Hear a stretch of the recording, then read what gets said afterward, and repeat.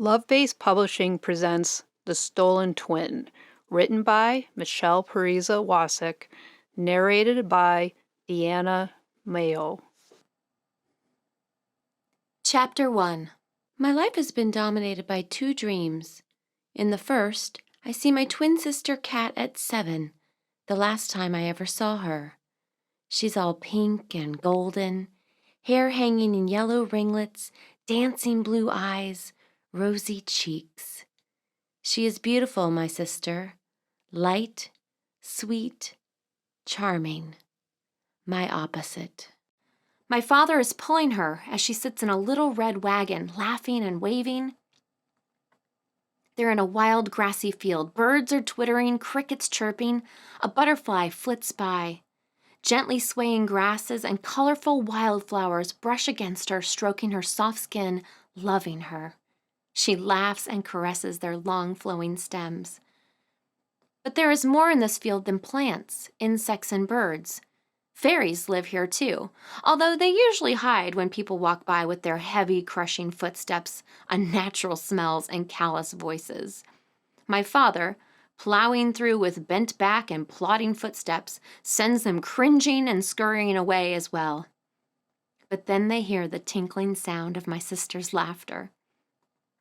Peeking from behind brown-eyed Susans and Pebbles, they see Kat in the wagon, clutching a dandelion in her fist, rubbing the yellow petals against her face. She astonishes them, seduces them, hypnotizes them. They've never seen anything like her before. Gradually, they creep out and move closer. Kat virtually sparkles in the sunlight, bright and shining. As she catches sight of the fairies, she laughs and blows them kisses. The fairies, now completely under her spell, swarm over to her, nuzzling her face, soft arms, slender neck. She smiles, touching them back, fingers grazing over delicate wings not much more substantial than a cobweb. More fairies emerge as my father guides her deeper into the field. The grasses become thicker, taller. The fairies cling to the blades, reaching their tiny hands out to caress Kat as she drifts by. Finally, the queen herself comes forward, tall and majestic. She wears a dress made from white tulips and daffodils, sparkling with dewdrops. Her long, silky golden hair is entwined with white daisies. Large green eyes peer out from under her massive hair. Her face is cold, all sharp angles and pale skin, but beautiful. "This is the one," the queen says, her voice like breaking glass. Kat looks up, fairies tangled in her hair. She blinks as her gaze meets that of the queen's. They stare at each other, each mesmerized by the other. Then slowly, the queen reaches down and gathers my sister into her arms. The fairies dart out of the way, hovering above them like a cloud of gnats.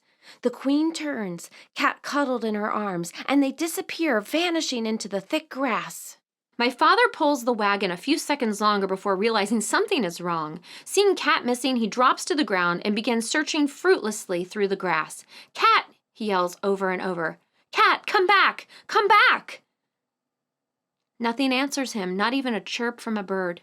He cries her name over and over, begging her to come back, while the fairies croon over their newest prize. My second dream is completely opposite, much like the difference between Kat and me. It begins with me and my parents in the car. We're going to Milwaukee to visit my grandparents, but suddenly my parents take a detour.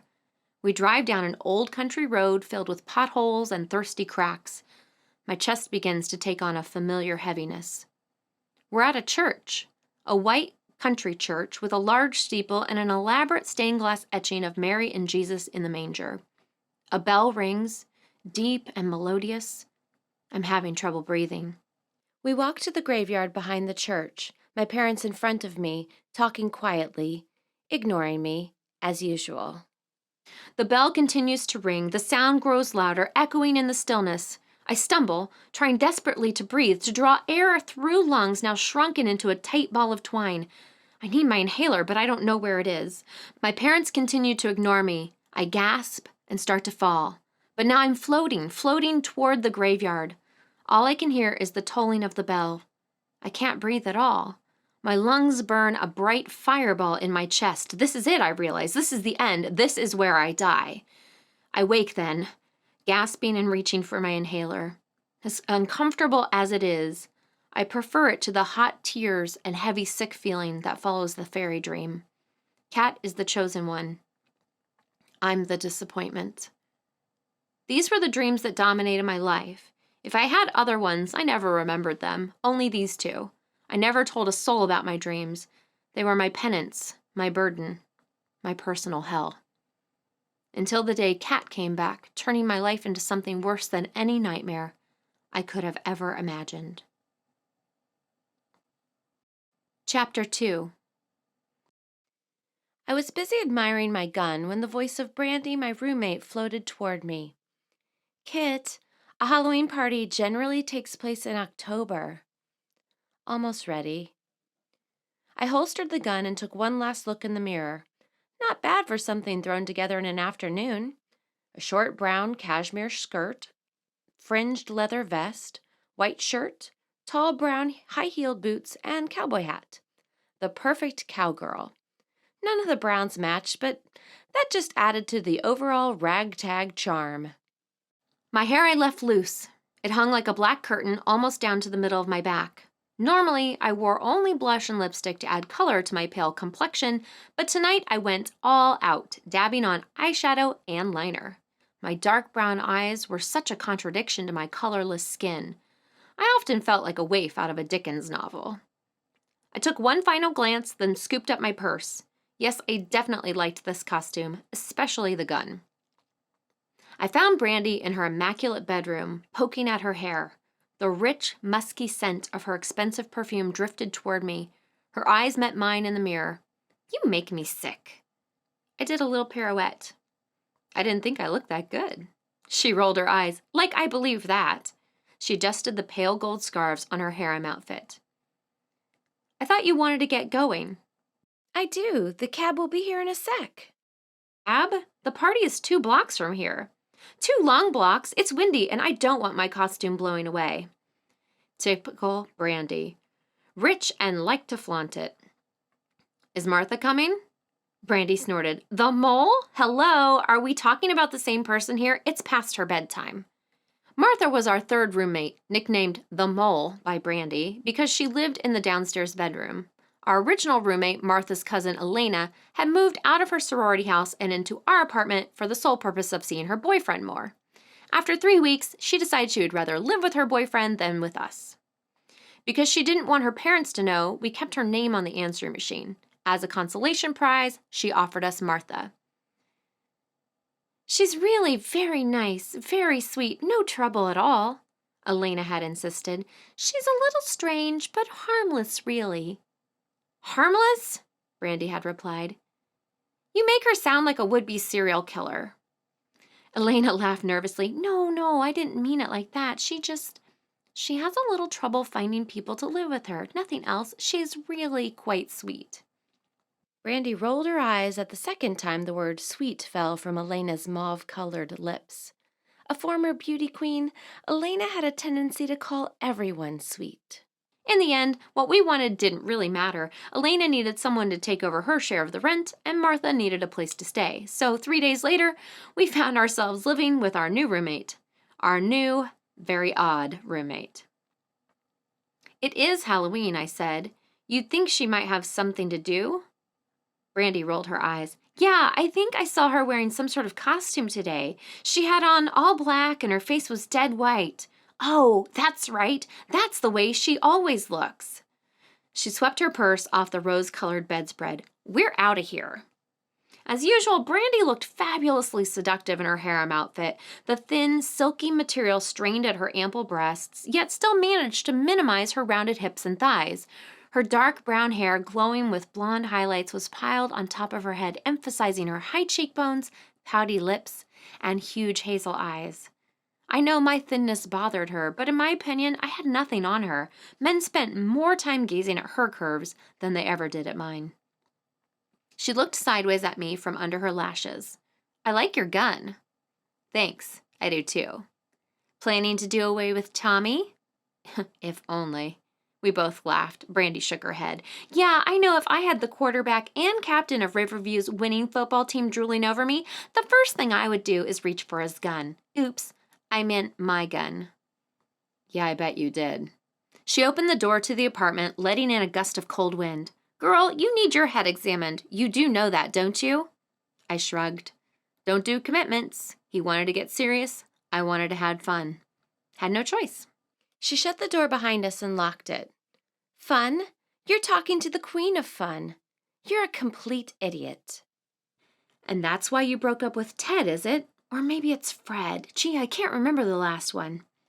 Don't get cute, sister. We're comparing a bunch of losers to the football god. I rolled my eyes. She shook her head again, her smile exasperated. We hurried to the cab, the wind sporting a knife edge that turned it from crisp to cold.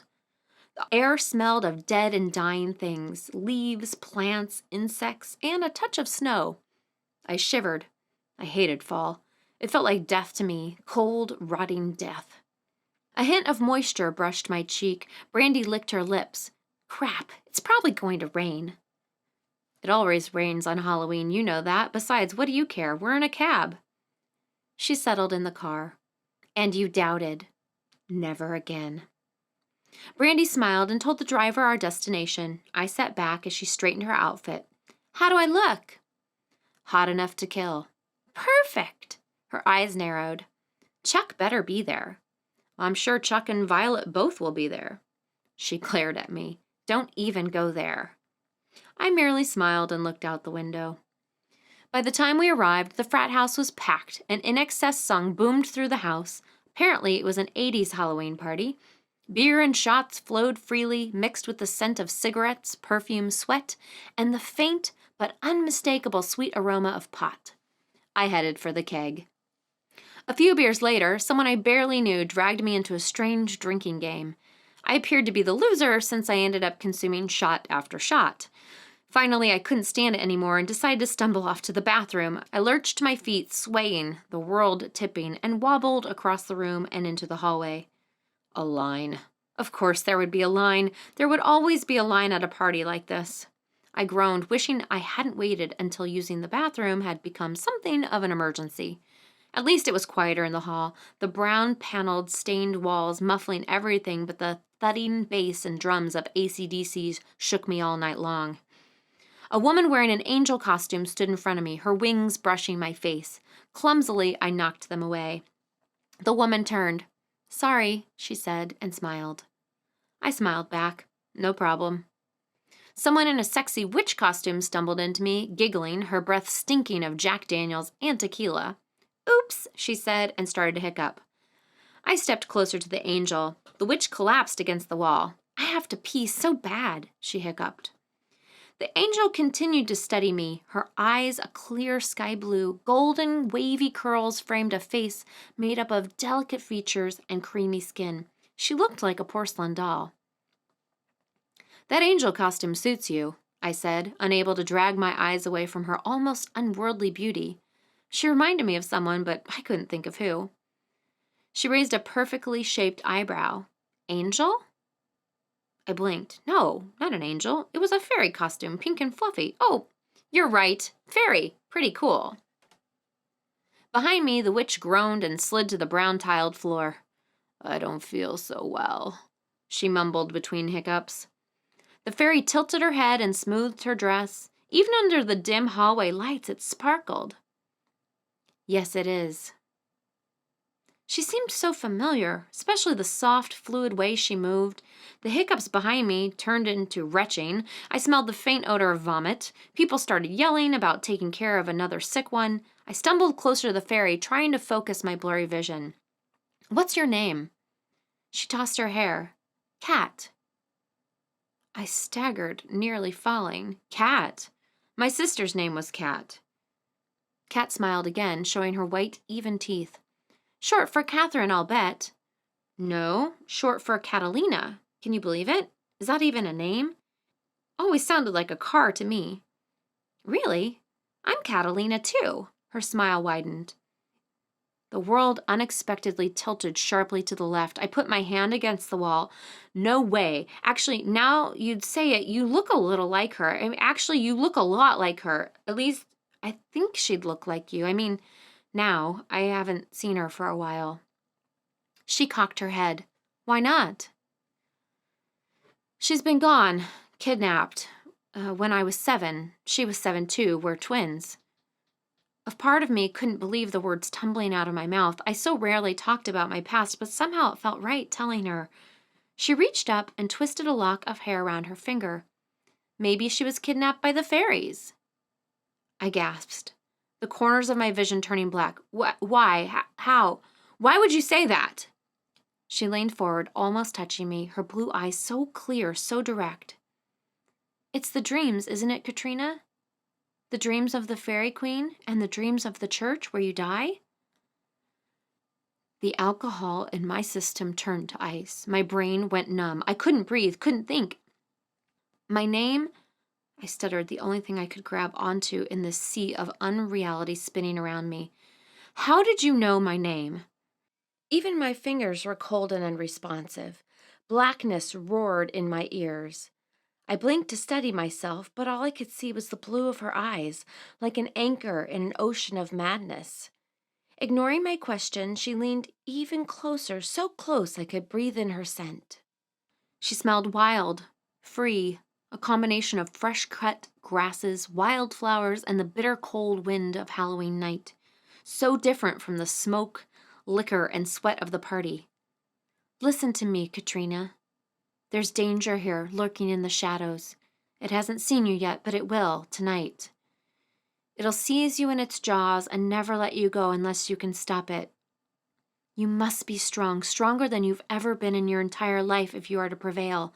And prevail you must, for there's more here at stake than you can possibly imagine. The innocent depend on you. You must save the innocent, because by saving the innocent, you save yourself. It's the only way you can set yourself free. She drifted back. Her pink dress shimmered in the half-light, twinkling like 1,000 stars. The wings fluttered, suddenly looking real, living and breathing, their touch as soft and insubstantial as cobwebs. Actually, the dress seemed alive too, alive and glowing and winking at me in the dimness. She smiled, her face golden and glowing. Don't be afraid, Kit. I'll take care of you. I'll always take care of you. Blackness swamped me. I closed my eyes, thrust back to a time when I was 6, taking swimming lessons at the YMCA. Before my sickness, before Kat disappeared. Kat, as usual, had jumped in, fearless and tough, but I had hung back, terrified of the water, at the loss of control. The teacher tried to reason with me, but that just made it worse. I shook my head and flattened myself against the wall. The idea of water covering me, holding me down, keeping me from breathing, petrified me. That fear was so strong I could taste it in my mouth, coppery and thick, mixed with the sharp chemical scent of chlorine. Kat, seeing my plight, hoisted her tiny body out of the pool and ran to my side, nearly slipping on the slick surface. She took my hand and squeezed it. Don't be afraid, Kit, she said in her authoritative voice, so odd in a 6-year-old, yet somehow so comforting. I'll take care of you. I'll always take care of you. But she didn't take care of me. A year later, she had disappeared, vanished, kidnapped by the fairies, leaving me almost dead in a sterile hospital room, never to fully recover, not in body or in soul. Tears pressed against my lids. I opened my eyes in anguish, searching for her. But she had disappeared, along with everyone else. I was completely alone in the hallway. Chapter 3. The bathroom door stood open, empty. I tottered in, shutting the door behind me and collapsing against it. Silence. Not even the stereo. My ears rang in the stillness. What the hell was going on? My chest tightened, my breathing short and choppy. Fumbling, I reached into my purse for my inhaler. Take slow, deep breaths, I thought, sucking on the plastic instrument. Slow, deep breaths. Finally, my airways relaxed. Air rushed into my lungs, so sweet it hurt. I closed my eyes and would have toppled to the floor if the pain in my bladder hadn't reminded me why I started this trip down the rabbit's hole in the first place. Could it really have been Kat out there, alive and well, after almost 15 years? No, not possible. Yet she knew things even Kat wouldn't know. Dreaming of fairies? Dreaming of churches? Dreaming of dying? I shook my head, trying to clear it. Everything was blurred and unreal, yet my drunkenness seemed to be draining away quickly, frighteningly quickly. I needed another drink and fast. Maybe Kat really had been kidnapped by the fairies and now a fairy herself after years of living with them. She had returned to warn me. But warn me of what? Impending danger? Death? I lived with that my entire life. And what about this innocent thing? Saving the innocent? Right, I couldn't even save myself. It's the only way you can set yourself free. Sighing, I flushed the toilet and straightened my clothes. The place stunk of vomit, beer, and urine. Stepping around piles of wet, suspicious-looking wads of paper towels, I twisted the faucet and glanced into the cracked mirror. Positively ashen. God, I couldn't deal with this. Someone banged on the door. "Excuse me, this bathroom is to share. It's not for your own private use." Another voice piped in. "The bushes outside are adequate for puking, you know." I washed my hands in the rusted and chipped sink, washed the tears off my face, dried off, dropped my paper towel on the floor to join its brethren, and opened the door.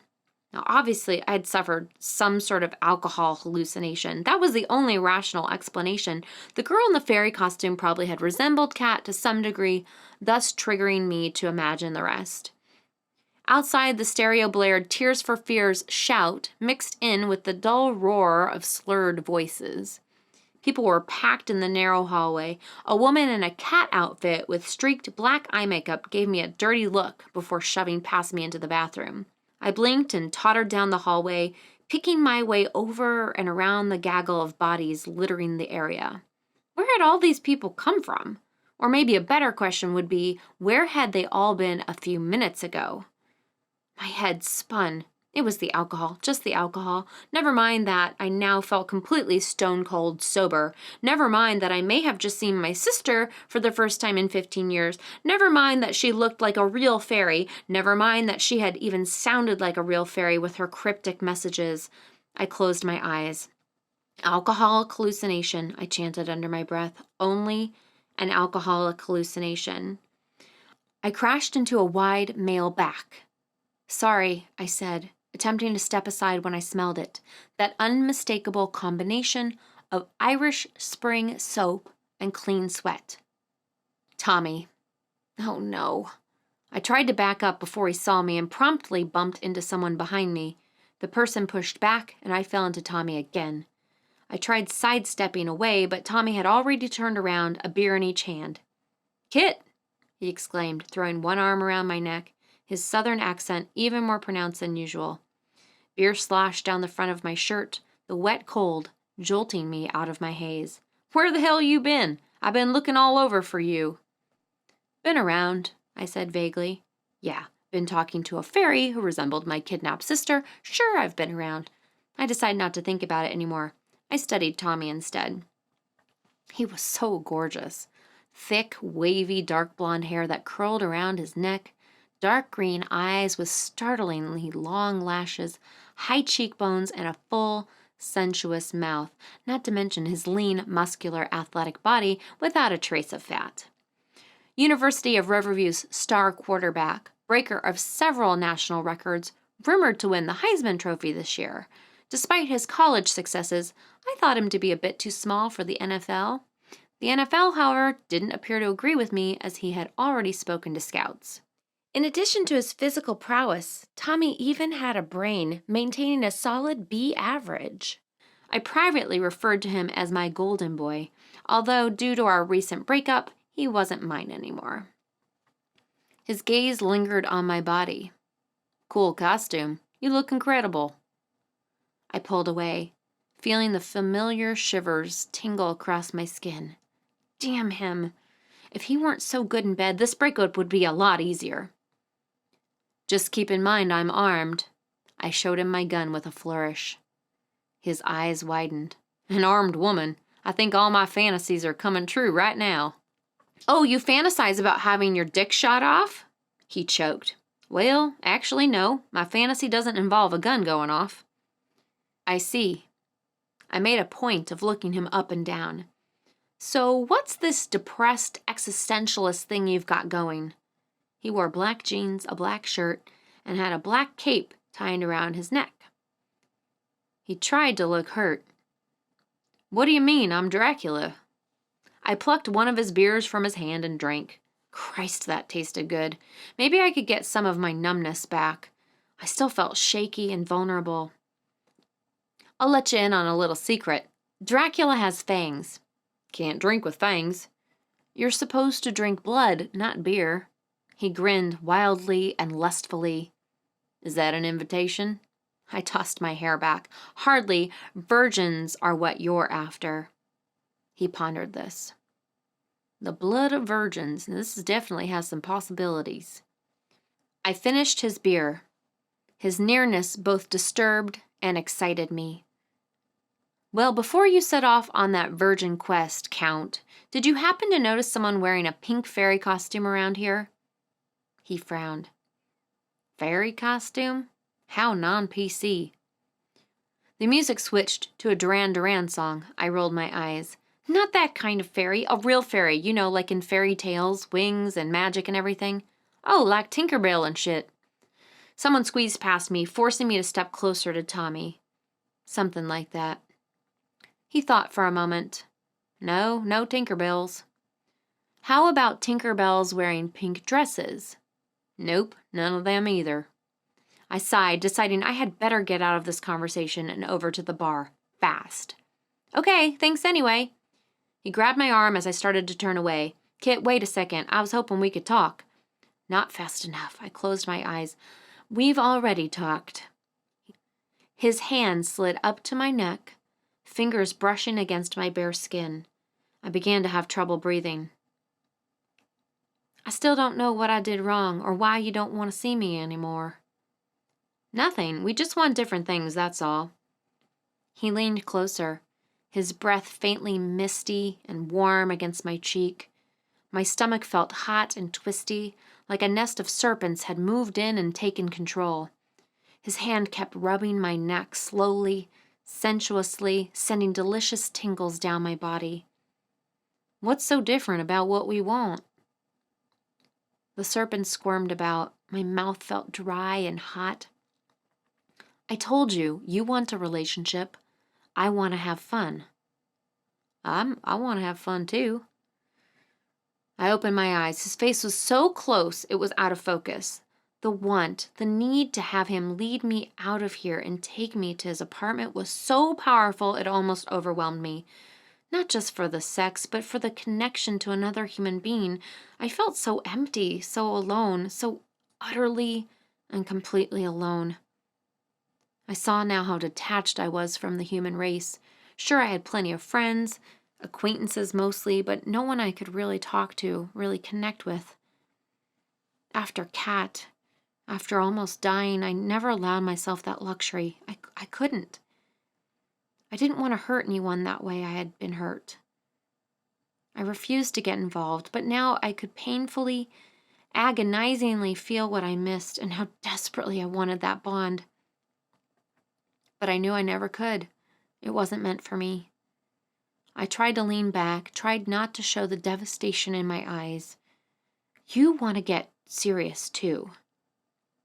I told you we can go slower. We can go as slow as you want. Like the beer he splashed down my neck earlier, that one sentence shocked my senses, broke through the enchantment he had been weaving around me. It didn't matter how slow we went. The ending would be the same. I wasn't normal. I would never be normal. He was the golden boy with a golden future. I had no future. I could not, would not let myself drag him down. I backed out of his grasp. You win. We can talk, but later. Right now, a beer's calling my name. He stepped forward. I'll get it. I waved him back, deftly stepping into the crowd. My name, my beer. Now's not the time to talk anyway. We're supposed to be having fun. But Kit, he called, looking so plaintive, so forlorn. I hardened my heart and gave him a cheery wave, trying to put as many people between us as fast as possible. He started toward me, but then one of his teammates grabbed him by the neck. I slunk into the crowd. He would get over it, get over me soon enough.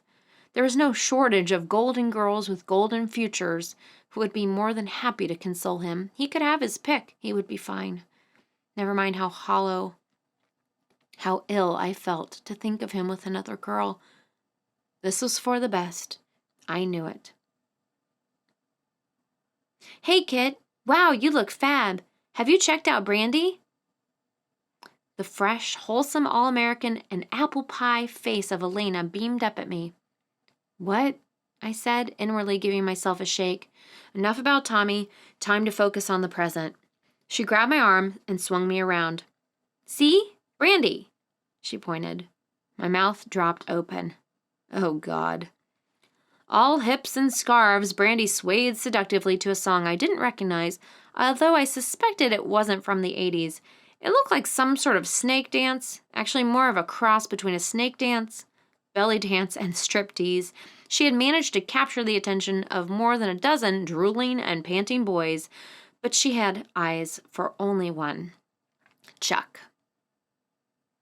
What's Violet think of all this? I asked as Brandy wrapped one of her scarves around Chuck's neck.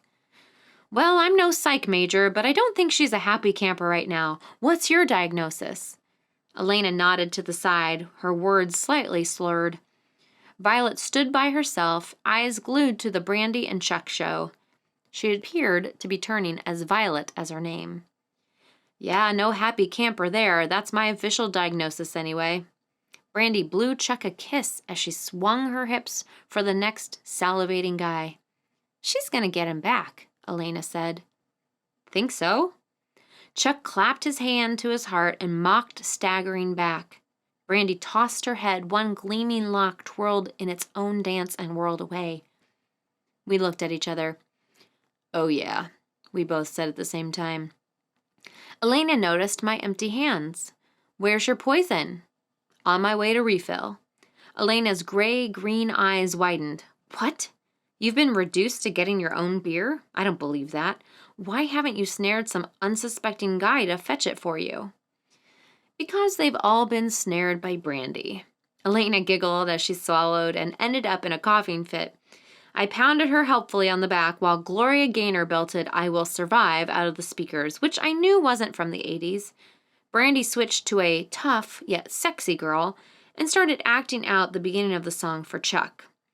I wonder if she had promised the DJ a little something special at the end of the night. These songs seemed a bit too perfect for chance. Not to mention, from the wrong decade.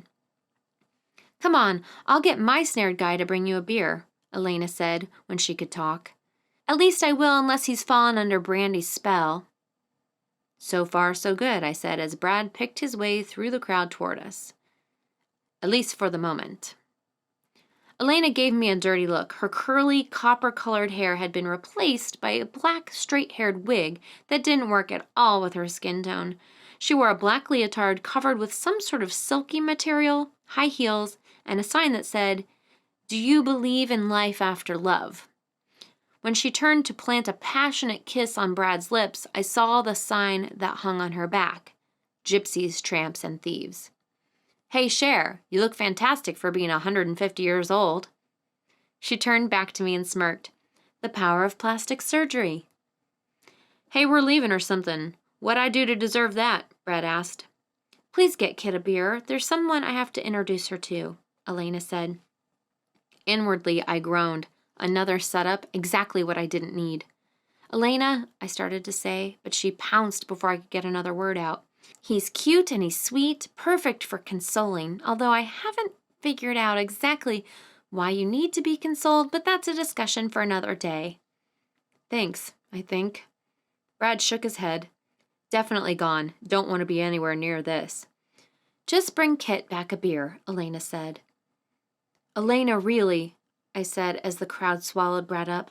I think I need a little alone time right now, find myself and all that shit. Elena snorted. You? Right. Like I can see you sitting around smoking pot and listening to Nirvana or Pink Floyd and discussing the finer points of the meaning of life. Nirvana or Pink Floyd? We're talking two distinctly different drug trips here. Elena rolled her eyes. Whatever, let's go meet David. She took my arm and led me across the room. I thought again about protesting, but then I saw Tommy doing shots with a group of beefy guys and changed my mind. Maybe if I started seeing someone new, he would move on faster. Certainly worth a try. Hello, David, Elena cooed, tucking her hand in the arm of a werewolf. I've brought you a special treat. Special treat? I started to sputter, but then the werewolf turned around and I forgot my ire. Large, turquoise blue eyes, high cheekbones, dark blonde hair curling against his forehead and under his collar. I sucked in my breath. At least Elena had the cuteness part right. He held his hand out. You must be Kit. And you must be David. His hand felt cool and dry. So what nasty things has Elena been saying about me? I never, Elena said indignantly. Believe me, it was all good. He still held my hand, eyes gazing into mine. I deliberately broke the grasp and leaned closer to him. Don't believe a word of it. I smiled my most enigmatic smile. He grinned back. So should I believe the nasty things then? I opened my mouth to answer, but something in his eyes stopped me. Maybe it was the angle or a reflection of the light, but they suddenly looked like monster eyes, cruel and calculating, gleaming at me with a kind of hunger. There's danger here, lurking in the shadows. It hasn't seen you yet, but it will, tonight. It will seize you in its jaws and never let you go. The room went eerily silent, exactly the way it had right after the fairy disappeared. My blood froze. My breathing stopped. My lungs felt like a huge, icy hand was clutching them, squeezing the life out. Panic was like icicles exploding inside me, frozen particles embedding themselves in my eternal organs. Never let you go. Kit, are you okay? I blinked. The room swayed, came back into focus, smelling of sweat and smoke, sounding of laughter, voices, and Michael Jackson. Normal. Completely normal. For the second time that night, I felt as if I had fallen into Lewis Carroll's LSD-induced nightmare, misleadingly named Wonderland. David was staring at me with more than a hint of concern. My breathing hitched in my chest and I coughed. I'm fine. I dug into my purse for my inhaler. Just a little asthma attack, that's all. What was going on with me? Why would I have imagined David as a monster? Why would I have imagined seeing my sister again tonight of all nights? And why would she be warning me against some undefined danger? Alcoholic hallucination. That was my explanation. My breathing returned to normal and my insides thawed out. Alcoholic hallucination. Nothing else. I put back my inhaler and smiled. So now, what were you asking me? Chapter 4. I awoke the next morning with a horrible headache and a sick feeling in my stomach that I regrettably couldn't attribute only to alcohol. Pain is good, I thought, as I often did when something hurt. Pain lets me know I'm alive. Sometimes that chant worked. It didn't today. I rolled out of bed. My mouth tasted like something had crawled inside it and died during the night. At least I had remembered to turn on my humidifiers before tumbling into bed. Unfortunately, I hadn't managed to get myself drunk enough to forget. Much to my dismay, I remembered every gory detail. Disgusting. If I had to suffer from alcoholic hallucinations, at the very least those hallucinations should have the decency to be forgotten by the next morning. Never let you go. I shook my head, changed into sweats, pulled my hair back in a ponytail, and did my exercises. Then I turned on my computer and checked my email. A couple of jokes, a new petition, nothing urgent. I sighed, rubbed my face, and turned off my computer. Time to face the world. Brandy was sitting at the white Formica kitchen table drinking coffee and flipping through a textbook. She had twisted her hair into a loose knot at her neck. A couple of strands fell across her pale and drawn face. Sleeping Beauty arises? She blew a lock away. Or did you have a prince in there to keep you company? I opened up a dark brown cupboard and took out a blue glass. No prince, charming or otherwise. So Mr. New Wonderful struck out, huh? I busied myself at the sink, reluctant to tell Brandy the truth. Although David had walked me home, I didn't kiss him goodnight. That creepy moment at the party had stuck with me, even though I knew it was all in my head. I just couldn't see letting him touch me again. Not necessarily. I turned to lean my back against the sink. Brandy cocked her head, her eyes sharp and penetrating. He just isn't Tommy, is he? What's that supposed to mean? Brandy tapped her pen on the table. Well, let's think about this for a moment. Tommy's gorgeous, smart, funny, obviously head over heels in love with you, and oh yeah, did I forget to mention star quarterback of our winning football team? Yeah, he's no keeper, is he? I'd definitely choose David over him. Why are you so fixated on this breakup? Last year alone, he must have gone through all the Kappa Kappa Gamma sorority sisters. I'm surprised he hasn't gotten around to sleeping with you. What's the big deal if I break up with him? He won't be lonely for long. Brandy slammed her hand on the table. That's exactly why, because he's never gotten serious with someone, and when he finally does, you throw him back. Why? It doesn't make any sense. And don't give me this bullshit about needing different things. Anyone with half a brain can see you're just as crazy about him. I took a long drink of water, trying to think of an answer she would accept. Of all the people to live with, why did I choose someone obsessed with finding a husband? I'm just not sure what I want, I said. I was feeling uncomfortable in the situation and needed some space. That's the truth. Brandy eyed me, clearly not believing me, but not pursuing it either. Instead, she went back to flipping the pages of her textbook. I decided to change the subject. As official dancing queen of the night, I'm surprised you didn't come home soaked with drool from those poor, mesmerized boys. She shook her head in disgust. I don't want to talk about it. I walked across the faded yellow linoleum floor and sat down at the table. Didn't go so hot with Chuck, huh? She savagely ran her fingers through her hair, releasing the smell of perfume trapped in its thick folds. I had him right where I wanted him. It was perfect, even better than I expected. Then she throws a fit and he goes running off to comfort her. She yanked at the ends of her hair. What did she do to get that kind of hold over him? Probably some disgusting, perverted act. She half smiled. Not Chuck. He's not interested in disgusting, perverted acts. Believe me, I tried. Ah, so it's the Catholic schoolgirl he wants. Maybe she has a kick-ass costume. Yeah, she's probably a prude to match, Brandy sighed. Oh, David sent you roses. They're in the living room. David? I stood up. How did you know David sent them to me? Did you open the card? Of course I did. Duh. How do you think I knew who you were talking to last night? I thought maybe the florist had the wrong name. The flowers stood on the coffee table. How could I have missed seeing them this morning? A dozen yellow roses in a vase, just beginning to bloom. I picked up the card. Dinner tonight? Signed with his name and phone number. How sweet. No trace of creepiness here.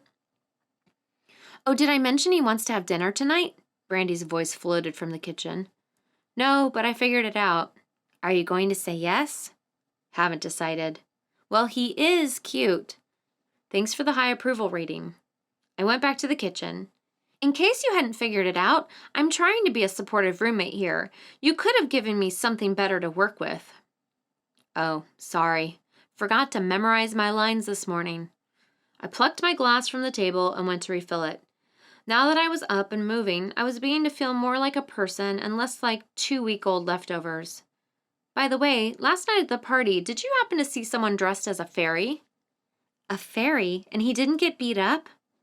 I sighed. Good God. Why is that the first thing people think of? I meant a woman dressed in a real fairy costume. Pink dress, wings, the whole bit. Brandy frowned. No, not that I recall. Why? I shrugged, moving back to the table to sit down. Just wondering who she was. We talked a bit last night, and I don't remember seeing her around before.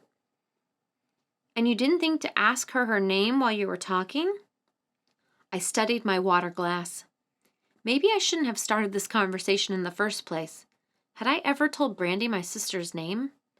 Had I ever told her I even had a sister? Her first name is Kat, but I don't know her last name. I risked a look at Brandy from under my lashes. Brandy's face registered no recognition. Thank God. So what? You threw up on that pink dress and now you're feeling guilty about it? Something like that. Brandy twisted a strand of hair around her finger. Right, whatever. By the way, remember, I have to go home this weekend. Funds running low? Brandy looked indignant. And Ellen is being very unsympathetic to my plight. She won't even put me on the phone with Daddy. Brandy always referred to her mother by her first name. Needless to say, nobody would ever nominate them for the mother-daughter relationship of the year. Brandy was fond of saying that she knew her mother loved her because she had named her Brandy after her most affectionate and enduring relationship. So you'll take care of Jessie for me, right? I hated it when she asked me that. What if something happened to me and I ended up in the hospital? What would I do about Jessie? Just as long as I'm around. I kept my voice light. She rolled her eyes. I know, just as long as you aren't hit by a bus, or have an aneurysm, or get smacked in the eye from a ruler thrown by a disgruntled professor. Hey, my one lit professor got so agitated once he spilled coffee all over himself. And everyone knows that spilling coffee is just the first step down that slippery slope of flying rulers. Brandy sauntered across the kitchen to refill her coffee cup. Even hungover, she still moved with her trademark slinky, sensual grace. We all have our little quirks. Mine is I don't like making plans more than a day in advance because you never know what might happen. You can always ask Martha to take care of Jessie. Martha? Hello? I'm not sure Martha's figured out there's a cat in the house, much less take care of her. As if on cue, Jessie, short for Jezebel, appeared at the door and meowed. A beautiful cat, striped with shades of gray, with huge blue eyes, Jessie's mood swung from loving when she got her way to annoying when she didn't. Like owner, like pet. See, even she's saying she doesn't want Martha to take care of her. Brandy stirred fat-free cream into her coffee while the cat curled up on my lap. Oh, is that what she said? So you're going to take care of her or what? Jessie regarded me with her unblinking stare. I told you, just as long as I'm around. Brandy shook her head. I must be the only person on this campus who has not one but 2 roommates, yet still has to consider getting a cat sitter to go away for a friggin' weekend. The front door slammed shut, accompanied by Martha's trademark muttering. Jessie leaped off my lap and streaked out of the room. Brandy mouthed, I told you so. The front door opened onto a small landing with stairs leading both up and down. Normally when Martha came in, we would hear her stomping down the steps that led to her bedroom. Instead today, we heard her heavy footsteps trudge up the stairs and across the living room, her feet making this odd clumping noise. One good thing about Martha, we never had to worry about her sneaking up on us. She appeared in the doorway, arms full of books. Martha spent her life studying. She wanted to be either a history or a philosophy professor. Brandy and I couldn't figure out which one she muttered the day we met her. Come to think of it, half the time we couldn't tell if Martha was muttering to us or to some inanimate object in the room. Today she seemed to be giving us her complete attention. Nodding, she hoisted the books on the kitchen counter. Cold. She rubbed her hands together. Her chapped red nose had started to run, and she reached for a tissue. Yes, it does tend to get a bit chilly in November, Brandy said. Can't believe it's November already. So behind in everything. I have 3 papers due and another midterm and a project, and then finals. Do you mind if I have some coffee? Brandy moved away from the coffee maker. Be my guest. Martha marched to the cupboard, feet clumping all the while. Unlike Brandy, her movements were jerky and unsure, as if she had just gone through a growth spurt and didn't know the limits of her body. Her lank, brown hair hung limply against her pale, unremarkable face. It wouldn't take much to turn Martha from plain into pretty, but either she didn't know she could be more attractive or she didn't care. On second thought, maybe pretty was overstating it. Nice roses, Martha said after swallowing half her cup. Think I'm allergic, though. To roses? I asked. Martha sniffed. Something's got me all stuffed up. Maybe you're allergic to the cold, Brandy said. Martha shook her head. No, something in the apartment's been bugging me. Been like this a few days. I'll put them up in my room. I stood up. Won't matter if they're in your room if I'm allergic. I'll keep the door shut. I ducked out before I could hear her explanation of airflow in the apartments. When I returned, Martha and her books had disappeared, leaving Brandy alone with her coffee and disgusted expression. When do we get to vote her off the island? Brandy flicked her hair out of her face, one hip leaning against the counter. Faint strains of Jane's addiction floated up from the stairs. I helped myself to coffee. Maybe she really is allergic. Maybe it's Jessie. Brandy shot me a sharp look, eyes filled with daggers. Don't even go there. Don't you dare put that thought into her head. Oh, and we should ignore the possibility that one day she may actually notice the litter box? Brandy banged her mug on the counter and crossed her arms. Cats eat moles. I put the coffee pot down and faced her. Yeah, but this mole pays rent. Brandy pursed her lips, picked up her coffee, and flounced out of the room. She may pay rent, she called over her shoulder, but I'll bet even if this cat went away, the mole wouldn't play. She did have a point. Chapter 5. I ended up going to dinner with David on Saturday. I needed another day to recuperate and get some perspective on Halloween. He offered to pick me up, but I told him I'd meet him there. And when I arrived at the Indian restaurant, his choice, David was already seated and had ordered a bottle of wine. I slid into the chair across from him. The smell of curry and exotic dishes permeated the air. The one-room restaurant was simply and elegantly decorated with dark gray carpet, black chairs, crisp white tablecloths, and delicate candles. Wow, a whole bottle of wine, I said. Usually I'm lucky if I get a bottle of beer. He smiled and poured me a glass. I find that hard to believe. If anything, he looked better than he had the night of the party. He wore a maroon and black sweater, which brought out the blue in his turquoise eyes, and his dark blonde hair curled around the collar of his sweater. With a sharp pang, I thought of Tommy and how good he looked in red. I swallowed the lump in my throat with a sip of wine. Chardonnay. Not my favorite, but as long as it had alcohol in it, it would do. His eyes followed my every move. You look very beautiful tonight, he said.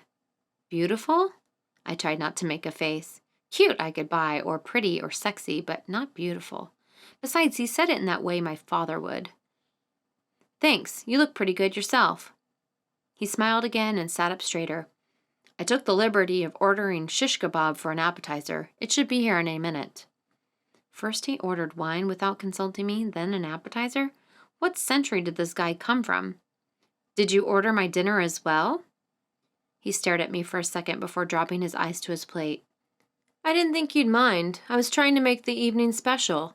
I figured you're the kind of girl who'd be used to guys treating you special. He looked so hurt, so crestfallen. I instantly regretted my words. I didn't mean anything by it, I stammered out. I guess I'm just used to taking a more active role in relationships. You know, women's lib, feminism, all that. It sort of changed things like relationships.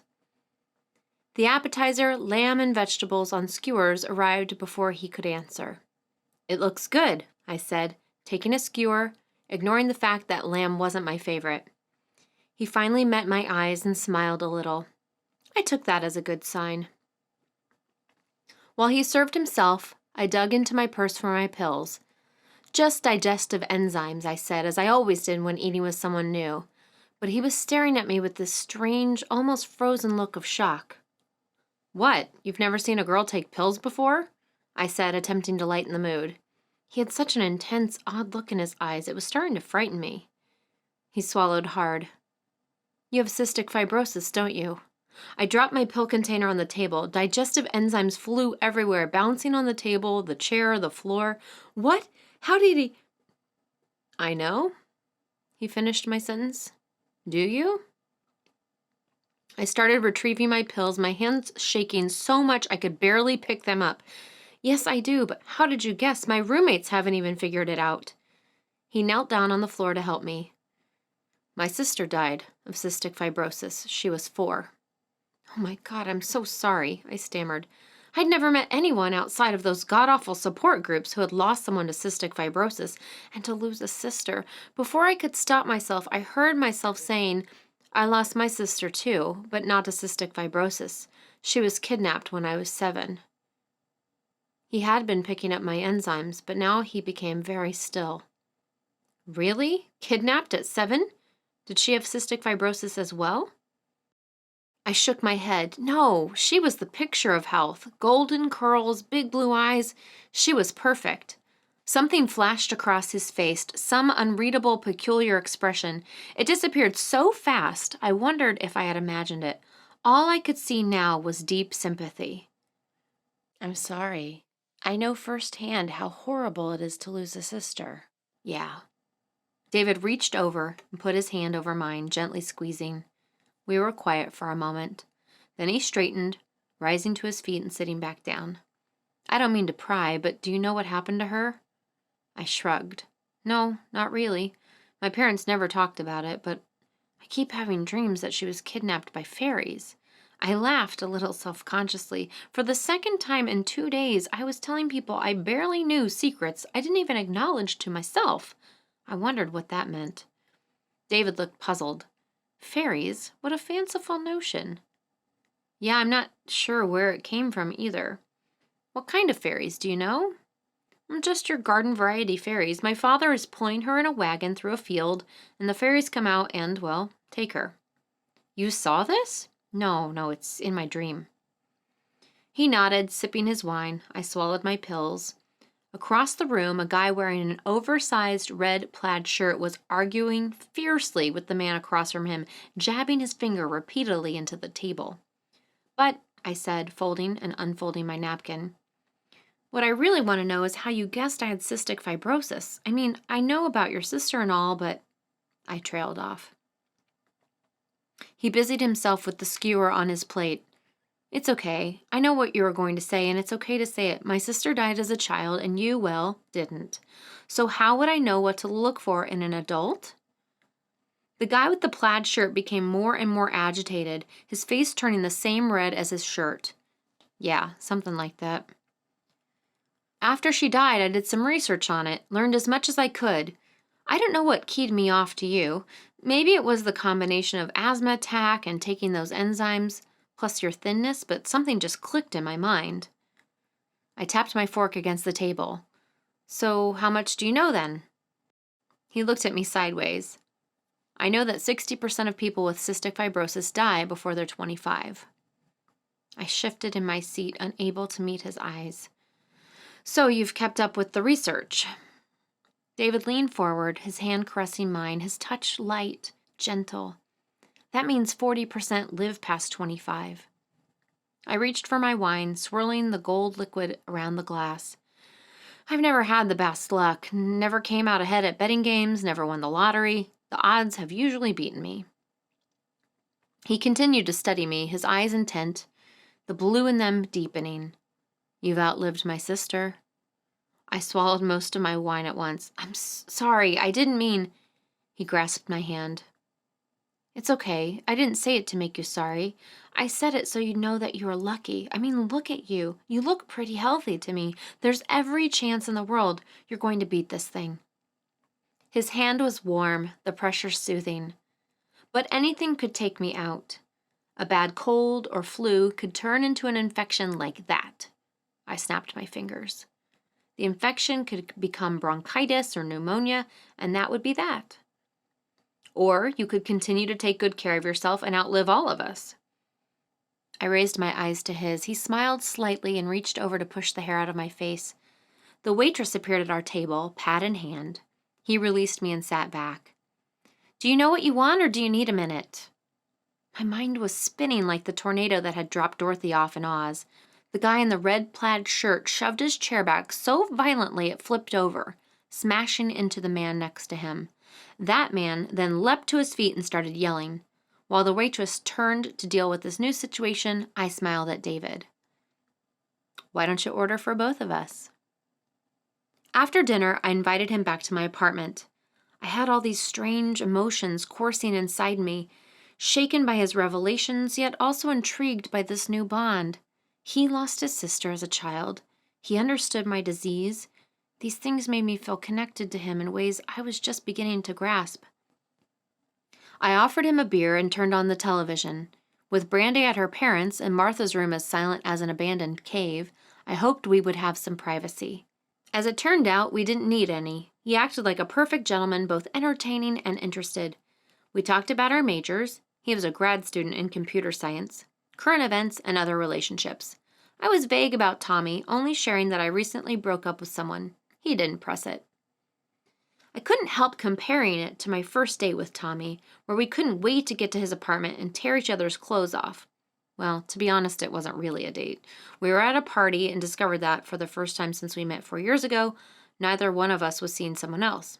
There had always been an intense sexual chemistry between us, held in check only because one or the other had some sort of relationship going on at the time. When we finally acted on it, the results were explosive, no pun intended.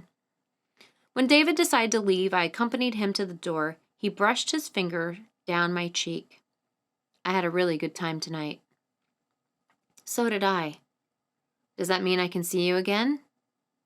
What do you think? He smiled and bent to kiss me lightly on the mouth. He had an interesting smell to him, a sort of dark combination of salt and spice. Not unpleasant, just different, unique, intriguing. I looked into his eyes, now more green than blue, and blurted out, "You know, the reason why I was so surprised that you knew about my cystic fibrosis is because no one knows." He looked surprised. "No one? Not even your roommates?" "No." I studied the floor, the dull beige linoleum looking cheap and dirty, feeling more and more uncomfortable. I trusted him, yet I still felt like I needed to say this. And actually, they don't know about my sister either. I took a deep breath and raised my eyes to his. "I don't like to talk about my past or my problems, so please keep it to yourself, okay?" For a moment, he didn't say anything. Then he pressed his hand to his heart. "Thank you for your trust. You don't know what that means to me, and yes, your secret is safe with me." "Thank you," I breathed. I took his hand and squeezed it. "Thank you." He kissed me gently again and opened the door. "I'll call you." I nodded. He started to step outside, but I reached out and put my hand on his chest. "You know all my secrets," I said. "And I just realized you've never told me your last name." He hesitated. The light was behind him, turning his eyes into dark pools of shadows. "Naughton," he said. "David Naughton." I smiled. "Pleased to meet you, David Naughton." He smiled back, caressed my cheek, then turned and disappeared into the night. I shut the door behind him and leaned against it. The wood cooled my flushed face. I was jittery and exhausted at the same time, like the night I had consumed 5 triple lattes cramming for finals. I knew I wouldn't be able to sleep, so I went back to the kitchen for another beer. I settled myself on the brown plaid couch and watched old reruns of Seinfeld. I wondered why he didn't try to do more than kiss me. After all, we had that bond. Or at least I thought we did. He must have felt it too. The evening, however, was so chaste, almost like being with a brother.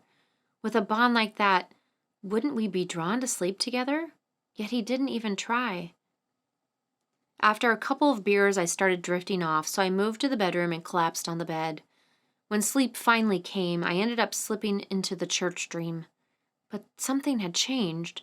There were people in the graveyard, people grouped around a grave, and something else, something black and evil standing within the group, something waiting for me with hungry eyes and gnashing teeth. I grasped for breath, my terror a living thing in my chest, blocking my breathing as much as the mucus in my lungs. I woke, thrashing uncontrollably, coughing and choking before my flailing arm seized upon my inhaler. I sucked on it, my coughing quieting and my breathing returning to normal. My dreams have never altered, not once, ever. So why now? My entire body dripped with sweat. I fished around for a clean t-shirt and stumbled into the bathroom. It wasn't until I had calmed down, a cool washcloth pressed against my burning face, that I realized what had truly petrified me about the dream. It was completely irrational and unexplainable, but even thinking about it with all the bathroom lights on made my breath freeze in my throat, nearly causing another attack.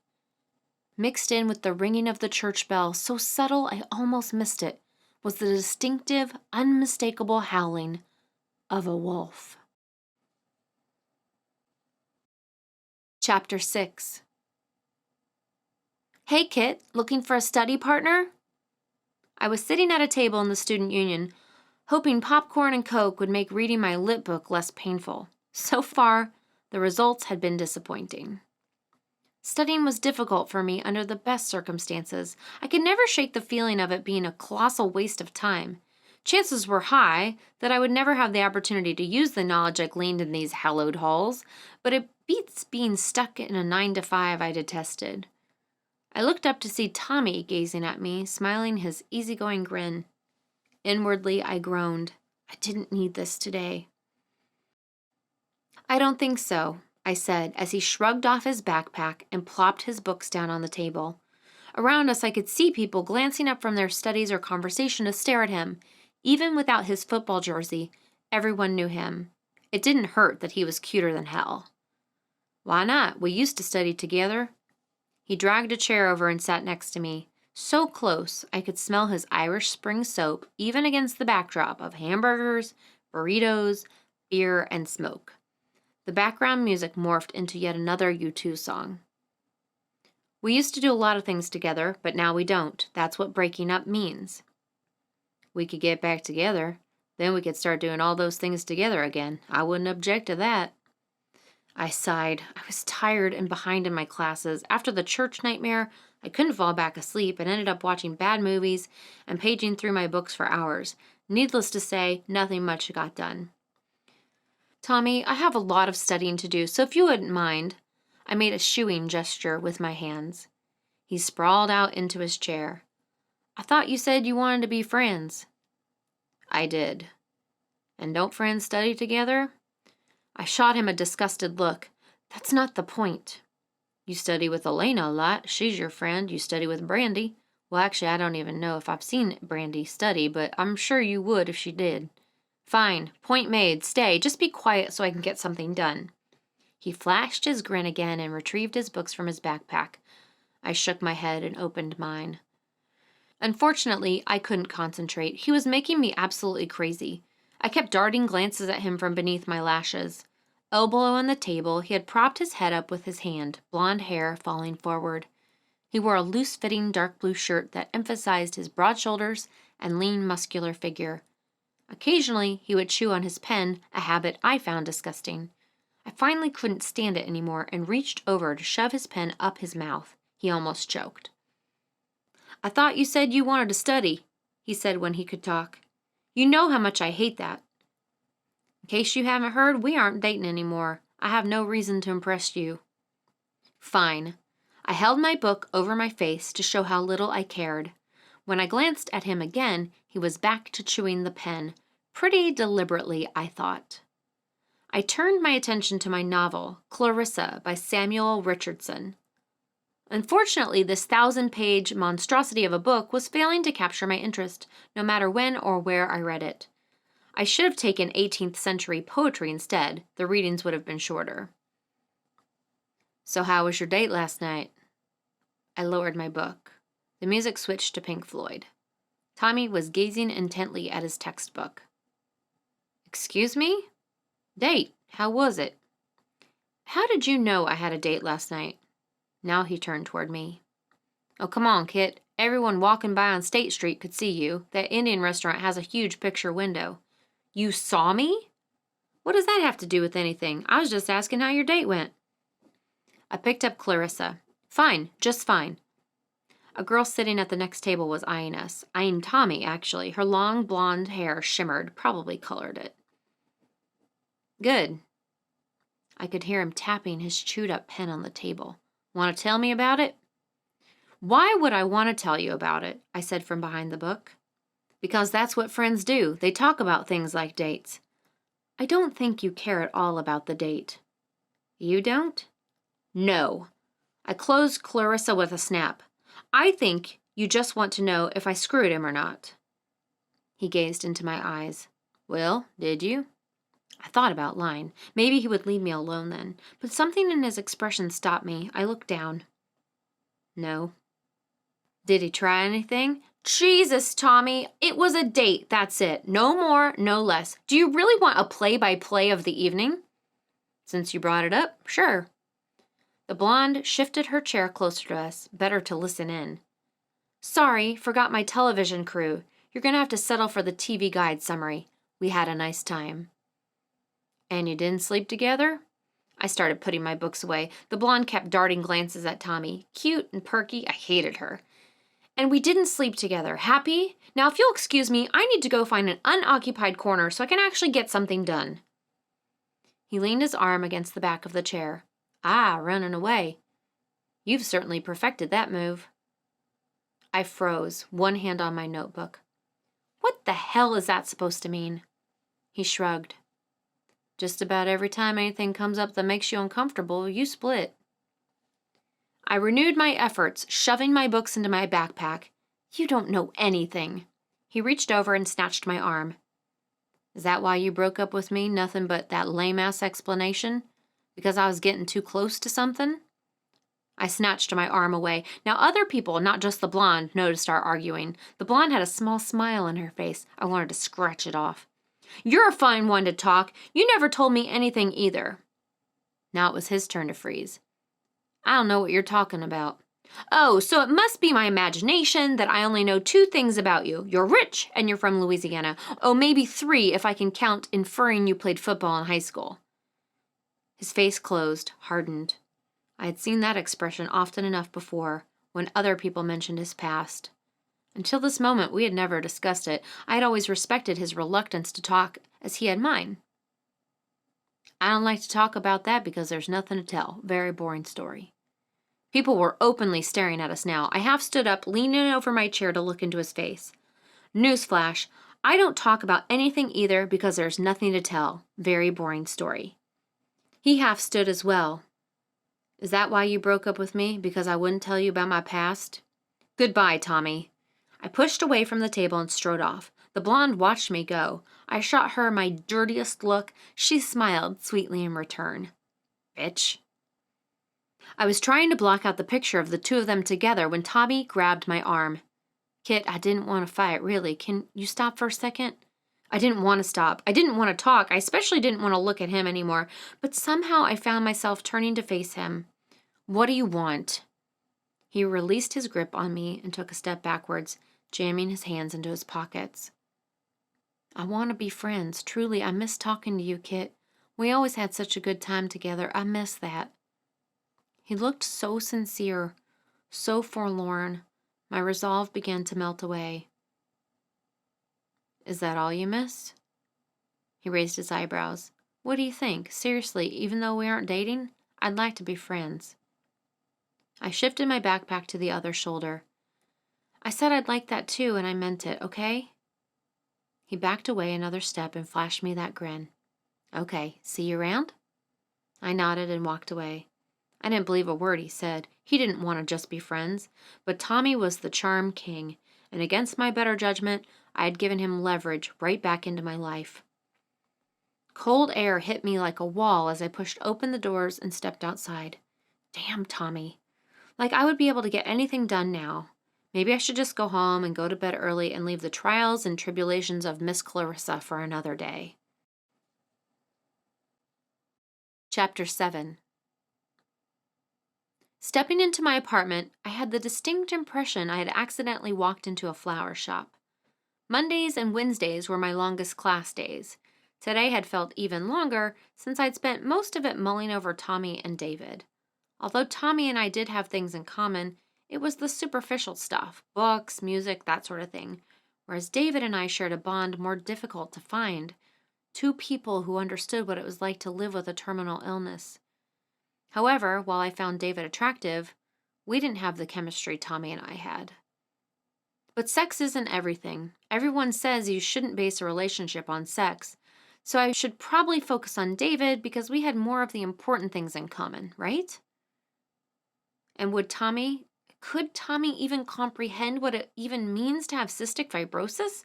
What it means to make a commitment to someone with CF? Wasn't that too much to ask of someone unfamiliar with the disease? David already knew what to expect. Wouldn't I be better off with him in the long run? I had been going around and around like this most of the day, and instead of finding answers, all I found was a nasty headache. Then I walked into my home and find it transformed into a flower garden. Kit, get your butt up here. You aren't going to believe this. Brandy's voice floated down to me, obviously back from her parents. Roses. That's what greeted me when I finally made it up the stairs.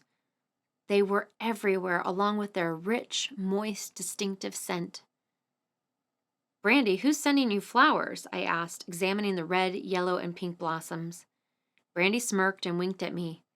She still wore her sucking up to daddy outfit, navy blue dress, pearls, hair pulled back in a French twist. Not me, you. What did you do with David while I was gone? I stood in the middle of the living room, surrounded by roses, my mouth dropping open. David? David sent these to me? Unless you got back together with Tommy and didn't tell me. Yes, I'm pretty sure they're from David. Oh, so you didn't read the card? Honey, this is one card I thought I'd better not read. An uneasy sensation snaked its way inside me. Something wasn't right here. Aren't you going to look at it? Brandy waved the card at me with a flourish. I took it from her, but didn't open it. That uneasy sensation slithered, sending out tendrils throughout my body, squeezing my insides until I thought I might burst. I circled the room again. What wasn't right here? Kit, what's with you? Brandy, I said, my voice taking on this dreamy quality, how many roses do you think he sent me? Brandy glanced around. Well, there's 5 dozen here, or what looks like a half dozen. How weird. I wonder if the florist ran out of flowers. 5.5 dozen roses. The uneasiness froze inside me, the tendrils breaking into thousands of crystals. Suddenly, I knew exactly what was wrong. I tore open the card. 66 roses? What a strange number. What do you think that means? I stared at the card, my fingers like ice. Not 66, 65, I said before I could stop myself. Brandy came over and looked over my shoulders. 65 roses just for you? How sweet, I think. Did you guys do it 65 times or something? I didn't sleep with him. I lowered my hands before Brandy could see them shake. Brandy laughed. Yeah, right. And I'm going to be taking a cruise in a great big boat with Leonardo DiCaprio. My hands curled into fists, squeezing the card into pulp. Brandy, I'm not kidding. I did not sleep with him. My voice sounded louder and harsher than I wanted it to. Brandy gave me an odd look. If you say so. I took a deep breath. Yeah, I do. I'm sorry. This is just weird. Brandy nodded and glanced around. Well, maybe this is an extreme reaction to playing hard to get. I let my breath out. Probably. Brandy caressed one of the pink petals. If this is what you get when you play hard to get, maybe I should give it a try. Think Chuck would go for it? The front door slammed shut before I could answer. Brandy rolled her eyes. Martha's heavy footsteps clumped up the stairs. Roses, she said, and immediately sneezed. See, what did I tell you? Martha, I refuse to accept this rose allergy thing you have going on, Brandy said. It's the cold. Or maybe a little green-eyed monster is paying you a visit. Brandy, I warned. You think I'm jealous? Martha asked, her voice starting to rise. Not likely. I'll throw out the roses. I interrupted before Brandy could continue the argument. What? Brandy gasped, spinning toward me. Look, Martha's obviously suffering, and I'll get rid of them. See, simple solution. I put my bag down and started gathering them up. Martha looked relieved. That'd help. Brandy clutched my arm, pink manicured nails digging into my green sweater. You can't be serious. You can't throw out all these roses just because Martha is here claiming to have some ridiculous allergy. He just sent them. It's not a big deal. Don't worry about it. If you don't want them, I'll put them in my room. Won't get rid of the allergy, Martha sneezed again. Brandy glared at her. See? Can't put them in a room. Nothing more to do except get rid of them. I swiveled my head toward Brandy so Martha couldn't see, and I mouthed, Tell you later. I had no idea what I was going to tell her later, but it bought me time to think of something. Brandy shrugged. Fine. Be a rose killer for all I care. I'm going to go change. Actually, Martha cried out, those roses are already dead. They were dead when the florist cut them. Whatever. Brandy flounced out of the room. Martha half smiled at me. Need help? No, I can take care of this. You go take some allergy medicine so you'll feel better. Okay. Martha clumped down the stairs. It took me 2 trips, but I threw them all out, vases and all, even the one from 2 days ago. I wanted no reminders anywhere. I couldn't believe he had done something so crass, especially with what we shared the other night. I felt so stupid. Here I had been thinking about this bond and feeling close to him, and all he wanted to do was throw it into my face. Well, we would see about that. He had told me which apartment building he lived in the other night, the tall red and white brick one near the corner of North Main Street. I didn't know the actual apartment number, but I figured I could find it once I was there, even if it meant banging on every door in the building. As it turned out, that wasn't necessary. The apartment had a directory, and I easily found David's name stuck on with a little piece of tape. A man with a tangled and untidy beard happened to be leaving right when I arrived, so I managed to slip through the security door. David lived on the 5th floor, apartment 5D. I ran up the stairs that stank of urine, stale pizza, and pot. I was too agitated to wait for the elevator, but I ran too fast and ended up having a coughing fit. I wasted several minutes getting my coughing under control before heading for the apartment. It took several minutes of pounding before he appeared. Kit, how nice to see you. He wore a dark blue sweater and jeans and looked cool and collected. I was so angry I could only stand there glaring and shaking. David's face took on an expression of concern. What's wrong? Did something happen? Can I come in? I managed through gritted teeth. I didn't want to do this in the hall. He held the door open and I pushed my way through. Kit, what's going on? He shut the door. I whirled around. Why the hell did you send me 65 roses? He looked surprised. Because I wanted you to know what a good time I had the other night. I started shaking my head. Bullshit. If that's what you wanted, you would have sent me a dozen, like before. No, you sent me 65 roses because you knew that was the fundraising campaign for cystic fibrosis. 65 roses, cystic fibrosis. Some kid thought that's what the doctor was saying when he told him he had cystic fibrosis, and they named the whole damn fundraising campaign after that. You knew that. He scratched his head.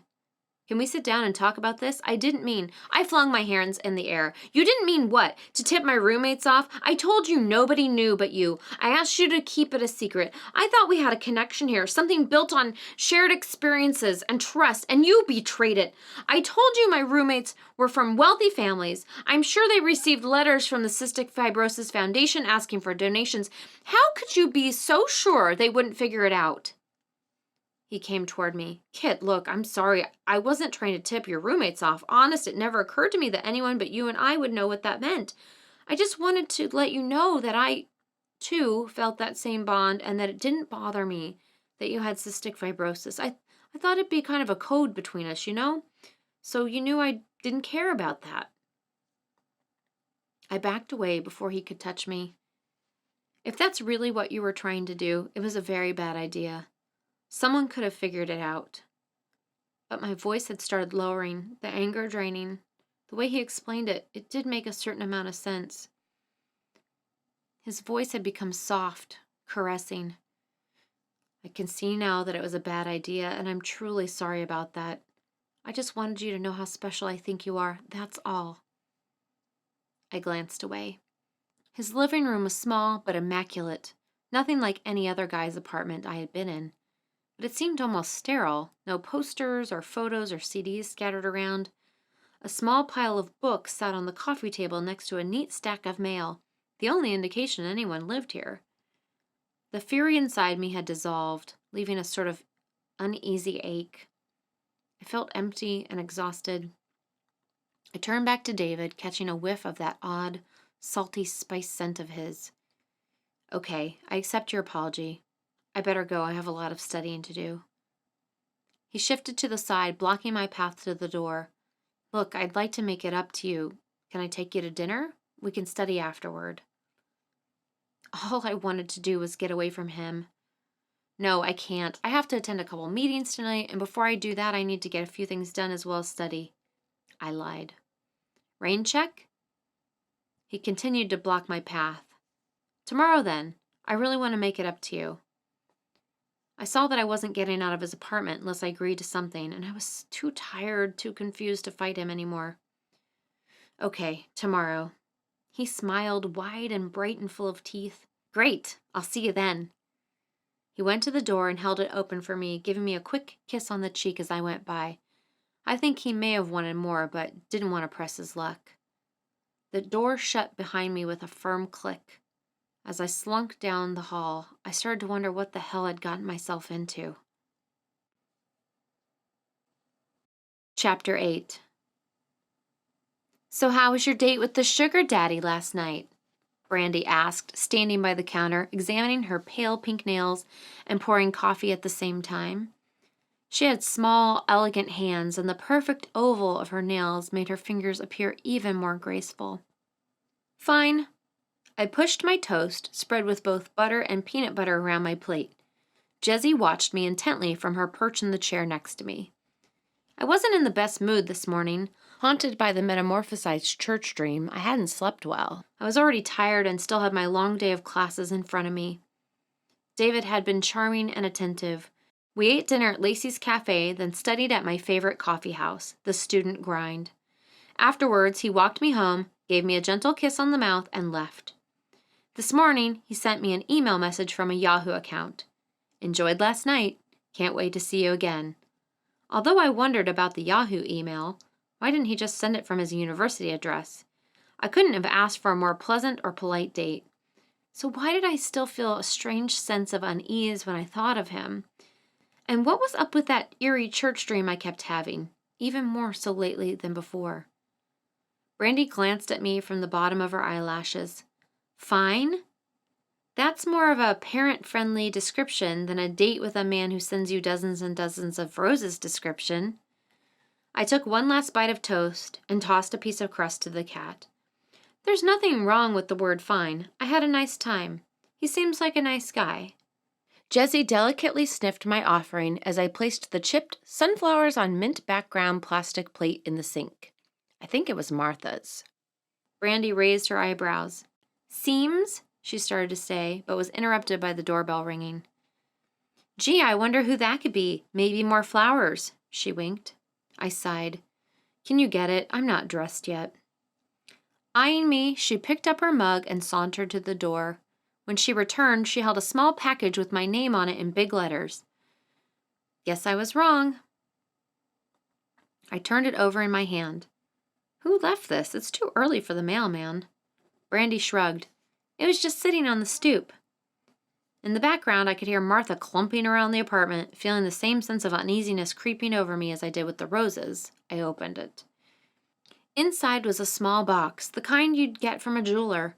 Brandy crowded closer, eyes bright like shiny hard pebbles. The smell of her perfume mingled with the scent of coffee. A strange but not unpleasant combination wafted over me. Go on, open it. Still I hesitated. The unease swirled inside me like a tornado. Is this supposed to be some savoring the moment thing? What are you waiting for? Martha chose that moment to clump her way through the kitchen, muttering something unintelligible. Good morning, I said. She sort of waved in my direction. I turned back to Brandy's impatient face, sucked in my breath, and snapped open the box.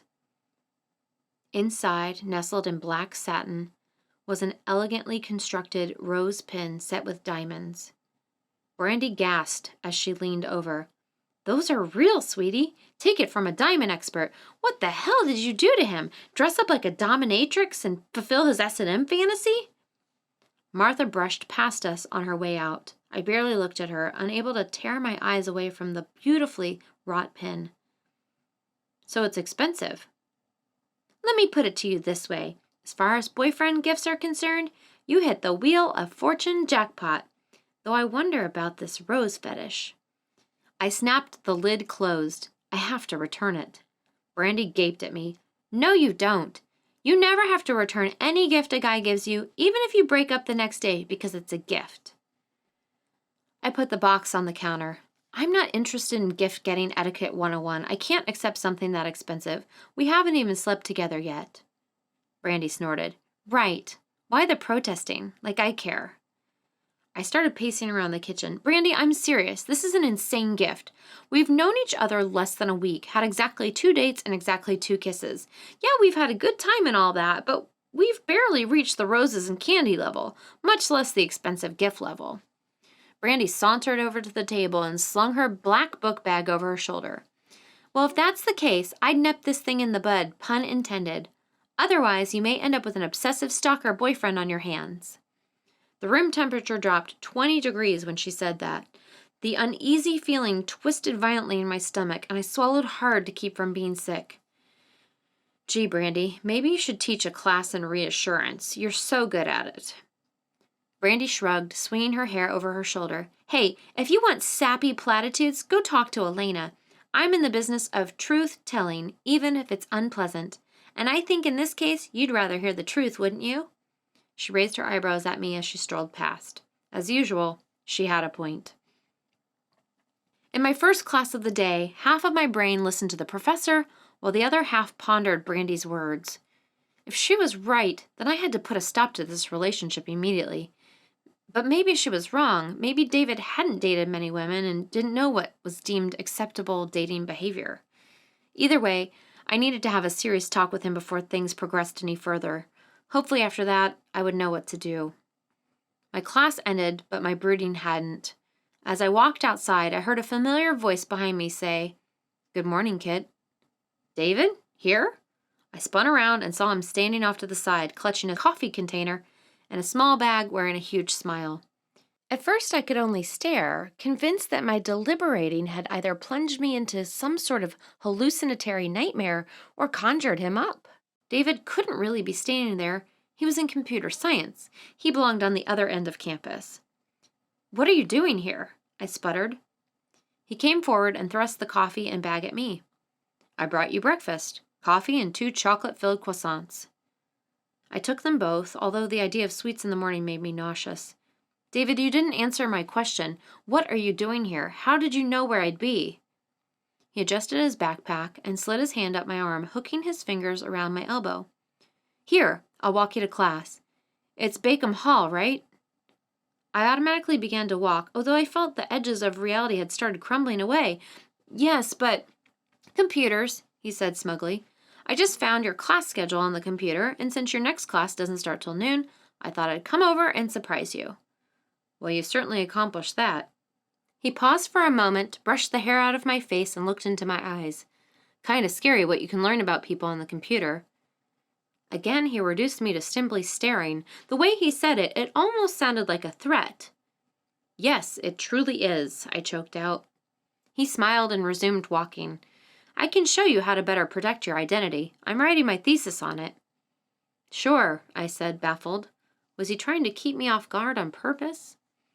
My next class was my least favorite class, not because of content, but because of location.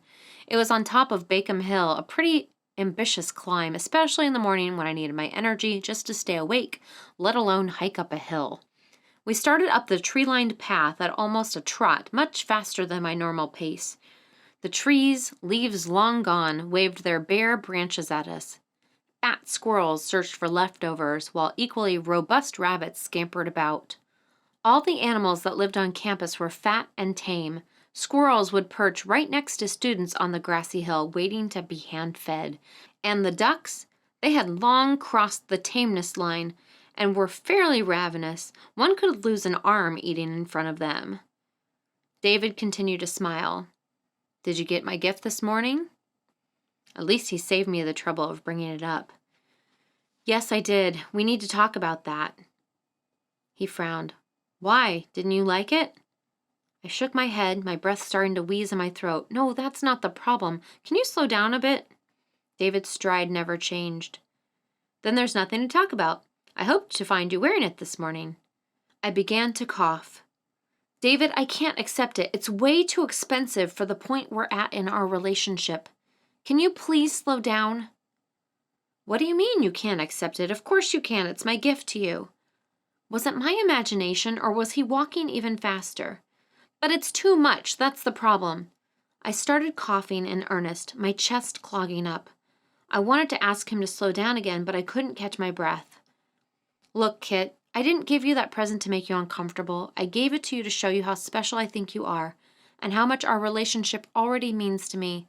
I know we've only met last week, but I already feel like I've known you much, much longer. I wanted you to know how I felt.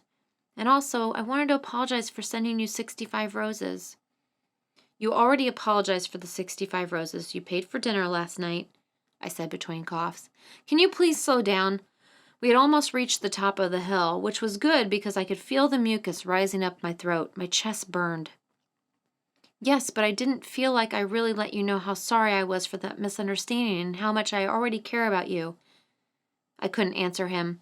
We had finally arrived at Bacon Hill, and I hurried to the bathroom, coughing the entire time. Locking myself in a stall, I prayed nobody would pay any attention to me hacking up the mucus in my lungs. It was terribly embarrassing. Usually I could make it up Bacon Hill with only a little coughing. I kept myself in pretty good shape, walking and with yoga, but this was too much for me. Asthma, I offered as an explanation to the woman gathered in front of the mirrors. The concern in their eyes turned to sympathy.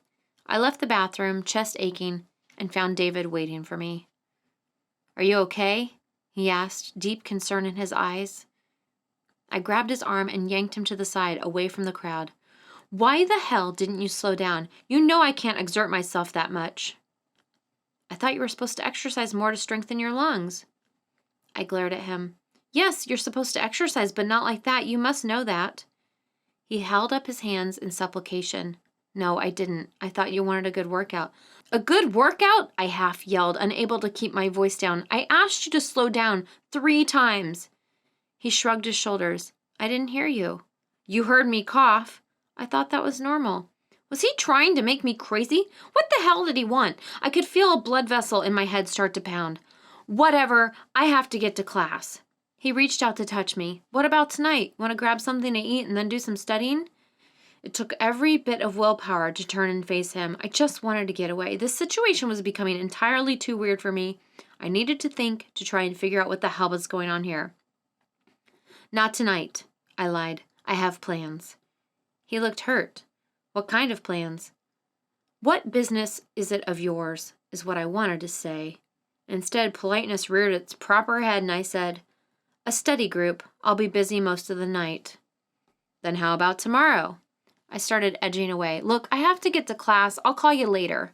I ducked into the crowd before he could protest again. Hurrying up the steps to the second floor, I ran into the bathroom, rubbing my sore chest. I needed time to pull myself together. Besides, I had this irrational fear he would follow me to class, begging for an answer. Why the hell did I allow him to drag me up the hill in the first place? I should have just stopped. Too polite for my own good. Maybe I should be asking what was wrong with me. Along with a place to hide, the bathroom also offered an unexpected benefit, a receptacle to throw out my untouched coffee and croissants. I suddenly had this vision of him pulling the food out of the trash in the hall and running after me yelling, "You forgot to eat this!" Right now that didn't strike me as the slightest bit far-fetched. Chapter 9. So let me get this straight. Elena picked at her salad with her fork. David has given you several dozen roses, an expensive piece of jewelry, taken you out for dinner twice, and met you at class with coffee and croissants in hand, and you find this unacceptable behavior? We were eating lunch at the student union, surrounded by the dull roar of conversation, laughter, and you too. I forced myself to swallow a bite of cheeseburger. Although losing my appetite wasn't unusual during stressful times, I had to maintain my current weight, so I selected the most fattening thing I could find. Not to mention nibbling more than usual on cheese, trail mix, peanut butter and crackers, and nuts throughout the day. I had learned early on the dangers of becoming too thin. Sickness. You don't think it's the slightest bit creepy that he's accessed my school records? Elena shrugged. He's a computer geek, right? Well, yeah. That's what computer geeks do. Take it as a sign of love. I dipped a fry into some ketchup. Next to us, a couple of girls burst into noisy giggles. Yes, but what about him not slowing down while we were walking? You know, I'm subject to asthma attacks when I exert myself too much. Elena speared a piece of lettuce and gazed longingly at my lunch. Maybe he really didn't hear you. The coughing should have been a big clue. Nobody should ever accuse boys of being observant. Yes, but this goes beyond that. It's borderline creepy. At least that's the way it feels to me. It honestly doesn't strike you as the least bit odd? A couple of guys bumped into our table as they lumbered by, making everything shake. Elena steadied her Diet Coke. All right, it does seem a little weird. He appears to be a bit heavy in the money-spending department and a bit short in the observant department. But maybe he's trying to impress you and doesn't know any other way to do it. Are you really trying to tell me you don't find this even the teensiest bit romantic? I don't know, I muttered, making myself eat more cheeseburger. When Elena put it like that, my fear sounded almost silly, but only almost. Elena didn't understand the full implication of the roses, nor had she experienced the altered church dream after the dates. She also hadn't seen the creepy, shining light in his eyes when I asked him to slow down the third time. Almost like he enjoyed seeing me cough. Even now it chilled me. But how could I possibly explain all of that to Elena? Okay, maybe you're right. Maybe I am overreacting. But I'm curious. Who invited him to that party anyway? Elena shrugged and nibbled at her lettuce. Who knows? Who invites anyone to those parties?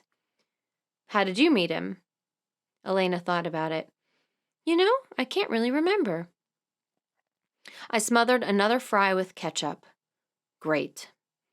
I'm sure it was your usual run-of-the-mill party meeting, nothing too terribly sinister. No, of course not, I said. Across the room, under the arch that provided the exit and entrance to the dining area, a woman stood talking to a group of people. Long, wavy blonde hair drifted down her back, golden against her dark brown coat. Look, Kit, this isn't brain surgery, Elena continued to speak, although I only had half my attention on her, the other on that oh-so-familiar blonde hair. If what he's doing bothers you, tell him to stop. No big thing. I'm sure if you told him you didn't like expensive gifts, he'd stop giving them to you. That hair tantalized me. I flashed to the woman at the party who called herself Kat. Elena, do you remember seeing a girl at the Halloween party wearing a fairy costume? Fairy costume? The woman half turned toward me, and I leaned forward to catch a glimpse of her face. Yeah, fairy costume. You know, something out of a fairy tale. Pink fluffy dress, wings, that sort of a thing. No, I can't say I recall anyone wearing a pink fluffy dress and wings. Kit, what are you looking at?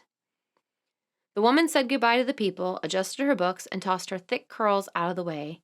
At that moment, I saw her face. It was definitely the woman at the party, Kat. And then she was gone, disappearing down the hallway. I stood up so fast I knocked my chair over. I'll be right back, I said over my shoulder, and started weaving through tables and chairs and people, all seeming set at odd angles. I had to backtrack twice before finally reaching the entrance. She was nowhere in sight. It must have been the same woman I saw on Halloween. It looked just like her. Did that mean Kat really had returned? After all these years, could she really still be alive? After searching the hallways and lobby with no success, I headed back to the table and a confused Elena. Kit? Elena tapped her fork on the edge of the plate. What just happened here? I straightened my chair and sat down. I thought I saw that woman again, the one I asked you about. The one in the fairy costume? Yeah, that one. Elena stopped tapping her fork and regarded me like one would a cornered wild animal, cautious and unsure what its next move would be. So let me get this straight. You sprinted out of here to chase after a woman you talked to once at a drunken Halloween party? God, did my life sound stupid? Yeah, but it was a very odd encounter. That's why I wanted to talk to her again. Elena leaned across the table. Kit, what's going on with you? I played with my napkin. What do you mean? I mean, first you break up with Tommy with no explanation to anyone. Then you start accusing another guy you're dating of being some kind of nutcase because he's showering you with attention. Now you're chasing some woman through the union who you talked to once at a party? And I haven't even touched on how you've been all super distracted and barely paying attention. You're starting to scare me. I slumped in my chair. It sounds worse than it is. Elena wiped her hands with her napkin. For your sake, I hope you're right. She started piling her dishes, including her half-eaten salad, on her tray. What are you doing? What does it look like I'm doing? I'm cleaning up so I can get to class. But we still have time before classes start. Elena paused, one hand poised in midair, and stared at me. Are you going to tell me what's going on? I rubbed my temples, swinging my hair so it concealed my face. I thought I did, I said weakly. Elena went back to cleaning up. Yeah, well, I have to get to class. I reached over to clasp her arm. Elena, stop. I'm not trying to be difficult. It's just hard to explain. Elena looked directly into my eyes. Try me. I sucked in my breath, trying to form the words, but they eluded me. I wanted to tell her, but I couldn't see myself blurting out the secrets of my life between classes at the union. I will, I said finally. But not here, not now. Just give me a little time to sort things out, okay? Elena sighed and stared down at her tray, her partially eaten salad staring back at her. All right, she said, meeting my eyes and smiling a little. I can do that. We'll talk soon, okay? I nodded. She picked up her tray and left. I studied the remains of my lunch and suddenly remembered Elena had mentioned she had something to talk to me about. Some friend I was. I had never even gotten around to asking her about it. I left the union and went home, skipping all of my afternoon classes. Why bother? I knew I wouldn't be able to concentrate. I closed the off-white drapes and lay on the lumpy couch with a wet cloth draped over my eyes. Horrible headache. After a while, Jessie settled herself purring on my stomach. My muddled thoughts whirled through my head, scattering the old comforting ideas of how my life worked. Was that woman at the party really Kat? My sister Kat returned from the fairies or whoever had kidnapped her? Was that who I saw today at the union? But how did she know the things she did? How did she know about my dreams? And why did she warn me of danger? And what about David? Was it coincidence I met him after the warning, or was he the danger? And what about this Jekyll and Hyde inconsistent bullshit? 1 minute Dr. Charming and the next Mr. Asshole? To top it all off, none of my friends took me seriously. Well, to be fair, maybe they would if I told them the truth. But I had built my life behind a wall of secrets and misdirection. While I kept outright lies to a minimum, I had become a master of evasion. How could I tell people the truth? How would I even start? Would they take me seriously then? Would they believe me? Maybe I didn't believe me.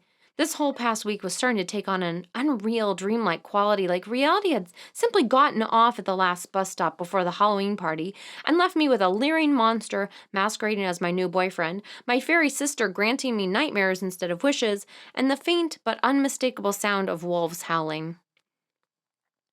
The click of a key unlocking the deadbolt jolted me out of my thoughts. I held my breath, hoping it was Martha. I willed her to clump down to her bedroom without disturbing me. No such luck. Brandy's distinctly lighter tread tripped up the stairs. First a pause, then Brandy's disembodied voice floated across the room. You've taken up performance art, I see. Let me guess. Is this your rendition of life? I bet you call it In the Dark. Jessie leapt off my stomach. You're funny.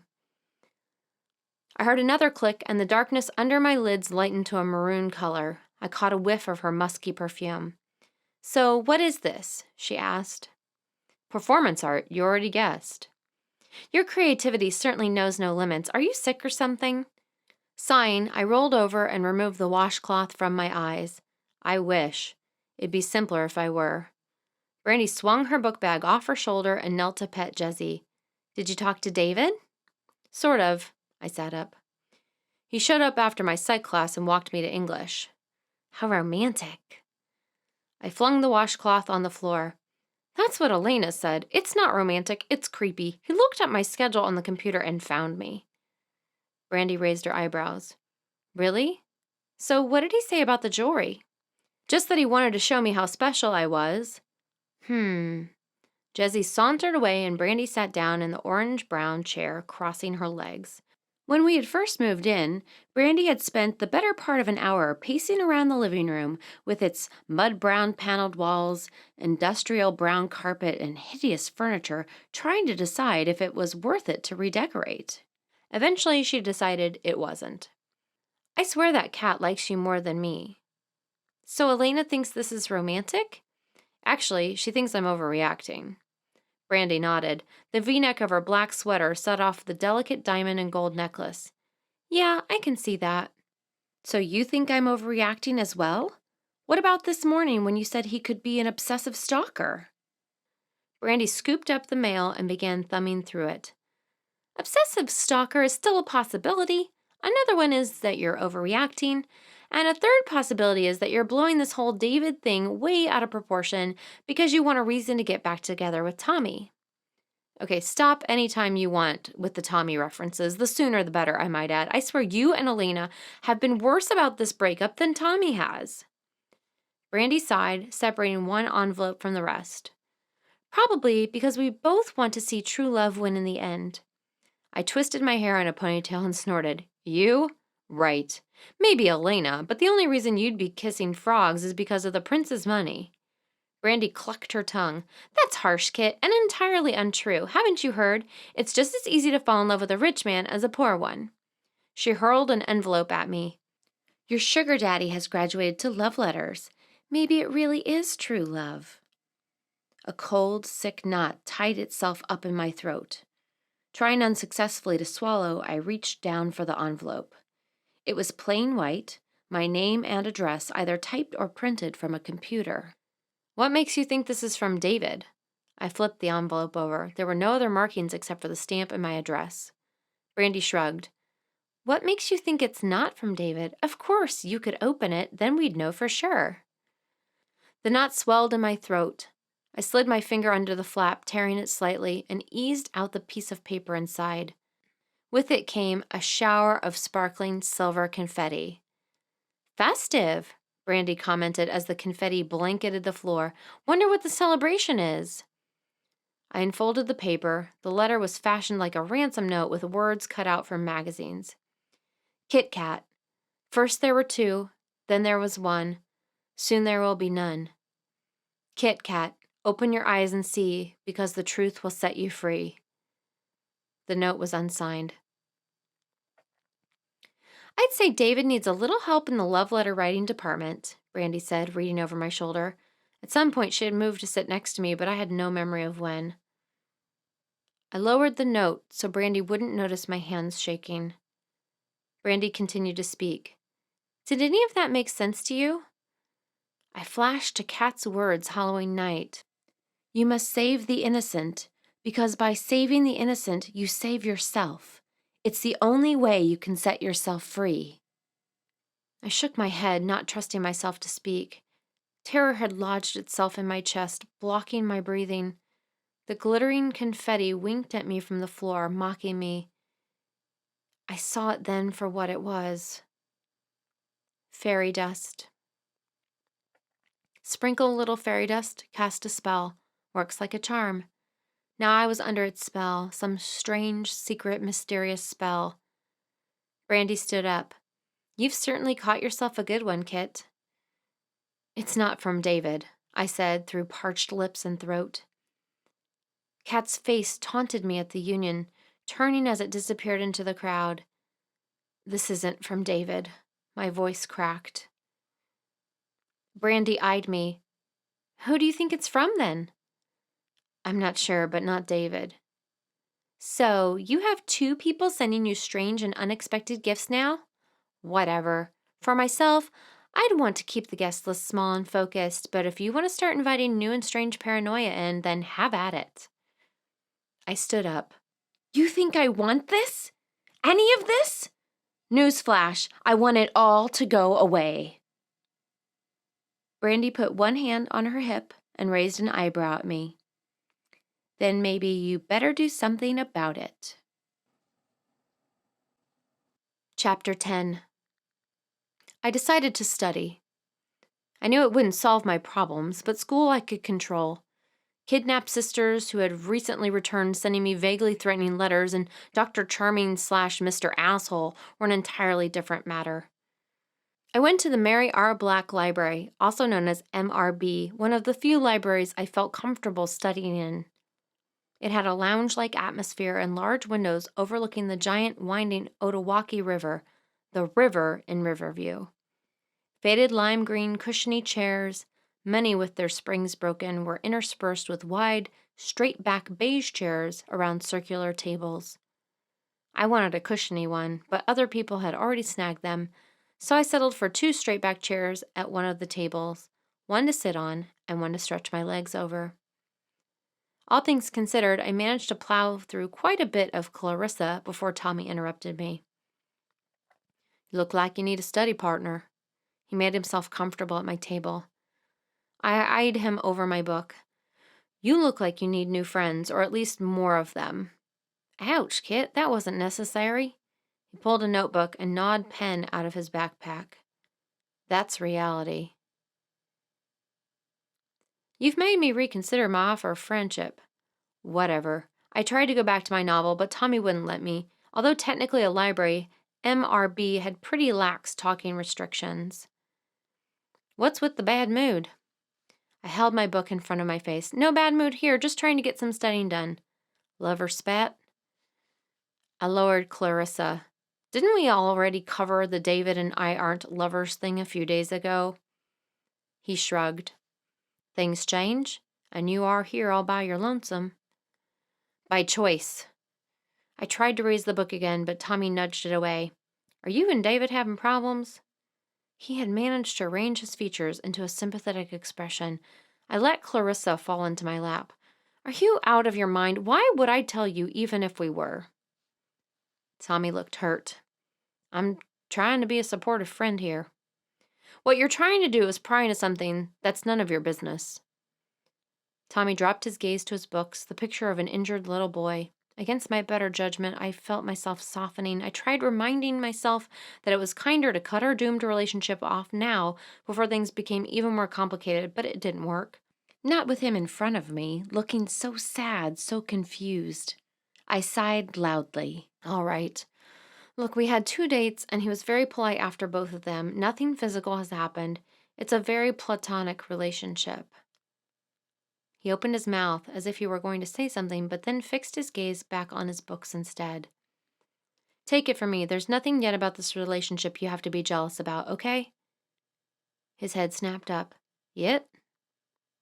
You'll be the first to know if or when there's something to be jealous about. I patted his hand. Okay, maybe the second or third, but I won't keep you hanging. Agreed?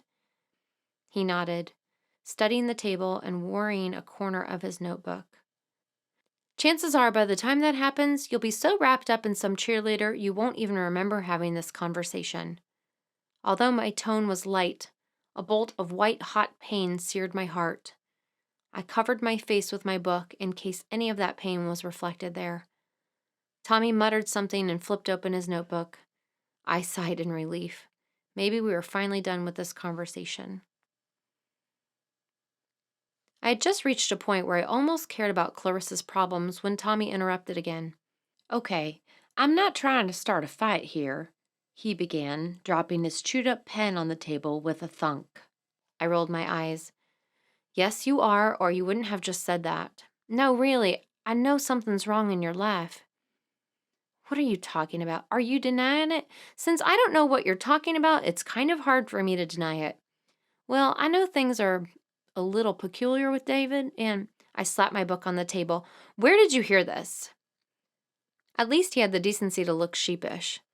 From Brad, who talked to Elena. I shook my head.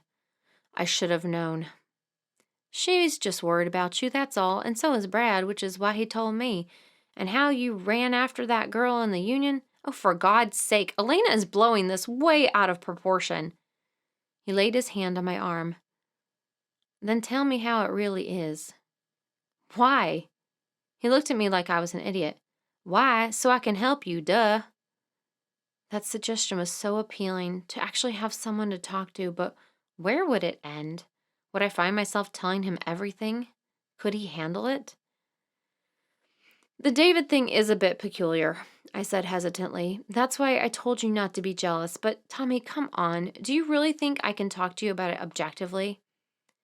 Point taken. But what about this girl? Elena mentioned something about her being dressed up as a fairy at the Halloween party. Is that the same person you asked me if I saw? I sighed. Yes. So what gives? I turned away, unsure how to answer. A guy dressed in a faded, ratty sweatshirt stood up from one of the low-slung chairs and began an elaborate stretching routine. At another table, 2 girls with cropped, shiny brown hair sat hunched over note cards, whizzing each other at a frantic pace. The guy at their table, dressed in a UW sweatshirt, dug through his backpack. Kit? His voice was so gentle, so full of concern that I allowed my eyes to meet his. I saw only sympathy and caring reflected in the dark blue depths. She was at the party, I said. We spoke for a few minutes. And? I propped my elbows on the table and buried my face in my hands. It sounds crazy, though, just to say it. You're going to think it was just a drunken episode. Try me. I raised my head. She warned me. Warned you? Of what? She just said I was in danger. Tommy folded his arms across his chest. From what? She didn't say, but then a few minutes later I met David and, well, I don't know. So you think she was warning you away from David? I don't know what to think. Tommy rubbed his chin, studying me. And that's it? I sat back. Isn't that enough? He didn't answer right away, just kept studying me. Then why do I get the feeling you're holding something back? Maybe because you're freaking paranoid. I started shoving my books into my bag. How dare he say that to me? Tommy, the king of never opening up, accusing me of holding back. How rich was that? Why are you getting mad? The guy in the UW sweatshirt brushed past me gently as he ambled by. Why do you assume I'm not being honest with you? Tommy held out his palms. Whoa, I said nothing about honesty, merely that I thought you weren't telling me everything, and by judging by your response, I'd say I was probably right. I stood up. Fine, whatever, I'll see you later. I snatched up my coat and stalked to the door.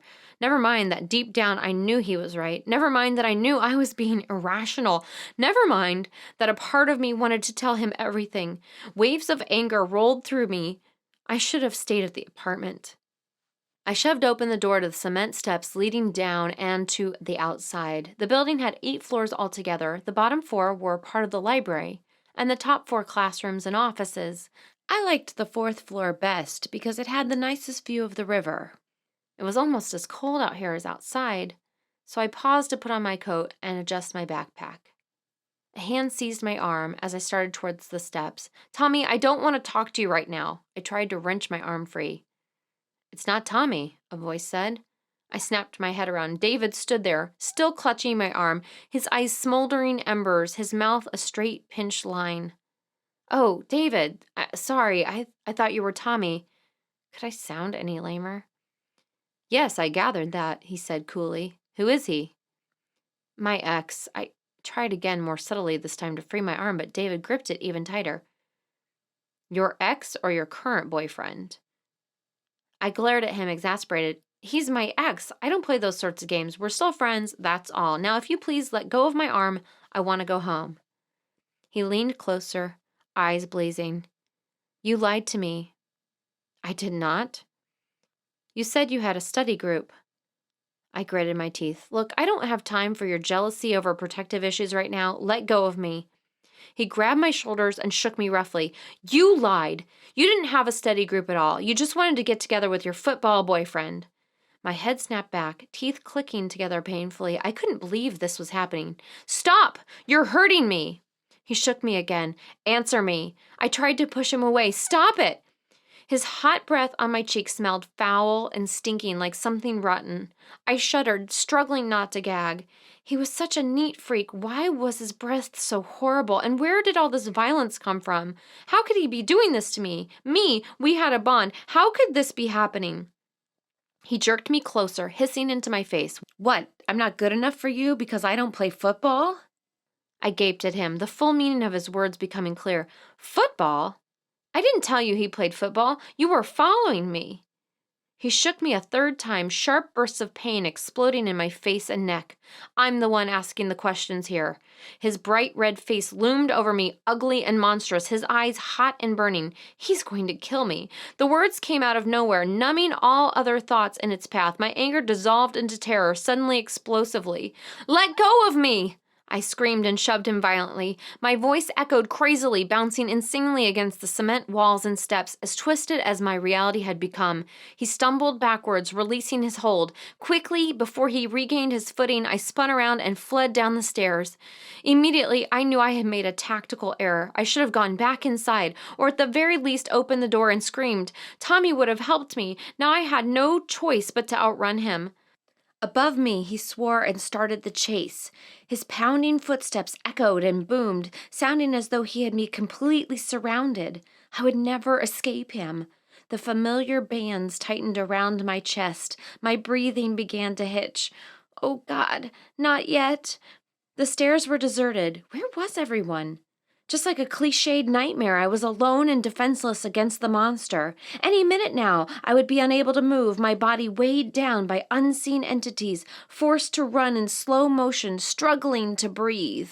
The booming grew louder behind me as the coughing began to rise in my throat. I would never be able to outrun him.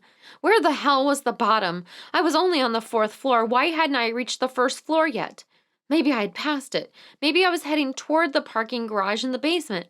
Oh, God, this was a nightmare. I had never been in that garage. How could I even find my way out? I had almost decided to turn around and run up a level when I spotted it, the outside door on the landing below me. Thank God. My chest felt like it had turned into a fireball. Ignoring it, I summoned a fresh burst of speed and dove toward the door. Kit! David yelled, his voice taking on a sinister, eerie edge. You can't beat me. You know it, and I know it. I slammed into the door before remembering I had to pull it open. Struggling not to cough, I wrenched it open. David's voice continued taunting me. Kit, you know you can't outrun me. You're probably using all your energy to keep yourself from coughing. Just stop. All I want to do is talk.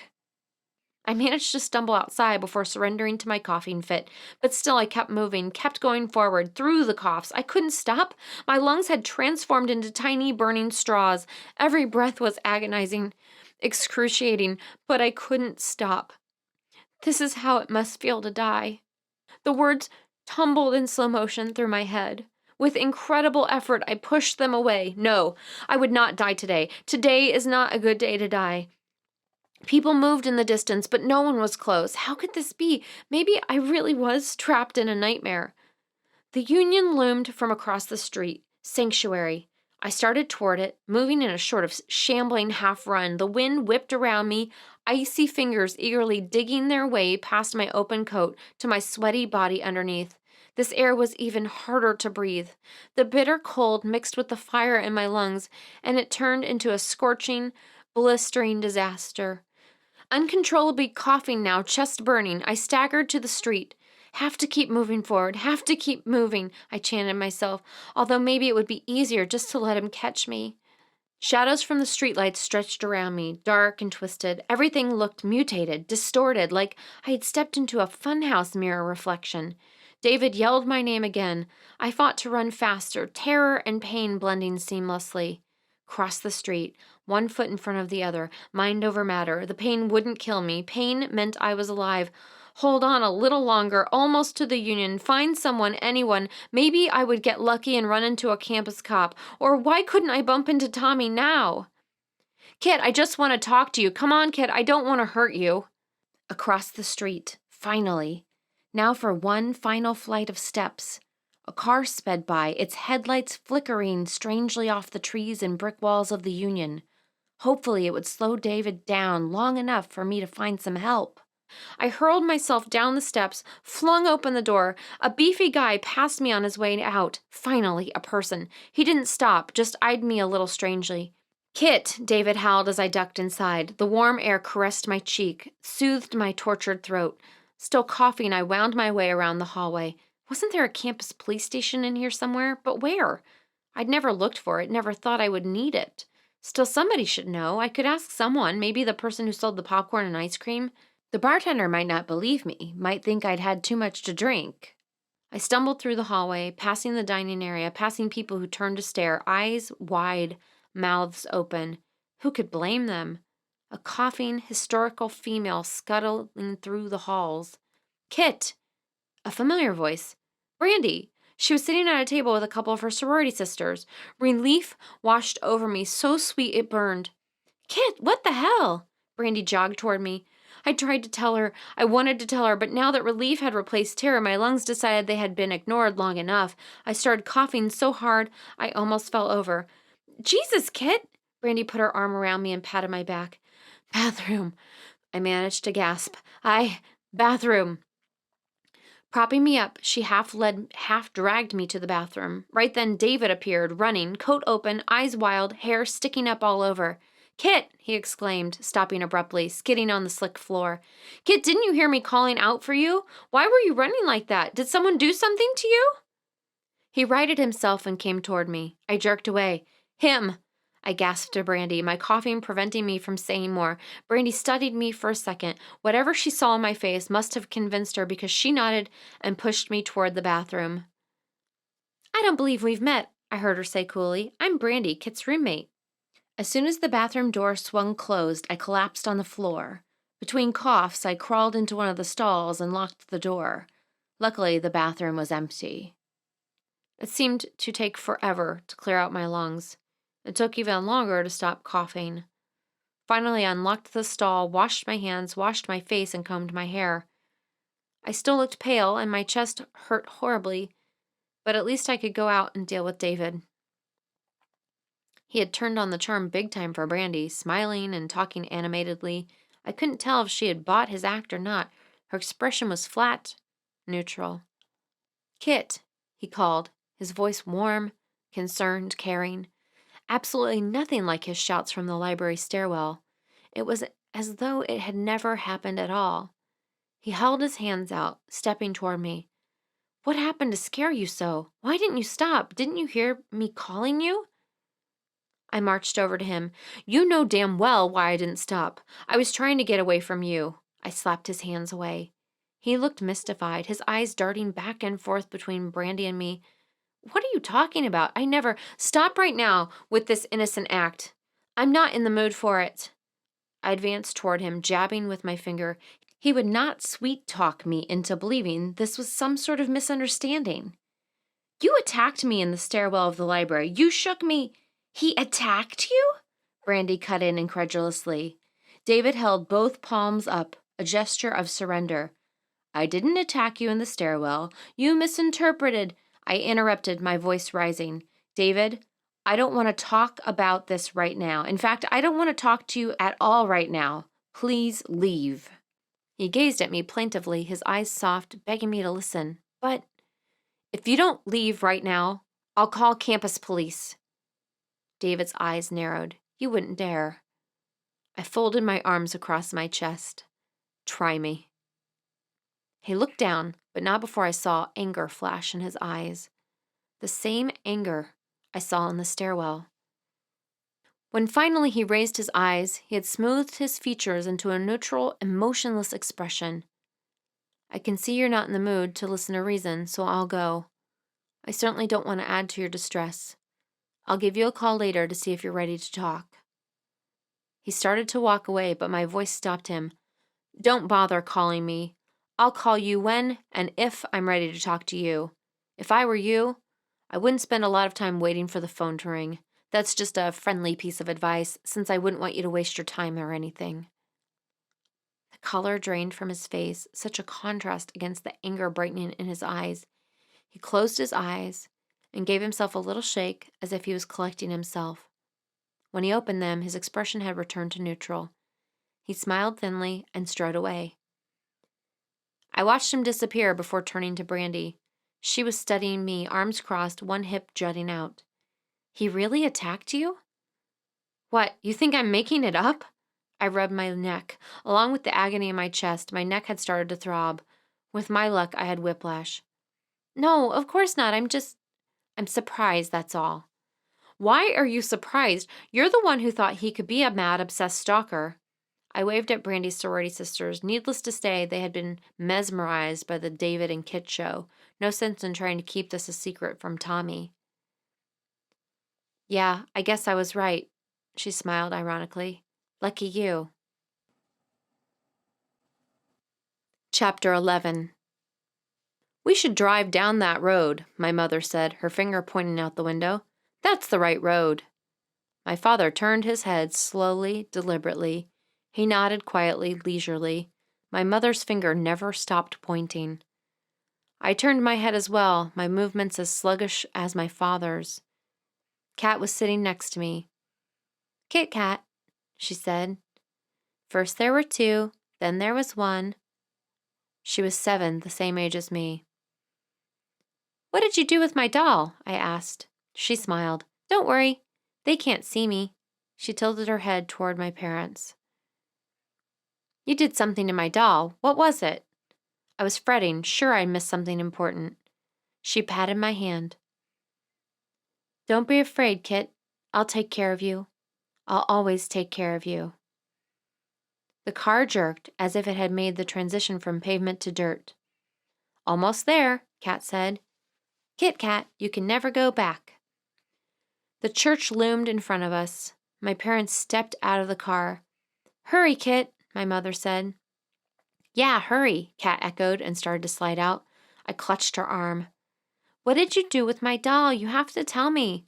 What did you do?" Her arm melted out of my grasp. Then I was outside the car, trotting behind my parents. To the church. To the graveyard. My chest tightened, filled with fluids. The bell started ringing low and melodious. "Ah, the bell has rung. It has begun." Kat fell into step beside me. The wolves yipped and howled, sounding like children. Children playing. Children dying. I could see the graveyard now, just a piece of it, peering out from behind the church.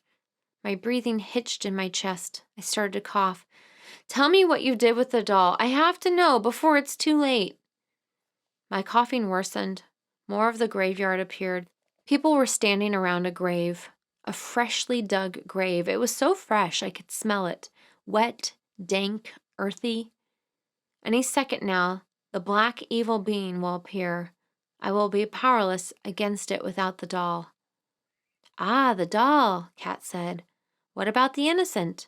Why aren't you concerned about the innocent?" I gasped, tearing at my chest, my lungs burning the air I so desperately needed. "What innocent? I don't know about the innocent, only the doll." I could now see the shadow of the evil being, long, black, misshapen.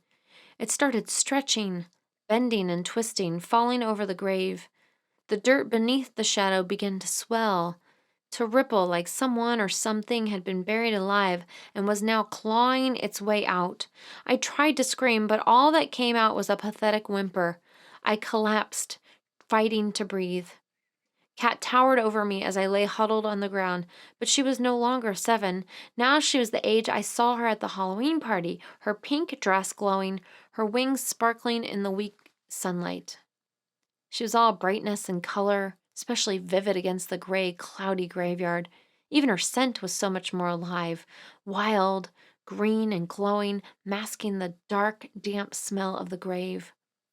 She stared down at me, sadness radiating off her. "Oh, Kit," she sighed. "Don't you understand? The doll is a liar." I awoke with a jolt, gasping for breath, my head slipping off my propped arm and almost hitting the desk. Fumbling for my inhaler, I struggled to find my bearings. Where the hell was I? "Don't worry," Joe whispered from the seat next to mine, trying to unsuccessfully hide his smile. "You didn't miss anything important." Now I knew. I had fallen asleep in my abnormal psych class. In between sucking on my inhaler, I returned Joe's smile, then faced my professor. Last night I had been too wound up to even attempt sleep for several hours. When I finally did crawl into bed, all I could think about was the transformed church nightmare, since it seemed to go hand in hand with my David encounters. I ended up snapping on the light and studying instead, reading Clarissa of all things. At least I had finally almost finished it. Then I could start Evelina. I had high hopes for Evelina, since a woman wrote it. With any luck, it would portray women a bit more positively than Richardson had. Returning my inhaler to my purse, I fished out a bottle of water and a couple of pieces of beef jerky to gnaw on. The more calories, the merrier. Besides, eating would help keep me awake. I took a big bite of the jerky. Early this morning, I had fallen into a restless sleep, no dreams. but not very refreshing either. Then I drift off in class and have the church dream. If I didn't know better, I would think the church dream had a mind of its own. It wanted to have its say regardless of what I wanted or what I did. Great. I get to be stalked by both David and a scary dream. Must be my lucky day.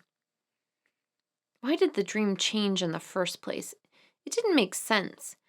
And why does it keep changing? And what about this doll question? Sure, Kat and I played with dolls, but none had been terribly special.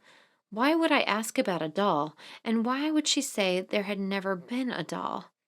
Just thinking about that made my skin crawl, literally, as though millions of creepy, long-legged bugs had scattered all over me. I wondered if I would ever sleep again. Maybe I should see if Riverview offered a dream interpretation course. On second thought, maybe I didn't want the dream interpreted after all. The bell rang. Thankfully, maybe my next class would do a better job distracting me from my thoughts. I can give you my notes. Joe slid his notebook into his backpack. One of Tommy's teammates, he and I usually sat together in class, exchanging notes and gentle flirtation. Even now, after the breakup, he continued to treat me the same as before, one of the few who did. Thanks, I'd like that. I started to close my notebook when something stopped me. Something scrawled on the bottom of the page. Joe said something else, but I quit listening. Icy fingers trailed down my back, playing my spine like piano keys. My breath hitched in my throat.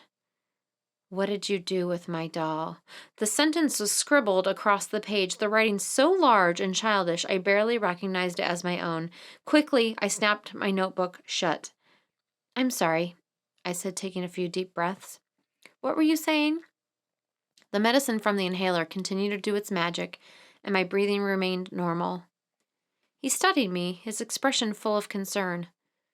I asked if you were all right. Yeah, I'm fine. I stood abruptly, rattling the desk in my haste. I jammed my notebook into my backpack. If I had to look at those words 1 second longer, I would run screaming out of the classroom. If there's anything I can do, he began as we pulled on our coats and walked to the door. Your notes would be perfect, I interrupted, keeping my voice light. I guess I should stop pulling all-nighters. I forced myself to smile. He still looked uncertain, but he smiled back. Kit. I recognized David's voice a second before I saw him. I closed my eyes.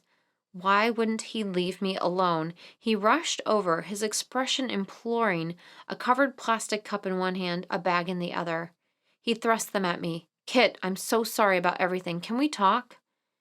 I kept my hands down as I tried to stride past him, anger already coursing through me. At least today I had a football player next to me. David, what did I say last night? Don't call me, remember? Well, I'll concede you haven't. This is sort of the same idea. David matched my pace. But I have to talk to you. I think you got the wrong impression last night. Oh, I bet I did. I refused to look at him. You heard the lady, Joe said, leaning over from my other side. Beat it. David's face turned red. This matter doesn't concern you. It's between me and Kit. If Kit doesn't want to talk to you, then it's my concern. She doesn't, so I suggest you leave her alone. Kit, please, just 5 minutes. I'm begging you, David said. Look, buddy, she doesn't want to talk to you. Why is this so tough for you to understand? Joe strode closer to me, glaring at David. I told you this has nothing to do with you. David's eyes were beginning to bulge. Kit, if I could only have 5 minutes. Leave her. All right. I held my hands up. Time out before someone gets hurt. David, I'll give you your 5 minutes. Alone? I gritted my teeth. David looked like a kicked puppy dog. Fine, I said against my better judgment. 5 minutes, that's all. Joe touched my arm. Kit, are you sure? I waved him back. It's okay, Joe. Thanks. I'll be right over here. Joe backed off the sidewalk to stand near a skinny, naked tree. I waved at him again as I followed David to an undisturbed area of dead grass next to the psych building. Your 5 minutes are ticking. Better make this fast. I have to get to class. I crossed my arms and glared at him. David's eyes were on Joe. Is he your boyfriend too? That's it. Your 5 minutes are up. I started to leave. He blocked my path. I'm sorry, that wasn't called for. Breakfast? He tried again to hand me the food and coffee, but I refused to uncross my arms, only reluctantly deciding to stay. You're on borrowed time here. I know, I'm sorry. He put the items on the ground. Look, I was totally wrong. I realized that as soon as it happened. I'm totally at fault here. I nodded. Great. You want a medal or something? He reached out to touch me, but pulled back before actually making contact. It's just, I got a little crazy, that's all. I mean, I care so much for you. I feel like we have this connection, this bond. I've never felt this way about anyone before. Then you lie to me about your plans. I find you with your ex-boyfriend, and I got a little jealous, that's all. You didn't get a little jealous. You got a lot jealous. I know. It will never happen again.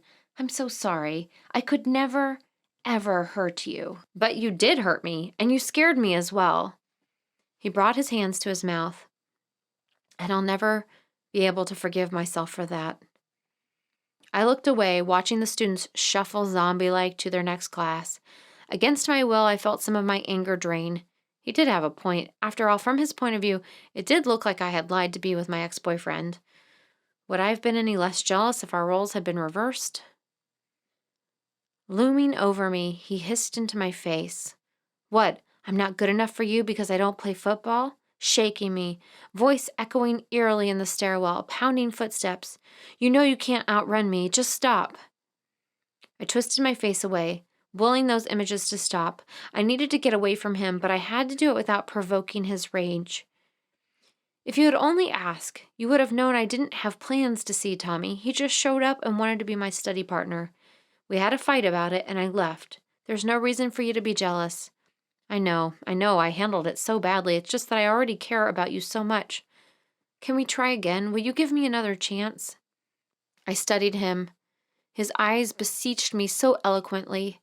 I thought we had a bond as well, and then last night happened, and 65 Roses happened, and Bacon Hill happened. There were many things I didn't understand right now, but I knew one thing. I was done with David.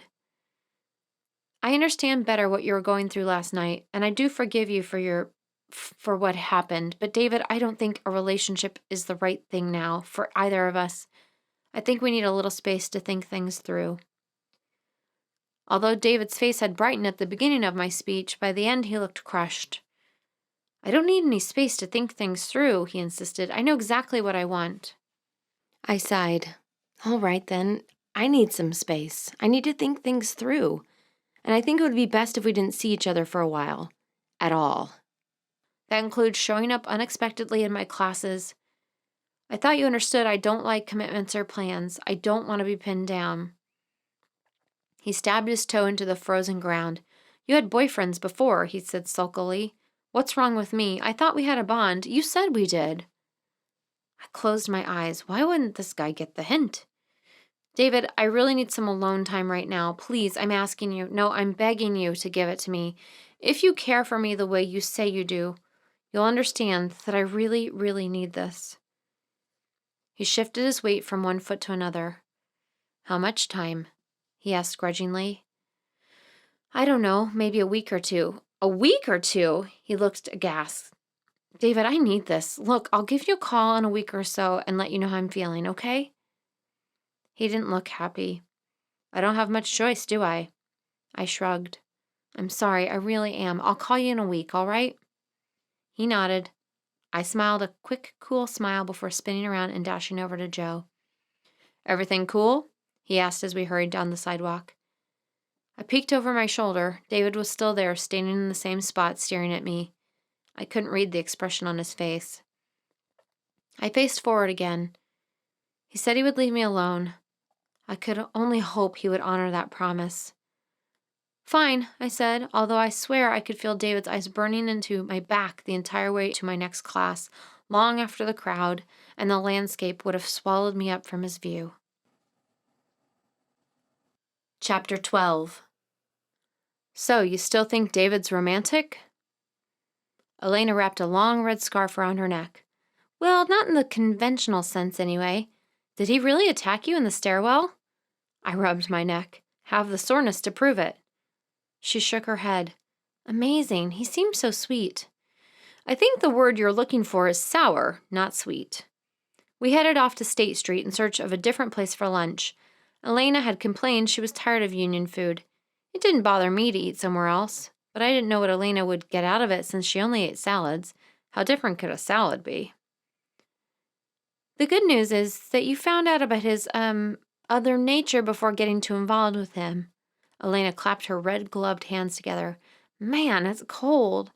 I should have gone to the University of Florida. Yeah, but then you'd end up sitting next to giant cockroaches in class. I heard they really mess up the bell curve. She raised her eyebrows. On a day like today, I would welcome even giant cockroaches if it meant being warm. Maybe they'd let me join their study groups.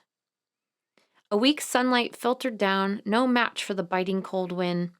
Elena's copper-colored curls whipped around her face. I had pulled my dark hair into a ponytail, but the wind had jerked several strands loose, and they blew around my face. You're the one who thought a salad made by a different restaurant would taste better, I said. And don't think I'm not regretting that decision.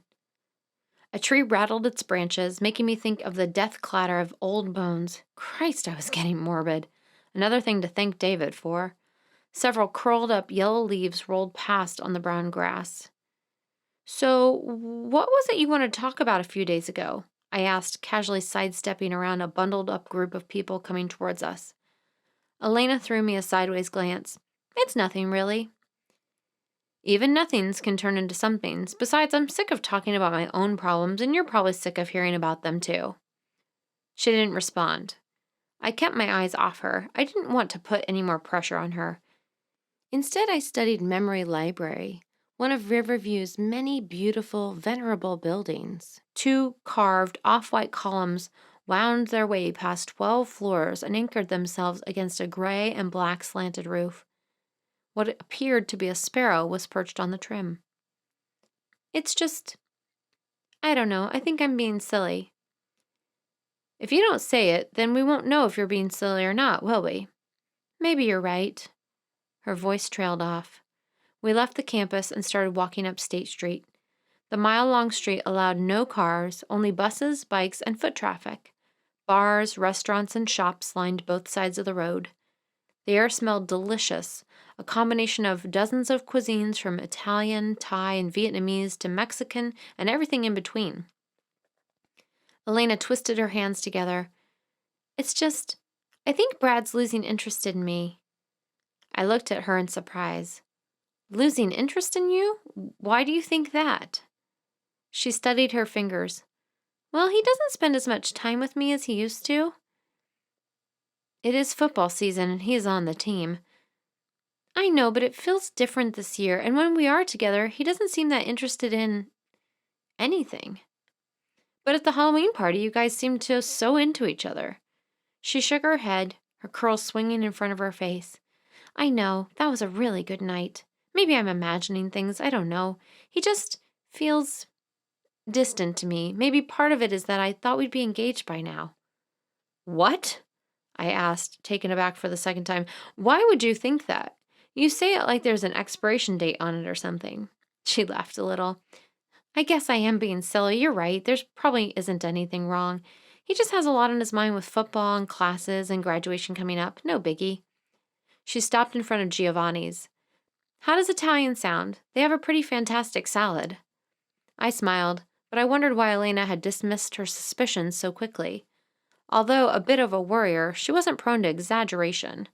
Maybe she did have something to be concerned about. Anyway, it didn't matter now. I wouldn't get anything more out of Elena today. She had declared the subject closed.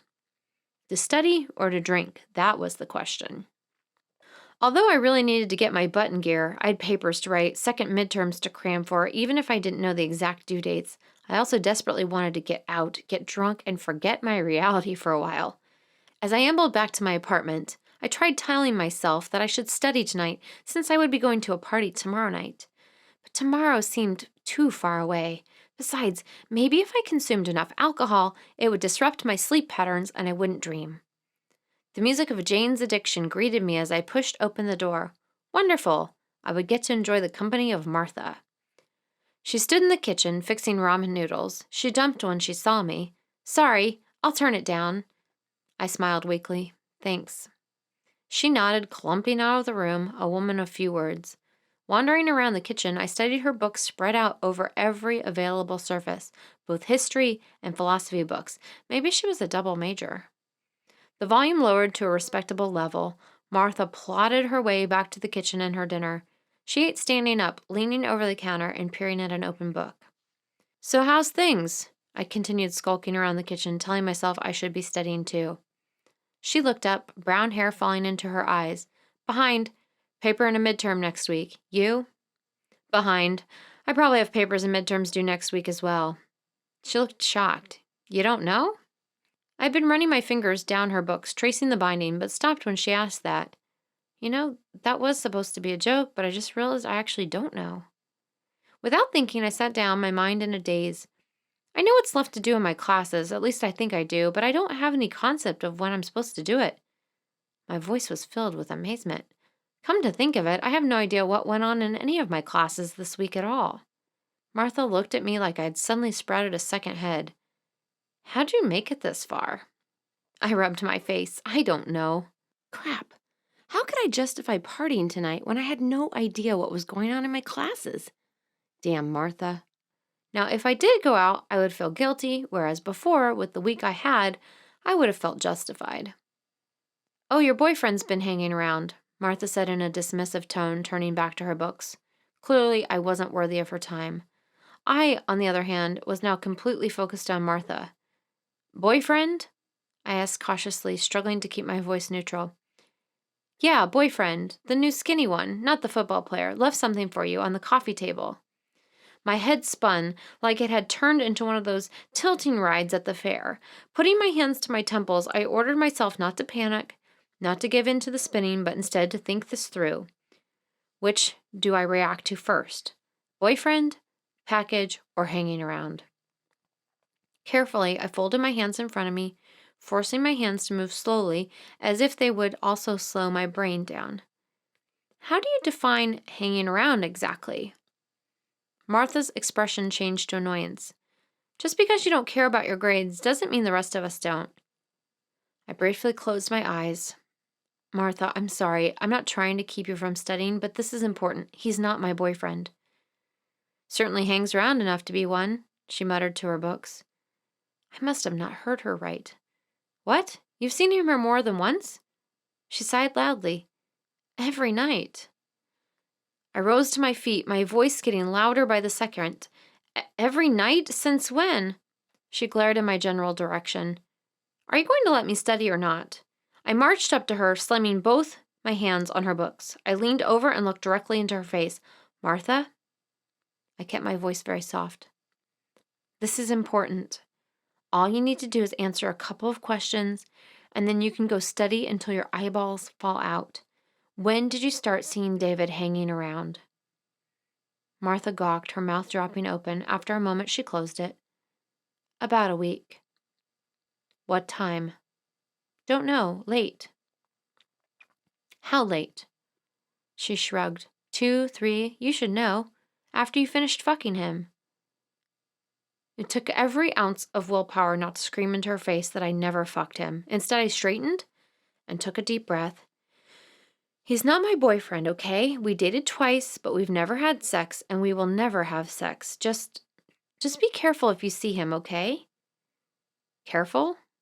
I rubbed my face. "He's not what he seems. I don't trust him. I'm in the process of ending the relationship, so you shouldn't be seeing him around anymore, okay?" She nodded. I took another deep breath, then remembered the package in the next room. "One more thing." Martha glanced up, annoyance creeping back into her face. I gritted my teeth and continued. "The package, where was it? In the mail?"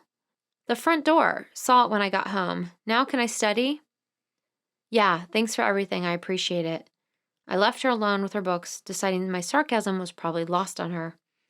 The package was a padded mailer sitting peacefully on the coffee table, minding its own business. Just like the package with the jewelry, only my name was written on the front in black marker.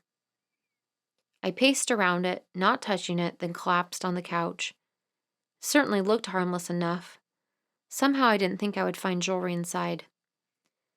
My stomach rolled in knots. My head continued its wild spinning ride, Finally, I couldn't take it anymore, and I tore the envelope open.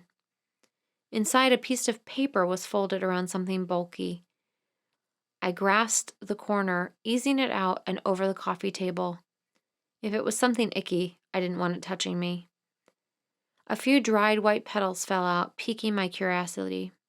I cautiously unwrapped the paper and found a dead white rose, the petals curling and brown. I picked up the rose and studied it. Looked like your average, ordinary dead white rose. Odd. I took a second look at the paper and noticed it had something typed on it. I leaned over to read it. When is a rose officially declared dead? Is it when it's cut from the bush? Or when it's denied water? If it is when it's denied water, how long do you think it takes for the rose to finally die? I fell back, my blood turning to ice in my veins. I couldn't move. My body had frozen. I could only stare with horror at the dead rose. Was that blood drying on its thorns? No, just a trick of the light, or a trick of my mind. Martha chose that moment to clump out of the kitchen, arms filled with books. Going somewhere where I can get something done. I followed her with my eyes, the only part of my body I could move, like a deer trapped in the headlights, frozen as death loomed in for a final embrace. As she passed by, she spotted the white rose. Still sending you flowers. Can't be all that bad. She tramped down the steps, leaving me alone with the rose and Jane's addiction. Sometime later, I have no idea how long, Brandy found me. I hadn't moved, hadn't been able to move. She stood in the living room, surveying the scene. I could smell her perfume, rich and musky. Couldn't Martha turn down that god-awful music? I swear, anyone who listens to that much Jane's addiction has to be a philosophy major. I didn't move. She studied me. Am I interrupting something? I didn't answer. She took a step toward me, her body hesitant. Kit, are you okay? I still didn't respond. She bent over to pick up the note. You're certainly getting your share of incomprehensible mail. Her eyes flickered over the objects on the coffee table. He's going to kill me. I was surprised at how calm I sounded. Brandy settled herself in the chair next to the couch, then crossed one leg over the other. Kill you? Aren't you being a bit melodramatic here? Dead rose. A note talking about death? How do you read it? She studied me, wrapping a strand of hair around her finger. I need a cigarette. That broke my paralysis. You promised no smoking in the apartment. When I made that promise, I didn't foresee these exact circumstances. Her movements deliberate, she uncrossed her legs, rose to her feet, and strolled into the kitchen. I attempted to follow, but found my body uncooperative from sitting in one position for so long. But my asthma. I'll open a window, she yelled from the kitchen. It's 30 below out there. It's not 30 below, not even with the wind chill. Just turn up the thermostat. What do you care? You're not paying for the heat. Finally, I got my limbs moving correctly and propelled myself into the kitchen. Brandy was perched on the window ledge, one jean-clad leg propped on the chair in front of her. Smoke from her cigarette curled in lazy spirals through the open window. First of all, why do you think it's from David anyway? It wasn't signed. Maybe it's from your other anonymous pen pal, the one who sent you the confetti? No, it's from David. She took another drag, the cold wind caressing her brownish blonde waves. How do you know? The rose. That's why he sent the rose. Brandy tapped her cigarette against one of Martha's ugly sunflower plates, the ashes covering the petals like a gray cloud. The man does have some sort of rose fetish going on, no argument there. I yanked a chair from the table and dragged it as far away as I could from the smoke. Plus there's my gut feeling, and I saw him today. She jerked her head up. Really? Where? After class, he showed up again. I told her about my encounter, but left out my dream and conversation with Martha. I couldn't talk about those yet. She pondered my words, sucking in smoke, gazing outside. Yeah, I'd say it's starting to sound like you have a problem here. I sagged in my chair. What should I do? Brandy shrugged, putting out the cigarette. You could tell the police. Think that would do any good? She picked up the pack and tapped another cigarette out. Honestly, no. Nothing's been done to you yet. Cops only get involved after the crime's been committed, not before. I leaned my head back against the wall. Very comforting. However, when you register a complaint, you create a paper trail. A paper trail certainly wouldn't hurt and probably would help in the long run. Same thing goes for collecting documentation. I rubbed my temples. Just don't expect them to do anything, right? Brandy lit a second cigarette. Sweetie, I'm not even sure if you have enough to get a restraining order. You might be able to get him in trouble with the university, though. I suppose that's worth a shot. Maybe he'll decide it's not worth getting kicked out of school. I can only hope. I started redoing my ponytail. Brandy continued smoking, staring moodily out the window. Her hazel eyes were more green than brown, reflecting her dark green turtleneck sweater. With her long brownish blonde hair fluttering in the wind, she looked like a piece of art. A painting, elegant and poised with just a hint of sadness. Her heavy gold necklace glinted between her breasts, a brush of brightness in the otherwise somber picture. I quit fiddling with my hair. Brandy, what's up? She blew a stream of smoke out of the window. Nothing I can't handle. Brandy, you don't smoke unless you're drunk or there's something wrong. I'm not egotistical enough to think that my problems would upset you that much. Actually, now that I think about it, maybe I'm the one who should be smoking. Brandy half smiled and held out her cigarette pack. I waved my hand in refusal. What gives? She sighed and turned to the window again. Chuck asked Violet to marry him. What? Where'd you hear that? Inhaling a mouthful of smoke, she flashed me a half smile again. From the little boyfriend stealing witch herself. Maybe she's lying. She cocked her head. Got that rock she's showing off from somewhere, and believe me, it ain't no prize out of a Cracker Jack box. I rubbed my chin. Wow. Tell me about it. He doesn't love her. I know he doesn't. He loves me. Why he just can't... Her voice broke. Bending her head, she focused all her attention on tapping the ash off her cigarette.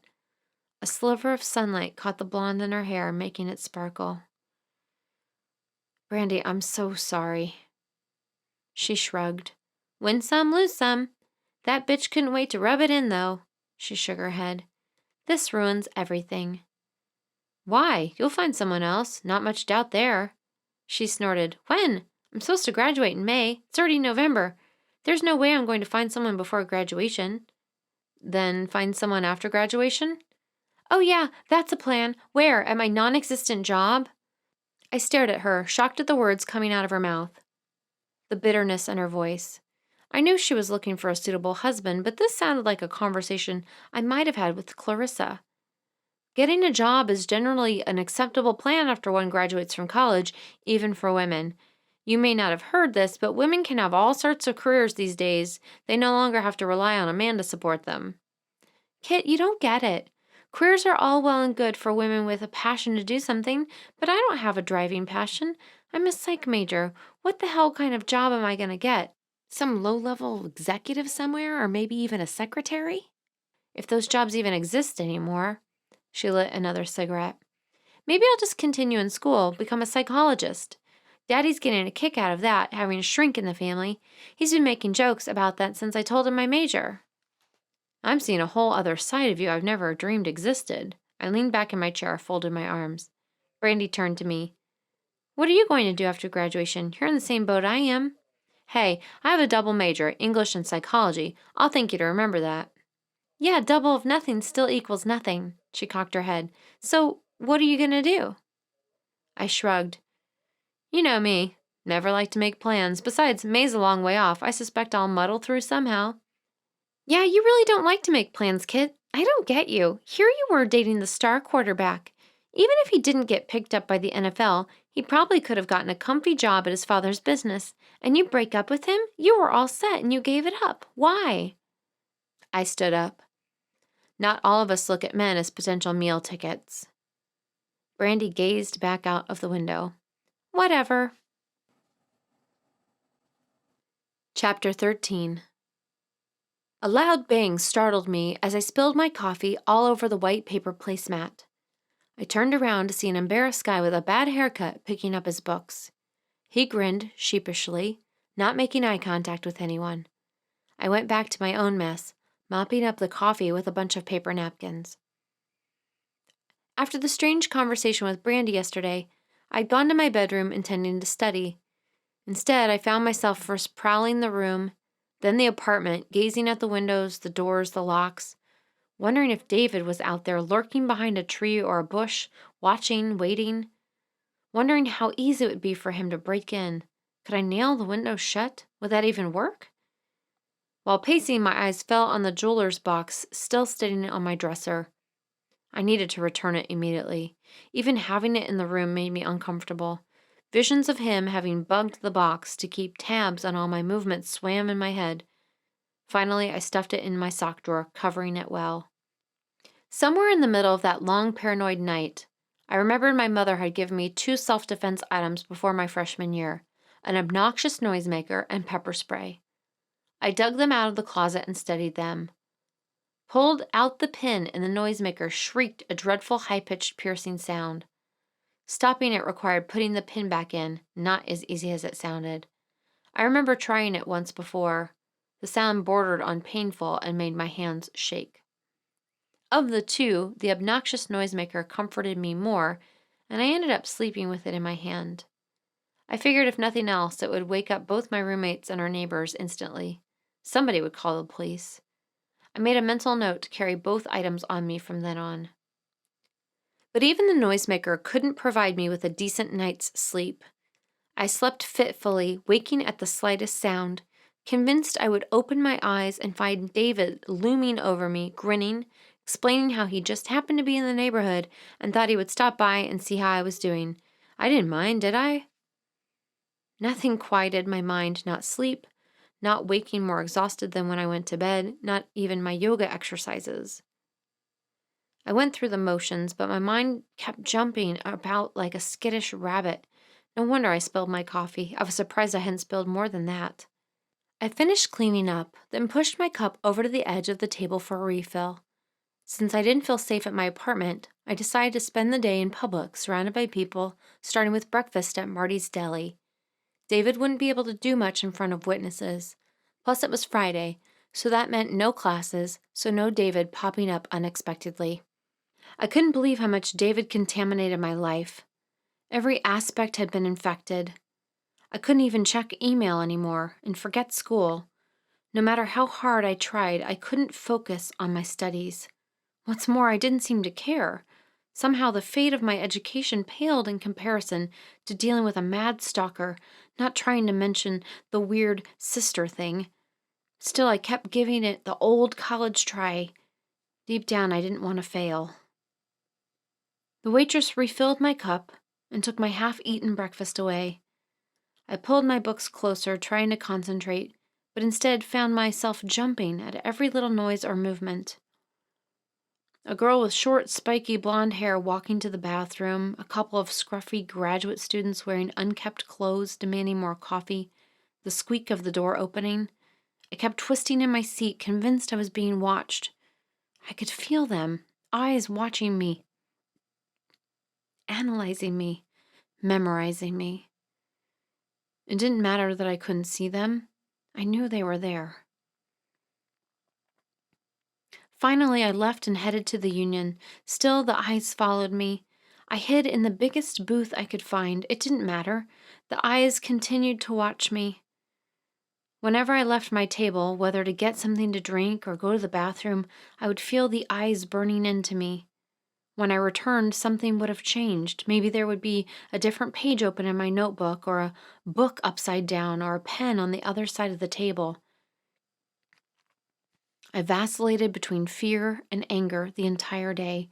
Fear that David may actually be there, anger that I was letting him control me and control my life. I refused to run scared from this man. I'd spent my life fighting death, and I wouldn't allow some jerk to dictate what I did and where I went. He was the asshole here, not me. I shouldn't be the one punished, the one to have my life turned inside out and upside down and everything else. This was his problem, not mine. I should quit letting him make it mine. But then I would return to my seat and find my cup in a different place, and the fear would take over, rising up and grabbing me by the throat. At one point, I thought I saw the woman who called herself Kat standing at the back of the Union, almost hidden by the arches, faces covered by shadow. I tried going after her, but before I even stood up, she had vanished. I got the feeling she had been watching me, but that didn't make any sense. She talked to me at the party. Why wouldn't she talk to me now? I was being paranoid. No matter what I told myself, I couldn't stop scrutinizing every corner. Sure, I would find the source of those eyes somewhere. I couldn't stop jerking at every movement, every noise. Finally, I gave up on the Union and headed home. Maybe the apartment would be better now, especially if my roommates happened to be home. Worth a shot. The afternoon had melted into dusk, the shadows deepening, lengthening. The wind picked up, blowing eerily through the naked trees. I walked faster, berating myself for misjudging the time of day so badly. How could I have let the daylight slip away like this? Night crept forward, stealthy, relentlessly. It covered the earth with its inky cape, giving madmen the advantage of hiding in its dark folds. Enough of this. I had always liked night. I wouldn't let David ruin this for me as well. I turned right on Jefferson, then left on Lincoln. As I trotted down these side streets, I noticed fewer and fewer people around, but that didn't make any sense. It wasn't that late. Besides, people lived here. Students lived here. Where was everyone? Then I heard it. Footsteps. Behind me. Soft and determined. I whirled around, a scream caught in my throat. No one was there. I must have imagined it. That was all. I forced myself to turn around, to resume trotting. I wanted to get home and out of the cold as soon as possible. It was so quiet. Even the wind had died down. My breath came out in short, choppy bursts, agonizingly loud in the stillness. I coughed a couple of times. Explosions. My footsteps sounded muffled, dull against the sidewalk. Anyone could hear me coming. Anyone. That noise again. Footsteps behind me. I spun around. No one there. Again. My chest tightened. My breath came out in gasps. This is all in your head, I told myself. Stop being so paranoid. I could feel my airways starting to shrink. No, I would not have an asthma attack now. I only had a couple of blocks to go. I could do this. The footsteps louder now, closer. This time I didn't bother turning around. I ran. My breath rasped in my throat. Coughs bubbled up, just a little further. I rounded the corner. A streetlight clicked on in front of me. I jumped, a small scream escaping from my throat. Now my breathing had taken on that familiar wheezing sound. I coughed. Running had made everything worse. I needed my inhaler. Slowing to a trot, I fumbled for my purse and dug inside it. I couldn't find it. Oh no. My chest tightened even more, pain constricting my airways, my cough deepening. I stopped, pawing through my purse, keeping one eye behind me, waiting for my unknown pursuer to show himself. The inhaler wasn't there. Starting to sob, I tore off my backpack and searched it. No inhaler anywhere. My wheezing grew louder, more frantic, my gasps turning harsh, violent. Where was my inhaler? I always had it, always. I must have had it today. Desperately, I mentally backtracked through my day. Did I have it earlier? Yes. I pulled it out instead of my wallet to pay for a latte at the Union. At least I think that happened today. No, I wouldn't second guess myself. I had it today. I must have accidentally dropped it, or it must have fallen out. Or someone took it. I froze, although my hands still dug uselessly through my backpack. Footsteps, louder, coming toward me. I snatched my backpack and started to run, although I could barely breathe anymore. Every gasp was agony, but I had no choice. I wouldn't let him catch me. One more block. There! My apartment, finally. Thank God. Sobbing and choking, I ran toward it, not seeing the other person in front of me until I crashed into him. Both of us fell. I would have screamed had I had any breath left. Kit, my God, what's happening to you? It was Brad, Elena's boyfriend. I almost cried in relief. Asthma. Attack. Lost. Inhaler. I managed to gasp out between coughs and wheezes. The sidewalk was freezing beneath my jeans. I don't know if he understood me or not, but he definitely grasped the seriousness of the situation. As I coughed and wheezed and choked, he retrieved our backpacks and dragged me to my feet. He wrapped one arm around me, and we staggered to the apartment. Somehow he found my keys and got the door open. The sound of Marilyn Manson greeted us. Martha's music. Brad steered me to the bathroom. Choking, I collapsed to the floor in front of the cabinet, clawing through extra toilet paper and tampons. God, where was it? Did someone take this one too? Blind sheer panic had just about engulfed me when my fingers brushed against my spare inhaler. Oh, thank God. Brad tore the packaging off. My hands were shaking too violently and held the inhaler to my lips. His brow was furrowed, eyes narrowed.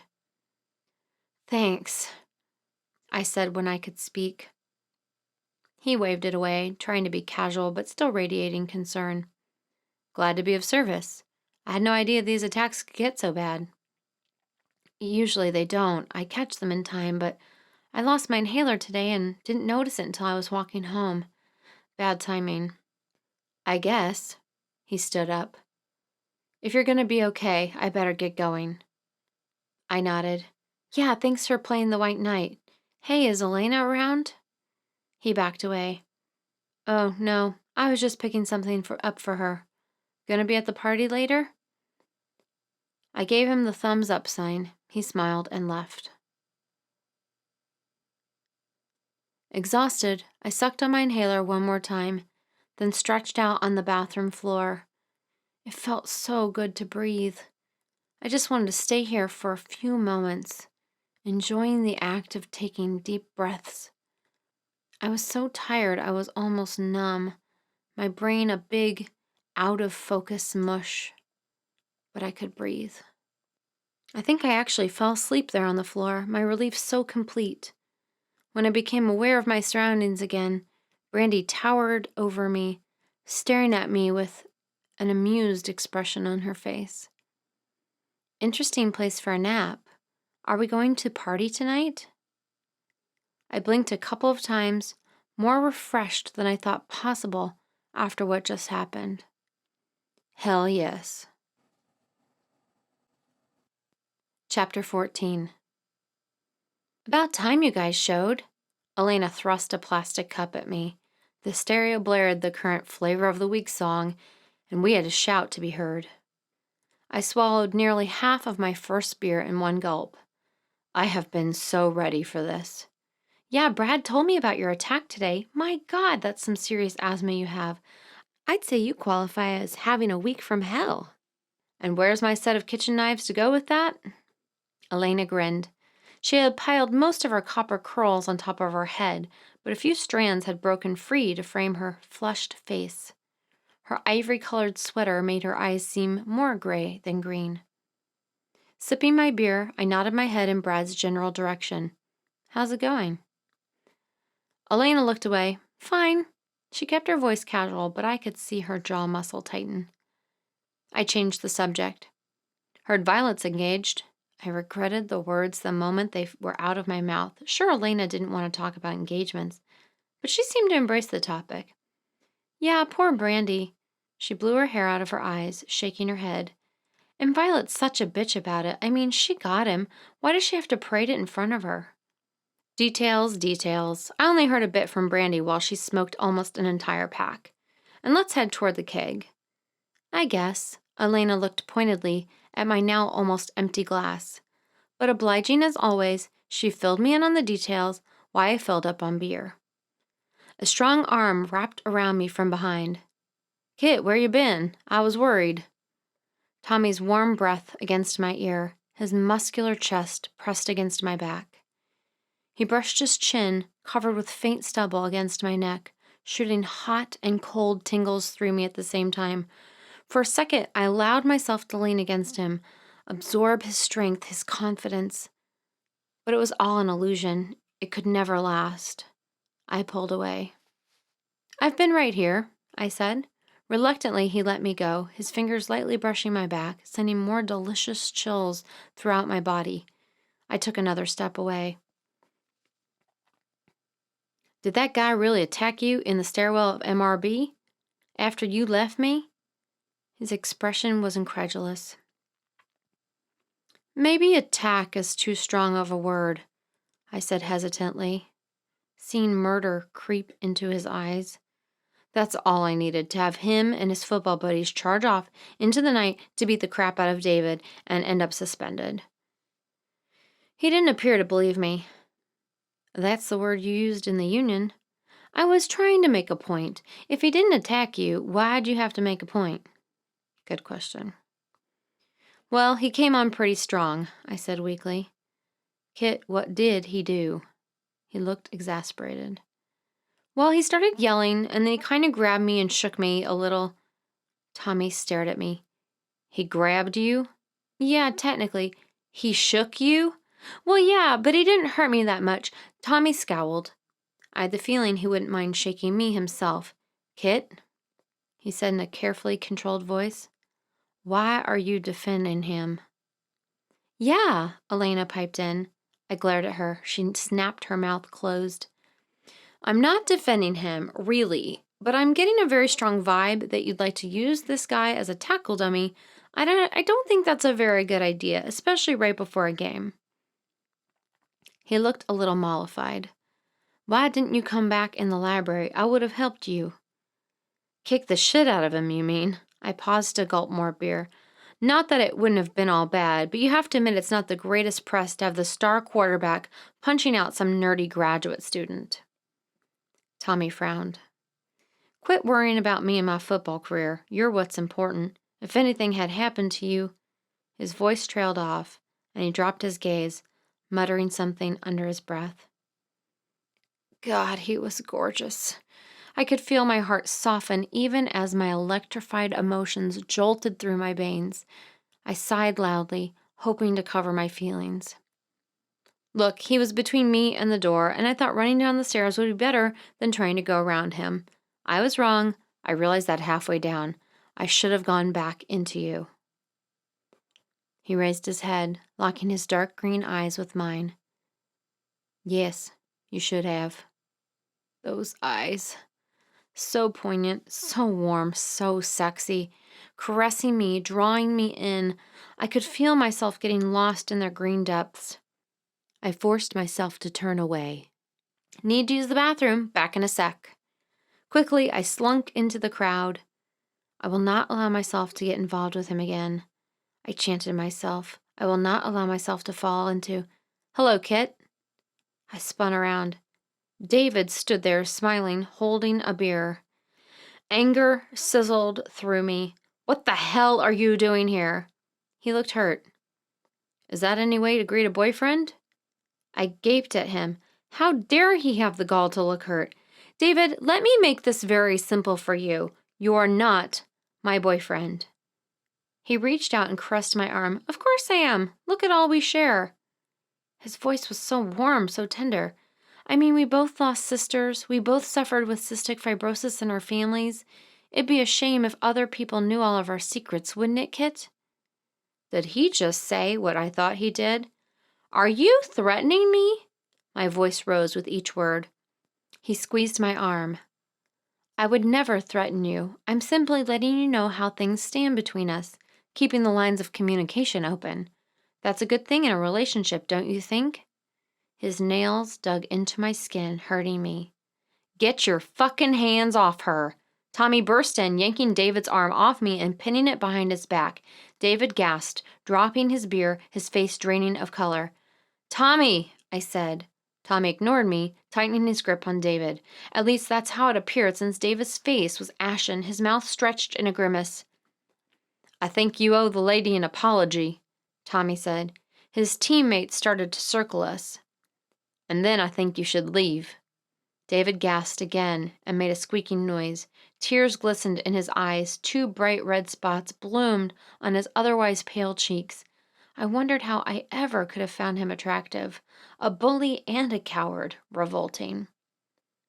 This is between me and Kit, he squeaked out. Tommy jerked his arm higher, and David cried out. Wrong answer, Tommy said. Want to try it again? Kit, I, I, I need to talk to you alone. Hey, I don't think you're getting with the program here. Do you need the Cliff Notes? Tommy, please, I said, afraid he might really hurt David. Not that I didn't think David deserved it, but I didn't want anything to happen to Tommy. Kit, remember the roses, David squeaked, his voice breaking. Tears spilled down his face. 65! I stared at him, horrified. I couldn't have heard him right. He wouldn't dare, not in front of all these people. He wouldn't. Tommy, one of his teammates said, I think this guy needs to learn things the hard way. No, I stepped forward as David opened his mouth. I saw then the expression oozing across his tear-stained, blotchy face. He would say it in front of all these people. He would announce it to everyone. I had cystic fibrosis. He would do it, not just to save himself, but also to punish me. David smiled, weakly, painfully, but nevertheless triumphantly. He knew he had won. I hated him. Let him go, I said. Let me talk to him. Tommy's eyes burned me. Kit. I touched his arm. Please, Tommy, I said softly. It's not worth it, really. Don't put yourself in jeopardy over this. Tommy's eyes narrowed, his mouth flattened. I let my eyes plead with his. The muscles of his jaw worked. Fuck, he spat, releasing David. David crumpled to the ground. I stepped toward Tommy. Thank you, I tried to say, but he stalked away. The mood of the crowd had shifted. Rather than thirsting for David's blood, now they wanted mine. One by one, their expressions melted into disgust before drifting away. I deliberately turned my attention to David, refusing to give anyone the satisfaction of seeing my devastation. Choosing David over Tommy, now who was humiliated. What do you want from me? I hissed as he steadied himself. He whipped his head toward me, eyes smoldering. Leave with me now. I recoiled from his hot eyes. No, talk now. He seized my arm. I said, leave with me now. I jerked my arm away, knowing I could no longer count on anyone for help. I was on my own. I'll step outside with you for a minute. That's it. I marched to the door. People stepped out of my way without seeing me. I stormed outside.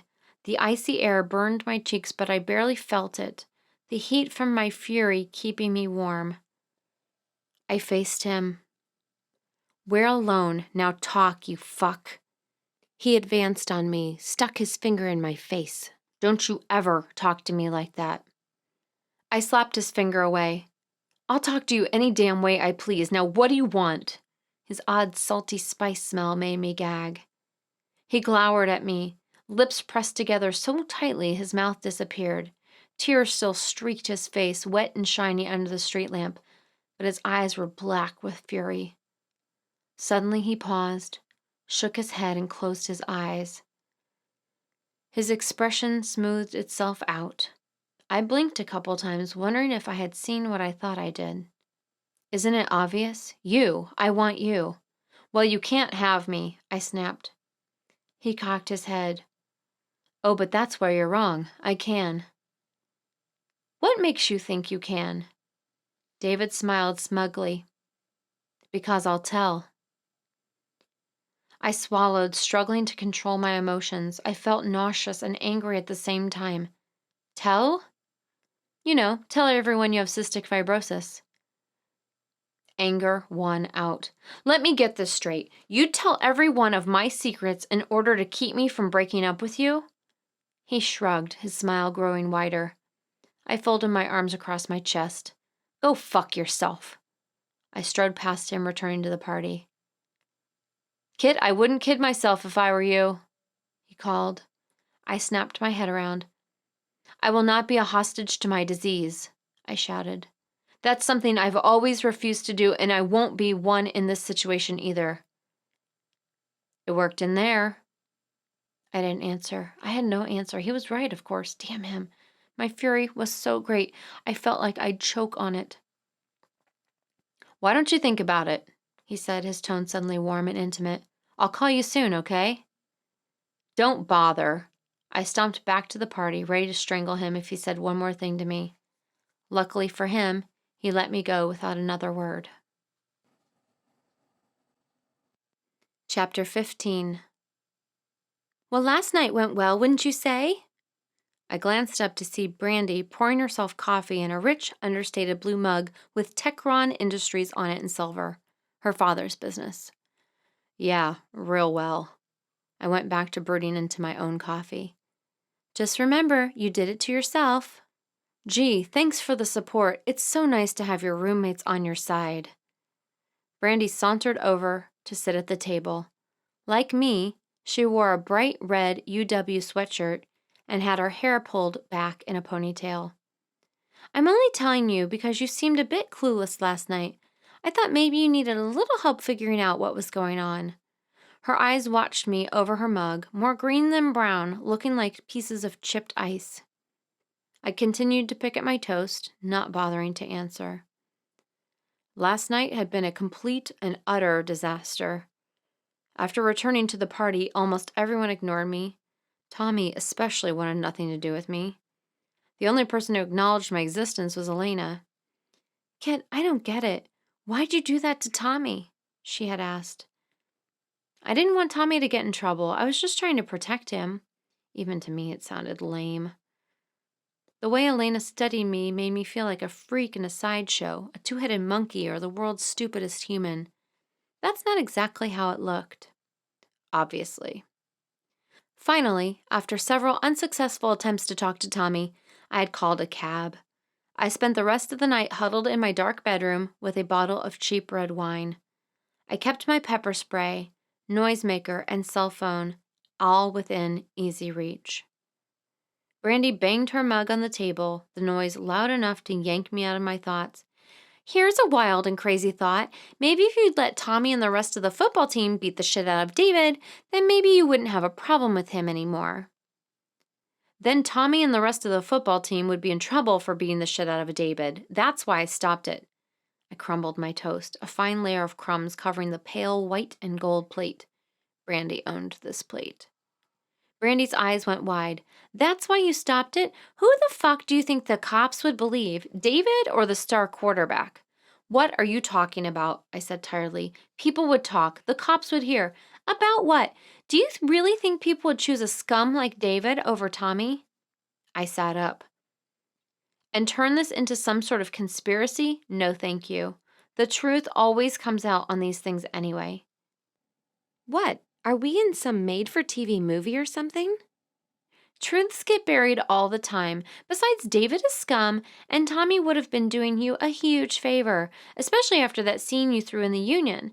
How do you think it looks? You crying that David won't leave you alone, and then turning on Tommy because he tries to take care of it?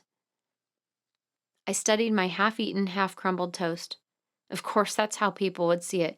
They didn't know what David had over me. Brandy was right. Truths did get buried all the time. I know I handled that whole scene badly, I began. File that under duh. Brandy picked up her mug, the silver rim winking at me. And I want to make it right, I continued. I screwed up. I knew in the moment I did it. Now I just have to get Tommy to talk to me again so I can apologize. Brandy shrugged. Why would you want to do that? You're the one who wants to break up. I think you've got your point across pretty damn effectively last night. I sagged in my chair. Oh, God, what have I done? Brandy laid her fingers flat against the table and inspected her bright red nails. Coming to the game? That's why I have my lucky sweatshirt on. She stood up. Hope for your sake it's lucky. We're meeting the gang in a half an hour. I nodded, wondering what kind of reception I could expect. Chilly. That about summed it up. In fact, I think the weather may have been warmer than the greetings. I ended up being pushed off to the side, basically sitting by myself.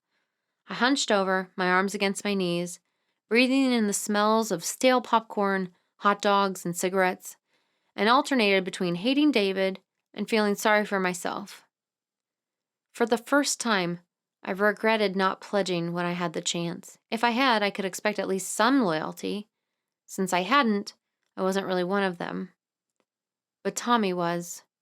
Therefore, Tommy had their support, and I got to sit at the end of the bench, miserable, and watch Tommy play probably the worst game of his life. 2 interceptions, a dropped snap, and what seemed like dozens of incomplete passes. I'd never seen him play so badly before.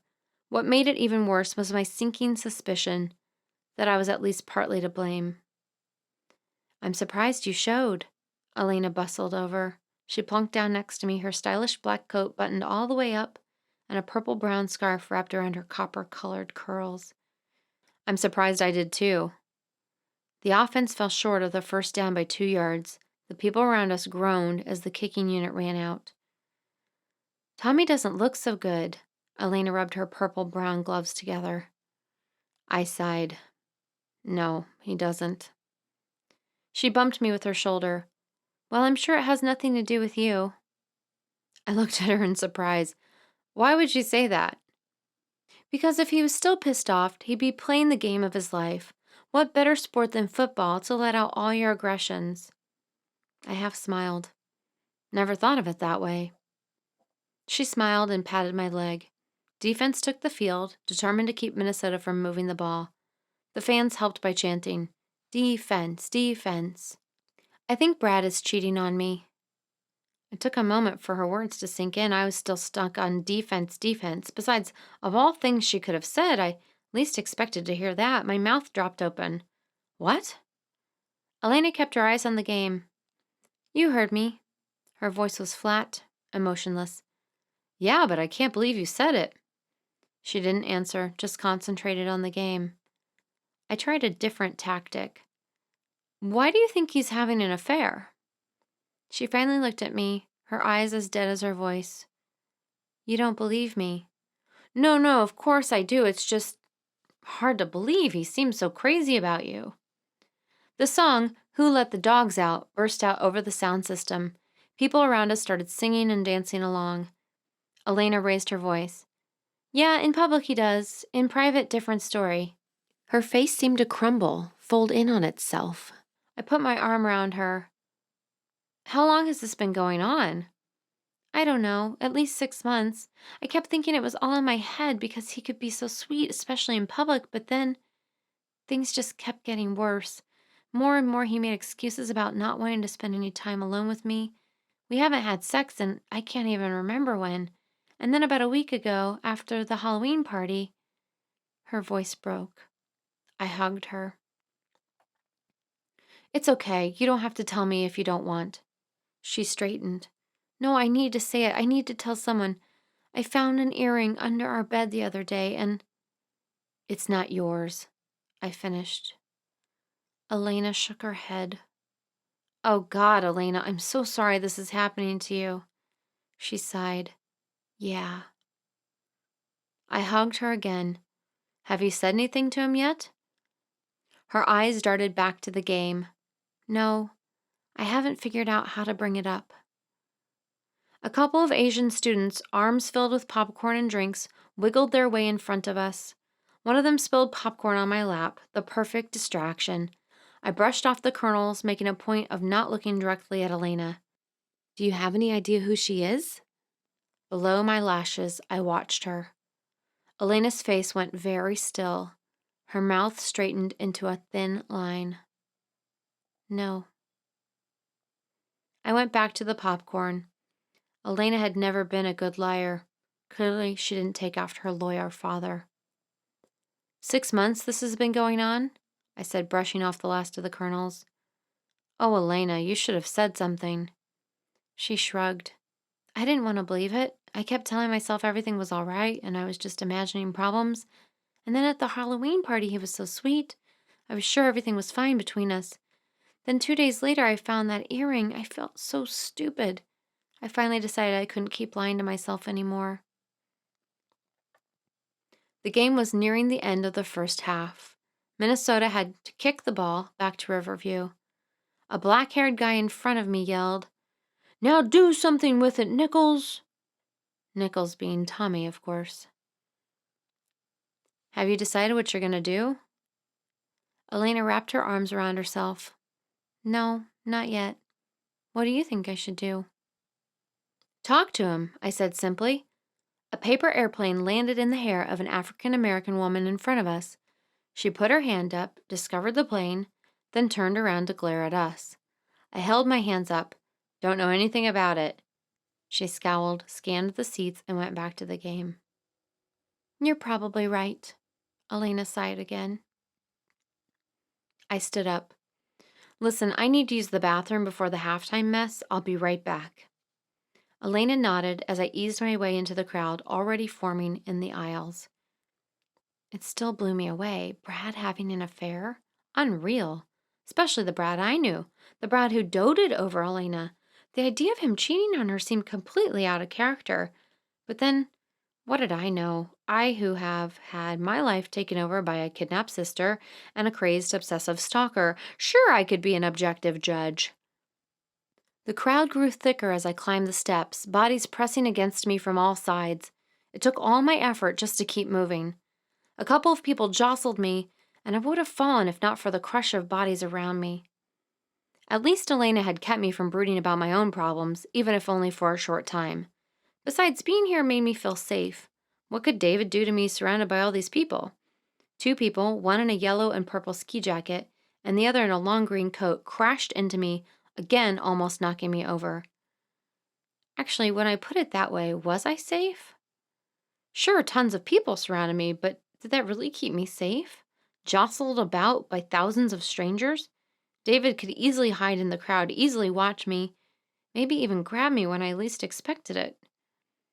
A cold numbness began to fester in my stomach, my chest tightening, my breathing starting to hitch. As I fought my way to the bathroom, I began studying the faces around me, strangers everywhere, nobody I recognized at all. In a crowd of people, I was completely alone. Would anyone react if I started to scream? Coughing slightly, I reached into my purse for my inhaler. My gloved hands found my noisemaker instead. Relief washed over me. Maybe people wouldn't react to my screams, but they sure would notice this thing. As expected, a line greeted me at the bathroom. People constantly bumped into me as I stood there, clutching my noisemaker to my chest. It felt like a talisman, warding off evil like a cross or holy water, a noisy, new age talisman. Eventually, a vacant stall appeared. I took my gloves off, shoving them into my coat pockets. My hand touched something odd, something that didn't belong there. It made a crunchy noise. Puzzled, I pulled it out. It was a folded piece of paper. Cold, slimy dread lodged itself into my stomach. I unfolded the paper with now trembling fingers. A number and a word. 65 roses. That slimy, sick feeling rose out of my stomach to settle in my throat. I could taste it there. I was going to throw up. My breathing turned to gasps, and I started coughing. He was here. Worse yet, he had managed to get close enough to slip this note into my pocket without my knowing. How could this be? I had been looking for him. Granted, the stadium was packed, but shouldn't something have clued me? What if he hadn't wanted to put a note in my pocket? What if he wanted something else? Would I have sensed him before it was too late? Slowly, I refolded the note and put it back in my pocket, resisting the urge to tear it into shreds and flush it down the toilet. Brandy's paper trail comment loomed somewhere in my mind, although it sounded more like a whisper next to the fear screaming in my head. Suddenly, I was angry. I had had enough. I told him I wouldn't be held hostage to my disease, and by God, I wouldn't be. If I had to tell everyone personally, I would, just so I could get this creep out of my life. In fact, I could start with Elena. Elena would be perfect, especially since she had just told me something personal. I could share this, make her feel like revealing secrets was a two-way street. But even as I thought it, I realized Elena shouldn't be the first. I would make her the second. Someone else deserved to be first. Chapter 16. Is Tommy home? TJ folded his arms and stared down at me, his face as still as stone. And if he is? I knew he would be. It was Sunday morning. Tommy always slept in for his big day of watching professional football. He claimed he studied while he watched, but studying on Sunday simply meant keeping his books open in front of him, as if the words would just hop off the page and into his brain between plays. Well, then I'd like to see him. TJ didn't move. One of Riverview's beefy offensive tackles, his job was to protect the quarterback.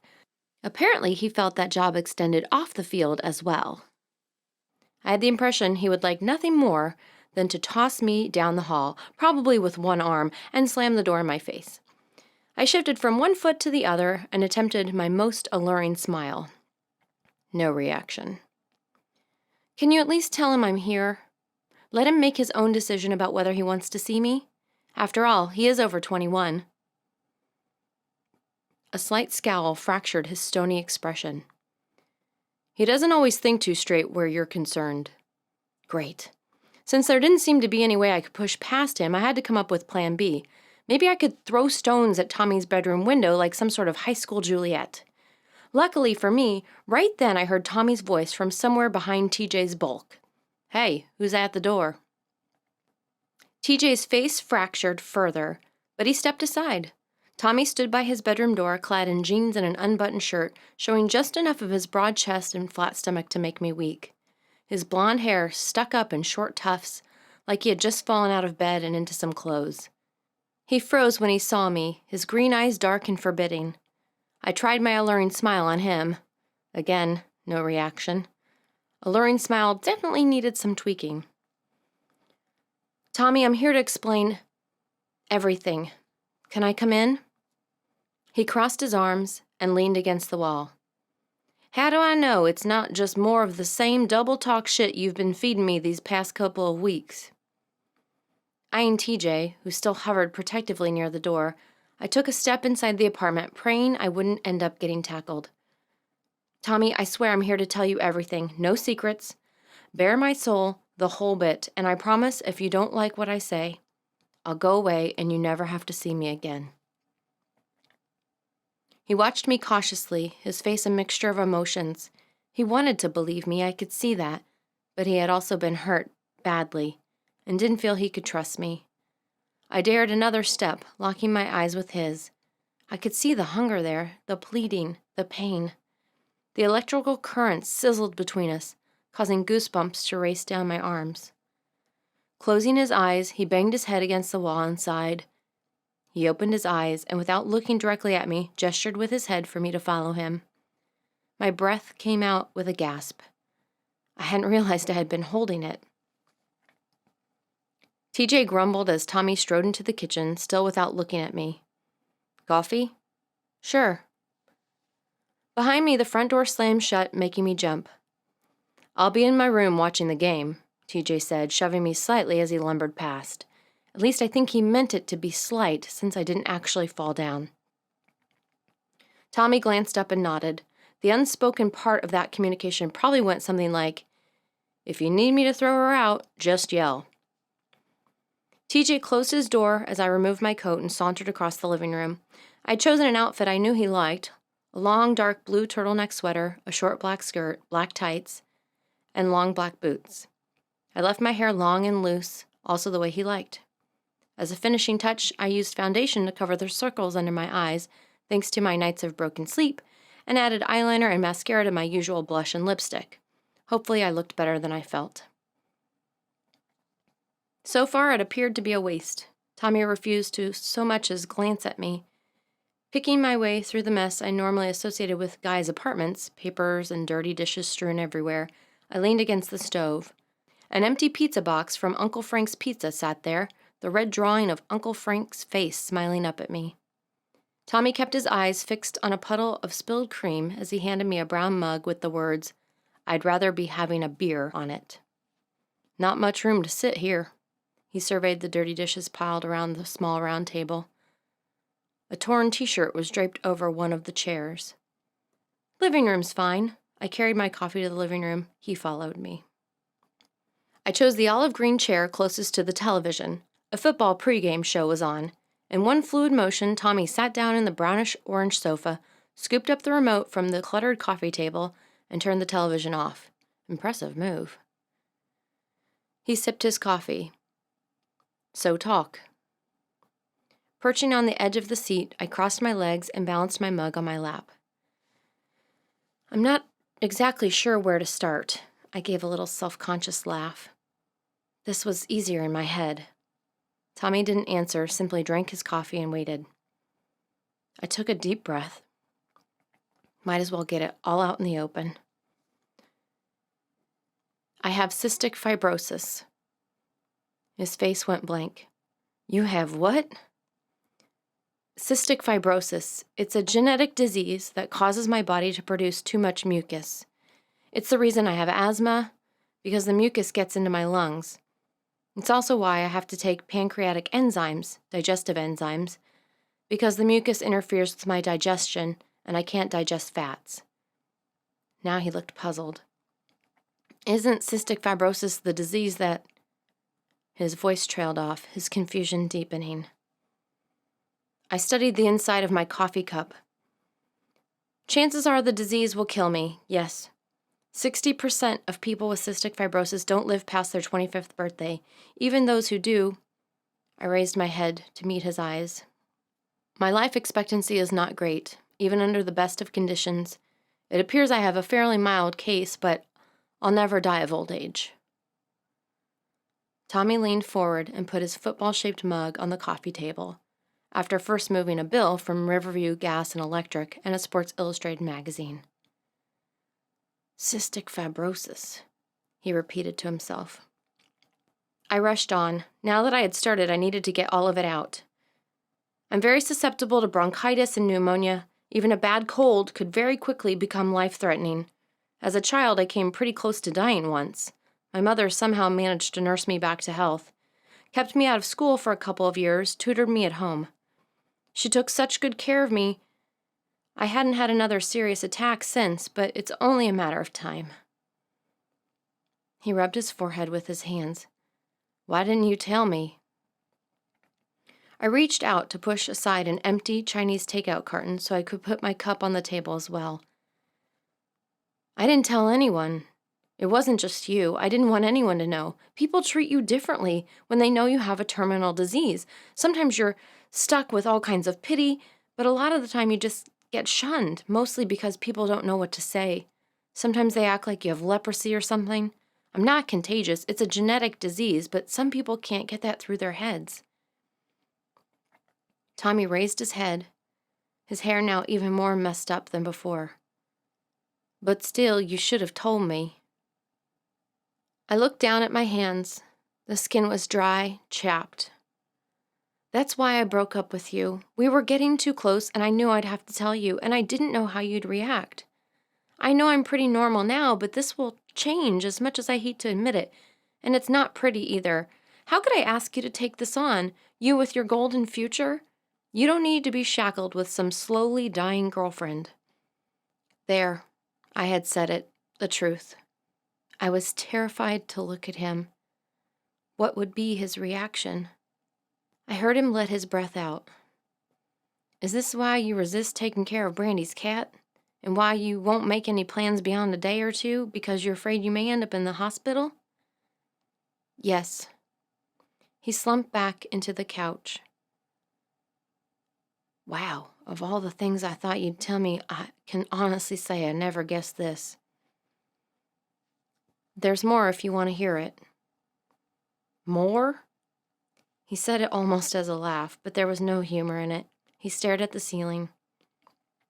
You might as well. I'm pretty much numb from shock, so I think I could hear anything right now. I settled myself in the chair, feeling a strange sense of calmness. Now that I had told him about my disease and he hadn't run screaming from the room, I felt like maybe I could confess everything. And I did. Starting with Kat's disappearance as a child all the way up to Halloween night. I talked about the strange letters and how David had tried to blackmail me. I even told him about my dreams and how the church dream had been transformed. He was silent during it all. For me, the effect was cathartic. I hadn't discussed my disease with anyone since I walked out of a support group in 8th grade and informed my mother I wouldn't be returning. The more I talked, the more I wanted to unburden myself. It felt the way it did when, as a child, I tripped on a gravel road skinning open my leg. The wound became puffy and infected. Rather than tell my mother, I squeezed the greenish pus out of it myself. Disgusting, but on a deeper level, it felt good. Cleansing, purifying, like I was ridding myself of a dark and evil curse. When I finished, I felt lighter, clearer, healthier even. But then I glanced at Tommy and my positive mindset died. He looked ill. I stared down at my lap. I'm sorry, I probably shouldn't have told you everything.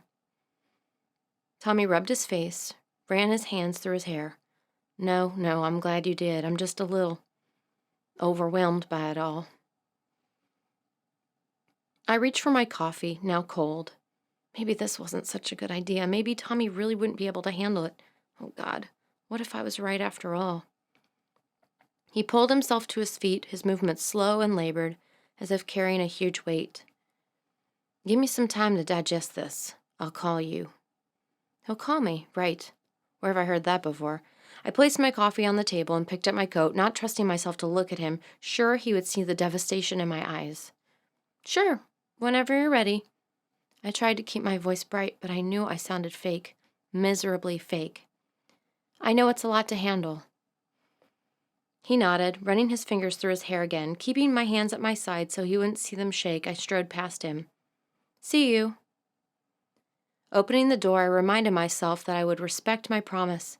I would stay out of his life. I would not beg. This was his choice. I would allow him to make it and save both of our dignities. His arm shot out and hit the door, blocking my exit. I kept my eyes focused in front of me. Kinda hard to leave with your hand there. Kit, he murmured, leaning down so his face was close to mine. I could feel the heat of his breath on my cheek. Look at me. Closing my eyes for a moment, I willed myself to relax, to rein in my emotions. When I felt as under control as I could be under the circumstances, I opened my eyes and tilted my face toward him. His eyes were a mixture of emotions, so jumbled I could barely read them. Sadness, shock, confusion, but affection as well, although maybe that was wishful thinking on my part. I want you to know I'm glad you told me. I nodded, unable to speak. The tension between us was unbearable. He dipped his head slightly, as if he was going to kiss me. I couldn't move. Even my breathing stopped. The thought of those warm lips against mine, drawing me close, full of anticipation and promise, shook my very being. Suddenly, abruptly, he straightened, leaving me reeling. See you. It happened so quickly, I felt unbalanced, as though I might tip over. My breathing started again, sounding harsh and violent. My worst fear realized. Complete and utter rejection. Yeah, I said, and yanked open the door. I just wanted to get out of there and away from him. I managed to keep myself under control until I stumbled into the frigid, still air. The sun shone, adding no warmth, mocking the cold. But once outside, I could no longer contain my tears. They coursed down my cheeks, leaving trails of burning heat, then pure ice in their wake, matching my emotions tear for tear. Chapter 17. Tommy's reaction almost made me lose my nerve until I pictured my friends first hearing my deep, dark secrets from David. That kept me going. First, I went to Rocky's Pizza for a slice of vegetarian pizza and a small salad. Anything to keep my strength up, although I didn't much feel like eating. Then it was off to Elena's. Her reaction was pure, vintage Elena. Honey, you should have told me, she cried, throwing her arms around me, almost causing me to burst into tears again. I can't believe you carried this burden all by yourself for so long. Her response soothed me, nourished my poor, hungry soul. Until then, I had no idea how badly I wanted that reassurance, how much I needed that support. Even so, I couldn't tell her about Tommy, knowing I wouldn't be able to control my tears if I did. Next, I went in search of Brandy. I found her studying at the Union, and again, what I expected I received, pure, vintage Brandy. Aren't you a little old to be hanging around with cystic fibrosis? She asked, looking me up and down. I started to laugh. As odd as it seemed, Brandy's reaction reassured me. Never have to worry about her pitying me. I felt so much better, at least just as long as I didn't have to picture Tommy and his confused face and slumped shoulders. No, I wouldn't go there. I wouldn't think about him. I couldn't. It was way better this way. Better for now to find out now. I refused to keep stewing over it. Relief had replaced my anxiety, and I was suddenly aware of just how exhausted I was. All those nights of broken sleep. No wonder. I decided to go home and study, maybe take a nap first. In fact, once I got myself and Evelina settled on the couch, I realized a nap was definitely in order. Bang, bang, bang. Startled, I tumbled off the couch, flinging my book across the room. Oh God, David had just shot me. Bang, bang, bang. No, he's shooting his way into the apartment. I fumbled for my noisemaker and pepper spray, trying to clear the sleepy cobwebs from my brain. Have to get help. Have to scare him off. I went to pull the pin, my fingers big and clumsy from sleep. Kit, it's me, Tommy. Are you in there? My hand froze. Was David impersonating Tommy to trick me into opening the door? But what about the gunshots? Does Tommy have a gun now? Now what do I do? Luckily for Tommy, I finally woke up enough to piece everything together. No gunshots. No, David. Just me being paranoid and Tommy banging on the door. Kit? Yes, I'm here, I called out. Hold on a second. I stumbled to my feet, skirt tangled around my legs, attempting to straighten myself out. Not enough time to go to the bathroom, so I glanced in the mirror Brandy had hung in the hallway. Evelina had landed right there. I scooped it up before opening the door. Tommy stood there, his red and blue ski jacket thrown over a rumpled Packer jersey, his manner uncertain. For a moment, we just stared at each other. He broke the silence first with a hesitant voice. I was thinking, maybe if I saw those letters, I might have some ideas about what's going on. I couldn't answer him right away. The bright, shining edge of relief had cut through my doubt and my anxiety. Did this mean he would accept my disease? Could accept my disease? Did I dare hope? You think? I asked, attempting to sound casual. My knees felt too weak to hold me up. I leaned against the door, trying to mask it. He tilted his head, studying me. Then he smiled, brilliant and golden, lighting up his whole face. My breath caught in my throat. Yeah, I think. Any bright ideas? Tommy studied the items laid out on the kitchen table, the note that came with the confetti, the letter accompanying the dead rose, the tiny message I found in my jacket yesterday, and the rose pin. He shook his head. Nothing immediately springs to mind. I moved to stand next to him, breathing in his scent of snow and cold and Irish spring soap. Tommy fingered the first note. Kit Kat. First there were 2, then there was 1. Soon there will be none. It sounds to me like she thinks something's going to happen to you. Yeah, that's kind of what I got out of it. But it also sounds like you can't stop it. Discover the truth. What truth do you think she's referring to? I shrugged. Not really sure. Maybe who kidnapped Kat? Although why that would stop anything, I don't know. He pulled one of the chairs over, flipped it around, and straddled it backwards. What do you know about your sister's kidnapping? Not much. I started pacing. It happened while I was in the hospital. I had pneumonia and a pretty high fever. Don't remember too much about that period of my life. What did your parents tell you? I didn't answer for a moment, instead leaning over to rest my elbows on the dark yellow kitchen counter. Would you believe nothing? Nothing? Tommy sounded puzzled. My hands squeezed into fist. I pushed them against my forehead. We never talked about it. Never? Oh, God, Tommy, don't make this harder than it is. I straightened, resumed my pacing. I'm not, but I'm confused. I mean, this is a pretty important event, and families generally discuss important events. Not mine. I paced around the counter, my voice flat, devoid of emotion. It felt strange, unnatural almost to be talking about this, but I had promised I would tell him everything.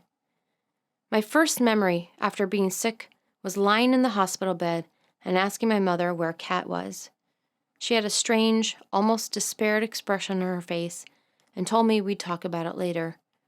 A few weeks later, when I was home recuperating, I asked her again. She told me Kat had been kidnapped. Then her face just shut down, closed off. I never asked again. Tommy stayed silent. I kept walking. How could I explain to him the emptiness I felt watching my mother's face flatten? At that moment I knew with absolute certainty that in my mother's heart, the wrong child had been kidnapped. The pain had been unbearable. I had also understood or sensed that my mother would always take care of me, make sure my illness stayed under control, that I did my homework, and didn't stay out too late. But in her heart, I would always be second. A far, distant second. I would always be the sick child, the wrong child. Folding my arms across my chest, my back to Tommy, I blinked back tears. We had never spoken about it because I couldn't bear to hear her say what I had known all along, because once said, it would harden and crystallize, shattering my already bruised heart. Taking a few deep breaths, I wrestled my emotions under control for the second time that day and turned back to Tommy. Anyway, that's the long way of saying I don't know much. Tommy studied me, his expression full of sympathy and something else I couldn't read. He opened his mouth, closed it without saying anything, then angled his head toward the notes. Well, I guess it's one place to start. What happened to Kat, I mean. I nodded, making my way back to the kitchen table. He continued to examine the objects. As for David, have you filed some sort of formal complaint yet to the school or the police? I pulled a chair out and sat down. No, not yet. He reached out to the dead rose, but didn't touch it. Instead, his hand hovered above it like he was casting a spell. Don't you think it would be a good idea? I mean, this guy sounds like he's threatening your life. Yeah, Brandy and I talked about it. I just hadn't gotten over there yet. It suddenly occurred to me that he had sent the rose on Thursday, only 3 days ago. It seemed like a lot longer than that. Tommy's hand then floated over the jeweler's box, hovered above it for a moment before snatching it up. Snapping open the box, he studied the pin, his face growing stiller by the second. I thought you said you were going to return this to him. Christ, Tommy, I don't see how you can be jealous right now. He tossed the box back onto the table. I'm not jealous, it's just with everything that's happened, I'm surprised you still have it. Oddly enough, it's because I haven't had a chance to return it. He folded his arms across the back of the chair, staring at the open box now lying on its side, diamonds glinting in the light. It's a pretty expensive piece of jewelry. That's already been established. He chewed on his bottom lip, eyes never leaving the pin, almost like the sparkling stones had hypnotized him. I rolled my eyes. Tommy, what's the problem here? Arms still folded, he drummed his fingers against his bicep. Well, I don't know. Maybe it's because you've spent the day telling me what a psycho this guy is, yet it somehow slips your mind to return an expensive gift to him. Tommy, what are you accusing me of? I'm not accusing you of anything. I simply don't understand why you'd want a reminder of that psycho lying around. I don't want a reminder of him lying around. I told you, I haven't gotten around to returning it. Last time I looked, the post office was still accepting letters and packages for delivery. I gaped at him. You think I should mail it back? Why not? Then you wouldn't have to see him, and you'd have one less reminder of him around. I paused and took a deep breath. Then I sat back in my chair and crossed my legs. Why does the fact I haven't returned this piece of jewelry threaten you so? His mouth dropped open. What are you talking about? It doesn't threaten me. Then why are you so fixated on it? He threw his arms up. Because if you really didn't like this guy, it would have made sense to have already returned it. So you think I might actually have feelings for David after everything I've told you based on the fact I didn't return a piece of jewelry fast enough to meet your timeline requirements? That stopped him. He paused, mouth half open to argue, and pondered my words. Then he smiled. Okay, maybe you have a point. I rolled my eyes. Maybe I have a really good point. He leaned forward against the back of the chair. All right, all serious now. You should go to the police and the school and anyone else we can think of and file some formal complaints against this guy immediately, tomorrow. I'll go with you. You don't have to go with me, I said, but I was touched. I'd spent so much of my life distancing myself from people. I'd become used to doing the important things alone. Having someone offer to help felt strange, but right at the same time, like trying on a new pair of shoes that you knew would feel great once you got used to them. I'd like to help. He locked his eyes with mine, caring mixed with lust. The shivers started up my spine and I broke the gaze. Before we got involved again, I needed to make sure he fully understood my disease and all its implications. I didn't think I could bear igniting our relationship again, only to have him leave because the disease demanded more than he could give. Tommy swung his right leg off the chair and stood up. I should get going, but I'll see you tomorrow after classes, right? He looked at me expectantly. I nodded. Tomorrow, we'll get it done. Right. He scooped his jacket up, putting it on as I walked him out. I opened the front door and the cold wind rushed in, stinging my stocking-clad legs. Pausing for a second, he gazed into my face. His eyes were hungry, desperate to say something, but at the last moment he changed his mind. See you, he said, and without wanting for an answer, disappeared into the night. Chapter 18. Nibbling on my toast and peanut butter, I listened to Martha clumping around, getting ready to face her Monday. At least that's what I assumed she was doing, so when she burst into the kitchen and started yelling, I was totally unprepared.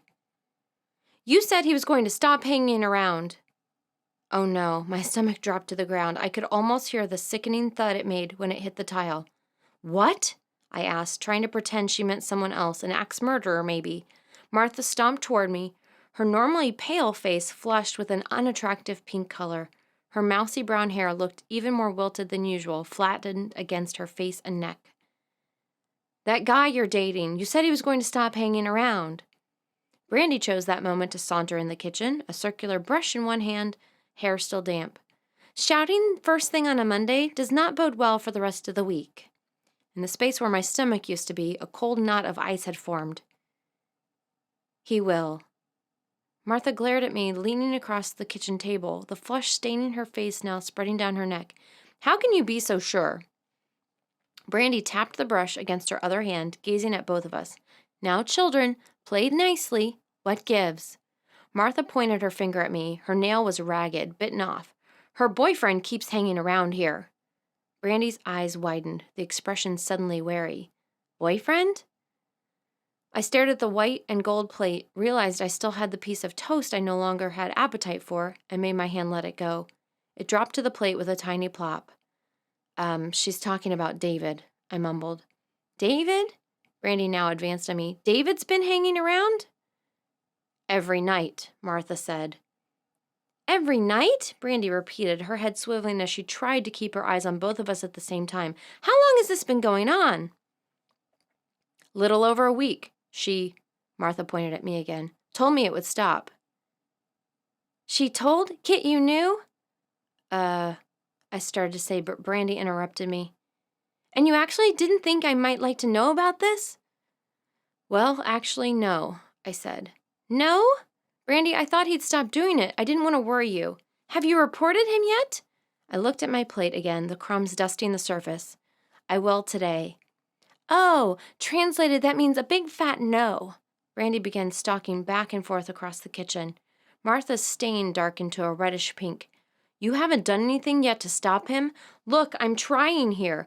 How do you expect me to study? Martha's voice grew louder. How do you expect me to concentrate when every night I come home to find him lurking around? Even if you don't care about your grades, you should show some consideration to the real students around here. Christ almighty, Brandy groaned. The ice knot tightened, twisting itself painfully inside me. Last night, too? I asked in a tiny voice. The expression on Martha's face was all the answer I needed. The ice knot suddenly doubled in size. Kit, you've got to do something here, Brandy said. I pushed back my chair so abruptly it tipped over, hitting the wall with a bang. I am. Today, I'm registering a complaint with everyone I can think of. I scooped up my plate and walked to the sink, leaving my chair awkwardly balanced against the wall. I'll try to get a restraining order as well. Brandy leaned over the counter until her head was in my field of vision, her hazel eyes hard. You better, she said, her voice quiet but full of steel. For a moment I couldn't move, the harshness in those eyes so intense it paralyzed me. You knew David was following me. Why surprise now? She leaned closer. Because now it's my problem too. I stared at her, so shocked at her words, her attitude, that I dropped the plate into the sink. It made a cracking noise that normally would have disturbed me, but these weren't normal times. I didn't even glance at the sink, instead pushing my way past Brandy. I have to get to class. Martha's voice, even more high-pitched, followed me out of the kitchen. I can't focus like this. Get him to stop. I need to be able to study. I said I'd take care of it. Quit worrying. I shouted back, grabbing my coat and books and running out the door. I decided to put my coat on outside. The cold out here felt cleaner, fresher, more honest than the chill inside the apartment. Now let me get this straight, Detective Jenkins said, leaning back in his chair until it creaked, folding his arms across his substantial belly. The buttons on his untidy white shirt strained at the effort. You're saying a David Naughton has sent you these things. He gestured to the dead rose and 2 notes. But not this one. His other hand waved over the confetti note. For the 1,000th time that day, I regretted bringing the confetti note to the station. At the time, I thought it might help my case, show that someone else thought David was dangerous. Just the opposite. It appeared to be weakening my already weak case. Yes. His chair squeaked again as he rocked forward. How can you tell? None of these are signed. I ran my hands through my hair, resisting the urge to pull a handful of strands out. The sound of keyboards tapping clashed with the hum of human voices. Everything from low murmurs to shouts to laughter added to my headache. It hadn't been a good day. I should have just stayed in bed. I had spent most of it devising avoid David schemes that now appeared to have been a total waste. At first I had thought they were working, but in retrospect it all seemed too easy, like he hadn't even tried to see me. I gestured toward the messages on the detective's desk. That note sounds like the same kind of warning I got from the girl at the Halloween party, and the other notes definitely sound more like David. So it's just a feeling then? I wanted to scream. It's more than a feeling. I've had encounters with both these people. My headache worsened. Everything about this place was making me crazy. It even stunk. Old burnt coffee and sweaty, unwashed bodies. Next to me, Tommy put a comforting hand on my arm. I'll take these and dust them for prints. His tone clearly said he didn't expect to find any. Anything else to report? One of my roommates has seen him hanging around outside our apartment every night. Detective Jenkins nodded, took a few notes. Where exactly has he been hanging around? I don't know, you'll have to ask her. I didn't think I wanted to know exactly where. He wrote a few more things down. Anything else? He didn't sound very convinced. I chewed on my lip. I had already told him about David following me to classes and attacking me in the library stairwell. Isn't that enough? Well, to be frank, Miss Caldwell, what we're missing is hard evidence. Evidence? I gestured toward the notes. What's this, a ham sandwich? As I said, we'll dust for prints, but as of right now, there's no proof these came from the person you're accusing. I slammed my hands on my lap. What about him attacking me in the stairwell? Detective Jenkins sat back. Your word against his. Where's a witness? A medical report? Even a bruise? Christ, I couldn't believe this. But my roommate has been seeing him outside our apartment. The detective raised his voice. And we'll get a statement from her. I realize it's frustrating, and it's not that we're not sympathetic, but you haven't brought me enough to charge him. What about answering machine recordings? Other witnesses? We need more if we're going to make an arrest. Brandy warned me. I should have listened. Whatever. Stalking cases are difficult to prove, Detective Jenkins continued, as if I hadn't said anything. You need to be very diligent about collecting evidence. There are some excellent resources on the internet and in the bookstore about stalking, including what constitutes evidence, how much you need, etc. I suggest taking a look at them. Thanks for your help. His expression hardened. I guess my tone was a bit too sarcastic. I'll write up my report, interview your roommate, and get you a case number, he said, his voice a couple of degrees cooler. Once you have more evidence, bring it in and we'll see what we can do. I stood. Fine, I'll start collecting. He stood as well. Finals are coming up, aren't they? I looked at him suspiciously. And that has what to do with my stalking case? He shrugged. Just making conversation. How's your grades? They're fine. What does any of this matter to you? He placed his knuckles against the top of his desk and leaned on them, rocking back and forth. It's just that at about this time of year, we get a certain number of false reports from students, usually students looking for some reason to drop out. His lips twisted into what I think was supposed to be a smile, but ended up being a sneer. It's procedure to ask. I wanted to reach across the desk and strangle him. This is not an attention stunt. I'll get that evidence and be back. Good. He rubs his hands together. Glad we got that settled. He returned his attention to Tommy. So you think you guys will win the Rose Bowl a second year in a row? I didn't even try to hide my disgust as I stalked out of his office. Tommy caught up with me as I paced outside. Well, that could have gone better. I strode down the hallway. You think? We'll just have to get some more evidence, that's all. He shot me a crooked grin. I guess it's a good thing you made copies of those notes before you brought 'em in. Guess so. I ducked to get out of the way of a female cop striding determinedly down the hall, my thoughts sliding to the black jeweler's box still sitting safely in my purse. I had intended to hand it over to the cops for evidence, so it puzzled me that I hadn't. Why this strange reluctance? What could I possibly gain by hanging on to it? Enough of this, I'll analyze it later. With effort, I forced my thoughts back to the present. I think we missed a big opportunity back there with my story. We should have told him David was bothering you instead of me. Probably would have garnered more reaction since we couldn't have the quarterback destined to take the team to the Rose Bowl irritated by a stalker. Tommy chuckled. Yeah, but he'd never believe it. No self-respecting quarterback gets irritated by stalkers. I sighed. I just can't win. Brandy warned me against this. She didn't think there'd be much the police could do. We had reached the lobby and paused to put on our jackets. Yeah, well, unfortunately, she was right. Let's go file a complaint with the school. Student services was nearly deserted when we walked in. Only a couple of Korean women and a red-haired guy with a terrified expression populated the narrow hallway. After reading the descriptions above the windows, I chose the one marked harassment. Good as place as any. The worker barely glanced at us, continuing to furiously pound at her keyboard. I'd like to file a complaint, I said, leaning over the window. The fluorescent lights added a greenish tinge to the white cinder block walls and the white tile floor. We close in 15 minutes, she answered, eyes never leaving the computer screen. She looked to be middle-aged, with blonde hair rolled into tight sausage curls and small silver reading glasses perched on her nose.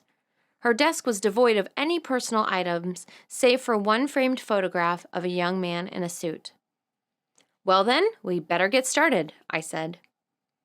She looked at me then, peering over the glasses, her lips pursed in disapproval. It takes longer than 15 minutes to do the paperwork. I'm pretty speedy. Her frown deepened. I sighed. Can we at least start, or let me see the paperwork or something? It took me longer than I thought to file a complaint with the cops, and I'd like to get something done today. She studied me, considering. What kind of complaint? I'm being stalked. Her eyebrows lifted. Student or teacher? Student.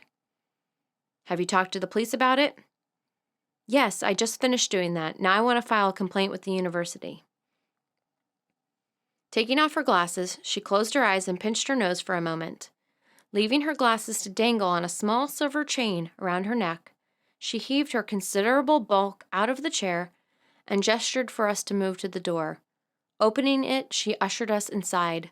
I caught a whiff of her floral perfume.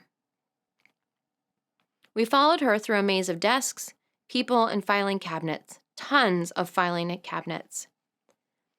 You'd think with computers they could get rid of some of those, Tommy whispered to me. I nodded, stepping aside to avoid a man in a wheelchair using one of the cabinets. Everything seemed to be coated with the same unhealthy greenish glow. Our guide held open a door to a small room furnished with 4 chairs, a table, and a computer. She gestured for us to sit, then disappeared for a moment. When she returned, she had several sheets of paper with her. Like I said, we close in 15 minutes, but we can at least get some of the basics done. She closed the door and bustled over to the chair in front of the computer, eyeglasses jiggling on the chain. The floral perfume permeated the small room. I had to concentrate to keep from coughing. You'll also have to meet with the Dean of Student Services. Call his secretary tomorrow to get an appointment. Introducing herself as Eileen Livenson, she laid one of the forms on the top of the pile, balanced her glasses on the tip of her nose, and uncapped a pen. Name? She poised her pen at the top of the form. Kit Caldwell, I said, breathing out of my mouth. I wondered why she would handwrite the forms when a computer sat right there. Oh well, bureaucracy. She wrote it down using quick bird-like strokes before turning to Tommy. And are you part of this complaint as well? He shook his head. Eileen adjusted her glasses to look at me better. You do realize there are parts of this process you'll need to do alone, for privacy purposes. I nodded, trying not to roll my eyes. Student identification number? I supplied it and the rest of the information for the top half of the form. When she finished, she moved the pen decisively to the second part. Name of the student you are filing a complaint against? David Naughton. I helped her spell the last name. Address? Not sure. Somewhere on North Main, maybe 141 or 151? Eileen turned to the computer and typed in the name. A moment later, she frowned. The only David Naughton I have here is a freshman who lives in a dormitory, Logan Hall. Could that be him? I shook my head.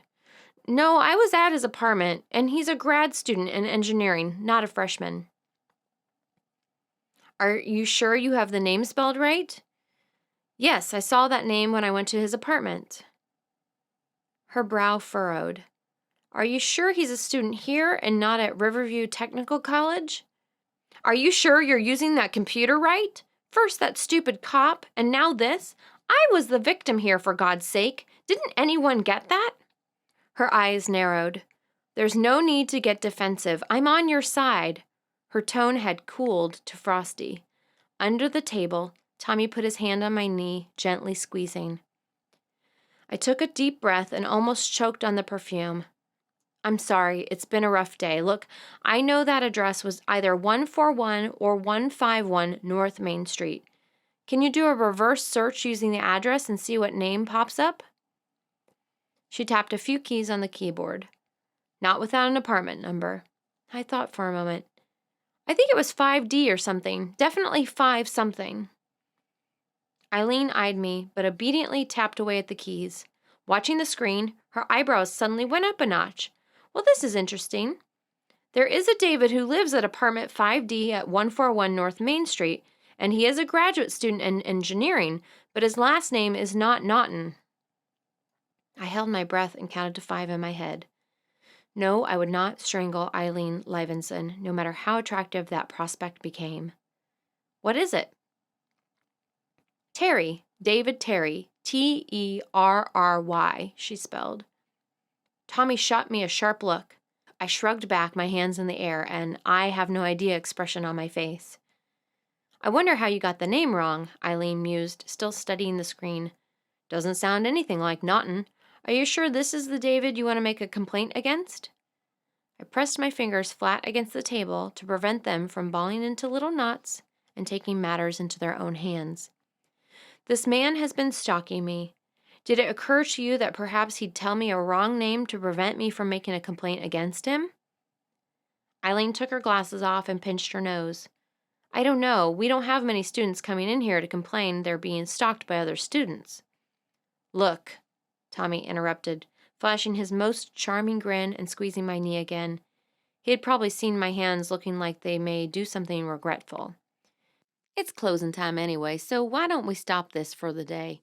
We'll go make sure David Terry and David Naughton are one and the same, then we can finish this tomorrow. Sound like a plan? Eileen looked relieved. Yes, I think that's an excellent suggestion. The windows open at 7:45 in the morning, and we close at 4:45. Come back any time between then.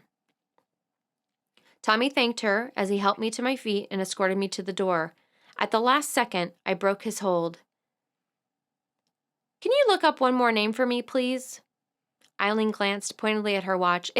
I stepped forward. Please, just tell me if she's a student or not. That's all I want to know. Eileen's eyes darted between the watch and me. She let out a long sigh. What's the name? Kat Caldwell. Eileen gave me a funny look before typing in the name. Tommy tried to catch my eye, but I kept my gaze on Eileen. Nope, Eileen said after a moment. No Kat Caldwell. Although I expected that answer, I felt my heart sink anyway. How about Catalina Caldwell? No Caldwells except for one, a Katrina Caldwell, she said, this in a voice oozing with disapproval. Oddly enough, the tone didn't match the expression in her eyes, which regarded me warily. Thanks, I said as Tommy gripped my arm and dragged me outside. "What was that cat thing all about?" he asked, letting go only after we both stepped into the cold winter sunlight. I looked at him in exasperation. "The woman at the Halloween party, don't you remember?" He glared at me, equally as exasperated. "Of course, I remember. I just couldn't believe that's what you were trying to check. I mean, you really think she was your sister?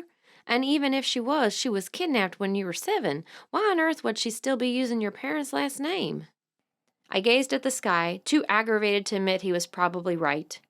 This day totally sucks. Nothing is going the way it should.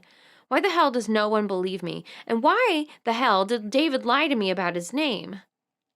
Tommy shoved his hands in his coat pockets. "Don't know. It's probably what you said. He was planning on stalking you and he didn't want you to know his name." I frowned. "Yeah, I know I said that, but something just doesn't feel right. In fact, the more I thought about it, the more pissed off I got." Tommy pondered. "Does the name Terry mean anything to you?" "Should it? No, I've never known any Terrys." He stomped his feet. "Well, then maybe he was just trying to fuck with your mind. Sounds like something he enjoys doing." A fat gray squirrel ran up the side of a trash can sitting on the street, studying the contents in its quick, sharp way. Its movements were not entirely unlike Eileen Livenson, although it weighed a lot less. Hordes of students meandered past it, but the squirrel paid them no heed. "You know," I spun on my heel to face Tommy, "I would really like to know why David lied to me. In fact, I'd like to know so much I think I'll go ask him." I stalked past both him and the squirrel. The squirrel, finding nothing decent in the trash, darted off in search of other treasures. Tommy hurried to catch up. "Hey, slow down there. I'd like to know that as much as the next guy, but do you really think this is a good time to be asking?" I kept right on marching, eyes fixed straight ahead. My anger simmered right below the surface, threatening to turn into a rolling boil. I knew I would focus on nothing else for the rest of the day, so I might as well confront David now. As the crazy old saying goes, there's no time like the present. Tommy's long legs fell into stride next to mine. "What if he's not there?" "Then we'll wait." I didn't look at him. I knew I sounded borderline fanatical, but I had reached the point of not caring. I wanted answers, and I wanted them now. To Tommy's credit, he didn't argue, just silently accompanied me to the destination. If I hadn't been so agitated, I would have admired his response. As Brandy said and kept saying, he certainly did seem to be a keeper. Chapter 19. This time I didn't need any help breaking into the red and white brick apartment building. Someone had propped the security door open with a rock. Before going in, I studied the list of apartment numbers in the directory, looking for David's, desperately needing confirmation I hadn't dreamed the whole last name thing. When I finally found it, I couldn't speak. Rage and confusion mingled in explosive concentrations inside me. Tommy saw it too. "David Terry," he read. "But I thought—" His voice trailed off. I stepped forward, putting my hands on either side of the directory. The piece of tape that had read David Naughton was gone. In its place, in the same type as the other names, was David Terry. "Tommy, I swear, he had David Naughton here last week," I said, my eyes glued to those words. "I believe you," Tommy said, his tone of voice skeptical, even as his words were reassuring. Great. My one ally had started doubting me. I wanted to kill David. Whipping around, I flung open the security door and strode inside. "Are you sure you want to do this?" Tommy called from behind me. "Very," I answered, headed for the stairs, too agitated to wait for the elevator. This time, I kept my stride in check so as not to create another coughing fit. With every step I climbed, my anger also rose a notch. Why would he lie about his last name? Actually, more than a simple lie, to be so calculating as to change the directory. What had he expected to accomplish? Did he think I would never find out? And why did he remove the tape? Exactly what the hell kind of game was David playing? I wished I had never set foot inside that Halloween party. I could have lived the rest of my life quite happy never knowing David, never meeting the woman who called herself Kat. What kind of insanity had I gotten myself into? I managed to keep myself under control so that I was only coughing a little by the time I reached David's apartment. Better than I expected. I pounded on the door. Tommy wisely stayed to the side so as not to be seen through the peephole. I didn't appreciate how shrewd that was until I saw David's face when he opened the door. "Kit!" he exclaimed, a smile stretching across his features. Then he saw Tommy, and the smile disintegrated, replaced by shock. "We need to talk." I took advantage of his hesitation to muscle my way inside the apartment. Tommy grinned at David. "Nice to see you again, buddy." He shoved David aside, slamming him into the wall next to the door. For the first time, I saw fear dart across David's face. "I could have you arrested for that," he said. Tommy shrugged as he shut the door behind him. "For what? You fell back against the wall. Where's the crime?" "How about for breaking and entering?" David snapped back. "This is my apartment and you're trespassing." Tommy smiled at him pleasantly, crossing his arms and leaning against the door. "Gee, I thought a David Terry lived here. Isn't your name David Naughton? How can it be trespassing when it's not your apartment?" David hesitated, his expression melting into confusion. I stepped into his line of vision. "Why the hell did you lie to me about your last name?" David transferred his bewildered expression to me before comprehending my words. His features smoothed themselves out. "What are you talking about?" A smug smile twitched at the corners of his mouth. He knew. He knew exactly what I was talking about. I could see it in his eyes. He had deliberately set out to deceive me about his last name for reasons I would probably never understand, and now he would continue to lie to me about it. Right then, I fully understood the expression, seeing red. I actually did see red, almost as though a red veil had draped itself across my vision. "You ass!" I struggled to keep my voice under control, to not scream at him. "You know exactly what I'm talking about. You told me your name was Naughton." He shifted his position against the wall, his whole body relaxing. Obviously, we were back to playing his game. "Now, why would I do that? Doesn't make any sense. I mean, that's something you can look up for yourself, so it wouldn't make any sense to lie about a last name, now would it?" I stalked toward him, coughing a couple of times. "You put a piece of tape on the directory downstairs with the name Naughton on it." My voice grew louder on each word. He pretended to look surprised. "Why would I do a thing like that?" That did it. My control disintegrated. "Because you told me your name was Naughton," I screamed. "Why? Why would you tell me your name was Naughton when it's Terry? Why? Tell me!" I started coughing. "You should take better care of yourself," David said in a concerned voice. "Take some deep breaths. Try not to let yourself get so stressed out, especially over small things. It's clearly not good for you." "What's clearly not good for me is you," I gasped, choking back the coughs. David's eyes turned cold, flat. "I'd be careful what you say." "Hey," Tommy stepped between us. "Are you threatening her?" David focused his eerie, empty eyes on Tommy. "Threat? What threat? I just told her she should be careful. It probably wouldn't hurt you to follow the same advice." "What the?" Tommy advanced toward him, but I clutched his arm. David smiled, a smile even colder than his eyes, a smile that sent chills through my body. Suddenly, I knew David was capable of cold-blooded murder, no question about it. I dug the jewelry box out of my purse. Now I knew why I held it back from the cops. "Here!" I threw it at him. "I don't ever want to see your face again. Ever. Don't come near me. Don't call me, and quit hanging around outside my apartment. Consider this goodbye forever. And no, we can't be friends." The jewelry box bounced off his chest and hit the floor. He watched it, the sinister smile slipping a notch. I pushed Tommy toward the door. 65 roses, he called out. I turned to look at him. His smile had transformed into a sneer, an ugly, calculating, horrifying sneer. "He knows." I paused to smile triumphantly at David. "In fact, the whole school knows. Goodbye, David." I yanked open the door and slammed it shut behind us. "Get me out of here," I hissed to Tommy, afraid if I said much more I would collapse into another coughing fit. My chest burned, every breath wheezing and shuddering out of me. Tommy put his arm around me and helped me to the elevator. Despite the agony I was in, I refused to break down, refused to let David see my weakness.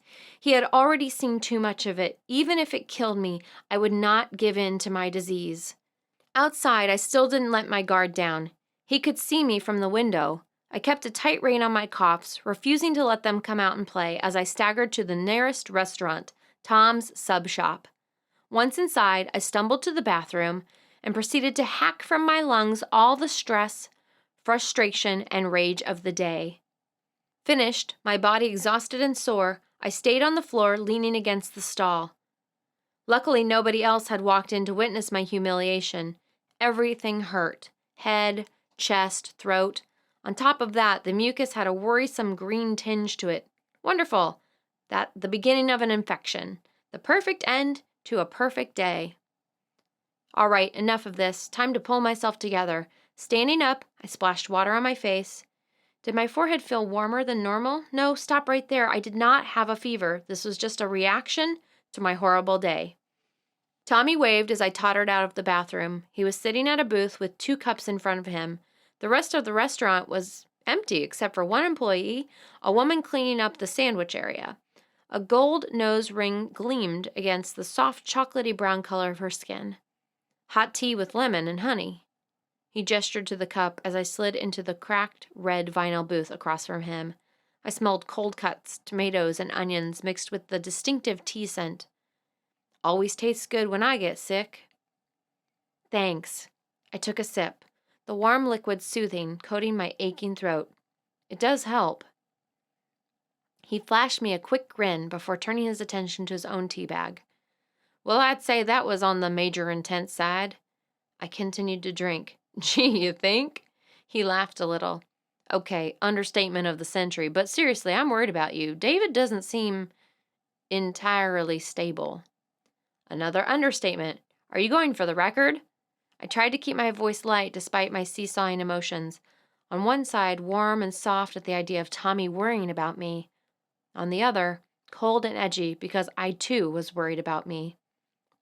A tinkling bell rang, announcing the entrance of a young, red-haired, freckled woman loaded with books. She studied the menu for a moment before marching up to the counter and ordering. Tommy continued to dunk his tea bag, eyes fixed on his mug. I'm serious. I sighed. So am I. Why do you think I went to the cops in the university today? Why do you think I'm carrying around pepper spray and this obnoxious noisemaker? I'll give you a hint. It's not because I'm having fun here. He didn't look reassured. But he's hanging around your apartment. He knows your class schedule. And look at how he acted today. I mean, this is a real problem. Tommy, you're not telling me anything I don't already know. I sipped more tea as the red-haired woman started arguing with the employee. Something about mayonnaise, but whether she wanted it or not, I'm not sure. He drummed his fingers on the table next to the steamy circle his mug had made on the plastic red and white checkered tablecloth. And the way he lied to you first about his last name and then lied to you about lying to you, he could be capable of anything. And your point is? His eyes flickered at me. Okay, you're right, but Kit, you gotta understand this is all new to me, and I've never seen anything like this. This blatant manipulation, it's kinda scary. Tell me about it. I murmured into my tea, trying to block out the throbbing aches coming from my head, chest, and throat. They seemed to be conducting an orchestration of pain with different scores. Each ache had its own unique rendition to torment me with. And the worst part is that it doesn't make sense, Tommy continued. Why would he lie about his name? Something so easily caught, it's weird. And how does this cat person fit into all this? Even if she knew what David was capable of, how would she know you and he would meet? And why be so vague about it? Why not tell you straight out this guy has some serious issues? I closed my eyes. I don't know, Tommy. I really don't. What I almost added but didn't was that right now I didn't care. I was too exhausted, too drained, and in too much pain to care about the whys. I just wanted to crawl into bed and sleep for a week. Maybe some of that came across in my tone because Tommy finally focused on me. We should get you home, Kit. You don't look too good. I don't feel too good either, I said, finishing my tea. We should get dinner, too. Are you hungry? I nodded, although I wasn't. But I should be. I hadn't had that much to eat. Don't you have football practice? Had it this morning. Coach made a few changes, he said quickly. A little too quickly, I thought, then chastised myself for being so paranoid. Why would Tommy lie to me about football practice? I was letting David get to me. Do you want a sandwich here, or go somewhere else, or just go home? He asked. Whatever. I was too tired to make any decisions. Tommy slid out of the booth. I'll take you to your apartment. I nodded, allowing him to help me out of the booth and into my coat. He even took my books for me. Been a long time since a guy carried my books for me, I joked as we headed out the door. The red-haired woman, looking vindicated, finished paying for her sandwich. Been a long time since I offered, he answered, flashing a grin. Chapter 20. Back at the church. Back at the graveyard. The wolves were howling, louder now. The bell rang, low, melodious, and discordant against the eerie calls of the wolves. Ah, there it is, Kat, the 7-year-old, said. She walked next to me. Our parents, in front of us, headed purposefully toward the graveyard, ignoring both of us. There what is? My doll? I craned my neck forward, trying to see around my parents. Kat looked at me, sighed. Forget the doll, Kit. It's not about the doll. The doll is here to distract. It will only get you in trouble. How can it get me in any more trouble than I'm already in? Besides, the doll will protect me. It would never hurt me. Why won't you give it to me? My voice rose, sounding more like a child on the verge of a temper tantrum. We turned the corner of the church, and the graveyard appeared. My breath hitched in my throat. Coughs bubbled in my chest. I can't give you what I don't have. Besides, it doesn't matter. Do you understand? That doesn't matter anymore. Why don't you make any sense? I said, suddenly exasperated, suddenly an adult. You used to make sense. Why don't you anymore? What did the fairies do to you? Kat's face turned stark white. Oh, God, Kit, you don't want to hear about the fairies. The fairies are evil, pure evil. That's why you have to save the innocent. It's all up to you. Fairies aren't evil, I said, confused. Fairies are good. Kat glared at me. If they're so good, why did they take me away? I was happy. I wanted to stay with you, but the fairies came and took me away. I didn't want to go, Kit. You gotta believe me. I didn't want to go. Her voice changed, becoming plaintive, frantic. I believe you, I said, alarmed by the change. Kat looked ill, her face so white it was almost featureless, contrasting with the intensity of her glassy blue eyes. Promise me, Kit, you'll save the innocent. I promise, I said, willing to say anything to reassure her. The freshly dug grave slid into my view, surrounded by people, surrounded by the evil being. I began coughing in earnest. You promised, Kit. Don't forget. Kat's voice was fading away. I tried to turn, but my head refused to move. I was staring, transfixed by the grave, the people, the evil. My coughing became choking, and I collapsed, gasping like a fish, but not before seeing it. The evil shadow. It looked like it was gathering itself up, molding itself into a form, a recognizable form, a human form. I woke with a gasp and a shudder, so violent I fell out of bed and toppled to the floor, banging my shoulder hard against the nightstand. Wheezing and coughing, I reached for my inhaler, but found myself twisted in blankets instead. The cold fist of panic gripped me, and I thrashed around in the dark, disoriented, unable to breathe. David was in the room watching me, waiting for me to settle down enough so that he could pounce on me, hold a pillow over my face, or maybe slash me with a knife. I wrenched my arm free. Desperate, I flung it up to the nightstand, knocking stuff everywhere. Finally, my fingers closed upon the familiar plastic device, and I shoved it into my mouth, sucking the medicine in fiercely. Moments later, my breathing quieted, and with it my thoughts. Here I was, lying on the floor, dripping with sweat, knotted in covers, and convinced David was hiding in the shadows of my room. Pathetic. Sighing, I snapped on a light and finished untangling myself. 3 a.m. Great. Another night of broken sleep. Much more of this, and I'd be sick in no time, probably end up in the hospital. Wonderful. Instead of David showing up unexpectedly at my classes, he could show up unexpectedly at my bedside. Maybe I could convince the hospital to lie about me being a patient. Better yet, maybe my parents would spring for a guard. I didn't think Riverview's finest would volunteer for the task, not after yesterday's reception. Stripping off my soaked t-shirt and sweats, I donned a fresh pair, then went to the bathroom to wash my face. At this rate, I should probably wash an extra load of laundry this week. More fun. After cooling myself off, I took Tylenol PM to ease my aching chest and hopefully relax me. Unlike other times, tonight I was determined to get more sleep. I couldn't keep this up. I absolutely had to sleep. My health depended on it. I stripped the bed, changed the sheets, and retrieved all the items that had fallen to the floor in my frantic search for my inhaler. One of them was the obnoxious noisemaker. Good thing I didn't set that off. What a great way to top off the evening. Everything set, I climbed back into bed, now to relax. If I was lucky, I could get 4 good hours of sleep and still make it to my first class. The light from the street lamp slanted across my ceiling, turning my chair into a hunched monster and my desk into a crouching demon. Enough! I had to stop this. I could only think about pleasant things, not David or Kat or that stupid church dream, not school or Tommy. Didn't leave much. Maybe a meditation chant. A meditation chant would be safe. Maybe even put me to sleep. I started the familiar routine, deepening my breathing, stilling my mind, focusing on different areas of my body, tightening, relaxing, imagining each area getting heavy, relaxing, emptying my mind. My mother taught me to meditate.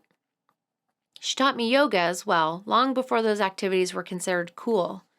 I was 8, weak, in pain, but alive. Barely, unbelievably, amazingly alive. My illness had almost killed me. I had both bronchitis and pneumonia. My fever raged as high as 105 degrees. I have almost no memory of that time other than the nightmares. Strange, terrifying fever-induced nightmares gripped me night and day. However, as bad as those nightmares were, in the end, I wish they had never let me go. I don't think I ever fully recovered from that period of my life. I'm not talking physically, but emotionally. Imagine one day I was healthy, living in Milwaukee, playing with my sister. The next I was in Riverview, no longer healthy, but contaminated, marked by the cold, decaying kiss of death. No longer a twin, but sisterless. No longer with the parents I remembered, but strangers. These new parents were detached, unapproachable, and full of sorrow. I had awakened from one incomprehensible nightmare to another. Or maybe I never did wake up. Maybe the nightmare had simply changed, much like my church dream. Overall, I think that experience shook me in ways I still can't comprehend. Never mind how my helpless child self felt experiencing it, tossed about by baffling waves of mysterious adult contradictions. Perhaps that's the reason I never made plans more than a day or two ahead, not because of my disease, but because of the lesson I learned, the lesson about the strange unpredictability of life. My mom kept me home for 2 years. At least I eventually learned to call it home. In the beginning, it was as unrecognizable as everything else in my life. My mother taught me how to control my stress and to strengthen my lungs. She took me walking and dancing, anything to get me exercising. "Just because God gave you weak lungs doesn't mean they have to stay weak," she would say as we marched around the block as fast as my faltering breathing would allow. "Strong lungs equal strong bodies. My cousin Stella had cystic fibrosis, but she never allowed that to stop her. She rode horses and went swimming as often as she could, and she lived to a ripe old age." My mother never actually told me what that ripe old age was, nor did I ever ask. If she wasn't telling me about Stella, she would recite stories of other CF patients she had read about in one of the zillions of newsletters she received. "I just read an update about Jesse. Remember him? He was sick as a child, just like you, but he's still doing well. He just wrote another article for the CF Foundation about the latest research findings." Her words flowed over me, rich and decadent, suffocating me in their soft folds. It was all I could do to focus on putting one foot ahead of the other, breathing one breath after another. She bought me humidifiers to moisten the air I breathed, fed me both food and supplements. She taught me to manage my weight. Although thin, I was never underweight or malnourished, nor did the weight wither off me like some of the kids I knew with CF. "There's no reason why you can't live a relatively normal life," she would tell me over and over. CF patients are living longer and longer. You just have to know how to take care of yourself. Last but not least, she homeschooled me, doing such a good job I ended up ahead of my class. Actually, everything she did was a total success. The doctors marveled about her management of my health. For someone with CF, I was in extremely good shape. My mother was able to devote so much time to me because she worked at home as a freelance writer. She had a few high-level corporate accounts that paid well and gave her plenty of flexibility to take care of me. My father held the lofty position of Vice President of Sales at Duncan Industries, an international company, one of the largest employers in Riverview other than the university.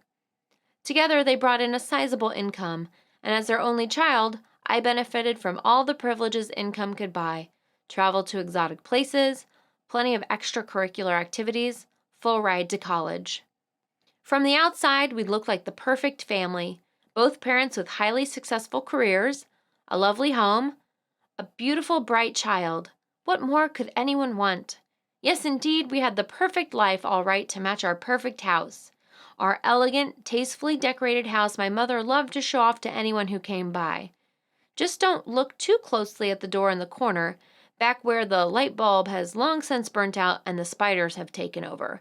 No, that door certainly does not lead to a stinking, rotting carcass masquerading as a daughter dying of CF and another daughter's ghost. No, no door at all. Just like no photos of Kat anywhere at all in that lovely home. And now, facing one of the worst situations of my life, I had no one to turn to. Trying to talk to my parents now after all the things we had never discussed? How could I go to them when I was the wrong twin? Forget it. I especially couldn't let my mother know how badly my health had deteriorated. Having 3 violent congestion attacks in 2 weeks wasn't good. Normally, my attacks mirrored asthma attacks, not these congestion-filled, embarrassing episodes accompanied by green-tinged mucus. Because of the nature of my attacks, I had always been able to pass them off as severe asthma. In reality, I had mild asthma and mild CF. Together, I could call it bad asthma. Other than my childhood near-death experience, there had been only one other seriously ill episode. It was also the night I knew my sister had died. It was April. I was 16. I woke with a start, the fairy dream again, but it was different this time, more intense. I sat up in bed, gasping and coughing, tears cascading down my cheeks when I sensed presence in the room. Not a person, a presence. I felt the distinction. Tears drying on my face, I worked to get my breathing under control while scanning the room. Nothing out of place, nothing I could hear beyond my own loud gasps, but I knew something was there, watching me, waiting for me to calm down. I was no longer alone, yet I detected no sense of threat. Then I smelled it. Chlorine. So strong and sudden, I ended up coughing again. My room smelled exactly like an indoor swimming pool, exactly like that day so long ago at the YMCA when I was 6. Kat. "I'll take care of you, Kit." Except she didn't. The fairies took her. Sitting in my bed, tears still drying, I felt a feather-like touch stroke my cheek, my brow. A kiss, faint but full of power, and I knew in that instant a secret I couldn't voice. Kat was dead. The fairies took her, and now they killed her. I knew it deep within my bones. My sister had come to say one final farewell, the farewell that had been denied to her so long ago as I lay dying in the hospital room. I also knew in that moment that I should have gone first.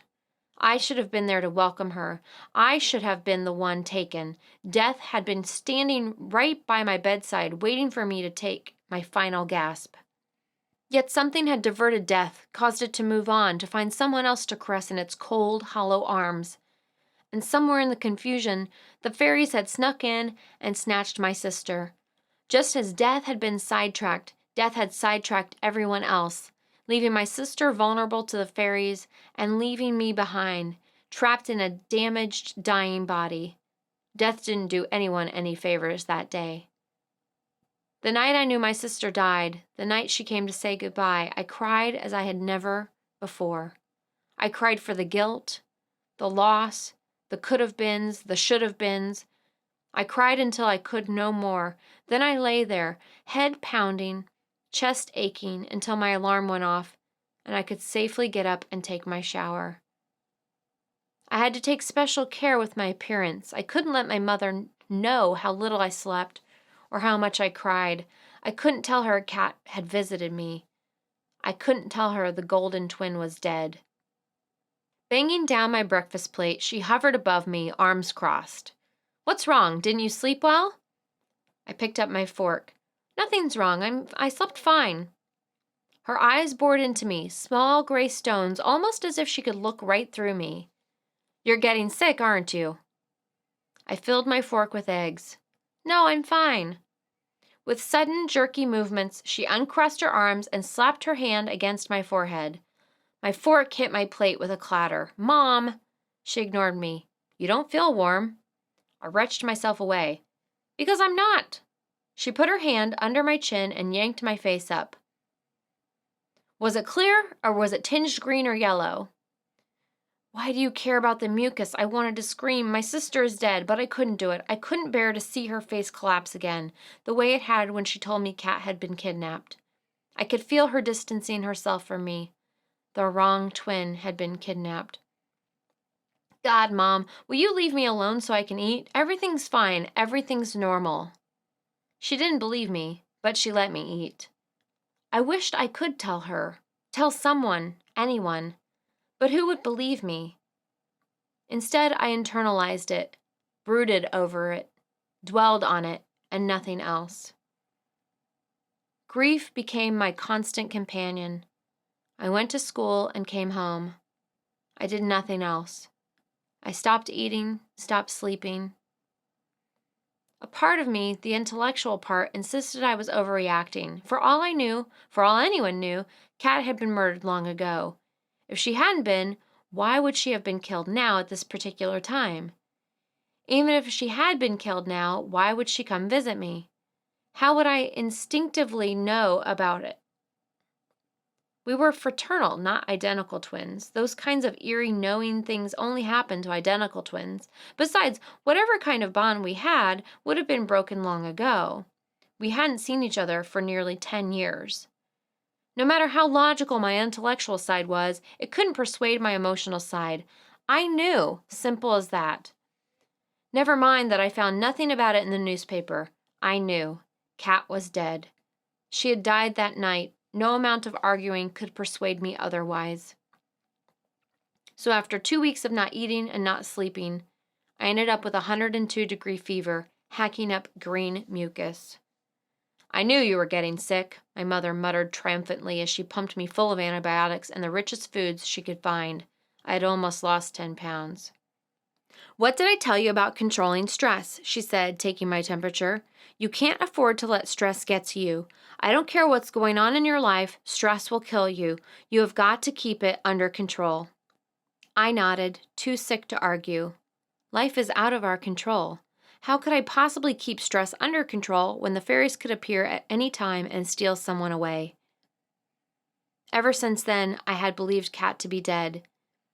Yet someone who resembled her had spoken to me at the Halloween party. I had seen that same person at least one other time on campus. I had even asked the woman in student services to look up Kat's name. Why would I have done that if I thought she was dead? Was I starting to question myself after all these years? Better yet, why did my heart sink when Eileen confirmed what I already knew? Maybe because I didn't want to believe it. Maybe because in my entire life I never wanted to be more wrong about something. Maybe because I wished more than anything to see Kat again, or if that weren't possible, to at least know what happened to her. The fairies are evil, pure evil. Could that be true? Oh God, what if it was? All these years my sister had been trapped by evil, and all because I didn't have the good sense to die when I was supposed to? The Jack Nicholson line from the movie A Few Good Men flashed through my head. "You can't handle the truth." Could I handle the truth about Kat? Did I really want to know what happened to her? Was the truth even being offered to me, or was it only an illusion, simply a coincidence that I met two of my tormentors on the same night? As I started coughing again, I wondered if perhaps I had missed the most fundamental question of all. Would I even live long enough to get to the bottom of all of this? Chapter 21. Lunch tray in hand, I searched the packed Union for a place to sit. I chose the Union specifically because it would be crowded, and I didn't disappoint. Of course, now the problem became finding an empty table. Constant challenges.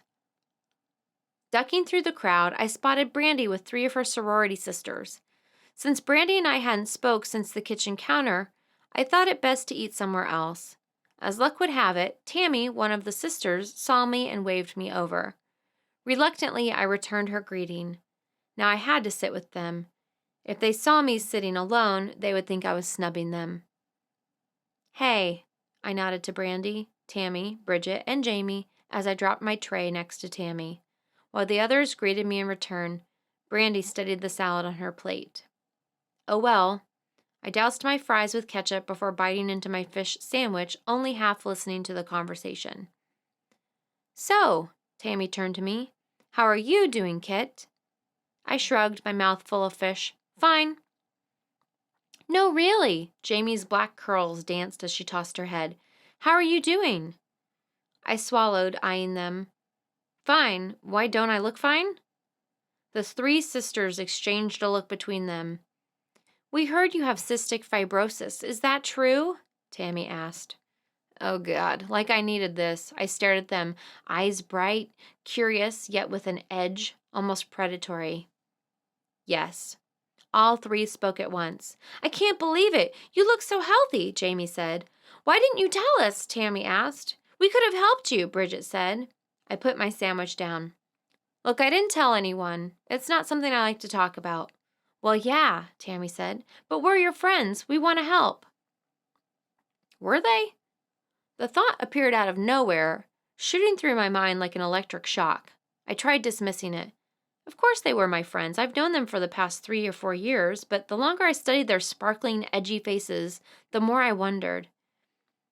It's not personal, me not telling you, really. I just got into the habit of not telling anyone. Since 6th grade, I haven't talked about it. But maybe I made a mistake. Maybe I should have said something. That look again. Then Jamie faced me, her smile just the tiniest bit patronizing. We were talking, the 4 of us. She nodded around the table, although Brandy had yet to look up from her salad. And we thought maybe this year for our spring community project, we could raise money for the Cystic Fibrosis Foundation. I felt my face freeze. Oh God, I was about to become a sorority house's cause. This was exactly the reason why I begged my parents not to tell anyone I had CF in high school. Visions of me being splashed on posters danced before my eyes. I saw myself being trotted out for press conferences, surrounded by sorority sisters, all with sympathetic and pitying expressions on their faces. Kit is so sweet, so special, I could hear them saying. I just can't believe she has such a horrible disease. Of course, once we found out, we just had to get involved. Could my life possibly get any worse? I forced my stiff face to smile, focus on the fact that they wanted to raise money for the foundation. I ordered myself. I think that would be great. I hoped I sounded at least somewhat pleased. Brandy glanced up, caught my attention, and rolled her eyes. I raced to cover my mouth with a napkin, hiding my grin. At least Brandy understood. Apparently, I hid my feelings better with the others because they enthusiastically started to outline their plans for me. Only half listening, I nibbled on my food and tried to think of a plausible reason why I couldn't be a part of their fundraiser. Health problems? How ironic would that be? At least my mucus didn't look greenish this morning. Maybe last night was a fluke. Or better yet, maybe I imagined it. Well, I wouldn't take any chances. Before going home, I planned to purchase a bunch of the over-the-counter cold remedies. Even without the green mucus, I didn't like the heaviness I now felt in my chest. I selected another fry to smother in ketchup, nodding all the while, when out of nowhere came, "Hello, girls, may I join you?" I froze, the fry hovering somewhere between plate and mouth. David stood there, holding a tray of food and smiling, as though everything was just peachy in the world. Yes, apparently everything could get worse. A whole lot worse. Brandy whipped her head toward me, eyes accusing. "David, how nice to see you!" Her voice was sugary sweet, but her eyes continued to bore into mine. "But you don't want to sit here. Girl talk, you know. You wouldn't be interested." Of course I'd be interested, David insisted. I loved the chance to get to know Kit's friends better. Bridget, Jamie, and Tammy sat there all motionless as I was, their eyes round and perplexed. I could almost see the questions written on their faces. Isn't this the guy who crashed the party and attacked her in the library? What's he doing here? Is she still dating him after all that? What does Tommy think of all this? I couldn't move, couldn't react in any way. My emotions had taken over.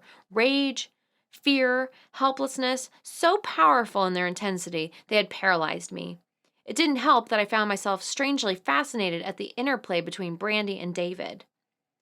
David moved to the empty spot and set his tray down. You don't mind, do you? He asked warmly. Brandy's arm shot out, knocking his glass of Coke all over his food. It was a good shot. She even got soda on the chair. Oh, I'm sorry, Brandy said, still in that sugary sweet tone. This chair is taken. You don't mind, do you? David fixed his gaze on his burrito, now soaked with Coke. An angry red flush began creeping out of his blue turtleneck shirt and up into his face.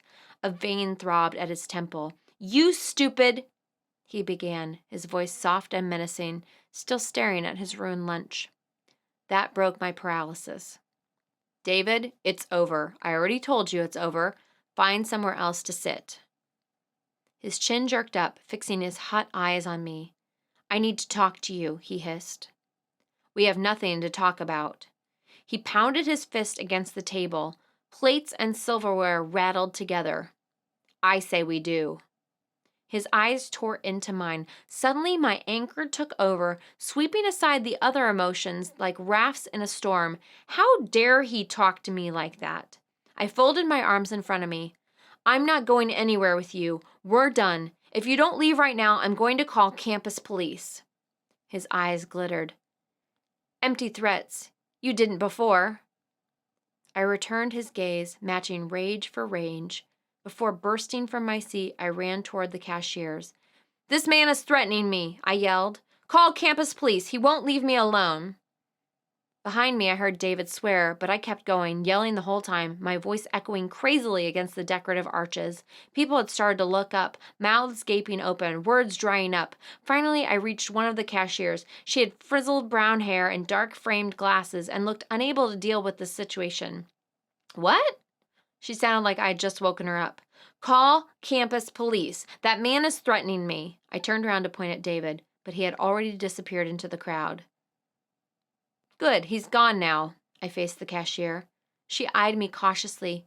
Do you still want me to call campus police? Suddenly, I realized everyone around me was wearing the same cautious expression. The other cashiers, the African-American man, his money in hand, waiting to pay for his lunch, the group of Vietnamese students standing by the condiments. Nobody spoke. An eerie silence descended, broken only when a new song started. Bare Naked Ladies, appropriate. No, that's okay. Thanks anyway. I slunk back to my table, careful not to make eye contact. What was all that about? Tammy asked, her voice sounding more gossipy than quizzical. Brandy was more to the point. What the fuck was he doing here? I thought you were going to report him. Conversation resumed in the dining hall as I slid into my seat. I did report him yesterday, but I have to go back today because he told me the wrong name. Brandy looked like she might burst. What? I didn't get that. I now understood that saying about wishing the floor would open up and swallow you. He told me his last name was Naughton.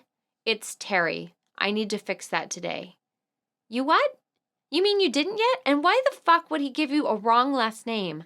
I don't know. I asked him that last night, and he claimed he never did. I had classes this morning. I was going to straighten all this out this afternoon.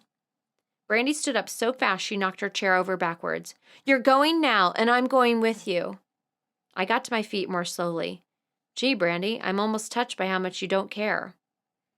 Brandy made a face at me. Don't give me that shit now. This is way out of control. If you're not going to fix it, then I will. Sorry I wasn't PC enough for you yesterday. Tammy, Jamie, and Bridget now watched this exchange, eyes open, mouths closed. Enough gossip to last them for a good couple of weeks. Catch you guys later. Brandy snatched up her tray and headed toward the assembly line cleanup. I tried to smile, but it felt pretty deflated. Sorry for this, I said lamely. I'll see you later." They nodded, eyes glittering with a cold sort of excitement. Brandy was waiting for me at the door. "Let's get this over with." "You don't have to go with me," I said, amazed at how bitter I sounded. "You made it clear yesterday how much you don't want to deal with this. I'm a big girl. I can take care of it all by myself." "Don't be an idiot, for God's sake, Kit. You know me." She snatched my arm and started propelling me toward the front doors. "The reason we get along so well is because I don't have to watch myself and you don't have to get so offended. You know I care about you. I said the things I said because it suddenly sunk in that this guy wasn't simply an asshole, but an unstable, possibly violent, possibly dangerous asshole. And there isn't a whole lot I can do about it. I'm not even sure there's a whole lot you can do about it, and that makes me mad. So let's go and at least give the illusion we have some control here." We reached the front door. Brandy dropped my arm to jam hers into her coat. "We clear?"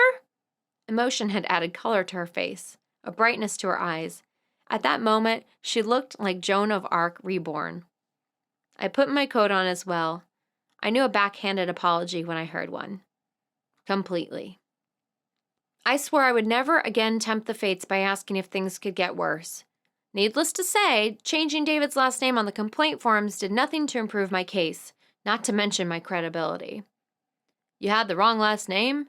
Detective Jenkins asked, bushy brown eyebrows crawling up his forehead like fuzzy caterpillars. I tried to explain, but even to my own ears I sounded lame. He nodded a few times, made a couple of notes in the file, and smiled dismissively. At least he didn't ask me about my grades again. Unfortunately, Brandy wasn't much of an ally. Despite his obvious admiration of her well-endowed breasts, I think he missed talking about the Rose Bowl. Not wanting to repeat that experience at the university, I avoided Eileen, registering my complaint with a woman my age, probably some student fulfilling a work-study program. She snapped her gum during the entire process, but didn't question my story. Usually I couldn't stand people who snapped their gum, but this girl I loved. Afterwards, Brandy and I went to the store so I could stock up on flu and cold remedies, then we went home. I needed to buckle down and get some studying done. But before I did that, I thought I had better check my email. I hadn't done that for a while either. Staring at my inbox, I now remembered why it had been a while. I had messages from David waiting for me. Great. However, a quick scan revealed something very interesting. David had sent me 2 emails. The one on Friday was from his Yahoo account. The one he sent yesterday after my visit was from his university account, which of course listed his correct name. Ha! Finally, some proof. Why else would he have set up a Yahoo account except to hide his true last name? The one on Friday read, "I understand you need your space, but please remember how much I care about you. I think you may be the one." One what? One to run up hills with? One to lie about one's last name with? Oh, please. Yesterday's was more to the point. "Don't come here with him again." Well, he didn't have to worry about that since I didn't plan on returning to his apartment ever again. "Hello, girls. Mind if I join you?" David with his tray, smiling like the executioner before lowering his axe. God, why couldn't he leave me alone? And why did he refuse to listen to what I kept telling him? Did I have to literally whack him on the head before he figured it out? Or is this how he gets his rocks off, by deliberately misunderstanding me? Now that I was involved in this mess, would I ever be free of him? Actually, the more I thought about it, the more I realized I'd better take a hard look at my own contribution to this situation. What the hell was I thinking about when I started this relationship? And why did it take me so damn long to figure out David was bad news? I had plenty of warnings, both from that stranger and from David himself. That evil glint in his eyes the night of the party, monster eyes. I should have run like hell right then. The more I thought about it, the more I realized I didn't know who I was angrier at, him or me. "Nobody can take advantage of you without your permission," one of my mother's favorite Ann Landers quotes. She was right. I let him in. I ignored the warning signs, and now I had to pay the price. Stupid me. Well, I could sit here all night berating myself, or I could try to figure out what to do about it. I started by printing out both emails to add to my paper trail. Disgusting task. I could barely touch the paper.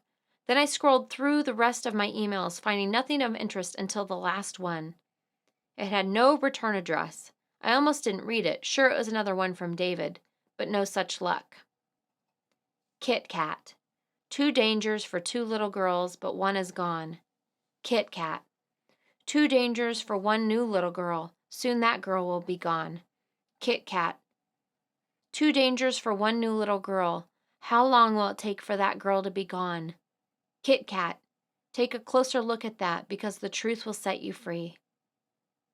Oh God. I started to cough, my lungs rattling painfully. This was getting weirder and more frightening by the moment. I still didn't have the faintest idea of what was going on. It's the only way you can set yourself free. Hands shaking, I printed that email as well, adding it to my growing pile. What truth? Setting myself free from what? David? Why would they be related? The innocent depend on you. You must save the innocent, because by saving the innocent, you save yourself. What innocent? What little girl? Were they one and the same? And what on earth did this have to do with me? It's the only way you can set yourself free. Suddenly, almost violently, I found myself hitting reply and pounding out a message. Enough with the riddles already. What's going on? What are you trying to tell me? What truth? What girl? This whole mystery thing is getting real old, real fast. Call or email me or something. Just explain yourself. There. Maybe that would result in some sort of explanation. I could only hope. I sat back and immediately found myself smothered by the soft, fuzzy blanket of exhaustion. I didn't think I had the strength to even pick up a book, much less absorb the information in it. All I wanted to do was fall into bed and into a dreamless sleep. No churches, no graveyards. Tomorrow would probably come soon enough. Probably much sooner than I wanted. Chapter 22. For better or for worse, our apartment now resembled a maximum security complex. Munching on a bagel with cream cheese, I contemplated the barricaded window in the kitchen. They did a good job. Brandy leaned against the counter, alternating between sipping coffee and filing her perfectly shaped nails. Something needed to be done. I suppose our security deposit is toast now. I studied the strips of plywood now nailed to the window.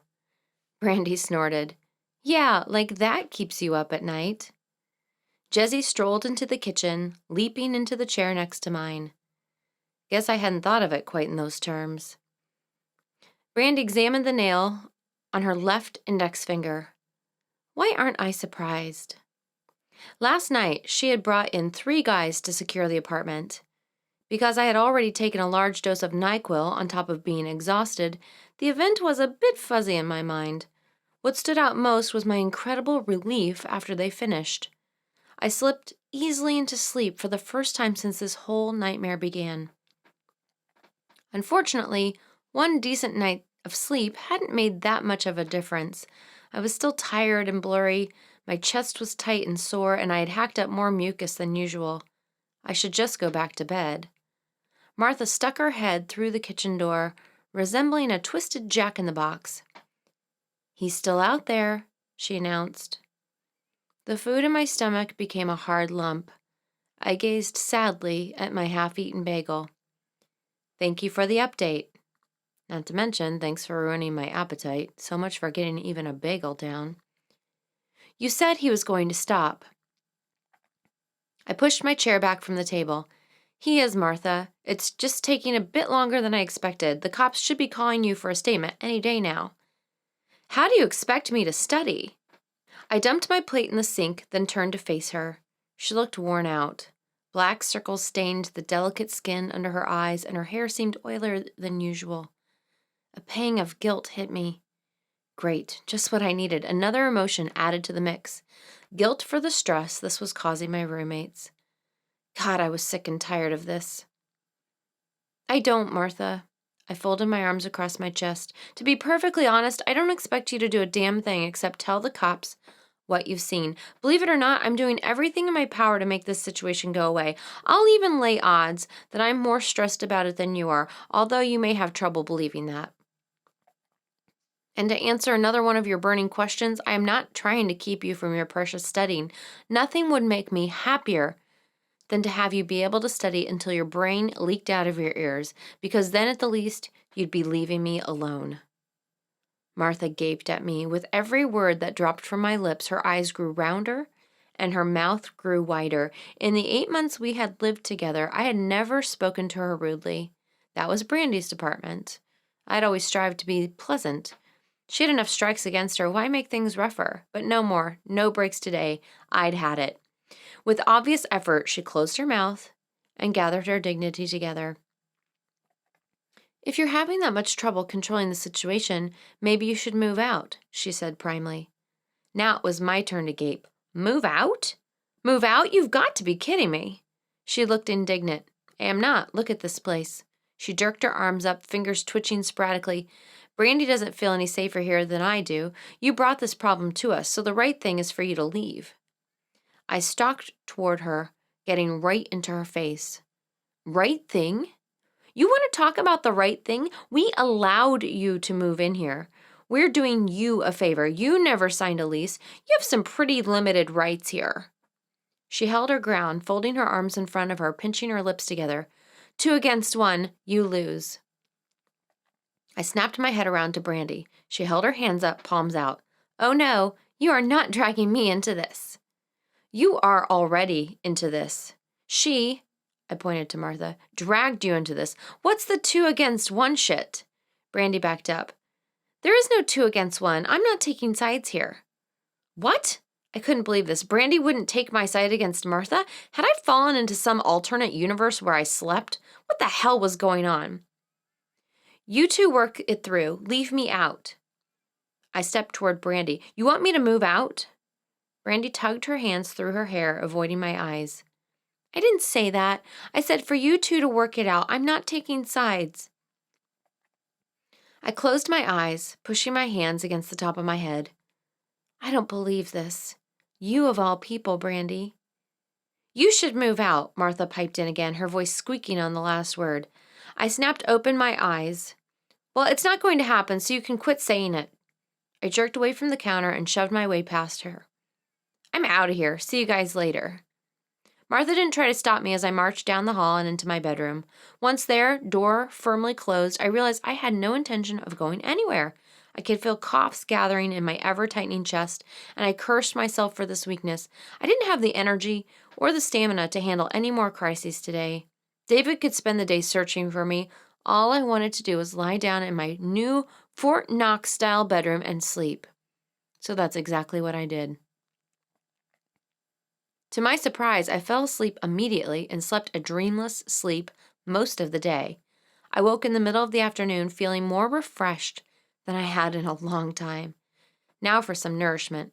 I moseyed toward the kitchen and promptly ran into Elena. What the? I gasped, jumping back and letting out a little scream. Elena had been stretched out on the couch, but now she scrambled to sit up, her copper-colored hair falling over her face. God, kid, are you okay? I'm sorry, I didn't mean to scare you.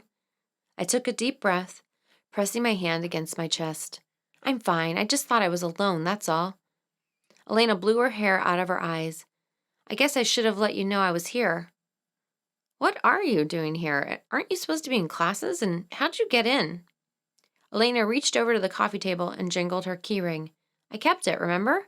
And I don't have classes Wednesday afternoon, so I thought I'd come over and keep you company. How did you know I was here? She shrugged.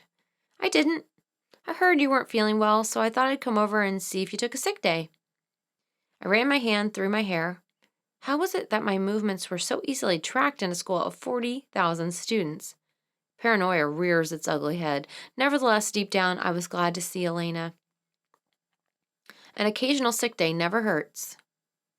Elena briskly rose to her feet. How about some breakfast? I make a mean omelet. I think all my eggs are hard-boiled. She waved her hands dismissively, bursting past me to the kitchen. I picked up some non-hard-boiled eggs, plus some other breakfast goodies. You didn't have to do that, I protested, but I was touched. It's nothing. Don't worry about it. I followed her into the kitchen and watched her haul food out of the refrigerator. Eggs, bacon, package of hash browns, biscuits, sausage, cheese, butter, onions, tomatoes. Nothing. That looks like something to me. She pulled a frying pan out of the cupboard. Everyone needs comfort food when they're sick. My mother always made me breakfast foods, even for dinner. She chatted while cooking, filling me in on the latest gossip. Light, mindless things. Nothing about Brad or my situation. I sat at the table, She refused to let me help, listening and relaxing. Such a relief. After we ate, she chased me into the living room to rest while she cleaned up the kitchen. I had just settled on the couch when I heard a key turning in the lock. Great. Brandy or Martha. I didn't want to see either of them. A few moments later, Brandy sauntered up the stairs. She stood for a moment on the landing, surveying the scene. Is the mole in the kitchen? I shook my head. Elena. She nodded, started toward the kitchen, then stopped. She must have seen something in my face. Oh, come on, Kit. Come on what? She put a hand on her hip. Not taking your side does not mean I was against you. It was the mole, Brandy. You refused to take my side against the mole. Christ, Kit, have you considered that maybe I think she has a point? Oh, so you want me to move out too? And don't be absurd. I never said that. I want the same thing you want. I want David to leave you alone. Christ, Kit, do you think I've had a decent night's sleep since he started pulling this crap? What if he decides to attack me to get to you? Or what if he does break in and attack you? How am I supposed to stop it? Just because you're the target doesn't mean you're the only one suffering here. I slapped my hands against my thighs. So what do you want me to do about it? Don't you think I'd stop it if I could? Brandy rolled her eyes. Is this stupid thing you've got going an act, or has your IQ dropped in the past week? Of course I know you'd stop it. Of course I know you don't want anyone else to suffer, but Kit, that's not the point. The point is this has become a real problem, and we have to figure out some way to solve it. I slumped against the couch. Tell me something I don't know. You asked, and I'm telling you. Martha has a reason to be scared. So do I. So do you. That's where this is coming from. I can see both sides. I know you're doing everything you can, but that doesn't change the fact we're scared. I pressed my lips together. Brandy was right, but I still felt betrayed she hadn't taken my side. At least you could have defended me on the whole moving out issue. Brandy tossed her hair away from her face. Martha's a loser. Don't let her get to you. She went into the kitchen. As I heard her greeting Elena, someone knocked on the door. I froze. David. God, Kit. I forced myself to take a deep breath, my chest aching. You're getting way too paranoid. Besides, it's not like I'm alone here. Knock, knock, knock. I dragged myself to my feet and to the door, more apprehensive with every step. Peering through the peephole, I saw Tommy. Oh no, I looked like shit. Although I had taken a shower this morning, my hair was probably flat after sleeping on it all day, not to mention the sloppy sweats and no makeup. Maybe I should go try to make myself more presentable first? No, I couldn't leave Tommy out in the cold waiting for me. Besides, it's not like he hasn't seen me looking rumpled before. Of course, those were under more enjoyable circumstances. Christ, Kit, let's not forget we aren't dating anymore. I opened the door. So you are home, Tommy said. I ran my hand self-consciously through my hair. Yeah, thought I'd play hooky today. Come on up. Anything new? He asked as we reached the living room. Yeah, I got a couple of emails. I started to say as Elena and Brandy came in. While they greeted Tommy, I disappeared into the kitchen for a glass of water. Kit's had some emails? Tommy was saying as I reappeared. Emails? Brandy raised her eyebrows at me. Yeah, this whole thing has now followed me into cyberspace. Well, look on the bright side, Brandy said. The worst an email can do is lock up your computer. Yeah, and with my luck, it would happen between the time I finished a paper and before I saved it. Wait a minute, Elena broke in, raising one of her hands. Need some explanation here. Fill in, please. I hesitated, wondering where to even start. So much had happened. It was hard to believe not even 2 weeks had gone by since the Halloween party. You might as well start at the beginning, Tommy said. Maybe she'll have some ideas. He had a point. Among the three of us, we muddled through the story. I also brought out my paper trail folder for inspection. This is unreal, Elena shook her head as she flipped through my printouts and letters spread out on the coffee table. He used a different email account until I knew his real name. Doesn't that prove he lied to me? Doesn't prove a damn thing, Brandy skimmed over the papers next to Elena. I frowned. All right, let's try this again. Do you guys believe me now? I believe you, Tommy said. It doesn't matter if we believe you, Elena said. It's what we can prove. I slumped. Now you sound like the cops. Talking and thinking like cops is what's going to get you out of this, Elena said, separating the papers. Now let me get this straight. You believe these are from David? I nodded. And these? She waved her hand over the other pile. You think these are from this cat person? It's the only thing that makes any sense. Elena studied the sheets. Well, it seems to me this all somehow leads back to your sister's kidnapping. What do you know about it? I shrugged. You know as much as I do. Elena pursed her lips. Who would know more, your parents? I folded my arms across my chest. I'm not asking my parents about this. Why not? I looked away. My mother's face danced before my eyes. Kat has been kidnapped. Her fallen, dead expression like collapsed bread dough. The realization the wrong daughter had been taken. I just can't, I said. It's not something we can talk about.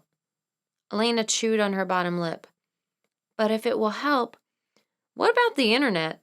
Tommy interrupted. Maybe we can find something there. Look through the newspapers or something? I shot Tommy a grateful look. That's a good idea. I have a bigger screen, Brandy offered, leading the way to her room. Elena and I sat on Brandy's rose-colored bed while Tommy stood behind Brandy. The room smelled oddly of hairspray, perfume, nail polish remover, and cat litter box. You must save the innocent, because by saving the innocent, you save yourself. Elena read from the paper trail folder, then nudged me. What do you think it means? I shrugged, picking out a dark green throw pillow. Your guess is as good as mine. 2 dangers for one new little girl, she mused. But what does that mean? Milwaukee Journal's a bust, Brandy said. Only goes back a couple of years. What about the Riverview Times? I asked. Brandy tapped at the keyboard. 1 year. What about missing children sites? Tommy asked, hovering over Brandy's shoulder. They're not going to list children missing from the mid-'80s, Brandy said. Those sites weren't online back then, and they wouldn't waste their time putting those kids up when they have more than enough new ones. Besides, all those kids would be adults now. Worth a shot, don't you think? Brandy turned back to the keyboard. Whatever. But as she predicted, the search yielded nothing.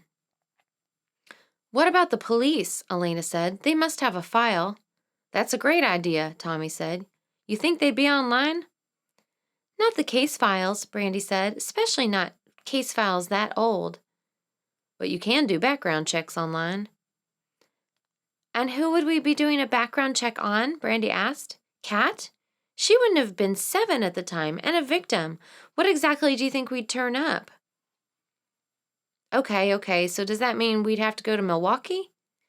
Maybe, Elena said, but maybe they'd fax the file to us. I could at least call and find out which station handled the case to save us running all over Milwaukee. They'd tell you that information right over the phone? Tommy asked. A second ago you thought it'd be online. Now you're questioning the dependability of the phone? Brandy asked. They'd tell us if there was a file for sure, Elena said. Whether they'll give me much more information, I don't know. So yeah, we might actually have to go down there in person. Cool, road trip, Tommy said. You don't mind calling? I asked Elena, wondering if I should be the one doing it. Nah, I used to do that when I worked at my father's law practice over the summers. I'm experienced. I smiled a little. Thanks. She smiled back and patted my leg as Jessie strolled into the room, taking a moment to check everyone out. Elena followed the cat's movements with her eyes. Jessie's still here? I can't believe Martha hasn't raised some serious cat objections by now.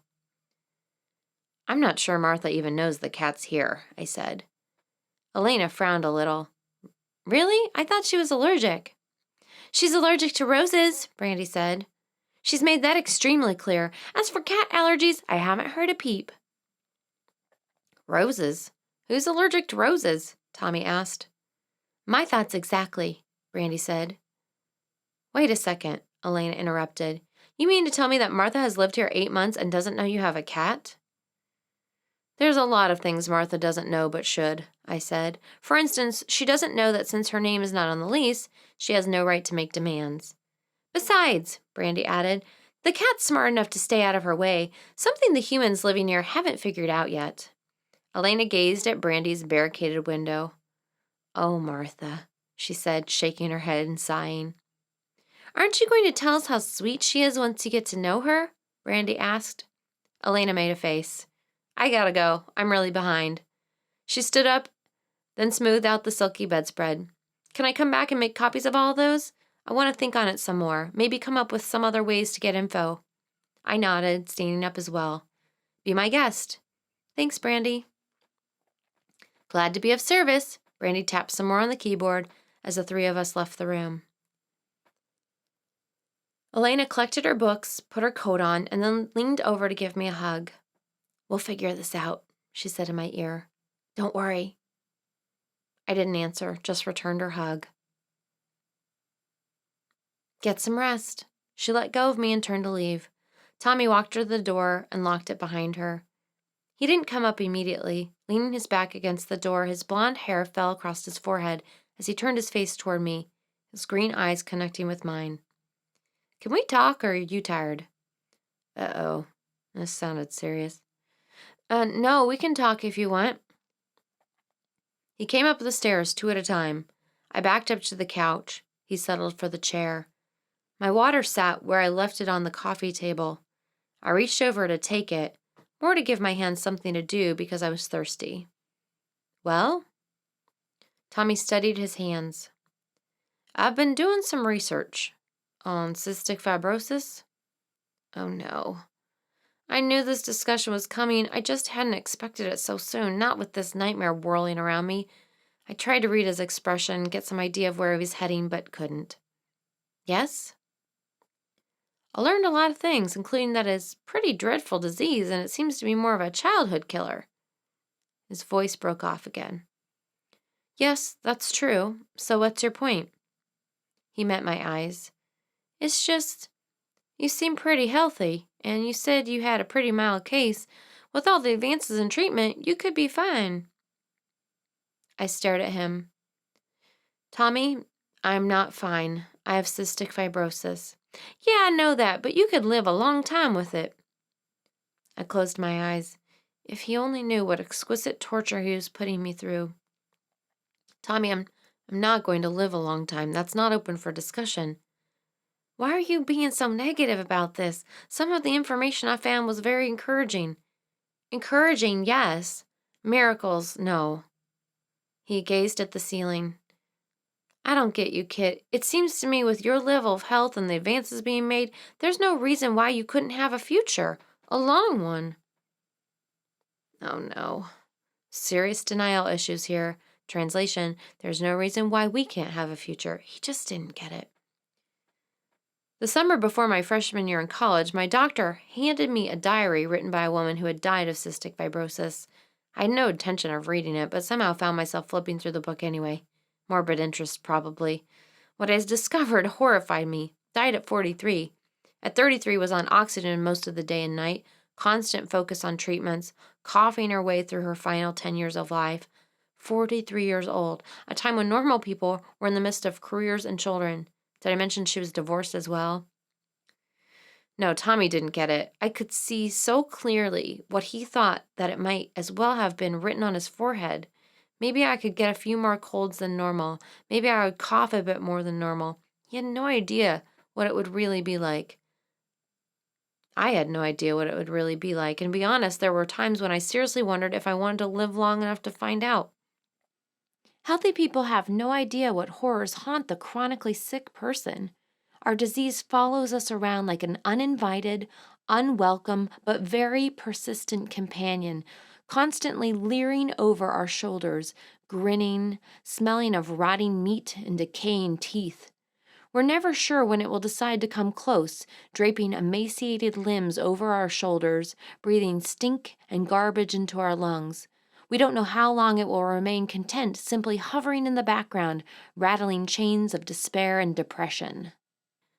Why would I ever want to introduce Tommy to this festering corpse named CF?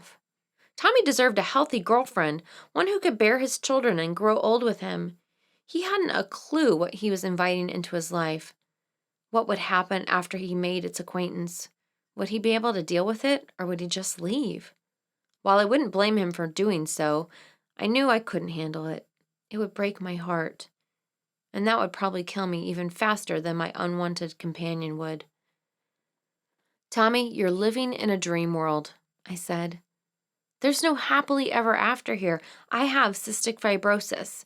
Get used to the idea and start looking for another girlfriend. He snapped his head up, anger sharpening his features. What the hell is that supposed to mean? I'm trying to be supportive here. Cut me some slack, why don't you? You're not being supportive, you're being foolish. I banged my water glass on the table, amazed at the words gushing out of my mouth. I didn't think I had been looking for a fight, but like hot oil, the anger just poured out of me. You have no idea what it's like to live with this thing. You with your perfect life and golden future. You don't need a girlfriend with this kind of baggage I drag around with me. He pounded his fist against the chair. Who are you to tell me what I need or don't need? Tommy, get over yourself. The worst that's ever happened to you is maybe your hair didn't always look perfect. Christ, where the hell is that coming from? He was so furious he was actually shaking. How arrogant can you be? You think that having cystic fibrosis gives you the right to judge other people's problems? How dare you? I held up my hands. What then? Tell me, what's your skeleton, your black secret? Do you even have one? I certainly wouldn't know.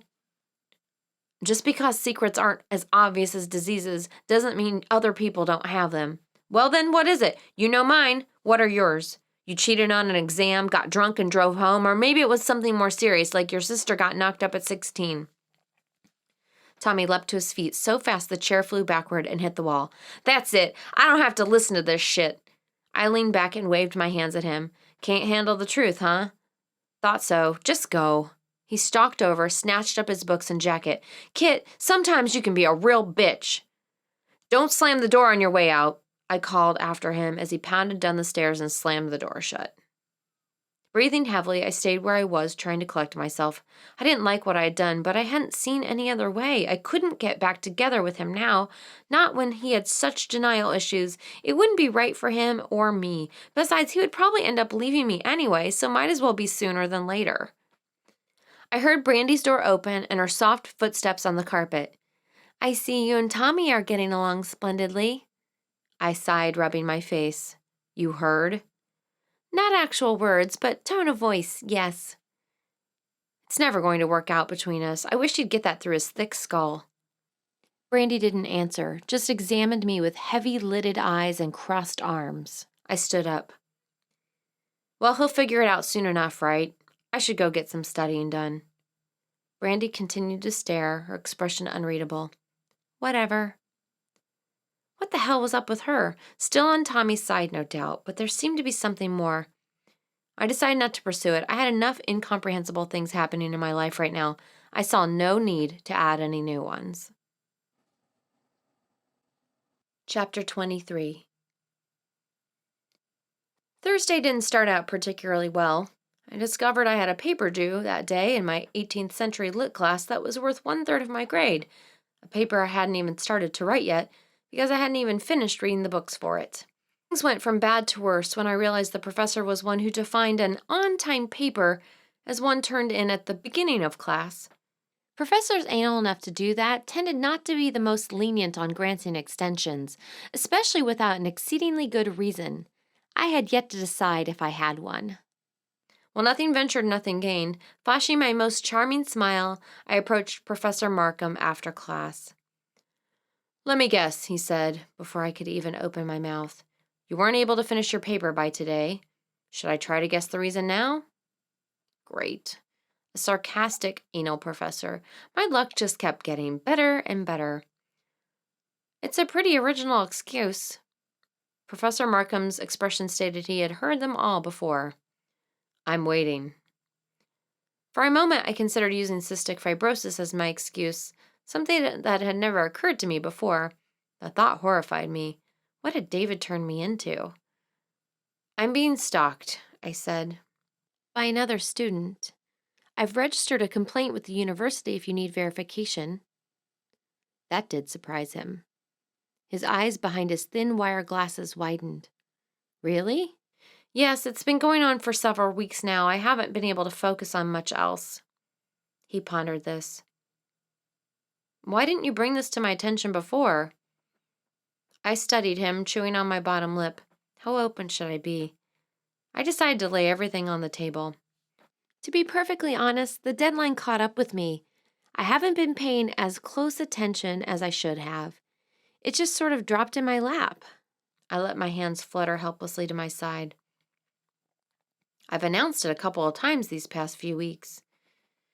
I'm sure you have, but it just didn't sink in. This guy, he waylays me after class. I ended up focusing on ways to get from class to class without running into him. I know I should have brought it up before, but I really wasn't thinking. If it makes any difference, I know I didn't handle it right, and I'm sorry. Professor Markham picked up his pointer and tapped the table with it. Monday, he said at last, by noon, my office. Do you know where it is? Relief blossomed inside me. Yes, I do. Thank you so much. Get it in by then, and I won't penalize you. Fair? I nodded, thanking him again and turning away before he could change his mind. As I hurried to my next class, it hit me that now I had 3.5 days to finish a book and a half and write a 10-page paper. Lucky me. By the time I had walked into the door of the apartment, I'd about had it with being an English major. Spending the afternoon skimming a book and trying to decipher my meager class notes was not my idea of fun. I finally broke down and bought the Cliff's Notes. I hated to do it. I always felt like it was cheating, but there was no other way. On top of that, I appeared to be coughing more than usual, even with my day off yesterday. Not a good sign. I needed some fun. A party would do the trick. Maybe I would even run into Tommy. Although I didn't want to get back together, I missed having him around. Maybe I could apologize and get us back on the friend track. Actually, I should apologize anyway. I knew I'd been a bitch. Tomorrow would be soon enough to start writing. Brandy sauntered into the living room just as I walked in. Oh, you're here, she said. It didn't sound like a good thing. Yes, after all, I do live here, so it does make sense to drop in from time to time. I made a point of examining her outfit. She wore her party clothes, tight jeans, red clingy mohair sweater, delicate gold chain. Isn't it awfully early to be all dressed up? She looked uncomfortable. It was an odd expression for her. It didn't suit her at all. I'm heading over to the sorority house. I was baffled. Now? I'm not ready yet. Well, technically, you're not invited. My mouth dropped open. I'm not what? She picked some imaginary lint off her sweater. Invited. At least not until this David thing gets sorted out. They don't want David showing up again and causing a scene. I gaped at her. I'd never not been invited to a party before. I'm really not invited? Just until you get this David thing taken care of. Look at it from their point of view. They don't want any trouble, okay? I'll catch you later. Brandy brushed past me and headed down the stairs. Stunned into silence, I watched her go. How could this have happened to me? And so quickly, it didn't even make sense. I headed for my bedroom for lack of somewhere better to go. Unable to sit, I paced my room, shedding my coat and purse between laps, becoming more agitated with every step. It seemed wherever I went or whatever I did, David lurked somewhere in the background. I hadn't been paying attention to my classes because of him. I had started getting sick because of him, and now he had managed to alienate me from my friends and roommates. What next? During one of my laps, I booted my computer up and logged on to check email. Surprise, surprise, a message from David, exactly what I wanted. It was simple, just 4 words, all caps. We have to talk. Bullshit. I was done talking. Suddenly I couldn't stand to be in my apartment for one more minute. I grabbed my purse and coat and stalked out of my room. This time I met Martha on the landing. She still wore her coat and had her books clutched to her chest. I breezed by, not saying a word. She watched me, her face a blotchy red, her nose running. He hasn't stopped, she called after me. I stopped, my hands clenched into fists. Deliberately, I turned to face her. Have you given your statement to the police yet? She frowned. I need to be able to study. I folded my arms. I take that as a no. They haven't called? She sniffed. No, they haven't called. Have you thought about calling them? Why should I do that? I took a couple of steps toward her. Maybe because once you tell the police David's been hanging around here, maybe they'll take me more seriously and maybe they'll jump on this a bit faster. A little help here would be nice. She sniffed again and shifted her gaze to her feet. This was just too much. I whirled around and stalked out of the apartment. I marched toward the State Street bar scene. Although early enough for the bars, it was late enough to be dark, but I didn't feel the least bit frightened. So what if he is following me? In fact, I think he should come after me. I'd love a chance to pepper spray his face and kick him in the crotch. Just come after me, David, I dare you. I stopped first in Marshall's and had a couple of beers, then on to the Turnkey for a few more, and a few shots to keep the beers from being lonely. Next, I tried the ever-popular Bear Claw for a couple more. Finally, I ended up in Tanner's, nursing a beer in the corner and brooding. I still couldn't believe I hadn't been invited, and all because of that asshole David. I was so sick of him affecting my life, of no longer feeling safe, losing my concentration, and probably worst of all, being treated like a leper by my friends. Nothing to do with my disease. Oh no, all because of David, my new plague. One that seemed infinitely worse than my grinning, decomposing companion. I was beyond tired of it all. Worse yet, nobody wanted to help me. Everywhere I went, people greeted my story with skepticism, even the cops in the university. Sure, I had registered complaints, but so what? Unless someone somewhere followed through, those complaints were worthless, and I had absolutely no confidence that anyone would do anything. Why would they? They clearly didn't believe me. A guy who looked like a young Denzel Washington bumped into my chair, spilling beer all over my jeans. "Watch where you're going!" I yelled as he melted into the crowd.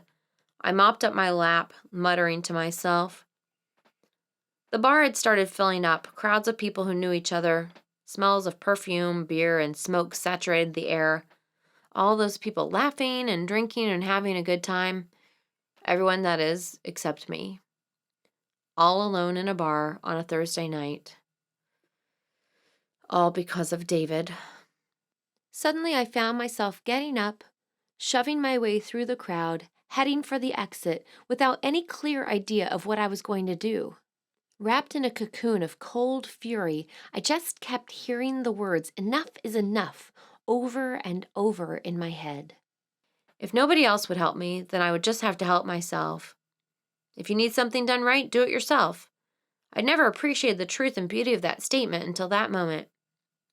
Back at the apartment, opening the door, I needed to get something.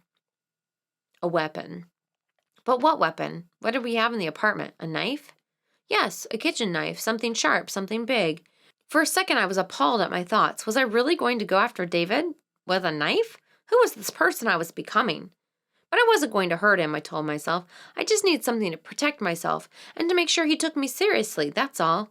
I wasn't really going to use it. It took only moments to select the perfect one. I also grabbed a dish towel to wrap it in and a bottle half filled with wine. I knew I might have to wait. Close door, lock it.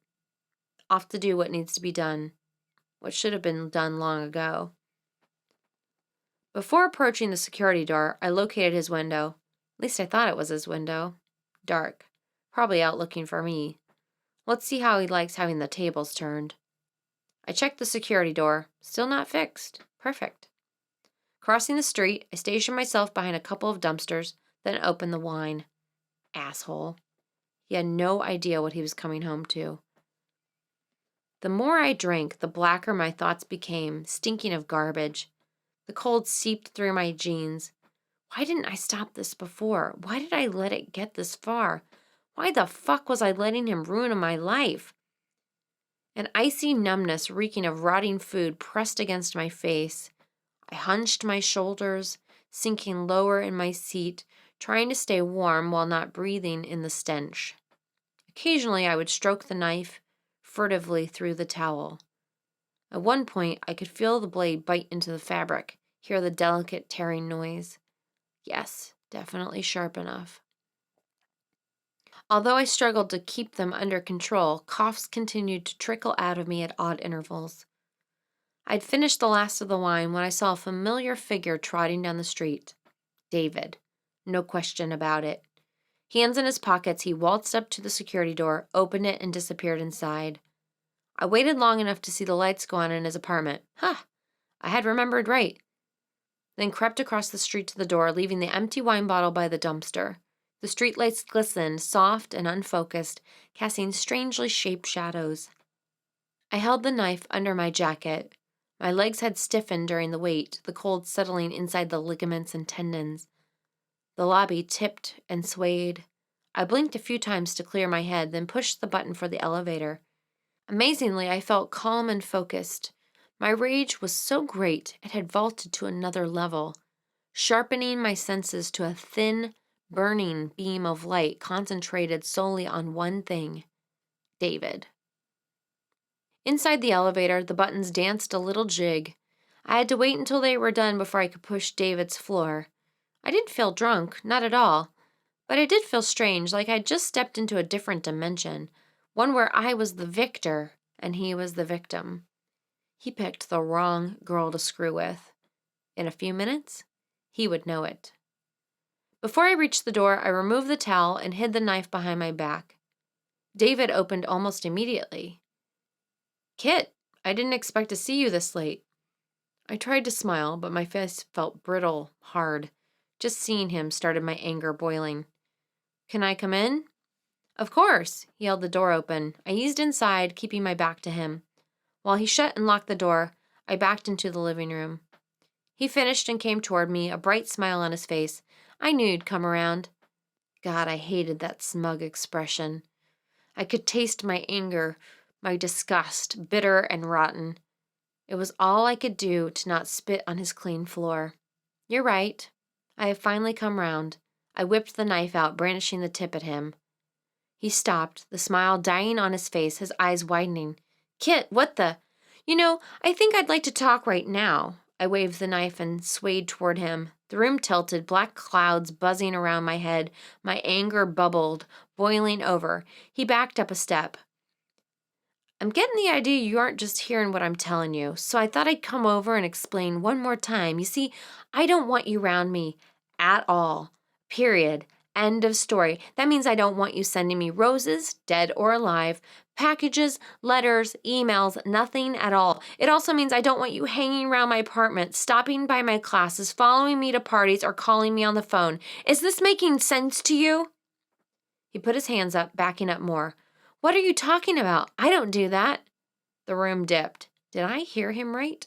"Excuse me?" He shrugged. "What you're saying, I don't do those things." What the hell was going on here? "What do you call showing up at my classes, the union?" "I happened to walk by while you were leaving class. And the union, I was eating lunch there. You're reading into way too many things that quite simply aren't there." "Reading into things? What about the emails I received? The roses?" "You're right, I did send you roses once, but that was before we broke up." I gawked at him, the room tilting again. What? Could this be happening? How could he say such bold-faced lies? "Look, I know you're taking this badly," he said, his voice ever so reasonable. "I know you didn't want to break up, but I told you it wasn't working, and it's not. You have to stop this." My anger, white hot, ripped through my body. I advanced on him. "You did not break up with me. I've been trying to break up with you. You've been stalking me." His face twisted into an expression of sympathy. "If it makes you feel better to tell yourself you broke up with me, that's okay. I know you're hurt, and I want to do what I can to help. But this other fantasy that I'm stalking you, you have to stop that." He laughed in disbelief as he said the word stalking. I started shaking, the knife wavering back and forth. My ears burned with his lies. Who the hell did he think he was, making up realities to match his fantasies? How dare he stalk me and then pretend it was all in my head? "You know damn well what you're doing. I am not living in a fantasy world." His face took on a long-suffering expression. "Of course you're not. You're just a little confused and hurt right now."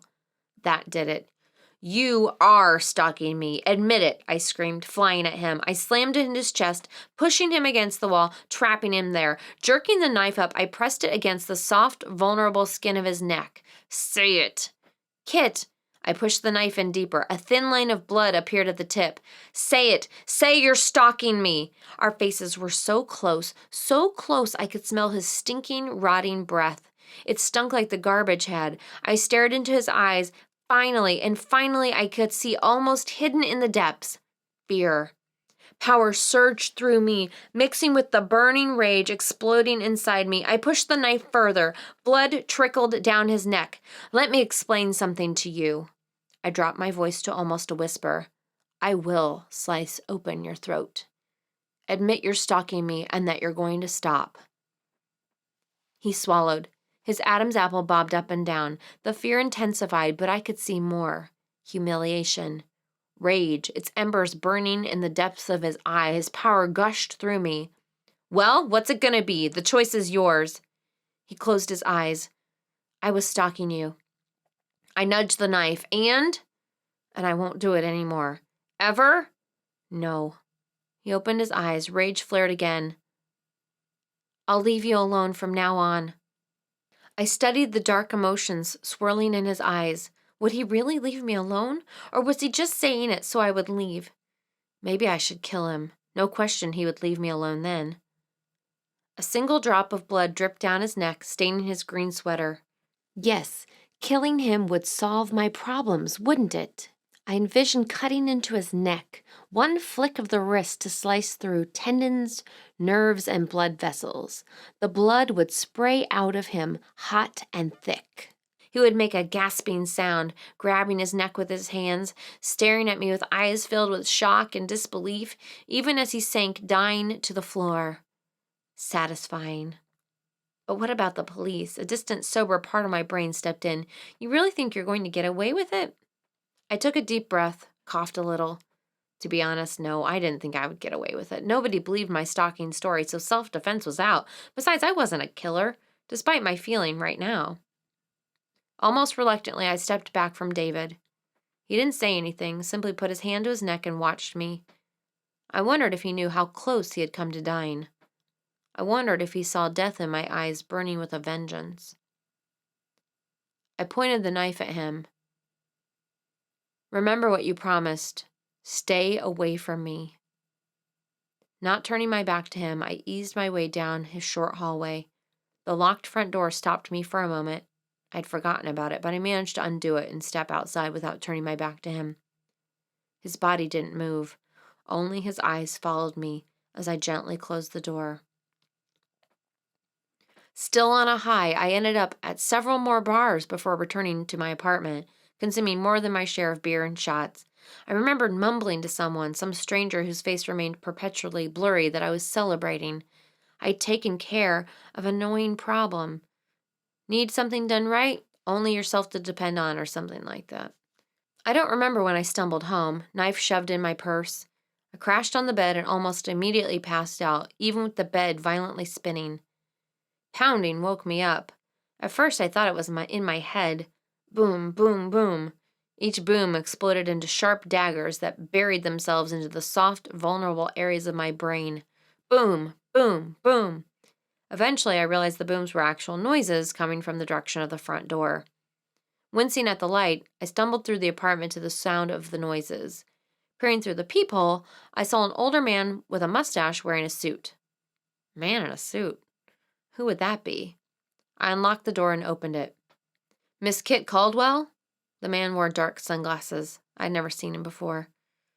I blinked a few times, the bright light tearing into my skull. Yes? Is that you?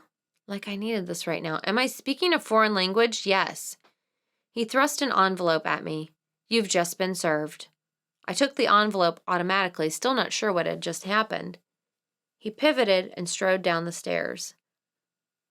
Standing there, holding the envelope, blinking painfully in the light, I began to get a bad feeling. I'd just been duped. Wait a second, I called to the man's ramrod straight back. What do you mean, served? Open it and read it. He didn't turn his head or slow his pace. Now I felt stupid. Slowly, I rotated the envelope in my hands. It was from the Riverview Police Department. Could this be about my complaint? Were they actually taking me seriously? Through shaking hands, I ripped open the envelope and yanked out the piece of paper. It was a restraining order against me, ordering me to stay away from David Terry. Chapter 24. You did what? Elena stared at me astounded. We were in an empty classroom in the humanities building. I'd always liked the humanities building. As official sponsor of music and art students, it presented many interesting and odd-shaped rooms in which to study, or in this case, discuss restraining orders. At the time, it seemed like a good idea, I said lamely. If anything, Elena's expression became even more shocked. You're trying to tell me you actually thought going after David with a knife would be a good idea? I worried a corner of my notebook. Well, I'd had a few drinks first. Elena started shaking her head. I don't believe this. I didn't either, which is why I went in search of Elena as soon as I pulled myself together.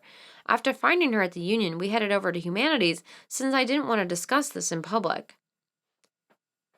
Elena tapped her pen against the desk. Why didn't you call me last night? Because you were at the party, the one I wasn't invited to. You shouldn't have listened to Brandy. You should have come. Then you wouldn't be in such a mess. I rubbed my temples. Although the headache had faded, it still hurt. If I'd known that I was going to get myself into such a mess, I would have come. Elena shook her head again, then picked up the restraining order. So this talent for getting into messes, have you always had it, or is it a recent development? I made a face. I wish I knew. You know, what I don't understand is how he even got a restraining order on me. I mean, I registered 2 complaints against him. Wouldn't they at least call me or something, get my side of the story? Elena frowned. I know, that doesn't make sense. Or how fast he got it. I mean, it's his word against yours unless... I perked my head up as she trailed off. Unless what? She pondered, her expression considering. I'm going to check on something, she said abruptly. I think you should stay here and rest. You don't look too good. I coughed. I don't feel too good. She half smiled, slipped her jacket on, and disappeared out the door. Her books remained piled precariously on a chair. I studied the closed door, contemplated my tight chest and pounding head, then decided to visit the vending machines. If nothing else, it would be a distraction. Settling on 2 cans of 7-Up, Fritos, and trail mix, I headed back to the classroom to make myself comfortable on the table. Luckily, I'd brought my bag with me, so I had a makeshift pillow. It took Elena a while to return. I had started to drift off when the squeak of the door opening jerked me into a seated position. She hadn't come alone. Tommy stood behind her. My stomach knotted. I had trouble breathing. My breath had gotten stuck in my tight, sore chest. We stared at each other, his green eyes dark and hooded. He wore his football jersey, the red accenting his blonde hair. My nerve endings started sizzling, tingling down to my fingertips. I crossed my legs, attempting to put on my best Brandy's I don't give a shit look. What are you doing here? His stony expression never wavered. Elena asked me. Elena studied us both, swiveling her head from side to side. I think we need a timeout. Right now, we have to focus on Kit's immediate problem, which is this restraining order, not your unresolved issues. Unless you don't want to hear what I found out at the courthouse. That got my attention. Are you kidding? What? She paused dramatically, making sure she had our full attention. Well, for starters, there's a little matter of proof. And I'm not just talking about the bandage on David's neck. A cold prick of fear jabbed in my spine. Proof? Elena crossed her arms and studied me, eyes unreadable. A videotape. Silence. The cold spread throughout the lower half of my body. A videotape? I asked in a weak voice. Elena sighed, shedding her jacket and pulling up a desk. It rattled in protest as she dragged it over. Apparently, he videotaped the entire encounter. I closed my eyes. This couldn't be happening. Oh, God. Tommy slid behind another desk. Videotape? How could he have done that? Elena shrugged. I guess he had a hidden camera set up in the living room. My mind spun, stuck in a replay of last night, every move, every word recorded for the world to see. Oh, my God, now I see why he said those things. Elena looked at me sharply. What things? My headache roared back with all of its hangover glory. I rubbed my temples. That he never stalked me, that he'd broken up with me, and I couldn't accept it. Tommy stared at me. He said that? I nodded miserably. Elena plucked her bag from the floor, rummaged through it. Well, that explains a lot. I stopped rubbing my temples and looked at her. It does? Yep. She pulled out a file folder and opened it. It says you threatened David with a knife, insisting he was stalking you. He tried to reason with you. You then held the knife to his throat and ordered him to admit he was stalking you. It was only after he did that you left. Tommy's eyes popped open. That's what's happened? I stared at the ceiling, feeling more and more like a freak. More or less. Jesus, Kit, you could have been killed. I smiled, a cold, humorless smile. Not likely. I'm the one who had the knife. Oh, yeah, like it would have been so tough to disarm a sick, drunk woman half your size. Hold on, to your corners, Elena interrupted, holding her hands up. I think we're getting a wee bit off track here. Yes, Kit did a stupid thing, and it could have ended up much worse for her. But to be honest, what did happen was pretty darn bad. I slunk down in my seat. Thanks for the pep talk. Elena shot me a look. Kit, I don't think you're quite grasping the severity of this right now. Let me put it to you this way. You filed a complaint against David based on the hard evidence of a few emails that any attorney who passed the bar would diffuse without breaking a sweat, and on some anonymously sent packages. You also didn't have his last name right when you first made the complaint. And the detective assigned to your case hasn't been able to get a hold of Martha to verify your story. He hasn't even tried, I muttered, my stomach filling with ice. There's been no messages or anything on the answer machine. I don't even have a stupid case number yet.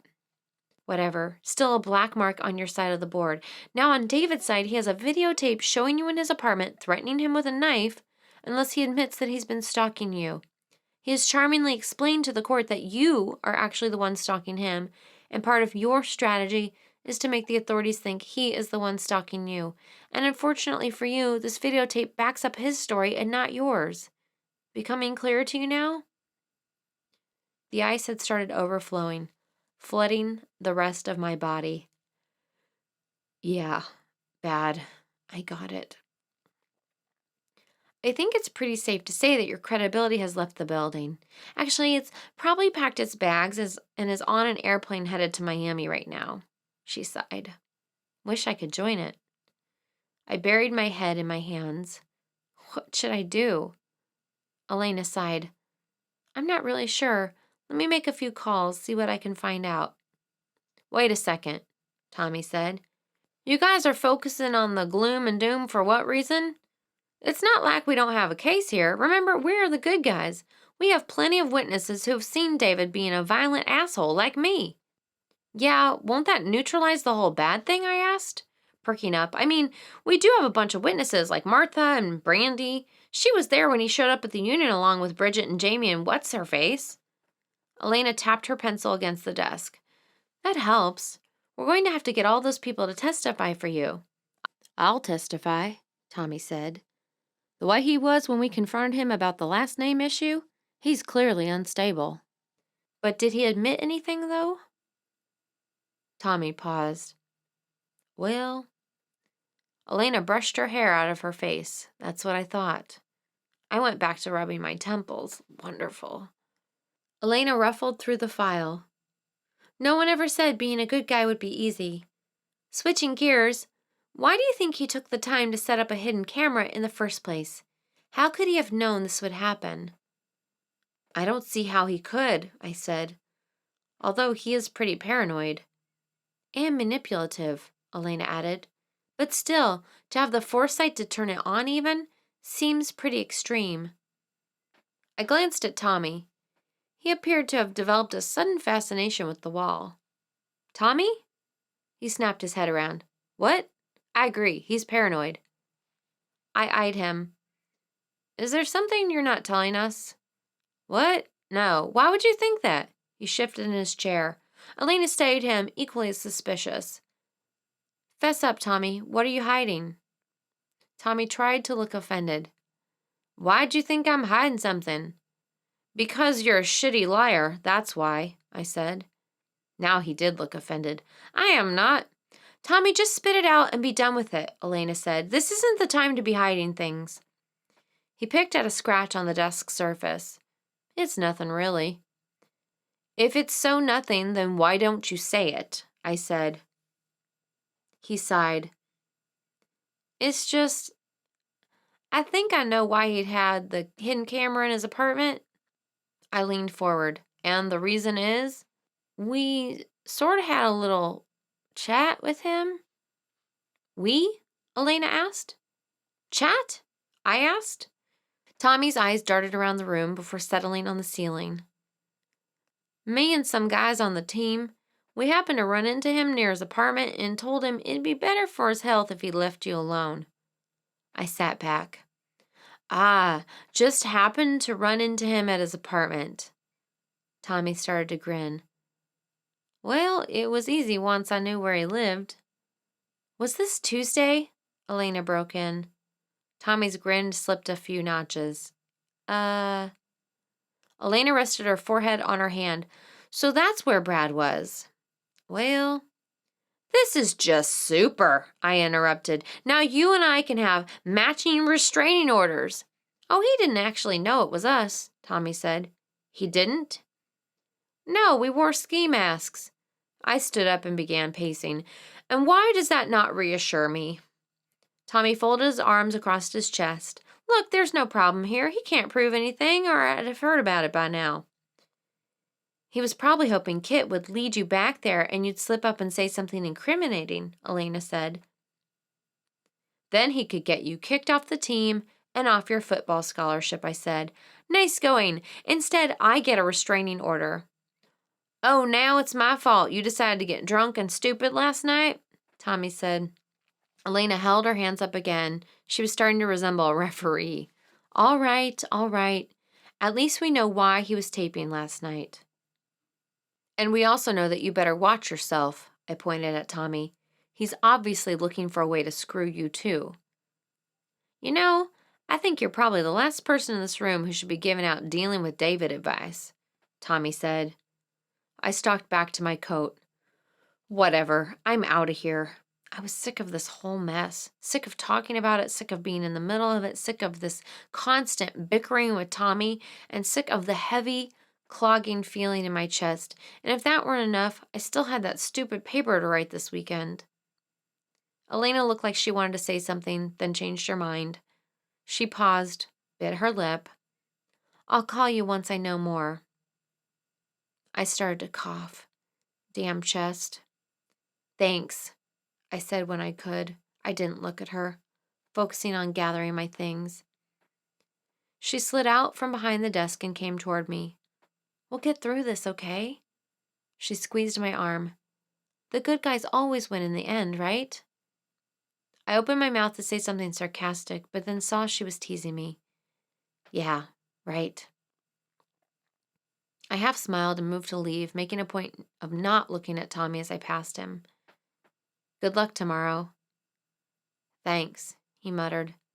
I didn't touch him, but that didn't stop the electricity from sizzling between us. Would I ever get over him? Chapter 25. Back when I was a senior in high school, I took a class called Efficient Reading. It was a college prep course covering things like speed reading and time management. It also covered study skills, giving such helpful advice as transferring notes to 3x5 cards so you could study at all times, even while brushing your teeth.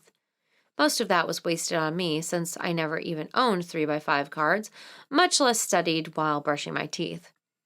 I wish it had covered other important keys to success, such as the time to discover you're having a midterm is not when the teacher's assistant is handing you the exam. Worse yet, the exam was essay format, not multiple choice, where I at least had a shot of guessing the right answer. Dreadful way to start out the week. The weekend prior, I had alternated between forcing myself to work on my lip paper and stuffing myself with over-the-counter cold remedies. Although I managed to finish the paper, my war on disease was about as successful as the war on drugs. Along with a tight chest and cough, I now had a runny nose. Definitely a cold. Great. Flipping through the test, I wondered if I could fake my way through it. But no, I hadn't paid enough attention in class for even that. I could talk to the professor about retaking it. Of course, then I would be stuck in the same situation as my 18th century lit class, trying to cram with crappy class notes and zero concentration. And what about my other classes? Was I going to walk into all of them this week only to find I had papers due and exams to take?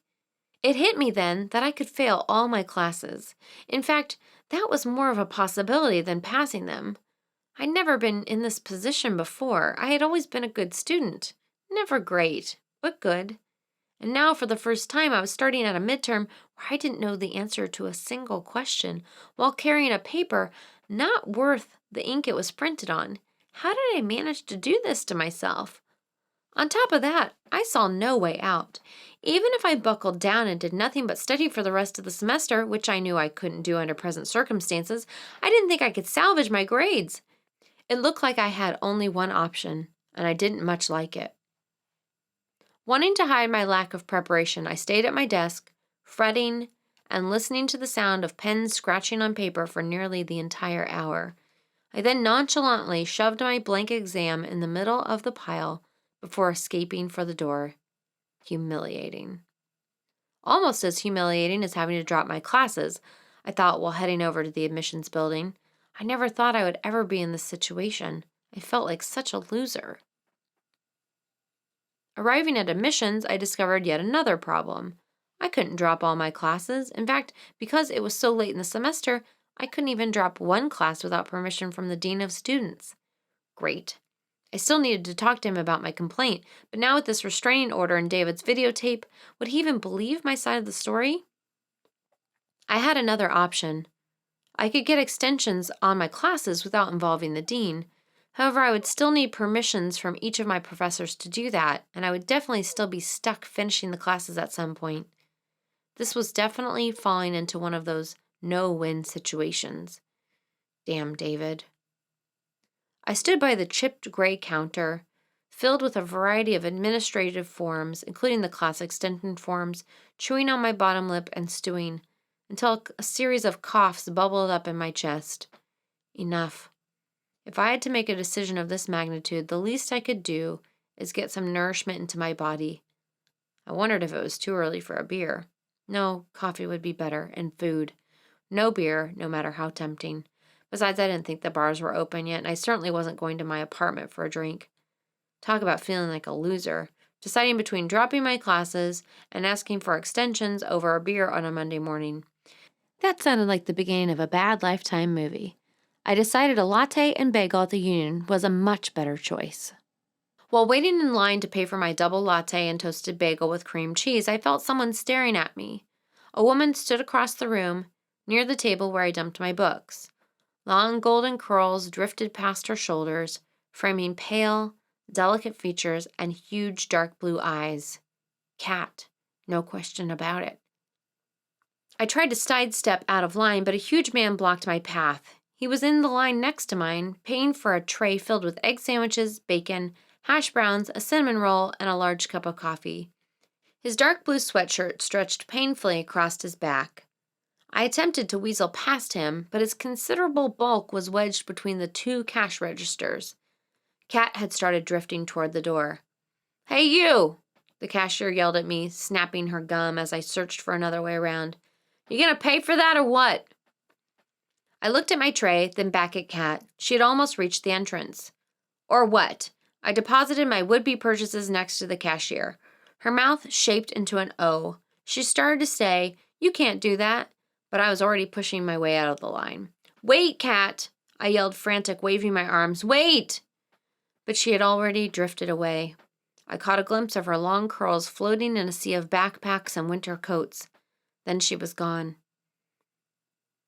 I fought my way past a Middle Eastern man balancing a tray filled with food and books, past a couple of African American women collecting napkins and silverware, and sprinted toward the door. Of course, there was no sign of her. I ran all the way to the entrance, searching everywhere, even peering outside, but no luck. She had vanished, disappeared into void, leaving no trace of her presence, like a fairy. Actually, that turned out to be not entirely true. When I returned, I found a crisply folded note sitting on top of my backpack. Picking it up, I smelled freshly cut grass and wildflowers, just a hint incongruous against the odors of hamburgers, burritos, beer, and smoke. I unfolded the sheet of paper. 2 photos slid out and fell to the floor. I saw a flash of blonde hair, a bright smile before they skidded under the table. Suddenly, I couldn't breathe. My chest ached excruciatingly tight, my lungs squeezed by a giant hand. Photos? Dare I look? Did I even want to know? My hand crept toward the photos as my knees buckled beneath me. Kneeling down, my fingers curled around the edge of the photos, the texture smooth and glossy beneath my fingertips. I pulled them toward me. Blonde hair, blue eyes, huge smile for the camera. Cat, as a child. I went cold, my hands numb, ice emanating from the photo. Closing my eyes, I took deep breaths, struggling not to cough, willing myself to stay calm. After a few moments, my breathing steadied. I forced my eyes to open, to better examine the photos. It wasn't Cat, not even close. I stared at the photos, perplexed. Someone must have switched them when my eyes were closed. That could be the only explanation. God, I can't believe I just thought that. I burst out laughing, toppling over, tears springing to my eyes. It's official. I had lost it, both paranoid and hallucinating. What a piece of work. I laughed so hard I started coughing. It took a while to get my breathing back under control. Once I quit laughing, I had to deal with the coughing, but eventually I managed it, even with all the furtive, cautious looks people kept shooting at me. Yep, another student succumbs to the pressures of college life, those expressions said. If only they knew the truth. I got up from the floor and sat in the chair, wishing I had that latte, but there was no way I'd face that cashier again. She'd probably spit in it while I dug my money out to pay. I laid the photos on the table, then realized I had still clutched the paper they had been wrapped in with my other hand. Unfolding it, I laid the paper next to the photos. Kit Kat, take a look at that. Tick-tock, time is almost out. The words had been torn from a magazine resembling a ransom note. Made sense. My peace of mind had been kidnapped. Naturally, I would need to answer a ransom note to get it returned, hopefully intact. Back to the photos. The girl was young, 7 or 8, with blonde hair and blue eyes. That's about where the resemblance to Kat ended. This girl had a thin, sharp face, pale skin, and a slight overbite. She was pretty, but pretty in a waif-like, wispy way, not like Kat's soft golden beauty. One photo showed the girl close up, smiling, a posed studio shot. The second had been taken outside. An older woman accompanied her, holding her hand as they walked away from a building. The girl wore a little black coat and a red and white striped hat. Her bony wrists poked out from the 2 short sleeves. She had turned her head, staring up at the woman. The woman also wore a black coat, which matched her black curly hair and black-rimmed glasses. Her mouth was set in a straight line. She wasn't looking at the child, rather she stared at her feet as she seemed to yank the poor girl along. I pushed the photo away. I didn't want to look at it anymore. It made me uncomfortable and edgy. I didn't like that woman, nor did I like the way she dragged that poor little girl with those horribly thin wrists. Oh, for God's sake, I had to stop this. I had enough things in my life making me uncomfortable and edgy. I certainly didn't need to be reading things into a photo left by some woman claiming to be my kidnapped sister. She was probably some nutcase working with David to try and drive me crazy. Suddenly exhausted, I sank down in my seat. I buried my face into my arms and alternated between pretending the world was normal and I had never gone to that stupid Halloween party in the first place, much less met David or seen Kat, and that world had disappeared into nothingness. I spent the rest of the day trudging around campus in search of my professors. After my earlier face-to-face with insanity, I no longer had any doubts about what I needed to do. Although I still didn't feel comfortable asking for extensions, I thought I would have better luck convincing my professors than the dean of students. The dean may already know about the restraining order, but university bureaucracy probably hadn't moved fast enough to attach the restraining order to that complaint, if my professors even called to check. Actually, my professors were quite sympathetic. About time somebody was. They all granted me extensions without a fuss. Even the professor whose exam I had just flunked told me I could retake it whenever I felt up to it. She actually treated me like I was the victim in this situation. What a concept. To be fair, I think my coughing and general sad state of health helped my cause. I could honestly claim that the stress of being stalked had caused my illness. Although I didn't mention CF, I knew I looked horrible. I decided not to approach my 18th century lit professor. He had just given me an extension on my paper. I didn't want to press my luck. I just shoved my paper under his door and slunk away. After all, I reasoned, I now only had one class, his class, to concentrate on. I could do it. I stopped at the tavern for dinner, a cup of chili topped with cheese and onions, and a cheeseburger with all the works and onion rings before heading home. Except for some snacky foods, I hadn't eaten much all day. By the time I started walking, dusk had fallen, along with the temperature. I wrapped my scarf around my neck, protecting it from the bitter cold wind, and broke into a trot. Long shadows stretched out across the sidewalk. I jumped as a flyer advertising a bar band called Meat Locker flapped loudly. It hadn't been attached well to the side of the building. Another flyer flew across the street, this one announcing some sort of peace rally. The dry, rattling noise sinister and eerie. A man wearing a bright red ski jacket brushed against my arm as he ran past. I caught a glimpse of wild hair and equally wild eyes before he vanished into the night. All right, I needed to get a hold of myself. At this rate, I would never make it home. Instead, I would be found crouched in the doorway of some building, eyes darting and body jumping.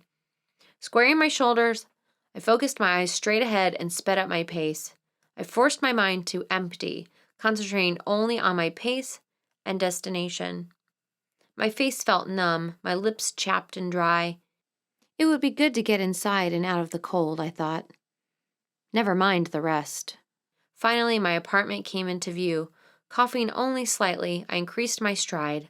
Almost there. Hello, Kit. I let out a short scream. A man stepped out from the shadows of the neighboring putrid green rental house. Instinctively, I backed away, ashamed of having screamed. It was probably Brad or someone else from the football team. No one to be scared of. Who's there? You mean you can't recognize my voice? The man replied, his voice teasing. I took another step backward, slimy tendrils starting to curl around my stomach. The man continued toward me, the light from the street lamp slanting across his face. David. I suddenly became aware of just how desolate it was. Where was everyone? What are you doing here? I croaked.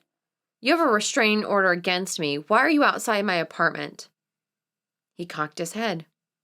Why, I do. That means you have to leave. His voice still had that teasing quality to it. The hairs against the back of my neck started to squirm furiously. Something wasn't right. I mean, really not right. I made myself stop retreating. What the hell are you talking about? I can't leave my own apartment. Didn't you read the fine print? If I show up in a public place, you have to leave. God, is that what it said? My apartment isn't a public place. He spread his arms out wide. We're not at your apartment. This certainly is a public place. His voice went up, the teasing continuing. With horror, I finally realized what I had been sensing. He was using the teasing to hide something else in his voice, something darker, more sinister. Madness. Fine. I started to stride past him, refusing to let him see the terror threatening to seize my limbs. I couldn't let him see any weakness. Like a predator, he would pounce. He stayed in front of me, still in that teasing mode, preventing me from passing. I stopped, folded my arms. Can't leave the area if you won't let me. He pointed behind me. You can go that way. I bit my lip. Could he smell my fear? Now what do I do? The words darted through my brain. The best defense is good offense. Besides, most predators back off if the prey attacks them. I forced myself to take several steps forward, to get right into his face. Just because you have a restraining order doesn't mean you can tell me where I can go, so get out of my way. He clapped his hand against his chest, staggered back a step. Oh, Kit, you break my heart. Can't we put this behind us and start again? A shadow covered his eyes. I desperately wished I could see them. Maybe then I would know if I had only imagined the madness I was hearing or if it was real. David, I already told you we're done, I said with more bravado than I felt. I don't want anything more to do with you. In fact, since you have me saying that on tape, why don't you go home and watch it over and over until you get the picture? His face grew still. There's no need to get nasty, Kit. Oh, God, did I push too far? Too late to back off now. I had to keep this charade up or he really would see my terror. Me? Nasty? You're the one who put the restraining order on me. That was only because you filed complaints against me. I held up my hands. Fine. We were both wronged. Now would you please step out of the way so I can go home? His jaw worked, but he didn't move.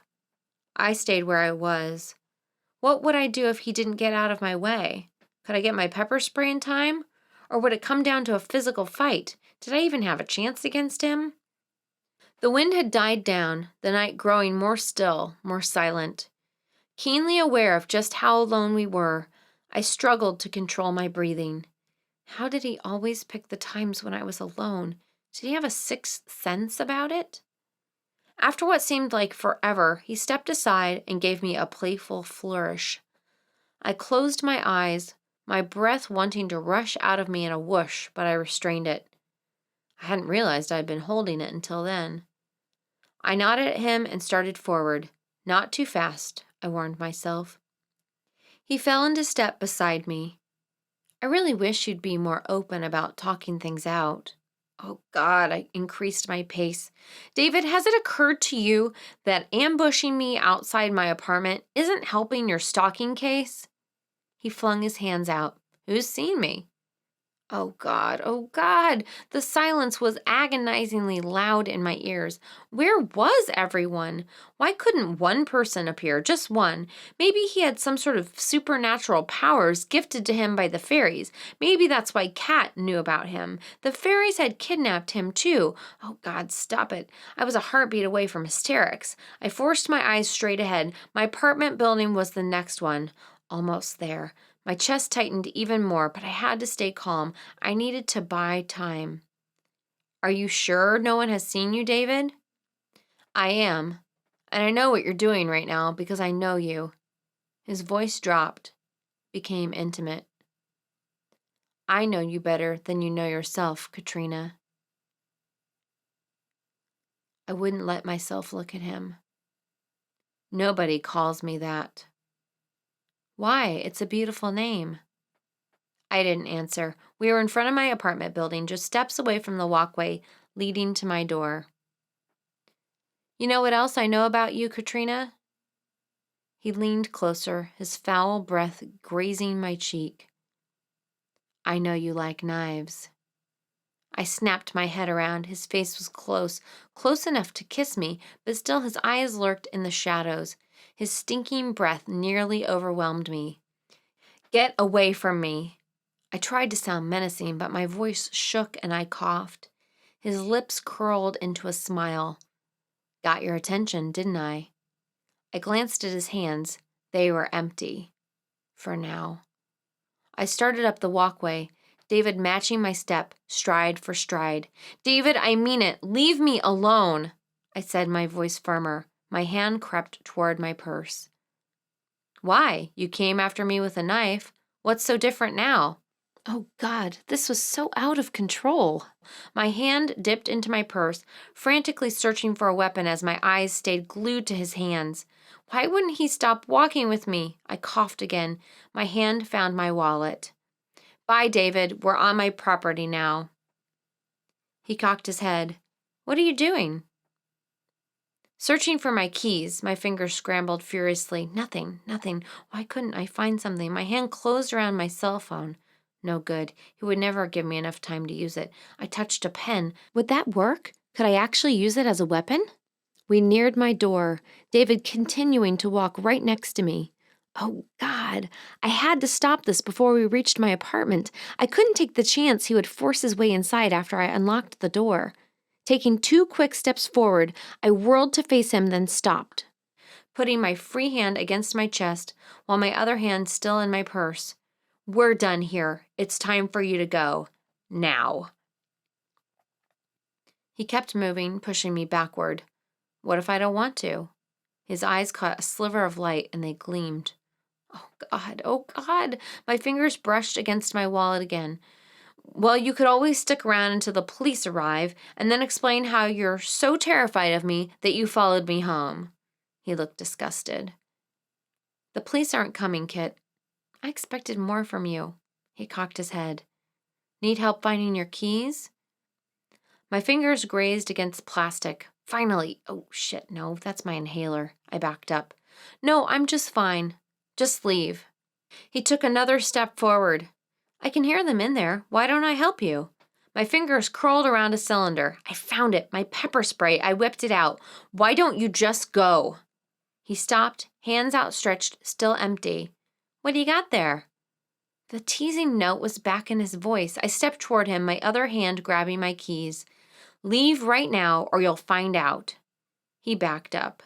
Interested in adding an assault and battery charge to your restraining order? It won't be assault and battery because we're on my property, I said through gritted teeth, pulling my keys out, stifling a cough. You don't own it. I moved away from him toward the door. No, but I rent it, you asshole. And if you're smart, you'll get out of here fast, because the first thing I'm doing when I get inside is calling the police. And who do you think they're going to believe? My back brushed against the door. Oh, you want to stick around and see for yourself? Still facing him, I reached around and fumbled for the lock. He retreated to the sidewalk. Kit, why do you insist on making this so difficult? You know we're meant to be together. Shaking, I couldn't get my key to fit. David, for God's sake, will you just go? I coughed out. He continued to stand there, a dark, shadowy figure on the sidewalk. Our history, Kit. Nobody will ever understand what you've been through. Not like me. You belong with me, Kit. One day you're going to figure that out, but I may not be so willing to take you back when you do. If I could be so lucky, I muttered. Why couldn't my damn key work? What did you say? I said I'll take my chances, I yelled. What was going on with this key? If I could only turn around and see what I was doing, but I didn't dare do that with him mere feet away. What's going on here? Brandy. I almost collapsed with relief. She stood at the corner of the yard, elegant in her long green wool coat and leather gloves, my fashionably dressed savior. Brandy, well, hello. It's so nice to see you. David shifted toward her and held his arms out as if to hug her. I took advantage of the diversion to focus more on unlocking the door. Brandy stepped toward him. What are you doing here? Well, I'm here to see Kit. He waved an arm in my direction. Brandy moved closer. You have a restraining order against her. Why would you want to see her? David backed away. She asked me to. I did not, I yelled before I could stop myself. I was ready to explode with frustration, rage, and terror. So what if she did? Brandy continued to advance, her voice heavy with sarcasm. Is that what you're going to tell the judge? That even though you were so frightened of Kit you had to get a restraining order, that you still came over to her apartment when she asked? David teetered backwards. The light from a street lamp fell across his face, and for the first time I saw uncertainty reflected there. Ha! Maybe this wouldn't go away after all. You don't understand, he floundered. You know, I think you're finally right about something, Brandy said.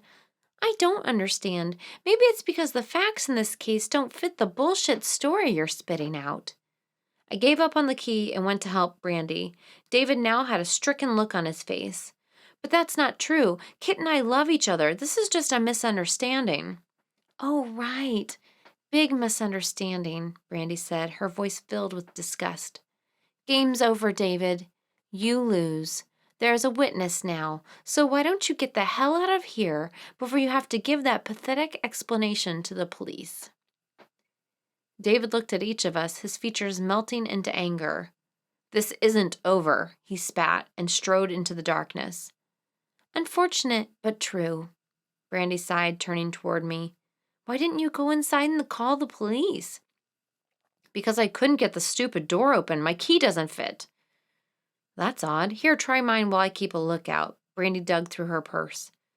You were absolutely incredible. I can't believe you were able to chase him off. Brandy handed me her keys.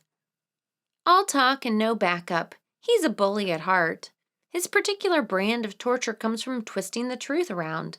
When you're the only witness, he can do that. But when other people step into the picture, poof. I gotta get Martha to talk to the police. I headed back to the door. Brandy's key didn't turn either. What's taking so long? Brandy yelled from the sidewalk. I jiggled the key. I can't get yours to work either. Christ, Kit, now you can't work a door anymore? Brandy sauntered over. Here, let me try. You keep an eye out for Hannibal Lecter. I only wish it was Hannibal Lecter. At least he was polite. And funny. I stepped away so Brandy could try. She fiddled with the key. Same results. What's going on here? Maybe Martha's home. She banged on the door. Martha, get your butt over here and open up. I have my trusty noisemaker if you think that would get her here faster, I offered. Brandy rolled her eyes. We'll try that if she's at the library or something. Martha! She pounded on the door a second time. I'm here, Martha muttered, her voice muffled. No need to make such a fuss. I heard the click of the lock, then the door swung open. Martha's red plaid shirt was rumpled, her hair tucked into big hunks behind her ears. Black circles stained the skin beneath her eyes. See? Door's open. Everything's all right. Brandy pushed past her. Everything is not all right. My key doesn't work. Neither does mine. I stepped in as well.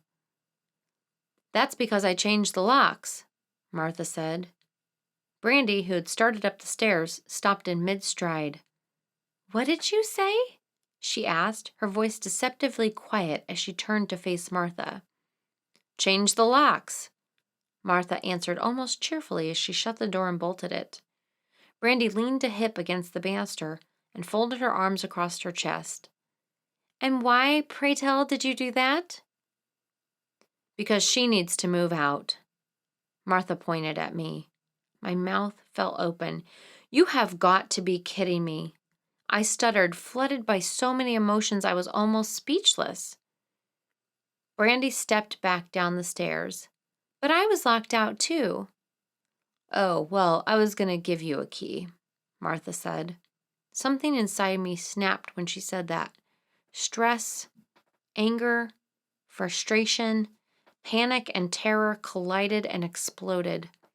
Martha, you bitch, I yelled, trying to ignore images of David looming over me with a knife, helpless in front of my locked front door.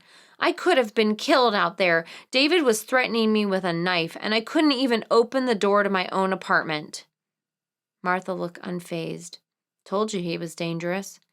He had a knife? Brandy asked, a hint of fear in her voice. I ignored Brandy. I know he's dangerous, you stupid Cal. What, you think I'm an idiot or something? You haven't done anything about it, Martha said. God, did I want to slap her. I've made formal complaints about him to the police and the university. Oh yeah, I know about those. They called me, Martha said almost indifferently. There was that feeling again. That feeling that I had wandered back onto some illogical world without knowing it. How could I be having this conversation? You talked to them and you still changed the locks? I told them I didn't know anything. Martha brushed past Brandy and clomped up the stairs. You did what? I didn't believe what I just heard. You told the police you didn't know anything? Martha continued clumping up the stairs, her back to me. Yep. Unbelievable. My mouth opened and closed, but no sound came out. I could only stand there, gaping at a large wrinkle on the back of Martha's red plaid shirt. Brandy's eyes met mine, her expression as shocked as I was. I clapped my hands to the top of my head as to keep it from flying off. "Martha, what the hell were you thinking?" Brandy asked. I heard a buzzing noise in my head, the sound of my credibility flying away, no doubt. Sucking in my breath, I struggled to keep from screaming. "Why did you do that?" Martha leaned over the mud-brown banister, hair hanging down, the circles under her eyes even more pronounced. "Because that's not going to make the problem go away."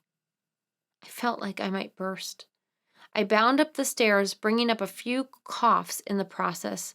"What do you mean it's not going to make the problem go away?" I said between coughs. "How else is the problem going to go away?" Martha planted her hands on her hips. "You leaving will make the problem go away. Going through the law will take too long." "For you, maybe. It's not going to make the problem go away for me." Martha shrugged. "You should have thought of that before you dated him." A veil of red descended before my eyes, and I lunged at her, slapping her across the face. "Kit, stop it!" Brandy yelled, yanking me back.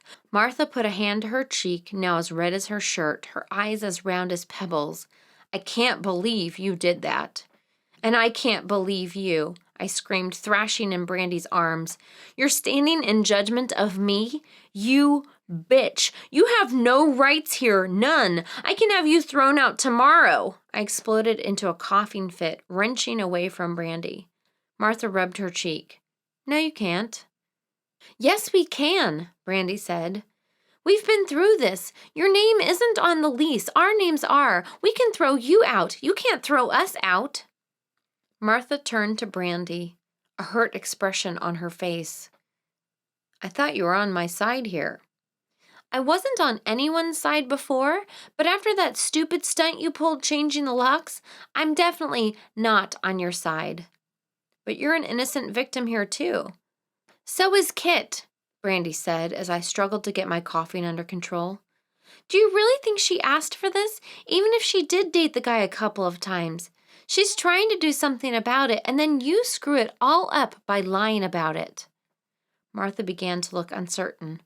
But I thought, "No, you didn't think. That's the problem," Brandy interrupted. "Yes, going through the system will take longer than if she moves out, but her moving out is not an option here. My God, Martha, have you no compassion?" Martha's eyes grew rounder at the same time her mouth flattened. "Don't you see? Every time I come home, I see him hanging around outside. What if he attacks me? I can't stand it anymore. I just want the problem to go away." "Newsflash, Martha. I want it to go away too, probably more than you do," I said, finally getting my coughing under control. "Do you have any idea how it feels to be the one he's waiting for?" Martha collapsed, landing on the couch, legs folding under her like a rag doll. "I can't concentrate like I used to. My grades are slipping. This is ruining my life." Her arms slumped over, arms draped over her knees, hair trailing over her face. "It's ruining all our lives," Brandy said quietly, "especially Kit's." Martha didn't answer, burrowing further into herself. As pissed as I was, I still couldn't help feeling a little sorry for her. "Give me a key." I held my hand out. "How the hell did you get the landlord to agree to this anyway?" Martha paused, straightened, her hair falling away from her face. I could see the creases under her eyes, the folds sharper and deeper than I remembered. "Said I was Brandy, told him we were being stalked." She folded her arms across her chest. "I want a key now, and if you ever do anything like this again, I will have you evicted." I closed in on her. "No," Brandy said flatly. "That's not good enough. Tomorrow you're going to call the police and tell them the truth, and if you don't, we will have you evicted." Martha's eyes darted up at us. "I just wanted the problem to go away," she muttered. "Yeah, you said that," I said, exhaustion creeping through my veins like a dark, liquidy drug. I flopped on the chair and blew my nose. God, I felt awful.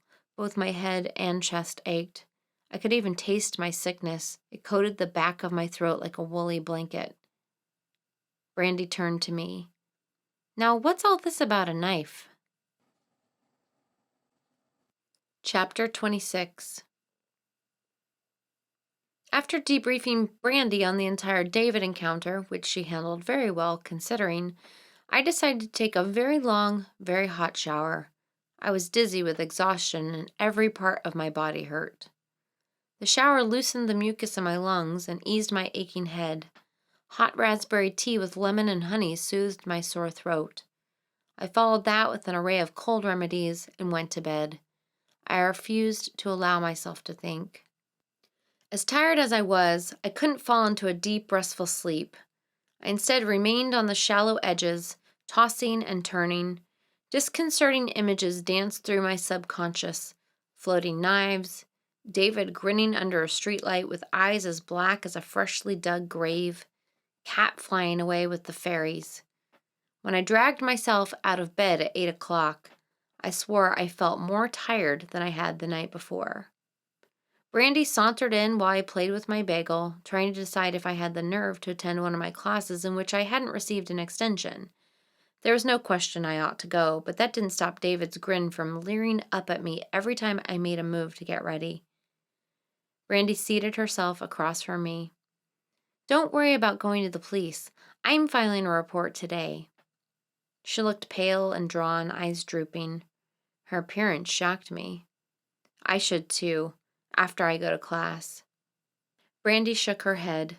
"Just call it in. I'll tell you after I've filed, then you can call and add to it.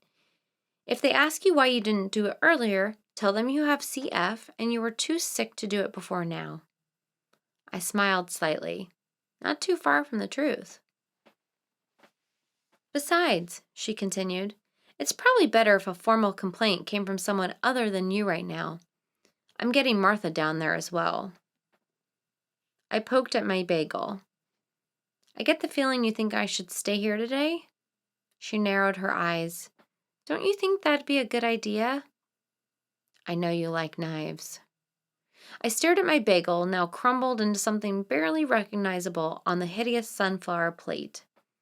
Brandy was right, but the idea of spending the day cooped up in my apartment because of David twisted my insides. And then I would have nothing to distract me from seeing his distorted face grinning, the madness within shining through. I stood.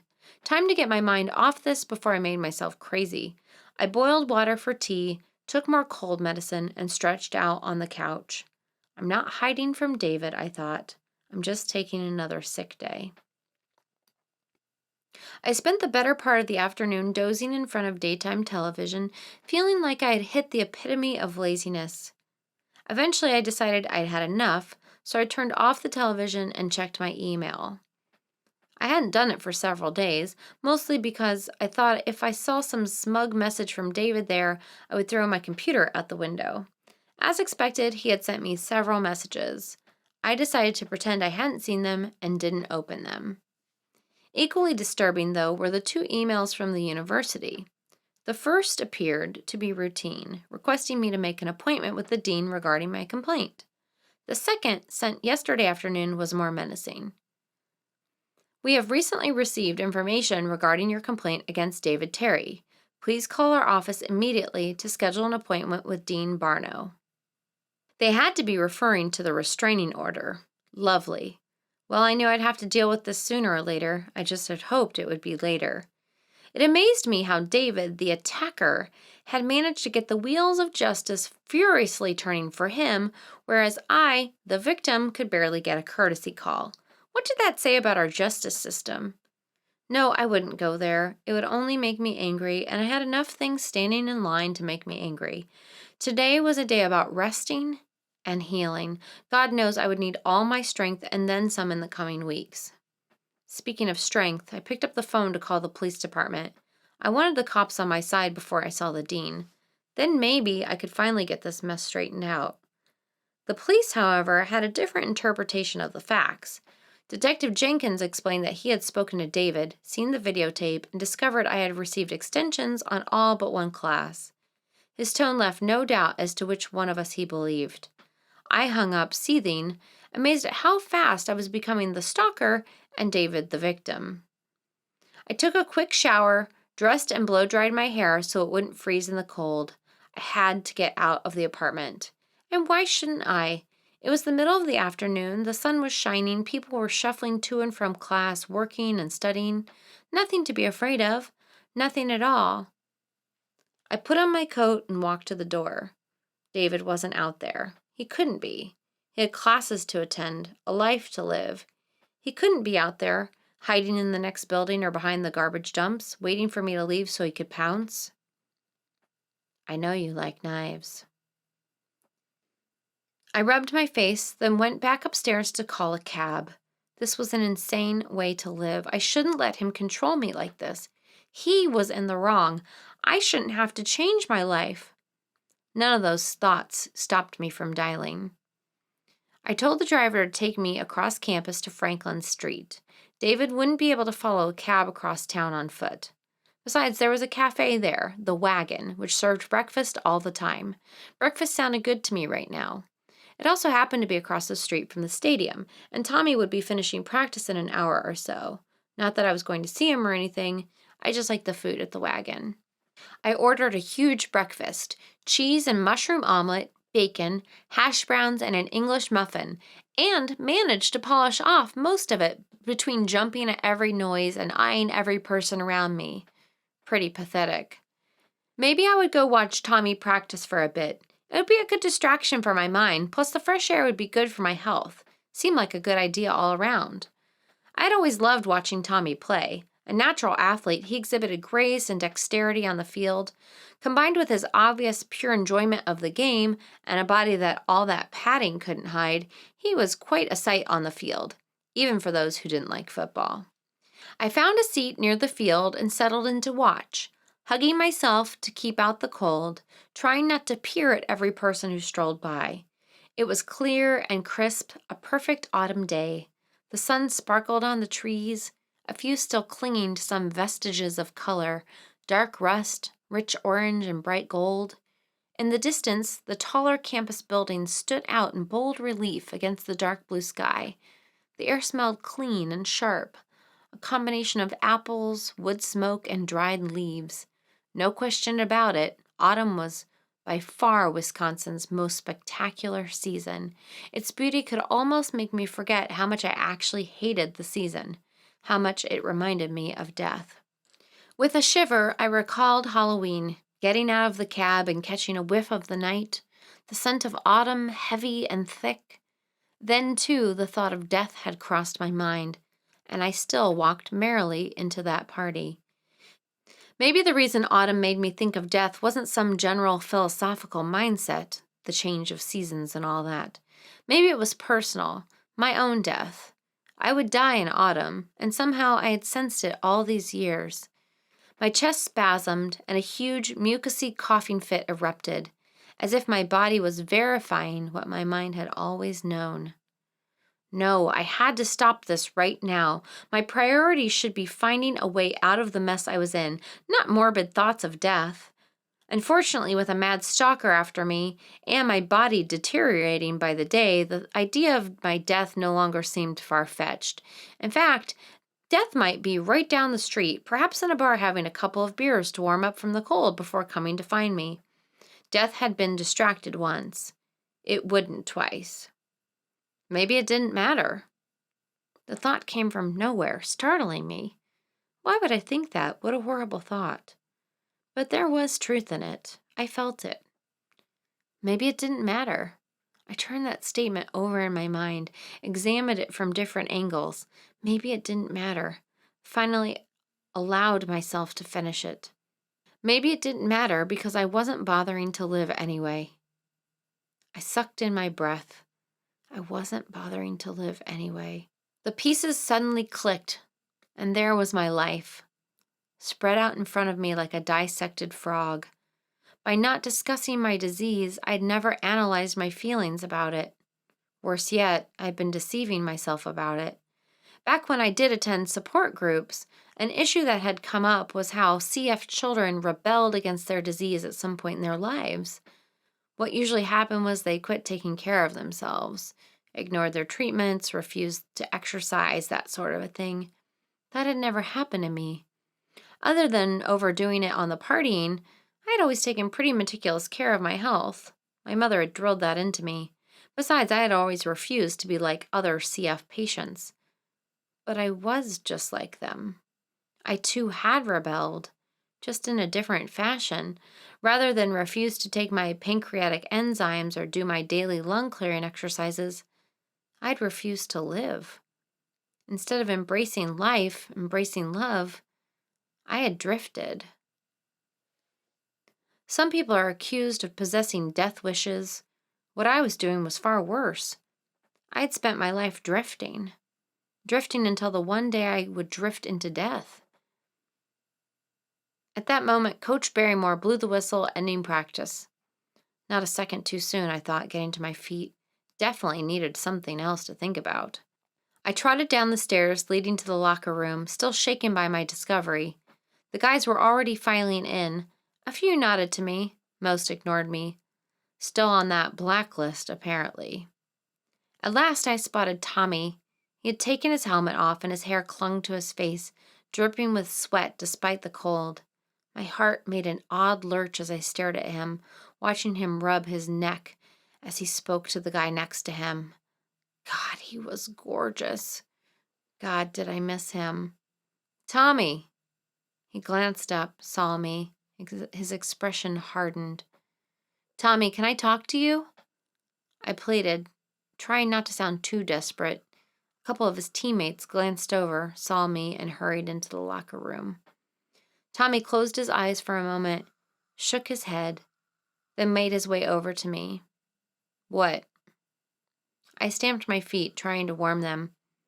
I'd like to talk to you. You're talking. What do you want? I sighed. Guess he had decided not to make this easy. Look, I'm sorry about the other night. I didn't mean to sound like a bitch. Look, you more than anyone know what's been happening to me. My life is coming apart at the seams, and it keeps getting worse. I really need a friend right now, and I'd like it to be you. But as for the other stuff, I can't focus on that now. I have no energy for anything except dealing with all this crap. I can't even deal with school. I've gotten extensions on all but one of my classes. So can we call a truce? Once I get some control back, then we can talk, but can you just be my friend for now? I ended my speech with a few rumbling coughs. Not planned, but they did a nice job of underscoring my illness. His face tightened, his eyes narrowed. What do you mean, things getting worse? I stamped my feet a second time. I'd tell you, but I'm freezing and you need to take a shower. He drummed his fingers against his football helmet, studied my red cheeks and running nose. Yeah, okay. I'll meet you at the wagon in about a half an hour. Okay, I said, even though I'd just left there. That's all right. I could have a cup of tea and warm up while I waited. I could even check my purse for the 1,000th time to make sure all my weapons were accounted for and my cell phone was set to auto-dial 911. This is getting really weird. Tommy flipped through the photos and latest cat message. We were walking to my apartment. Tommy thought I belonged in bed, and he didn't even leer when he said it. I must have looked like death if I couldn't sexually interest a 21-year-old male. Not a comforting thought. Not to mention a huge blow to my ego. Tell me about it. He used one photo to tap on the other one. I guess she must be the innocent we keep hearing about. You think, Sherlock? He smiled. Am I being too obvious, Watson? Well, how about this? Did you notice she's in Minnesota? I looked over his shoulder. No. Where'd you get that? He showed me the photo of the child and adult. See, right here, the Minneapolis School for Special Children. I leaned closer. There it was, right there at the top, nearly cut off. You're right, I guess I was too busy looking at the girl. It's a tough burden to carry, being a genius, but I do it because it needs to be done. He attempted to look both noble and martyred at the same time. I snorted. Genius, right. If you're a genius, you'd know what it means. All in good time, my child. He tried to sound ancient and wise, But then he saw my expression and burst out laughing, ruining the effect. No clue whatsoever. I don't know why a child in Minneapolis would have anything to do with you being stalked in Riverview. Not to mention what any of this has to do with Kat being kidnapped, I mused. Nothing makes any sense. I keep getting pieces, but it's like I'm getting pieces from different areas of a jigsaw puzzle, so nothing fits together. Or you're getting pieces from different puzzles, Tommy remarked, taking back the photo. I glared at him. Oh, that's a comforting thought. He shrugged. You said it. None of this makes any sense. And why would it all fit together anyway? Seems like completely different problems. I sighed. You're probably right. We walked along in silence. An Asian man with thick glasses wobbled by on a bicycle, riding on the wrong side of the street, his worn brown coat billowing out behind him. On the corner, a younger man with a long, curly beard and John Lennon glasses argued passionately with a tiny, bird-like girl with long, stringy, dirty blonde hair and an oversized black overcoat. She appeared to be crying. I haven't been exactly fair either, Tommy said suddenly. I jerked my head around, wondering if I'd missed some part of the conversation. Excuse me? To you. I haven't been fair to you. He stared straight ahead, his eyes fixed in front of him. What are you talking about? He paused, cut his eyes at me. You. What you always say, that I don't share things? You're right, I don't, and that's not fair to you. Where did this come from? So you're planning to share now? He shoved his hands into his pockets. Well, not exactly. I dropped my arms to my sides before my hands could reach out and throttle him. Tommy, just spit it out. What are you trying to tell me? He sighed. I thought this would be easier. What? What would be easier? You're making about as much sense as Kat right now. Hey, at least I'm not doing this in an email. He half smiled at me. At least an email I can delete, I retorted. If you want to say something, say it or drop it. I'm not in an analyzing mood. Okay. He shoved his hands deeper in his pockets. I was surprised he didn't tear the fabric. I've been doing some thinking about things. Us things. I know I haven't told you about myself the way you have, and that isn't fair to you, but... His voice dropped off, and he stared at the sidewalk. But... I prompted, sidestepping a tall, skinny guy swinging a backpack like a lethal weapon. But there are things about me, things I'm not proud of. I turned away so he couldn't see me roll my eyes. What did the golden boy have to be ashamed of? Whatever it was, it couldn't be this big of a deal. So what do you want me to do about it if you aren't going to tell me? Well, that's not it. I'm doing this all wrong. It's just that I tried telling someone once and it didn't work out. At all. We passed a bus stop. A stern-looking woman stood waiting, gripping the hand of a little blonde-haired girl, reminding me of the photo from Kat. And that has what to do with me? Kit, this isn't easy for me. I should say not. My voice had developed an edge, echoing the glow of anger beginning to burn inside me. You're making that painfully clear, nor is it easy for me, because what you seem to be saying is because you had a bad experience confessing your sins to someone once before, you're not willing to trust me, despite the fact you know all of my deep, dark secrets. His expression tightened. Don't make this so difficult. Me making this difficult? I stretched my arms out. How is this suddenly my fault? I didn't bring this up, you did. I know, I wanted you to understand. Understand? I stared at the sky in exasperation. Understand what? You didn't tell me anything. Yes, I did. He took his hands out of his pockets and balled them into fists. It's not that I don't want to tell you about myself. It's just that I can't right now. It needs to be the right time. First he insults me, then he tries to make it up by turning into some sort of romantic gesture, even though he hasn't shared anything.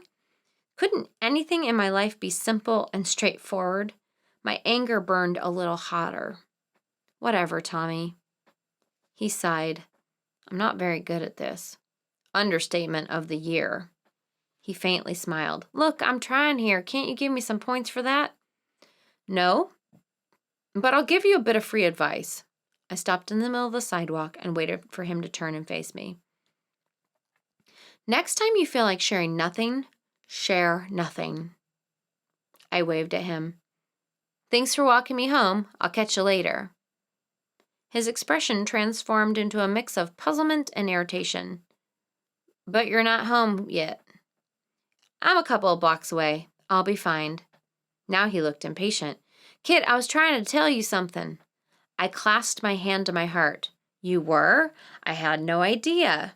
That's not fair. Tommy, you told me nothing, and you damn well know it, I said, my anger getting the better of me. I'm sick and tired of games and riddles and trying to decipher the real meaning of what people are doing or saying. You of all people should know that, yet you pull the same crap on me. He scrubbed his hands through his hair. I wasn't trying to do that. Then what were you trying to do? Tell me I wasn't good enough to share things with? That you had a bad experience once and you think I might do the same thing to you? Fine. He backed away, his hands in the air. I give up. Goodbye, Kit. I didn't say anything. I just watched him stalk off in the opposite direction. I told myself I was in the right. He was the one being a wishy-washy jerk.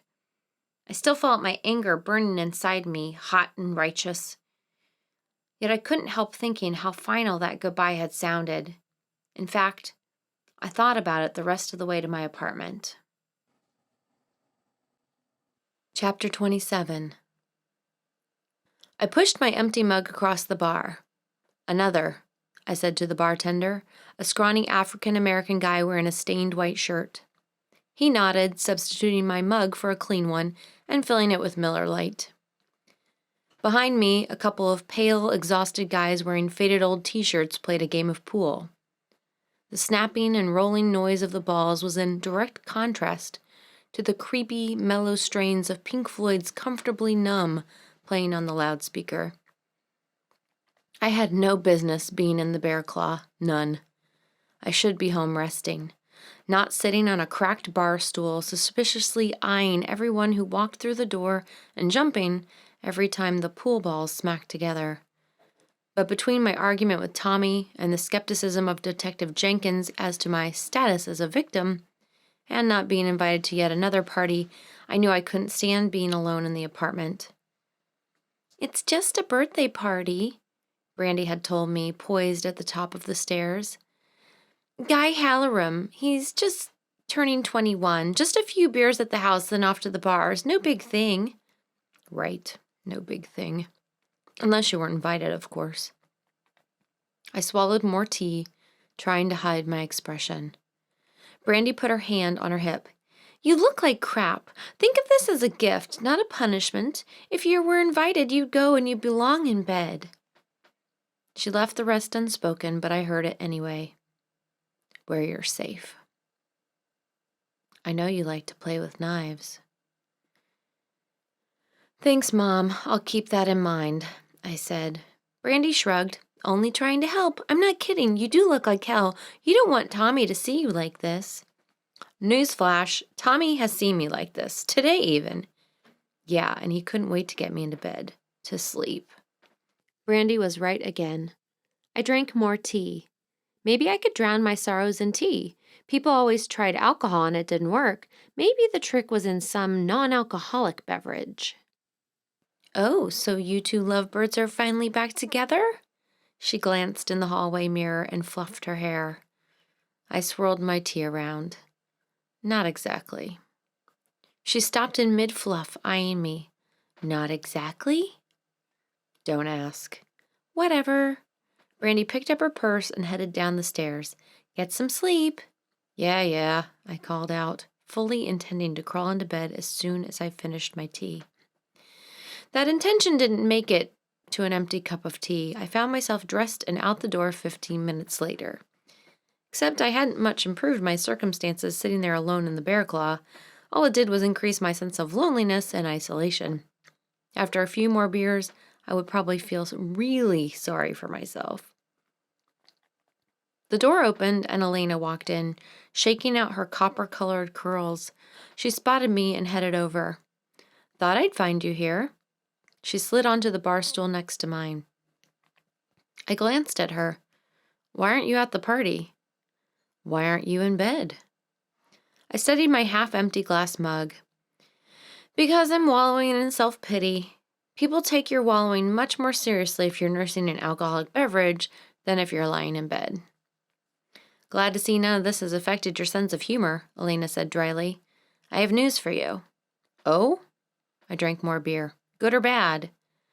"Unexpected, I'd say." I turned to look at her. "You're pregnant?" She laughed, but there was no humor in it. "Hardly. You need to have sex to get pregnant?" A pang of guilt hit me. I had been so wrapped up in my own problems I'd forgotten about hers. Nice friend I was. "Oh, things are that good between you and Brad? Did you finally confront him?" Elena became very busy pulling her gloves off and loosening her scarf.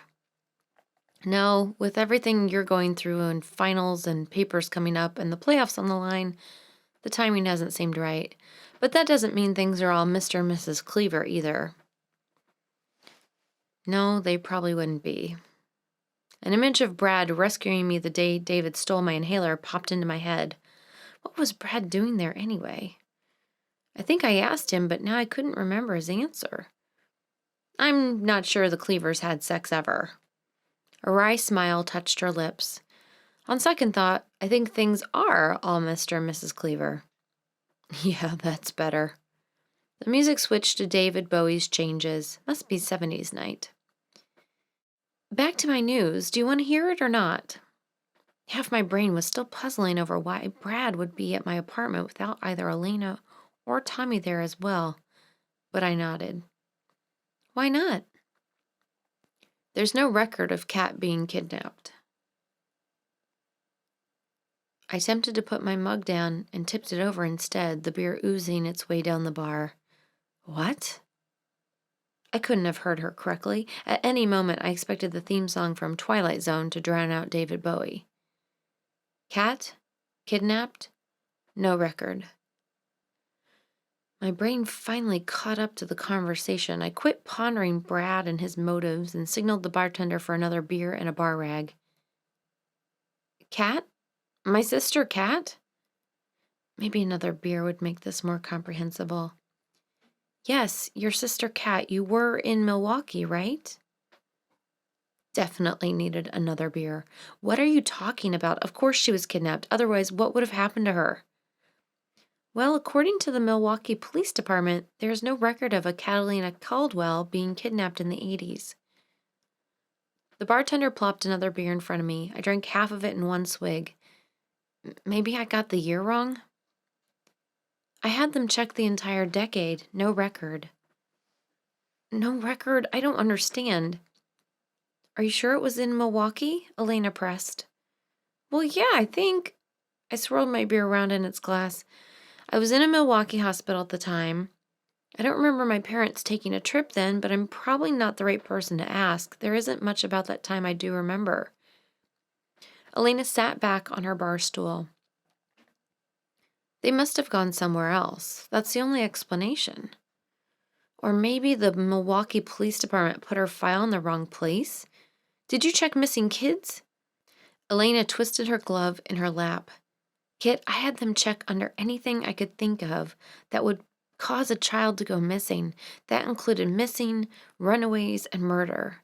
"Murder?" I bolted upright, sloshing my beer. "No, she wasn't murdered. She was still alive."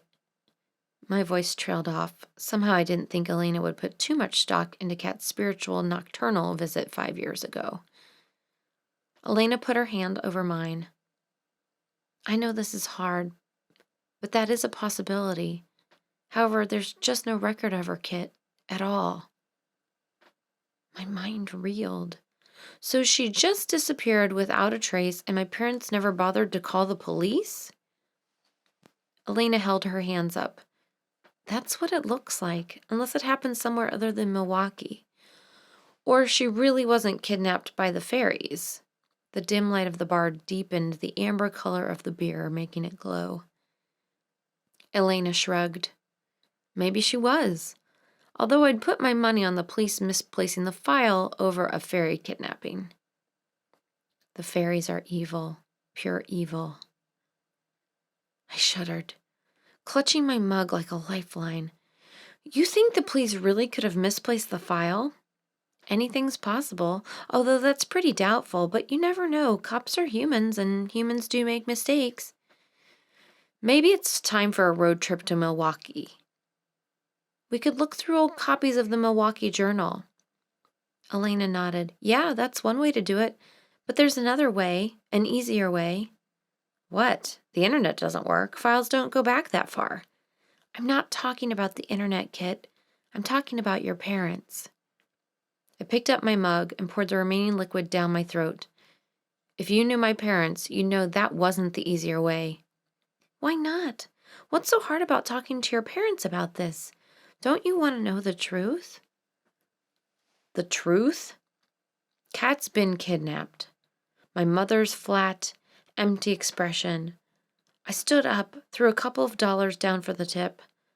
Funny thing about the truth, Elena, I said, sliding on my coat. Sometimes you get way more than you bargained for.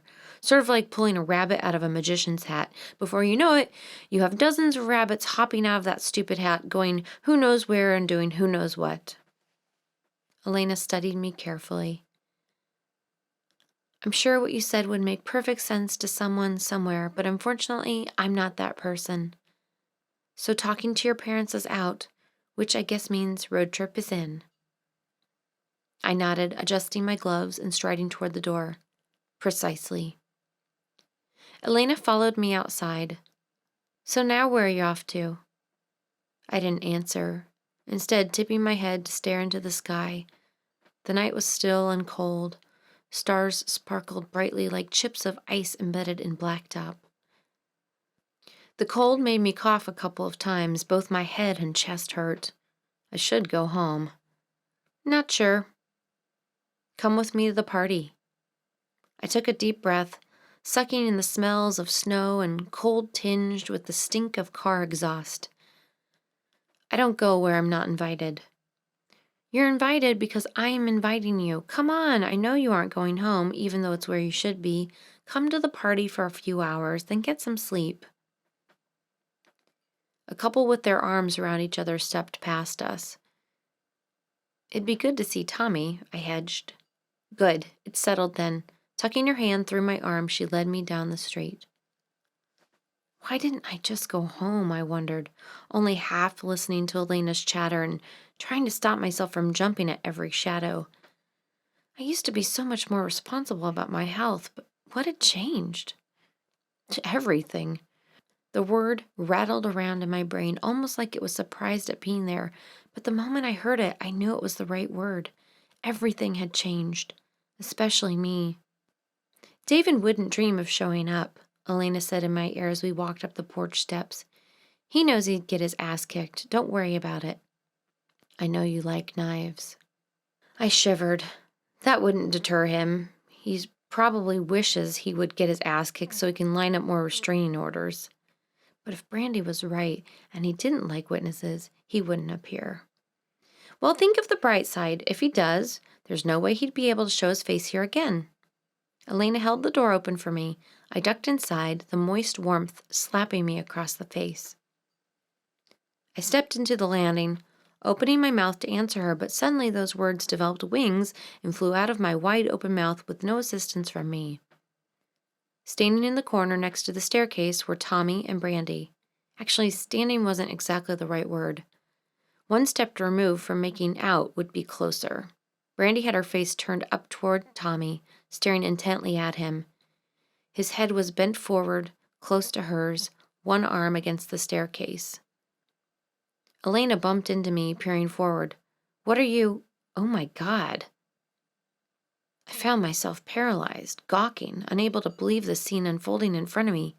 Tommy and Brandy? This was completely unreal. Then right before my stricken, disbelieving eyes, Tommy leaned forward and kissed Brandy on the mouth. Chapter 28. Elena clapped her hands over her mouth. "What the hell are you two doing?" she shouted. Both Brandy and Tommy jerked their heads toward us, looking as shocked as I felt. I wanted to open my mouth and say something, but my mouth was already open. So I closed it and realized I couldn't remember what I was going to say. None of it mattered. Words couldn't adequately express the chaos of emotions inside me. Escape was a much better solution. Whirling around, I pushed my way back out the door, ignoring calls to come back, that it wasn't what it looked like. Yeah, that's what everyone kept telling me, that nothing was how it seemed. Too bad I didn't believe them. A cold, damp wind greeted me outside. I half-heartedly wrapped my scarf around my neck as I ran down the street, my chest already aching with suppressed coughs. It didn't take me long to run out of steam. I was in no shape for running, which I would have remembered had I been thinking straight. After 2 or 3 blocks, I slowed to a trot while hacking my lungs out. My head pounded. My eyes swam with tears, whether from coughing or from the massive spear of betrayal piercing my soul, I didn't know. I couldn't remember the last time I'd felt this miserable. "Kit, wait!" It was Brandy running to catch me. I tried to run again, found I couldn't, and kept right on coughing. "Go away! I don't want to talk to you," I yelled between coughs. "Kit, come on, it's not what you think." "It never is." Brandy finally caught up to me, out of breath, her hair hanging in her face. "You're going to have to deal with me sooner or later. After all, we live together." "Maybe I'll take Martha's advice and move out," I said bitterly. "Don't be absurd." Brandy fell into step next to me. I was so angry I couldn't even speak, only cough. "Me? Absurd?" I spat when I got my hacking under control. "I'm not the one seducing my roommate's boyfriend." "I'm not seducing Tommy. If you just let me explain." "Explain? Explain why Tommy was kissing you?" The image of Brad rescuing me shot through my head and everything clicked. "You're sleeping with Brad too, aren't you?" "What? Brad? What are you talking about?" Brandy looked at me like I'd started yelling at her in Yiddish. Now it all made perfect sense. "The day David stole my inhaler, Brad was here, at our apartment. I couldn't figure out why until right this moment, because you're sleeping with him." "I am not sleeping with Brad." "Then why the hell would he be at our apartment without Elena?" "Well, he wasn't there because of me." Likely story. First Elena's boyfriend and now mine. What, you're so bitter you can't hold on to your own man, you need to go after everybody else's? Brandy blew her hair out of her face. "First of all, according to you, Tommy isn't your boyfriend. And second, that was a shitty thing to say. Not to be confused with all the shitty thing you did." "I didn't do anything. If you just let me explain." "Save it." We were nearing the apartment. I tried to get ahead of Brandy, but my chest felt like it had knives sticking out of it. All I wanted to do was lie down and die. Brandy tried again. "Kit?" I whirled around. "Let me spell it out for you. Since you don't seem to be grasping the obvious here, I don't want to talk to you. I don't care about your explanations. I just want to be left alone. Maybe tomorrow I'll feel like listening, but not tonight." Brandy chewed her lower lip, folding her arms across her chest. "Fine." She turned and started marching in the opposite direction. "Fine." I resumed walking toward the apartment. Then I saw the shadow. Someone was there, standing on the stoop in front of the door. A man. David. My heart leapt into my mouth, nearly choking me. "Brandy!" I cried in a strangled voice. I knew I was in no condition to face him alone. Brandy didn't stop. "What?" she called over her shoulder. "David!" I gasped, trying to speak loud enough to get her attention without attracting his. Brandy froze, then turned, long hair spilling out of her coat. "What did you say?" I backed toward her, pointing to the man. "Look, David!" Brandy came forward. "Christ, that guy doesn't give up, does he?" She stalked toward David while I struggled to keep up. "Hey, what's your mental block? Or did you never learn that no means no?" The man spun around on his heel to face us. It wasn't David. This man was older, gray at the temples, heavy jowls, thickening skin, squished facial features. Brandy stopped. "Oh, shit," I heard her gasp. The man came barreling toward us. "Who are you? And where's my daughter?" Brandy swallowed. "She's not here, Mr. Jameson." Jameson? Oh no, this was Elena's father. Mr. Jameson kept coming, his purposeful strides eating up the distance between us. Well then, where is she? Studying? I think for the first time ever, Brandy was at a loss for words. Yeah. Covering for Elena was a lot easier when her parents only made phone calls or sent letters. We had never discussed the possibility of a surprise visit. Mr. Jameson halted in front of us. I towered over him, much shorter than I expected. I need to speak with Elena immediately. Where does she usually study? Brandy looked at me, shifting her weight from one foot to another. It depends, I answered. She has a few favorite spots. Mr. Jameson's eyes darted back and forth as he studied each of us. You are her roommates, I presume? Yeah, I'm Kit, and this is Brandy. I see. He looked over us a second time. And which one of you is being stalked? My eyes widened. How did he know that? Who told you that? Brandy asked cautiously. His expression became impatient. That's immaterial. I'm sorry that one of you is being stalked, and if I can offer any legal expertise, I'd be happy to do so. But we can talk about that later. What needs to be accomplished immediately is getting my daughter out of here. I can't allow her to live in a situation where she might get hurt. Her mother has been a wreck about this ever since she heard. Now, if you don't know where she's studying, when do you expect her home? You know what? Brandy said brightly. I'll go find her. I shot her an expression that said, Right, leave me alone with him. Brandy shrugged. What other choice do we have? Excellent idea, Mr. Jameson said, moving toward the door. In the meantime, I'll start collecting her belongings. Brandy and I exchanged looks. I'm sorry, I said. You want to do what? He folded his arms across his chest and tapped his foot, the picture of exasperation combined with impatience. Come on now, I haven't a lot of time here. Slowly, I started toward the door. Mr. Jameson, I think you should wait out here while Brandy goes to get Elena. I'm not waiting out here. Who do you think pays for this apartment?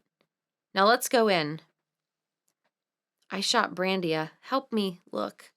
She shrugged again, mouthing, Try to keep him occupied. Another figure materialized out of the darkness. Uncle Ed?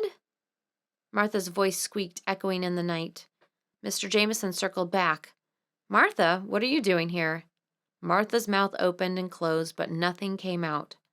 Brandy started trotting away. I'll go find Elena. See you in a bit.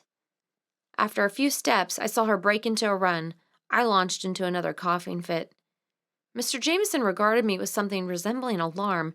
The expression didn't quite work on his face. Maybe his features were too thick and heavy for it. Good heavens, you sound terrible. Have you seen a doctor? I waved nonchalantly, like coughing my lugs out was no big thing. I wondered how long we could realistically keep him on the front step. So what are you doing here? Martha asked, her voice shrinking. I'm here to fetch Elena. I won't have her be a part of this stalking situation. Oh, Martha said. Mr. Jameson clapped his hands. Now move along there. You, Kit, that's your name, right? You shouldn't be outside with that cough anyway. Actually, fresh air is supposed to be good for colds, I said, creeping my way toward the door. Don't be foolish. You should be in bed. Now, chop, chop. Martha shot me a terrified look. I shrugged in return. What the hell was I supposed to do? Her uncle was obviously hell-bent at getting inside the apartment. Short of tying him to the streetlight, I saw no other way to keep him outside. I took my time, digging through my purse, pulling out my keys, stretching it out as long as I dared. Mr. Jameson watched me, shifting from foot to foot. Martha, you can go home now, he said as I fiddled with the keys. No, that's okay. I'll wait for Elena, Martha said. Suit yourself. The moment I unlocked the door, he strode in. Now, where's Elena's room? Mr. Jameson, why don't you have a seat? Would you like something to drink? He ignored me and started searching through the apartment. I followed him at first, asking him in as many ways as I could think of to wait, but to no avail.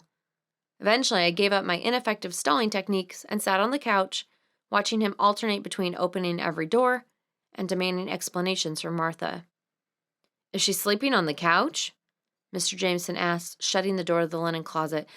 I don't understand. Where are her clothes, her stuffed animals? Why doesn't she have a room? Is she sharing a bedroom with one of you? Martha, what's going on here? Martha muttered something. Speak up, girl. Mr. Jameson snapped his fingers in front of Martha's face. When that didn't produce the desired result, he was off again, rechecking every room in the apartment.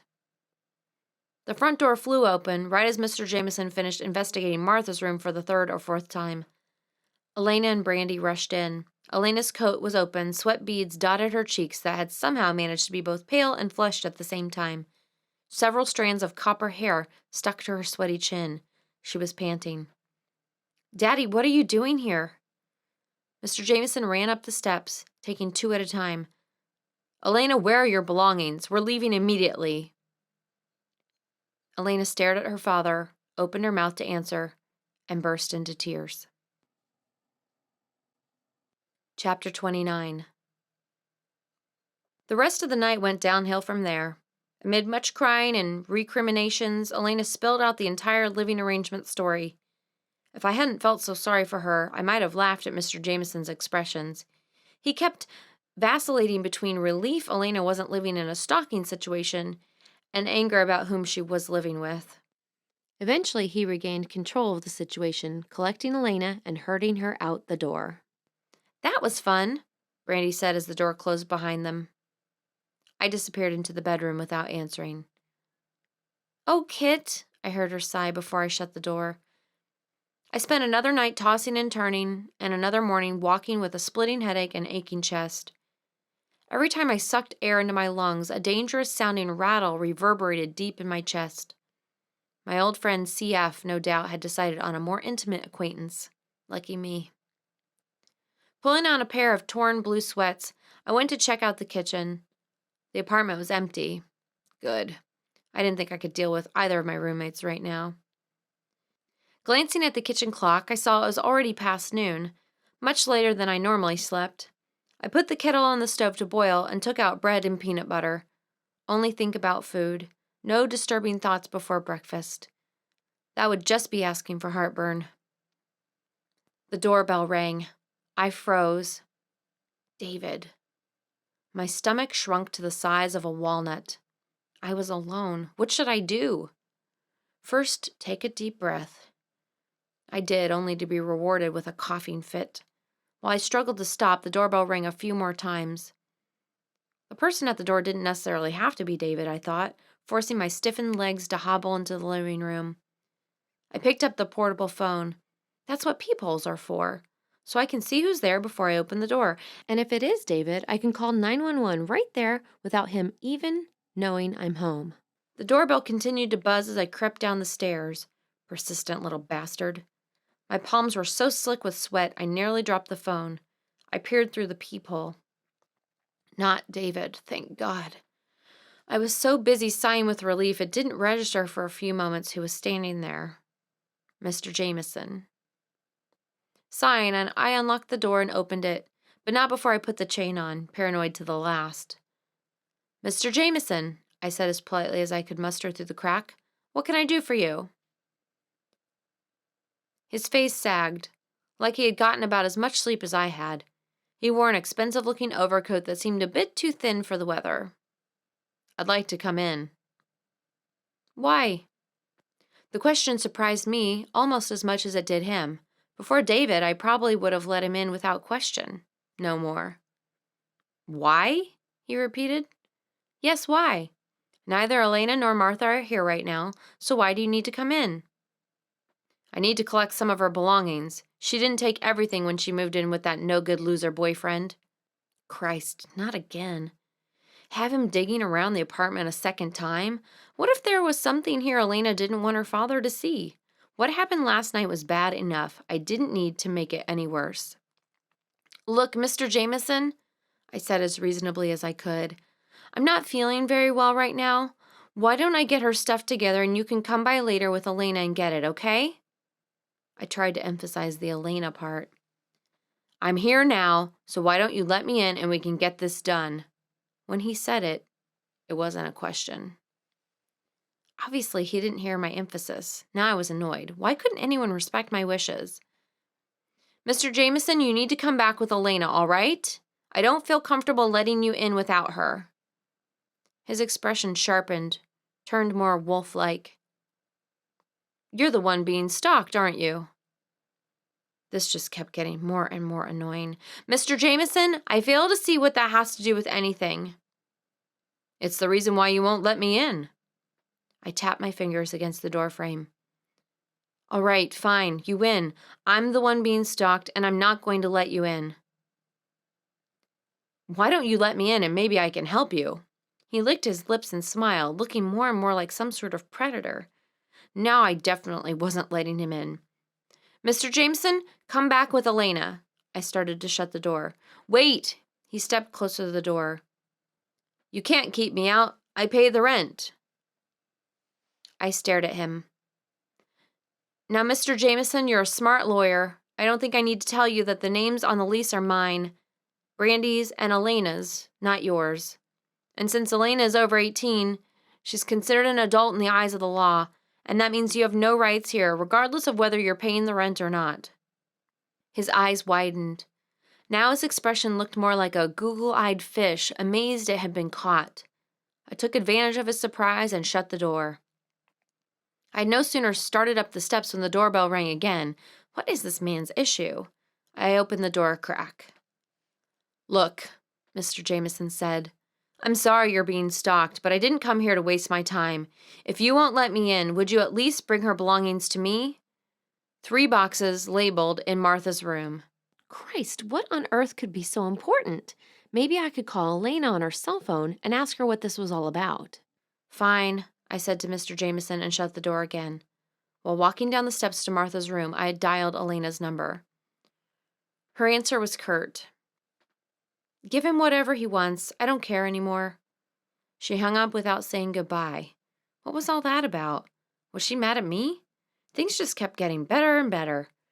I opened the door to Martha's room. My first impression was the odor. Sweetish, like pot, but smokier with darker undertones. At least part of the scent came from various kinds of incense strewed about her dresser. A white bra lay draped over her boombox. It was an understatement to describe the place as a mess. Books, papers, dirty dishes, clothes everywhere, empty pizza boxes and Chinese takeout cartons poked out from underneath the unmade bed. Screwing up my nose, I picked my way across the room. I had been in a fraternity house cleaner than this. She couldn't even carry some trash out to the dumpster? Unbelievable. Brandy better never get a whiff of this, or she would be calling the Oregon man.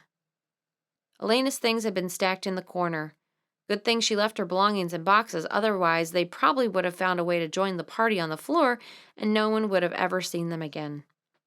A heap of wrinkled shirts and a pair of green cotton underwear with a hole in the crotch lay on top of the boxes. The shirts appeared to be clean, the underwear not. Incredible. Maybe I should have let Mr. Jameson in. He could have dealt with Martha's dirty underwear. Next to the boxes stood a small wooden filing cabinet with an open box of tampons and an empty bottle of cooked champagne stacked on top. The bottle caught my eye. Martha's drinking champagne? This bears closer scrutiny. A couple more bottles lay in front of the cabinet. Not champagne, though. Red wine. Cheap red wine. I picked up the champagne bottle. There was a faint smear of soft pink lipstick on the neck. Martha's wearing lipstick? Hard to picture. Maybe she had a lesbian lover who wore lipstick. Actually easier to picture than Martha wearing lipstick. The top drawer of the filing cabinet stood partway open, just begging to be looked into. I leaned over to oblige it. After all, I reasoned, I hadn't actually opened anything, so I really wasn't snooping. Moreover, that drawer wanted me to look into it. Scholarship info, school records, tax receipts, files everyone had, normal stuff, boringly normal. But then I noticed a file with Brandy's name. Puzzled, I pulled it out. Why would Martha have a file with Brandy's name on it? Surely she couldn't be the secret lover. Besides, that wasn't Brandy's shade of lipstick on the bottle. The file contained only a couple sheets of paper. On top was a photocopy of a check made out to Planned Parenthood and signed by Tommy. Tommy kissing Brandy. Oh, God. I sunk to my knees, my legs unable to hold me up anymore, my mouth dry and sandy. I forced my stiff fingers to turn the sheet over. Paperwork from Planned Parenthood swam before my eyes. Focus, Kit. I blinked a couple of times. Patient Brandy Sanders. Services rendered, pregnancy termination. Pregnancy termination? Abortion? Brandy had an abortion? And Tommy paid for it? Tommy was the father? Tommy kissing Brandy? Oh, God. I squeezed my hands together so hard I crumpled the file. Oh, God, Tommy kissing Brandy. A coughing spasm jerked me back to reality. Christ, I was having a nervous breakdown in Martha's room, surrounded by her dirty underwear and unopened mail. I dragged myself to my feet and stumbled out of her room. Shutting the door, I leaned against it, trying to focus my thoughts. Tommy kissing Brandy. I couldn't get that image out of my head. The doorbell rang, making me jump. Mr. Jameson. I had forgotten about him. As I went back in to fetch the boxes, a part of me wished I had just let Mr. Jameson get them himself. Then I could have remained happily ignorant. Sometime later, I'm not sure how much later, Brandy came home. She stood at the landing, studying me. I was sitting in the easy chair, staring at nothing, the papers laid out on the coffee table in front of me. She took a hesitant step into the living room. Up for a chat? I didn't look at her, merely waved in the direction of the coffee table. She looked down, read the papers, looked at me. How'd you find them? Does it matter? I asked tonelessly. She sighed, sat on the couch. I guess not. She pushed her coat off, fished her cigarettes out of her purse. I watched her fiddle with the pack, saw her eyes linger on the boarded-up window. Just smoke the damn things if you want to so much, I said. She half smiled. Yeah, what does that say about me, smoking in front of someone with cystic fibrosis? I sit in smoky bars, I go to smoky parties. It's pretty hypocritical of me to tell you not to smoke in front of me. She tapped her pack again, extracting a cigarette. Well, when you put it that way. Fumbling for her lighter, she lit up. So, I winced as she sucked the smoke deep into her lungs. Just watching her made me want to cough. Ready to explain? She studied the ceiling, slowly exhaling smoke from her nose. Tommy and I did date for about 3 months, 4 years ago. I rubbed my face. Maybe I didn't want to hear this. How come you never told me? Brandy shrugged. It was the summer between freshman and sophomore year. Most of the gang had gone home for the summer. Tommy and I were basically the only two on campus. Tommy stayed because of some special football camp or something. I think he was making up a class in summer school as well. I can't remember now. I stayed because Ellen was in detox again, and I didn't feel like dealing with her. I don't know where you were, since you were usually here in the summer. I did. I was home recovering from too much partying. Too bad I hadn't learned my lesson by now. Anyway, she continued, Tommy and I started going out to bars and movies and such, mostly because it was convenient. We didn't really know anyone else. I suppose it was inevitable that something would happen between us, and one night it did. She sucked down another lungful of smoke.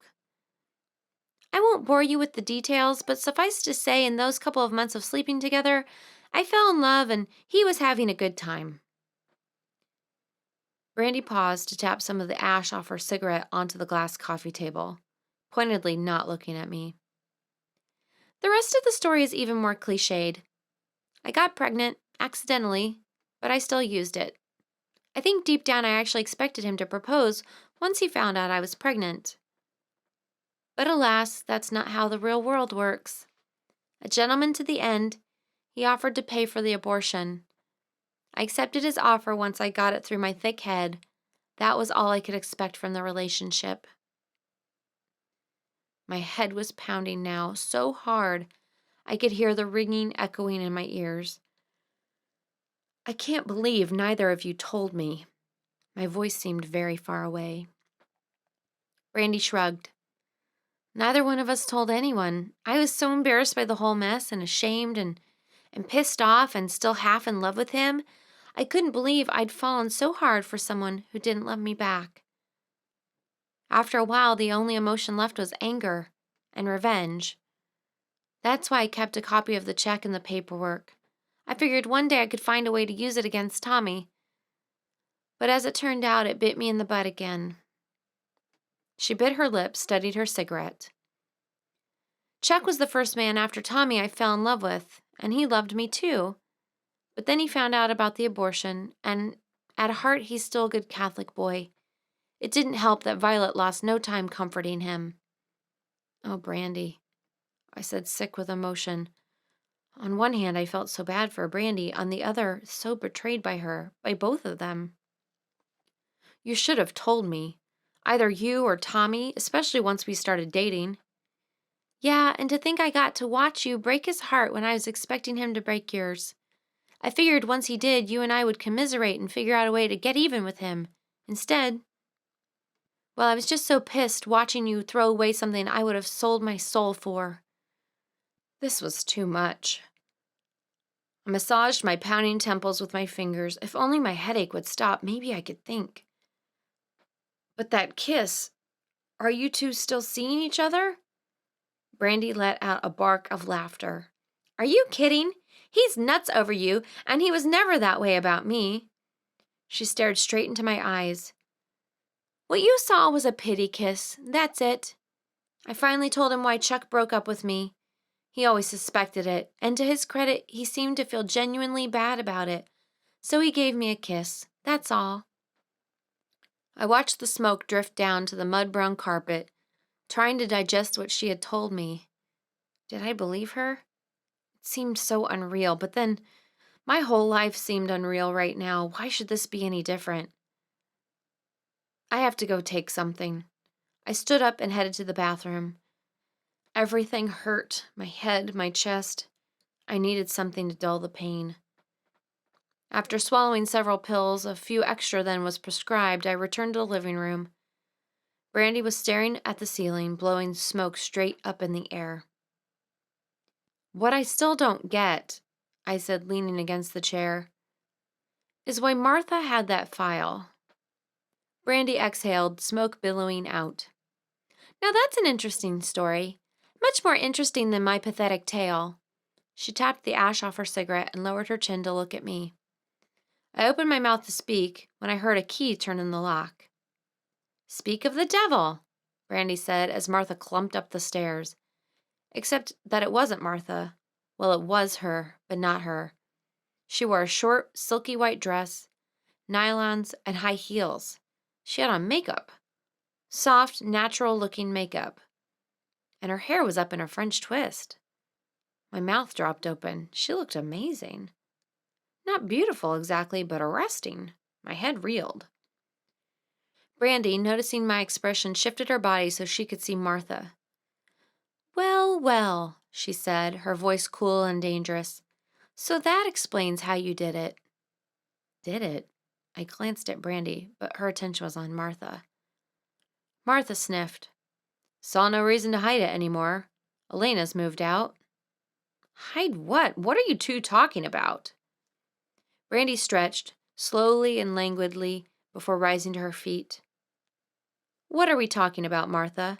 That's a very good question, isn't it? Martha gnawed her lip. Thought she knew. No, she doesn't know. She's pretty much clueless. In fact, she's so clueless she thinks I'm the one sleeping with Brad. I started. What? Martha stared at me. You think Brandy's sleeping with Brad? Too much. She began to laugh. I whirled around to Brandy. Are you telling me that Martha is the one who's sleeping with Brad? Martha? Among others, Brandy answered dryly. She shot Martha a disdainful gaze. Many others. But I'm the one he truly loves, Martha said, getting her laughter under control. Oh, right. If you believe that, you're even stupider than I imagined. I threw my hands up in the air. Wait 1 second. You knew? You knew all this time Brad was cheating on Elena and you didn't say anything? Brandy shrugged. I had my suspicions. The talk about him was never good, but there was never any proof.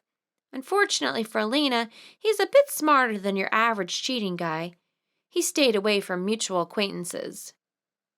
I pointed to Martha. She's a mutual acquaintance. She's her cousin, for God's sake. Brandy transferred her "you're an idiot" look to me. "And other than those presently here and accounted for, who else in our little circle of friends knows this?" I shook my head, rubbed my eyes, and started pacing. "This is so out of control." As I passed Martha, I caught a whiff of her perfume, light and flowery. Of all the things I had experienced in the past few weeks, this by far had to be the most bizarre. I snapped my head around to face Martha. "And you, of all people, Elena's your cousin, your cousin. How could you do this to her?" Martha pursed her soft pink lips together, her blue-gray eyes darting back and forth between Brandy and me. I was amazed at how large and expressive her eyes had become. A little makeup could do wonders. "You don't understand." Her voice was flat and expressionless. "She got everything handed to her. Always did. I had to work and work and work. I got nothing handed to me, not like her. She gets a college education with everything paid for. Me, I need scholarships and loans, and I still have to work. It's not fair." I cocked my head. "Not fair? You're telling me about not fair?" She made a face. "Oh, you. It'll work out for you, just like it'll work out for Elena. She'll find someone else. Brad's mine." "Brad's not yours any more than he was Elena's," Brandy said. "He doesn't want a relationship with you or anyone else. He only wants one thing, and you're a fool if you keep giving it to him." Martha lifted her chin. "He says I'm the best he's ever had." Brandy rolled her eyes. "Oh, please, you believe that shit? Honey, let me give you a bit of advice. He says that to everyone. You deserve to be dumped." "You don't understand," Martha burst out. "He loves me. He really does. Why should Elena always get the good ones? I want someone to love me, too. I deserve it." "Martha, I can't believe I'm saying this to you, but Brad is not one of the good ones," I said. "Trust me, you could do better than some guy who gets off screwing his girlfriend's cousin. Do you honestly think these are the actions of a man who has a high opinion of women?"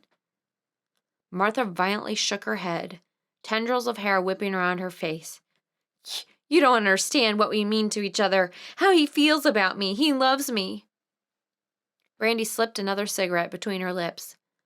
"Whatever." I heard the click of the lighter and Brandy's sharp intake of breath. "You're smoking? In here?" Martha squeaked.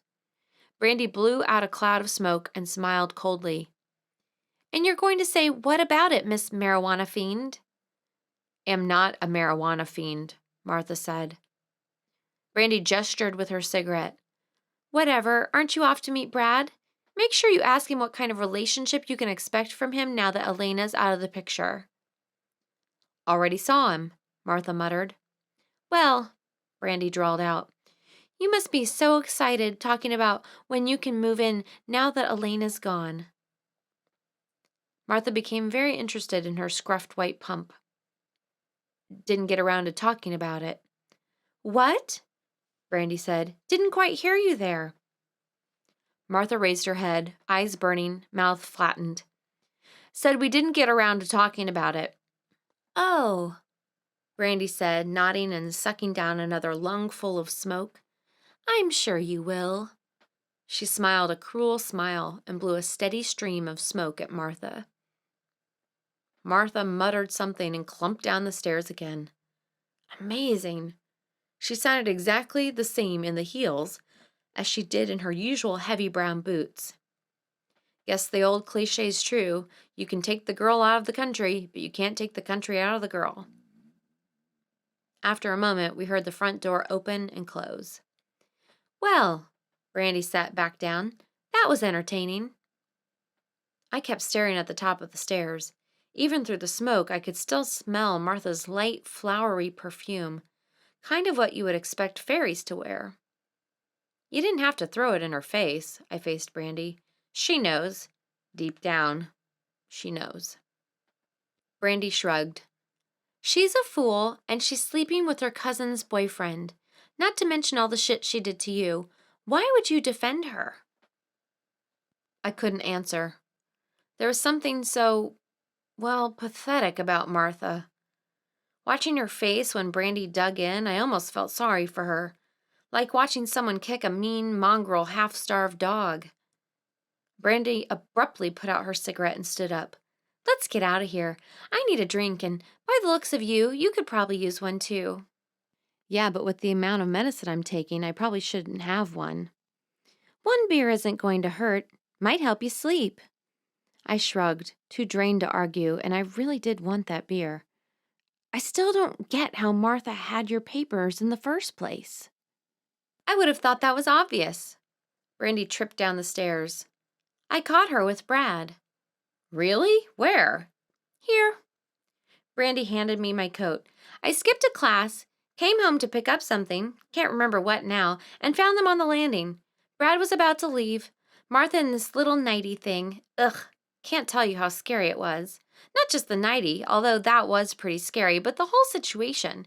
Anyway, despite the fact I told them this was none of my business and I don't do tattletaling, Martha decided I still needed to be encouraged to keep my mouth shut. So she dug through my things, found what she needed, and made copies. Quite the little blackmailer, our Martha. But that doesn't make any sense. The file was sitting there in plain sight in an open filing cabinet. Brandy slid her coat on. And you were in her room for what? Needed to borrow a cup of sugar? Mr. Jameson wanted me to get the rest of Elena's things. Ah, Brandy adjusted her scarf. She told me she had copies, multiple copies in safe places. At first I was so furious I almost did go straight to Elena, but then I decided it was better to wait and see what happened. I knew it had to come out eventually, and once it did, we'd vote Martha off the island, and that'd be the end of it. Brandy held the door open for me and I stepped out, the wind immediately cutting into my cheeks. Would you really have not told Elena, even without the blackmail? Brandy became very busy locking the door. There are a lot of women out there who know their husbands or boyfriends are cheating on them and are dealing with it in their own way. When that's the case, getting involved does more harm than good. She straightened, dropped her keys and her purse. I wasn't sure if Elena was one of those women or not, so no, I probably wouldn't have told, but that wouldn't have stopped me from dropping a few hints in case she wasn't that kind of woman. Now, where to? Just as long as the beer is cold and plentiful, I don't care, I said. This is not a week to be picky about drinking establishments. Chapter 30. Your stupid stalker ruined my life. Startled, I spilled one of the beers I was collecting from the bar, just missing the guy with a goatee and brown flannel shirt next to me. Join the club, Elena. She slammed her fist on the bar as I attempted to pick up the glasses a second time. The goatee guy shot me a worried look, probably afraid I would ruin his favorite shirt. My father is furious, Elena said, threatening to cut me off. My mother is hysterical. What am I going to do? At least now I knew why Elena was mad at me. Have a beer, on me. I gestured for the bartender to pour another one. This isn't funny, Kit. Her face was red and swollen, her eyes bloodshot. I didn't say it was. I think you need a beer, no joke. Come on, Brandy's over there waiting. The bar door opened and two African-American women walked in. I found myself holding my breath and forced myself to exhale. Elena's eyes flickered in Brandy's direction. She pulled a wadded-up rag of a tissue from her pocket and blew her nose. I don't know what to do. He's threatening to cut off all my funding. With one semester left before you graduate? He may be angry, but he's not stupid. Tell him you'll move back in with us. That should make him feel better. I weaved my way across the bar, dodging knots of people having a quiet few beers while the Eagles played mournfully in the background. Right. You're the ones who let me move in with that loser in the first place. I'm sure he'll be leaping at that chance, not to mention the whole stalking thing. Elena, you're blowing this out of proportion. He's not going to cut you off because it'd be stupid. You don't know him. I sighed, reaching the scarred wooden table and putting the drinks down. The table rocked slightly. Okay, let's say the worst happens and he refuses to give you a single dime. You can get a job, get student loans. That's how other people make it through college. You only need one more semester. Worst comes to worst, maybe you'll have to work full-time and go to school part-time next semester and finish this summer. So what? You'll get through, and you won't be under your father's thumb. Wouldn't that be nice? I sat down in the uncomfortable, chipped wooden chair across from Brandy, taking another quick peek at the guys in the bar. The one by the darts had David's build, but his hair was the wrong color and style. I squeezed my purse. Yep, everything in order. Phone, pepper spray, and noisemaker on top in easy reach. Elena hiccuped. You're not being very sympathetic. I scooped up my glass and drank, the table rocking, sloshing the beer sitting on the table. Suddenly I realized I had reached the end of my resources. Nothing left for politeness. Survival. That's what this was turning into. And you need to ask why. I'll trade places with you in a second. A tenth of a second. You can always live with us. I rubbed my chest. It still hurt despite the pain medicine. Yeah, Brandy finally spoke up as she reached for her glass. We have a room available and everything. It's downstairs, but it should be pretty cozy once we get the current tenant out. Elena slid into a chair. Don't kick Martha out, she said heavily. She has enough problems. Brandy glanced at her in surprise. You're awfully generous considering she's been banging your boyfriend. Elena slumped in her seat. Yeah, well, what does that say about me? I wanted to marry someone who preys on lonely, vulnerable women. Martha wasn't the first, and Lord knows she won't be the last, but she probably was the most vulnerable of them all. Still, Brandy arched her eyebrows over her glass, aren't you taking this forgive and forget thing a little far? You can't tell me you're all right with her doing this. No, I'm not. Elena pulled a glass toward her and drank. But you have to understand our families. Martha's mom, Aunt Bev, was wickedly jealous of my mother her entire life. Mom was beautiful, second runner-up in the Miss Illinois pageant, and married well. Aunt Bev, the older and less attractive sister, didn't marry so well, at least not in her estimation. Uncle Fred works in a factory. Makes good money, but he's no lawyer. Elena sighed. Of course, what Aunt Bev doesn't know is Mom's life is hardly perfect. Daddy's been cheating on her forever, and Mom puts up with it because she likes the money and lifestyle. Not to mention how Mom's never gotten over losing the Miss Illinois pageant. She's convinced it's because the one who won slept with the judge. Then there's me. Such a disappointment. Her only daughter not even making first cut in the Miss Illinois pageant. None of that's your fault, I said. The guy by the pool table really looked like David. No, his hair was too long, and he wore wire-rimmed glasses. I checked my purse again just to be on the safe side. No, but Martha's been weaned on my aunt's hatred and jealousy all her life. It isn't any surprise she'd do this to me. And me, seriously dating a guy who can't be faithful, although as pre-med he'll probably make good money one day? I mean, my God, is this the most pathetic thing you've ever heard? Elena finished her beer. However, I don't think Daddy's ever slept with Aunt Bev. Quite the consolation, Brandy said dryly. Elena shrugged. Maybe I should hope Daddy cuts me off. Maybe I'd quit making the same mistakes. My advice? Take the money. Chances are you'll make those same mistakes anyway. Might as well have the money while you do it, Brandy said. Just what I needed to hear. Thank you, Brandy. Elena got to her feet. Going for a refill. Bring back a pitcher, Brandy said. We'll need it. I nodded, although I planned only to nurse this current glass of beer. I kept hearing the echo of Elena's words. Was I repeating the same mistakes my parents made? The church loomed in front of me. I followed my parents as they walked around it. My breathing hitched. My chest burned. It's all here, Kat said next to me. Everything you need. I opened up my mouth to answer, but coughs flew out instead. I coughed so hard I couldn't walk, but still I continued to move forward, moving closer. The wolves howled. The bell rang. Hot pains burst through my chest, fire searing the soft flesh of my lungs. Hungry, eager. I put my hand to my mouth, and it came back red and dripping.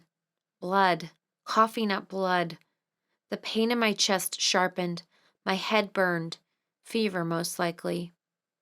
I'm dying, I said to Kat. Kat shrugged.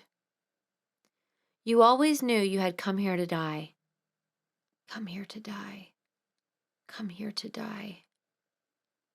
The graveyard was up ahead, The newly dug grave, the people around it, the dark shadow. The wolves howled louder. The bell rang faster. "It's time," Kat said. "Finally, the time has come." The dark shadow gathered itself. Blood leaked from my mouth. Helpless, I floated closer. "You have no idea how long I've waited," Kat said. I was almost on top of the people gathered around the grave. They turned their blank faces toward me. Doctors, nurses, lawyers, judges, executives, psychologists. Some of the faces I recognized. My doctor as a child, the nurses who had administered medicine and cooled my burning body while I lay dying in the hospital. Even the woman in the photo Kat gave me. All had wings, like fairies. With a start, I saw my parents had joined them. My parents with their flat eyes and empty faces. They turned to look at me. No recognition in their expressions. They too now had wings. I collapsed on the grave, fresh dirt filling my mouth. I tasted the coldness, the dankness, the grittiness. My blood soaked into the ground, darkening it. Ashes to ashes, dust to dust. The dark shadow loomed over me. I spat bloody mud out of my mouth, coughing. I was burning up. I was dying. Slowly, I tilted my head up, into the shadow, into the darkness. At first, I couldn't see anything but the black. I blinked a few times, and the details sharpened abruptly, like focusing a camera. It was David. David towering over me, grinning, holding a knife. He had been waiting for me. Now I understood. David was death. Death had finally caught up with me. At last. Kat knelt next to me. "It's all real, Kit." I stared at her. "What's real?" She smiled, held her arms out. "All of it, Kit. All of this." David leaned closer, grinning, raising the knife. I crashed back into reality, thrashing on the bed, tangled in my sheets, my breath harsh and violent. Before I could get myself under control, I exploded into a ferocious coughing fit, complete with green mucus. Oh God, here it is. Infection. My body was on fire. Maybe I should go to the hospital. Once I calmed down, I decided the diagnosis wasn't quite that bad. My temperature was at 99.6. Elevated, yes, but hardly hospital-worthy. And the mucus wasn't green as I first thought. Definitely getting worse. Definitely should call a doctor. Definitely should be taking better care of myself. If I had my head on straight, I would be doing all these things. However, I hadn't had my head on straight since Halloween. Staying as quiet as possible, I splashed cold water on my face, changed into clean sweats and a t-shirt, swallowed a couple of Tylenol, and went back to bed. Elena was sleeping on the couch, and I didn't want to wake her. After splitting a couple of pitchers with Brandy, she couldn't bear to return to the one-room apartment her father had dug up for her. So she took over our couch instead. Tomorrow morning should be interesting. As for me, I had tried calling Tommy a couple of times last night. Both his apartment and cell, but he didn't answer either. I desperately wanted to talk to him, to hear his voice. I wanted to tell him I understood, and I thought I might be willing to give us a try, just as long as he still wanted to. I wanted to say so many things, but I kept getting his voicemail. I didn't leave any messages. Crawling back into bed, I didn't expect to fall asleep again after the horror of that nightmare, a nightmare that should have required copious amounts of alcohol to explode into existence instead of the measly half glass of beer, but almost immediately I dozed off. Dream-free, thank God. When I woke again, it was mid-morning. I felt much better. Still, I should go see Dr. Jones. I could already hear him yelling at me for not making an appointment sooner. But what if he threw me in the hospital? There I would be, helpless, exposed, perfect prey. Perfect for David. No thanks. I left my bedroom in a search for some breakfast and was greeted by a strange sight. Brandy and Elena in the living room, books scattered everywhere. "Morning," Brandy said. "How are you feeling?" Elena asked. You mean other than like I've been hit by a Mack truck? I rubbed my chest. Actually, I'm better. So what's up with the study party? Classes canceled today? Elena and Brandy exchanged looks. Well, we're both pretty behind, and we thought it'd be better to get caught up here than, go to class, Elena said. I see. I went to pour myself some juice. Stupid explanations aside, I had to admit it. It did make me feel better knowing they were there. Tommy's coming over, Brandy called out. You called or something last night? He should be here shortly. Thanks. Maybe I should take a shower before breakfast. Kit? Martha stood at the doorway. She looked terrible, her face as red and swollen as an overripe tomato. Hey, I said, not really sure what to say, but figuring that was safe. She looked down at her feet, her lank brown hair falling forward. Can I talk to you for a second? I leaned against the counter, loaf of bread in one hand. Go ahead. She shuffled further into the kitchen. I didn't mean to make any trouble for you. I folded my arms awkwardly because of the bread. Okay. Martha raised her head, peeking at me from between strands of hair. I spoke to the police, told them everything, even why I lied in the first place. Thanks, I said, but inwardly I sighed. No wonder Detective Jenkins didn't believe me. Hearing words like, I lied because I wanted the problem to go away faster than it would through the court system. I lied because I wanted her to move out.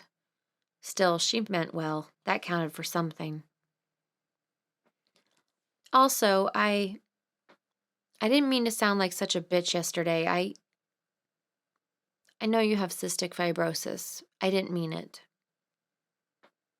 I know, Martha. It's okay. Her puffy, red-rimmed eyes stared at me a moment longer, then she started to shuffle out of the room. Martha? I called. She turned, hair still in her face. I smiled. Hey, thanks. For going to the cops, for putting up with all this stalking crap. I appreciate it. She paused, staring, then smiled back. I sucked in my breath. Incredible. Her smile illuminated her entire face, making her as attractive as she had been last night, even without makeup and with disastrous hair. You really should smile more, I said. You look gorgeous when you do. She ducked her head, probably blushing, although with her face so red it was a tough call, and shuffled out the door. I went back to making toast. After eating, I jumped in the shower. I made it fast so I'd be ready when Tommy arrived. While getting dressed, I turned on the computer to check my messages. They took a while to download. Probably got on some spam list. I pulled on jeans and a sweater, combed my hair, and glanced at the screen. 150 new messages. All from David. 150 messages from David. Prickles of ice trailed down my arms, my breathing caught in my throat. He had sent me at least 20 just this morning. What did this mean? The doorbell rang. Tommy. At least it better be Tommy. God, did I want to see him. Dropping my comb, I hurried out of the bedroom and to the door. Brandy was in the kitchen, fiddling with the coffee pot. Elena and Martha were nowhere in sight. Kit, wait a second. I'll go answer. It's probably Tommy. I rushed past the kitchen and headed for the door. I'll look through the peephole first and let you know if you need to call 911. That's not funny, Brandy yelled. It's not supposed to be, I called back. I peered through the peephole, but saw nothing. Who's there? I pressed my face to the door. No one. Brandy appeared at the head of the staircase. Get away from the door. I backed up and she came down the stairs. Here. She handed me a canister of pepper spray. It's mine. You stay back, but be prepared to spray. I'll open. She unlocked the deadbolt, but left the chain on.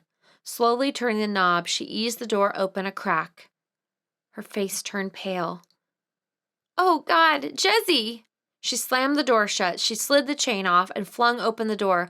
"Call the cops, Kit! How could he do this? To a helpless cat who never did anything to him! God damn him!" She didn't move. I couldn't move. I couldn't even breathe. My eyes were locked on the small, blood-stained bundle on the front stoop. Definitely a cat. Definitely Jessie. She had been stabbed repeatedly. Dried blood matted her fur. The knife used had been stuck through a blood-stained note, then jammed into her chest. Brandy let out a strangled cry as she bent to touch the cold, dead fur, one blank green eye staring unseeingly at the cold gray sky. Brandy's fingers hovered above the animal, but couldn't make contact. She jumped to her feet and ran past me. Mesmerized by the horror, I knelt down, studying the torn and crumpled note. It was all black and red, blotches of red and smears of black ink. "Look what happened to this cat. Wouldn't it be ashamed if it happened to a kitten?" I was so cold, as cold as the matted fur, the dried blood, the dead unseen eye. The knife glinted dully at me. I started to shake. "Kit, come back inside." Elena had her hands on my back so warm, gently guiding me inside. "You're sick enough. You don't need to be out here making it worse." "But the cat," I said, my voice hoarse and cracking. "We have to bring it inside. We can't leave it out here." "I know. I'll get it. It's evidence, so we don't want to touch it." "Evidence?" I shook my head. "Not evidence." I tried to say, but I couldn't form the words. It's Jessie. She's cold." "It's not right to leave her out there alone, in a cold, covered with her own blood. She was a beautiful cat, such a proud cat. It's undignified to leave her out there, unseemingly." Brandy stood at the top of the stairs, a warm-breathing Jessie in her arms. "It's not Jessie," she said. "Not Jessie." She buried her head in the cat's fur. Jessie, however, appeared to be less than thrilled with Brandy's open display of affection. "But," I pointed to the door, "but the cat, whose is it? Where did it come from?" "And how did he find a cat who looks so much like Jessie?" Brandy asked darkly. Jessie had had enough of Brandy and leapt out of her arms with a sharp meow. I caught a glimpse of disgruntled green eyes before she stalked off. "Kit, let's get you all the way inside." Elena steered me up the stairs. I let her do what she wanted, my body limp and mechanical, no thought, no control, and so cold, so very, very cold. "Look what happened to this cat." She warmed me in a worn red blanket and sat me on the couch. So cold. Never be warm again. "Kit, drink this." Elena pressed a mug into my hand. Automatically, I took it and sipped, nearly choking on it. "Ugh! How much sugar did you dump in here?" "You're in shock. Sugar's good when you're in shock. Drink up." Grimacing, I took another swallow. What a way to ruin a perfectly innocent cup of tea. But at least it had managed to break through my paralysis. By the time I had drained the mug, my shaking had calmed down. "Guess you were right about the sugar." Elena smiled, but her eyes remained worried. "I'm right about a lot of things. Now if only people would listen to me." "Gee, we don't think too highly of ourselves at all," Brandy said, her voice a pale, blurry copy of her normal sarcastic tone. Elena touched my forehead. "When you're feeling a bit calmer, we should call the police." "Why?" I said dully. "What are they going to do?" "You have to report it." I put my empty mug on the coffee table. "I'm sure there aren't any fingerprints on it." "The police already believe David's the victim. They might even think I did it and am trying to blame it on David." Brandy sat down heavily on the chair. "I wish I could say you're wrong, but after their reaction to this last complaint..." I shrugged. "And even if they did suddenly start believing me, so what? Even if they give me a restraining order against him, what will that do? It's only a piece of paper. It's not going to protect me if he ever comes after me with a knife. Elena twisted her hands helplessly. Her fingers were short and stubby, an odd contrast against the elegant way she carried herself. Kit, you have to keep building a case against him. Eventually they'll have enough to charge him with something. Would that be before or after he kills me? I asked, my voice soft, although I really wanted to scream. Silence. Neither Brandy nor Elena looked at me. Brandy started twirling her hair. Elena began straightening books and papers strewn about the living room floor. Okay, Kit, Brandy said, breaking the silence. Do you honestly think it's going to go that far? I know the cat was bad, but it's still a big jump to murdering a person. I rose from the couch. I want to show you something. I'd led them into my bedroom and the 150 emails from David. At first, they didn't say anything, they just stared at the screen. Then Brandy reached out and started opening them. Why won't you see I'm the only one who will ever understand you? Our shared past binds us together in ways no one will ever comprehend. Why do you keep fighting the inevitable? We belong together, forever. I know you love me. Why won't you just admit it? The same thing. Email after email, the same crap spewing out. But the last was by far the worst. If I can't have you, well, you already know the answer to that, my love. We're destined to be together, forever. Oh my God, Elena breathed.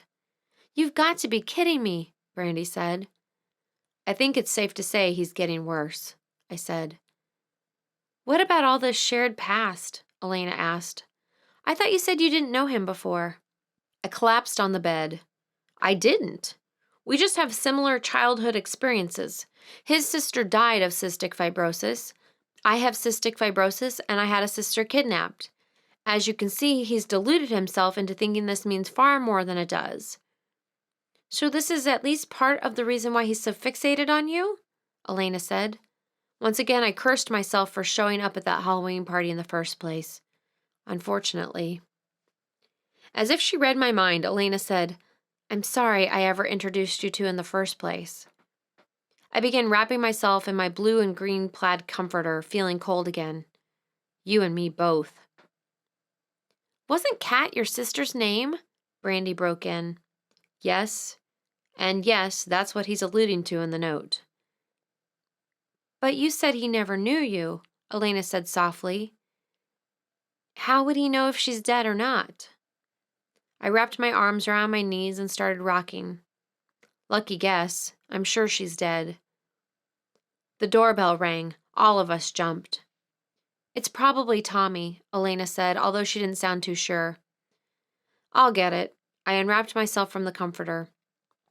Elena headed toward the door. I'll come with you.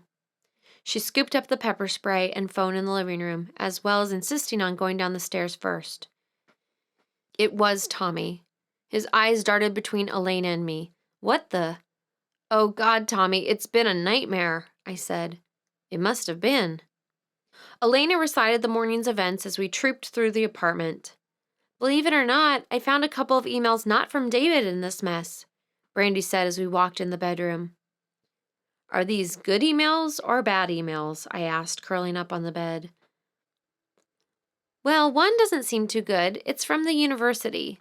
They urgently want to talk to you about your complaint, especially with recent developments.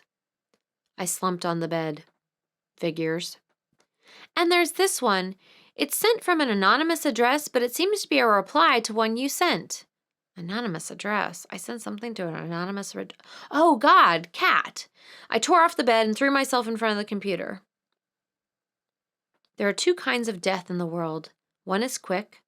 That death is destined to be yours. One is slow. The body remains alive, but the soul is dead. That death is destined for a new little girl.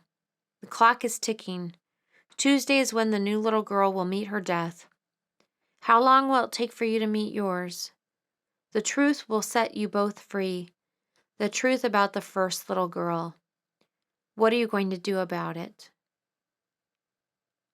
The blood drained from my face. I closed my eyes, trying not to shake. Look what happened to this cat. We can do a trace, Tommy said. Find out who this person is. Find out exactly what the hell they're talking about. That'll take too long, Elena said. I don't think we have that kind of time. What about a court order or something? Tommy argued.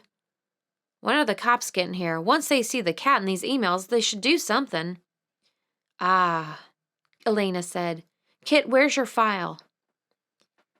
I had rewrapped myself in my comforter, so cold again. I untangled my arm long enough to point to my book bag. Elena headed over to investigate. What did you mean by, Tommy asked. You did call them, didn't you? Kit didn't want to call the police, Brandy said. And after what happened the last time she called them, I can't say I disagree with her. What? Tommy whirled around to look at me. What do you mean you didn't call the police? Tommy, they aren't going to do anything. I burrowed myself deeper in the comforter, green and blue like the ocean. I felt like I was drowning in an ocean, except my ocean was a freshly dug grave and the howling of wolves. They think he's the victim here. I told you their reaction when I tried to report him hanging around the other night. He'll actually have to attack me before they take it seriously. This is bullshit. Welcome to our justice system. Tommy started pacing. Kit, you have to report it. It's stupid not to. Maybe I needed another cup of tea. Why couldn't I warm up? What's stupid is to keep depending on the police to fix this. If I want this fixed, I need to do it myself. So what do you plan to do? The phone rang. Everyone jumped. Don't answer it, I yelled, flinging myself off the bed, erupting into a coughing fit. Nobody answer it. I coughed. I ran into the living room and stared at the answering machine. I was sure it was David. I wanted the call recorded.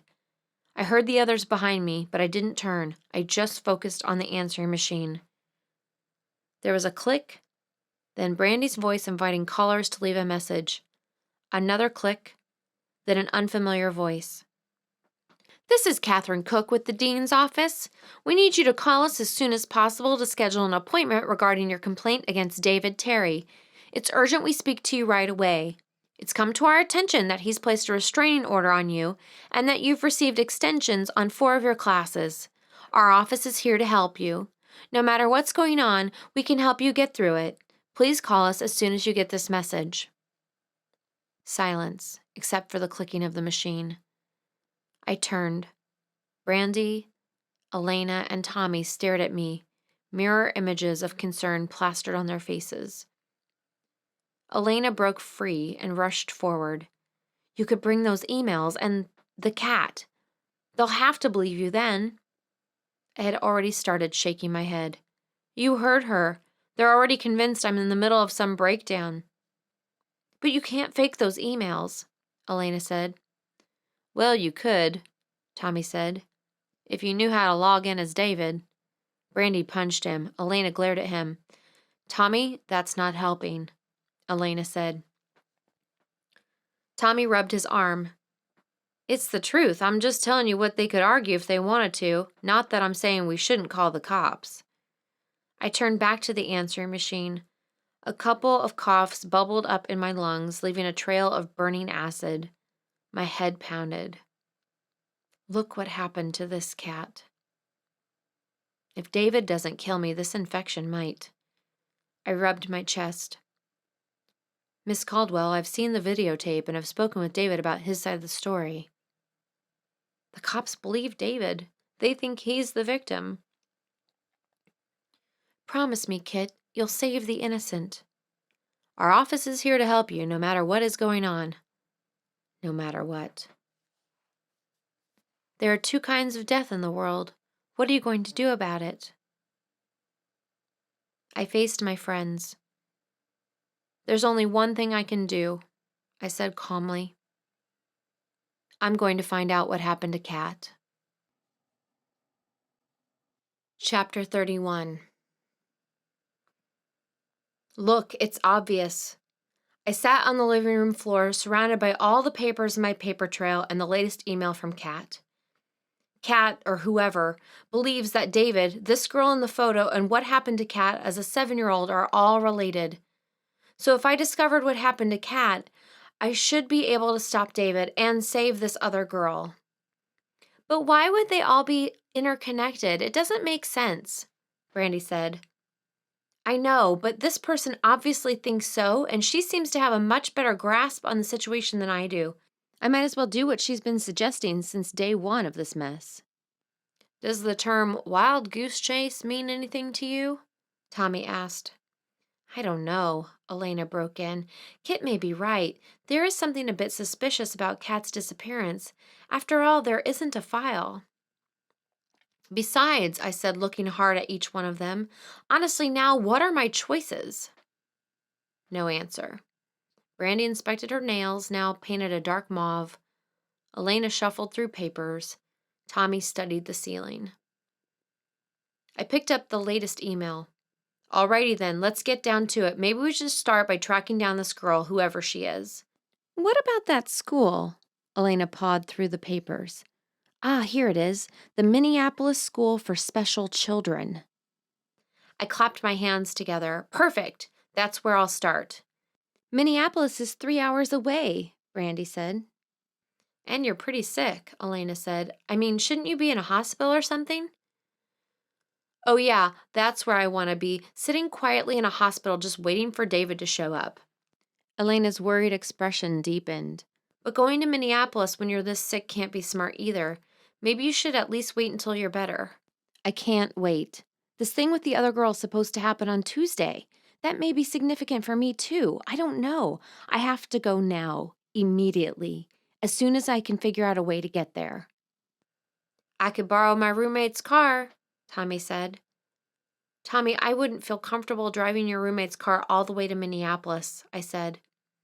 I didn't think you would. That's why I'll drive you. I shook my head. You can't go. What about football? He shrugged. I can miss one practice if I give the coach notice. And if we leave now, he glanced at his watch, we should make it to Minneapolis by mid-afternoon. Plenty of time to discover what we need and drive back. We could probably even make it back tonight. Great, we can all go, Elena said. No, we can't all go. That'll look too suspicious. It should just be me, I said. Kit, you're too sick. I'm going with you, and that's that. Tommy got to his feet.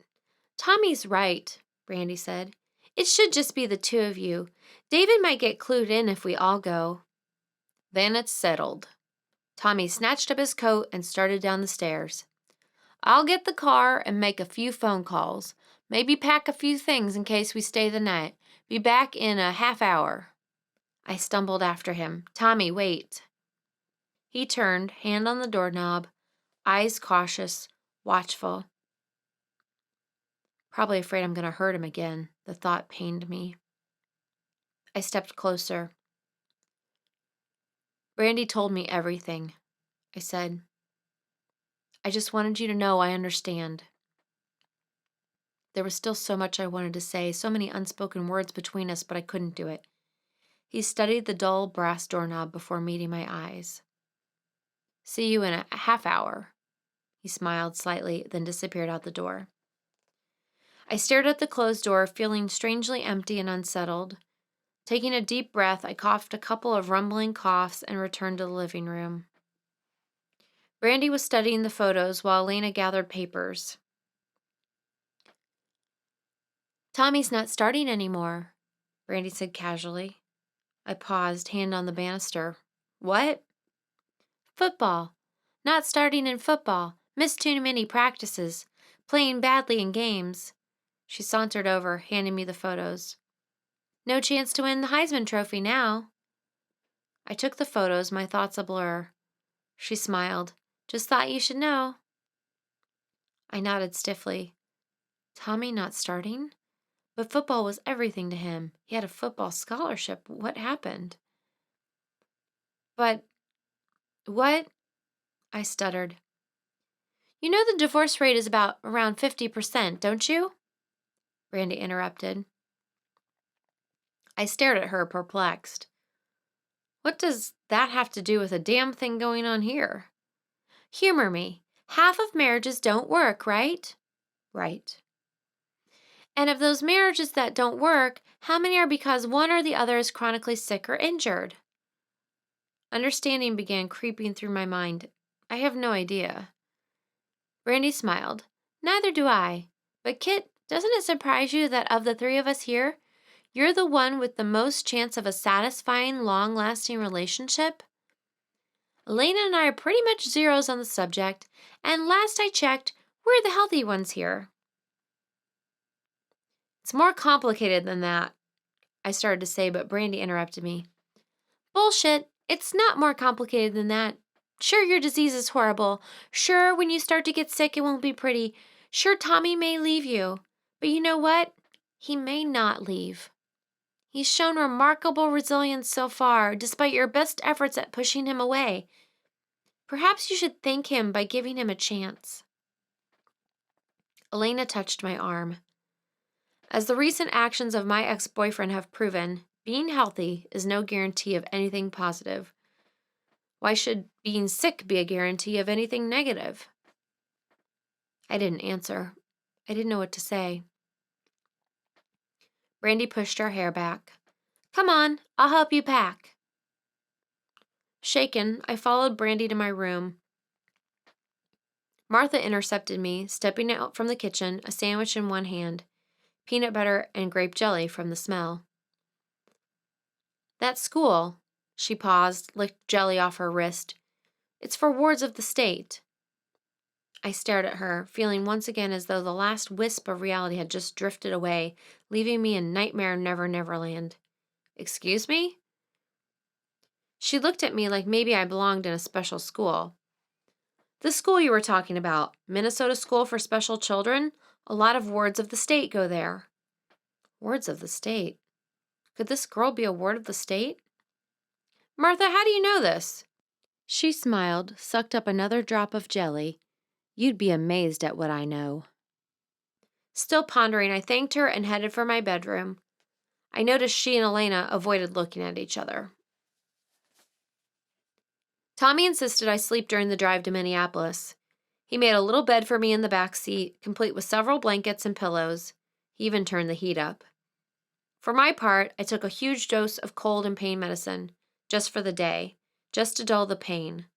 I couldn't be in so much pain if I was going to solve this. It was only temporary. As soon as I returned, I would see the doctor, take better care of myself. Just let me get through this first. Elena hugged me before I left. I'm so sorry about this, she whispered in my ear. Call if you need me to do anything at all. I'm going to keep digging here. I'll report the cat to the police, Brandy said. I'll tell them you left for a few days because of the stress, didn't even see the cat or the emails. I nodded, tears suddenly glistening in my eyes. What did I ever do to deserve this much kindness? I, who tried to make as few demands on people as possible in case they started expecting more than I was willing to give. Where did all this come from? I hadn't expected to sleep at all during the drive. I was way too wound up. Images of the dead cat, the obsessive emails, Tommy, what Brandy and Elena had said, all flashed through my head like some strange, sick collage. But despite everything, I slept throughout most of the trip, only waking when Tommy stopped to buy gas, drinks, and a map. Well, here it is. I scrambled over the seat to get a better look. The Minneapolis School for Children. Looked exactly like the photos. Even the trees were the same. Maybe the photo had been taken recently. But that thought was just too creepy and I pushed it away. Thick pines and blue spruces framed the small red brick building.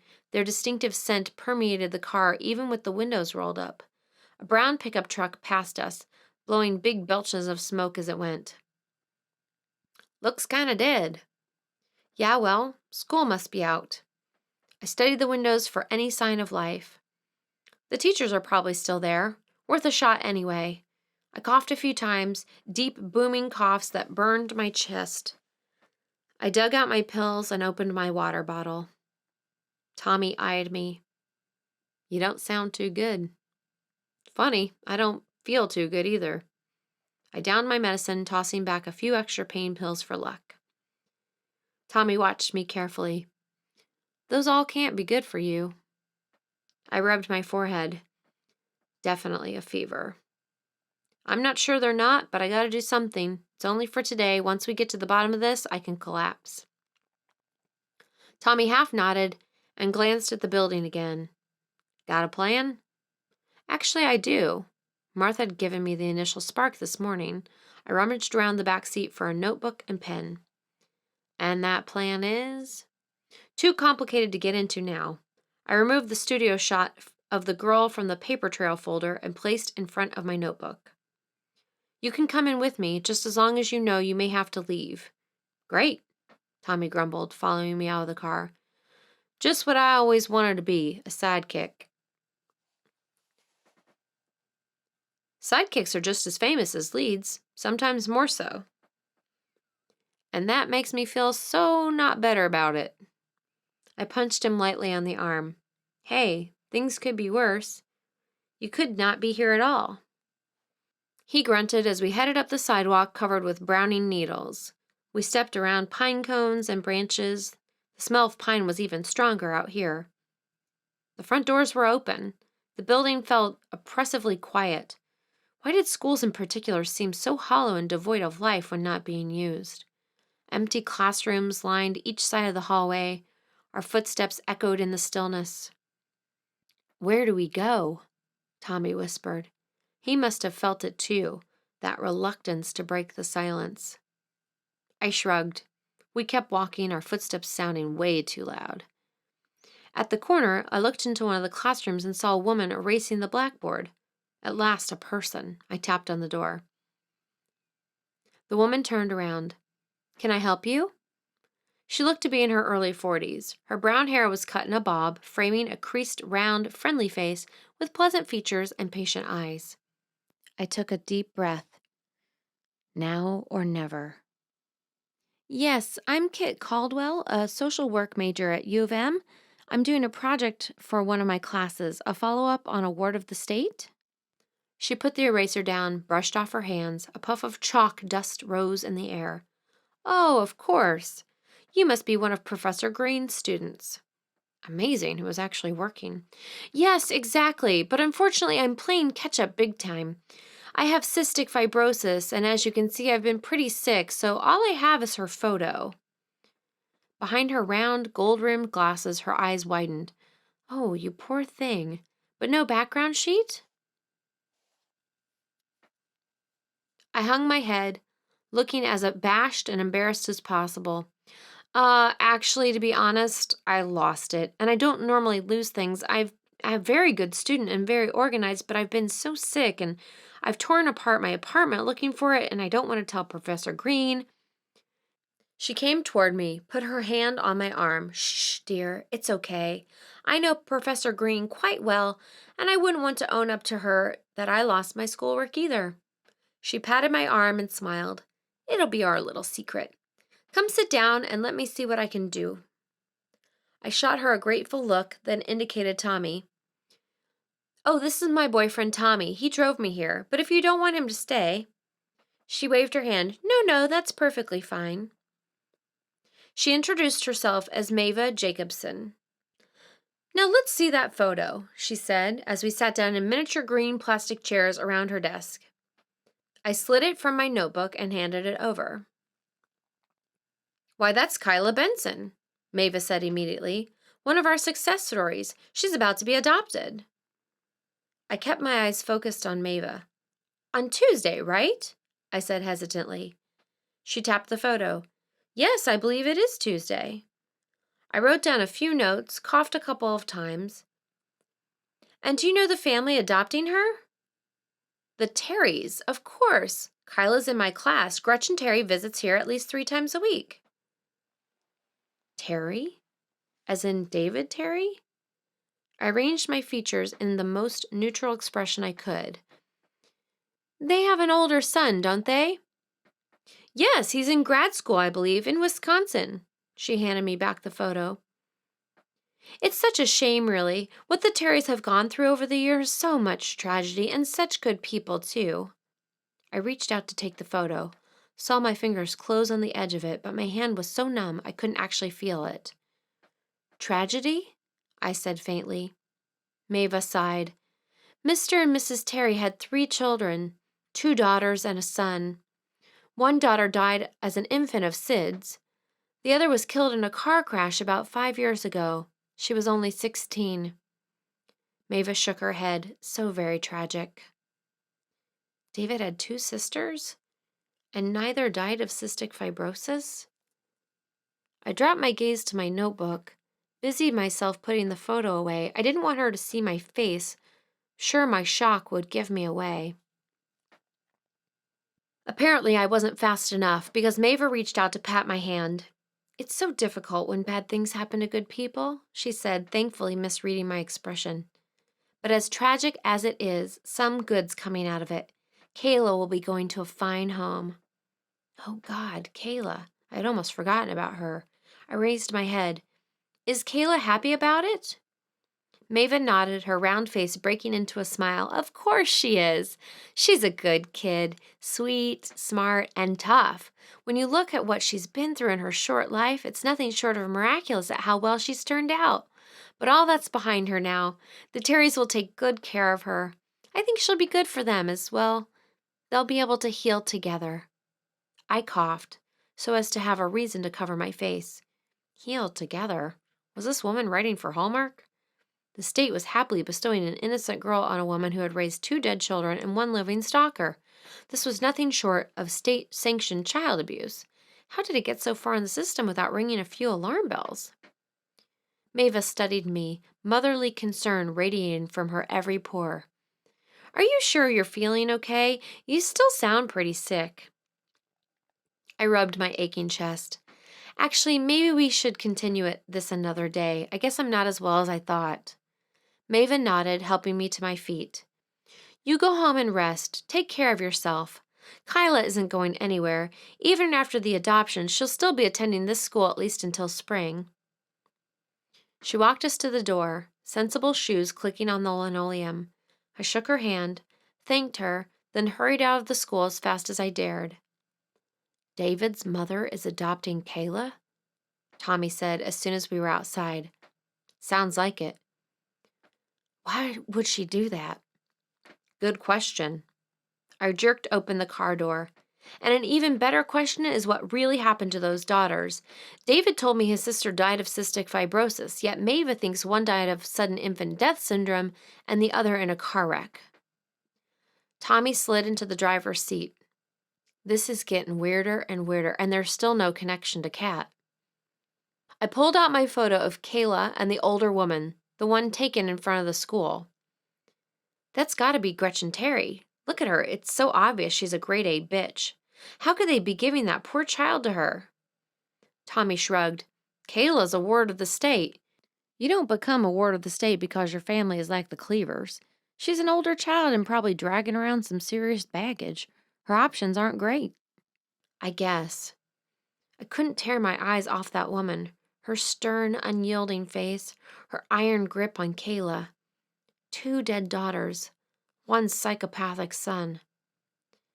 What I don't get, Tommy was saying, is why that cat person would care about this. I shook the photo. Because Gretchen is obviously a terrible, abusive mother? Yeah, but there are plenty of terrible, abusive mothers who adopt children, so what's so special about this particular one? The stern face, the iron grip. I could almost feel the cold emanating from this woman.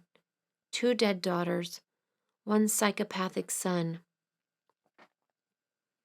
The innocent depend on you. 2 dangers for 1 new little girl. How long will it take for that little girl to be gone? 2 dead daughters. I glanced up at Tommy. We so gotta go there. Tommy looked back at me, a slow grin unfolding. Yes, ma'am. Chapter 32. Not exactly what I was expecting, Tommy said. The little white 2-story house with black trim sat nestled between neatly tended bushes and thick manicured grass.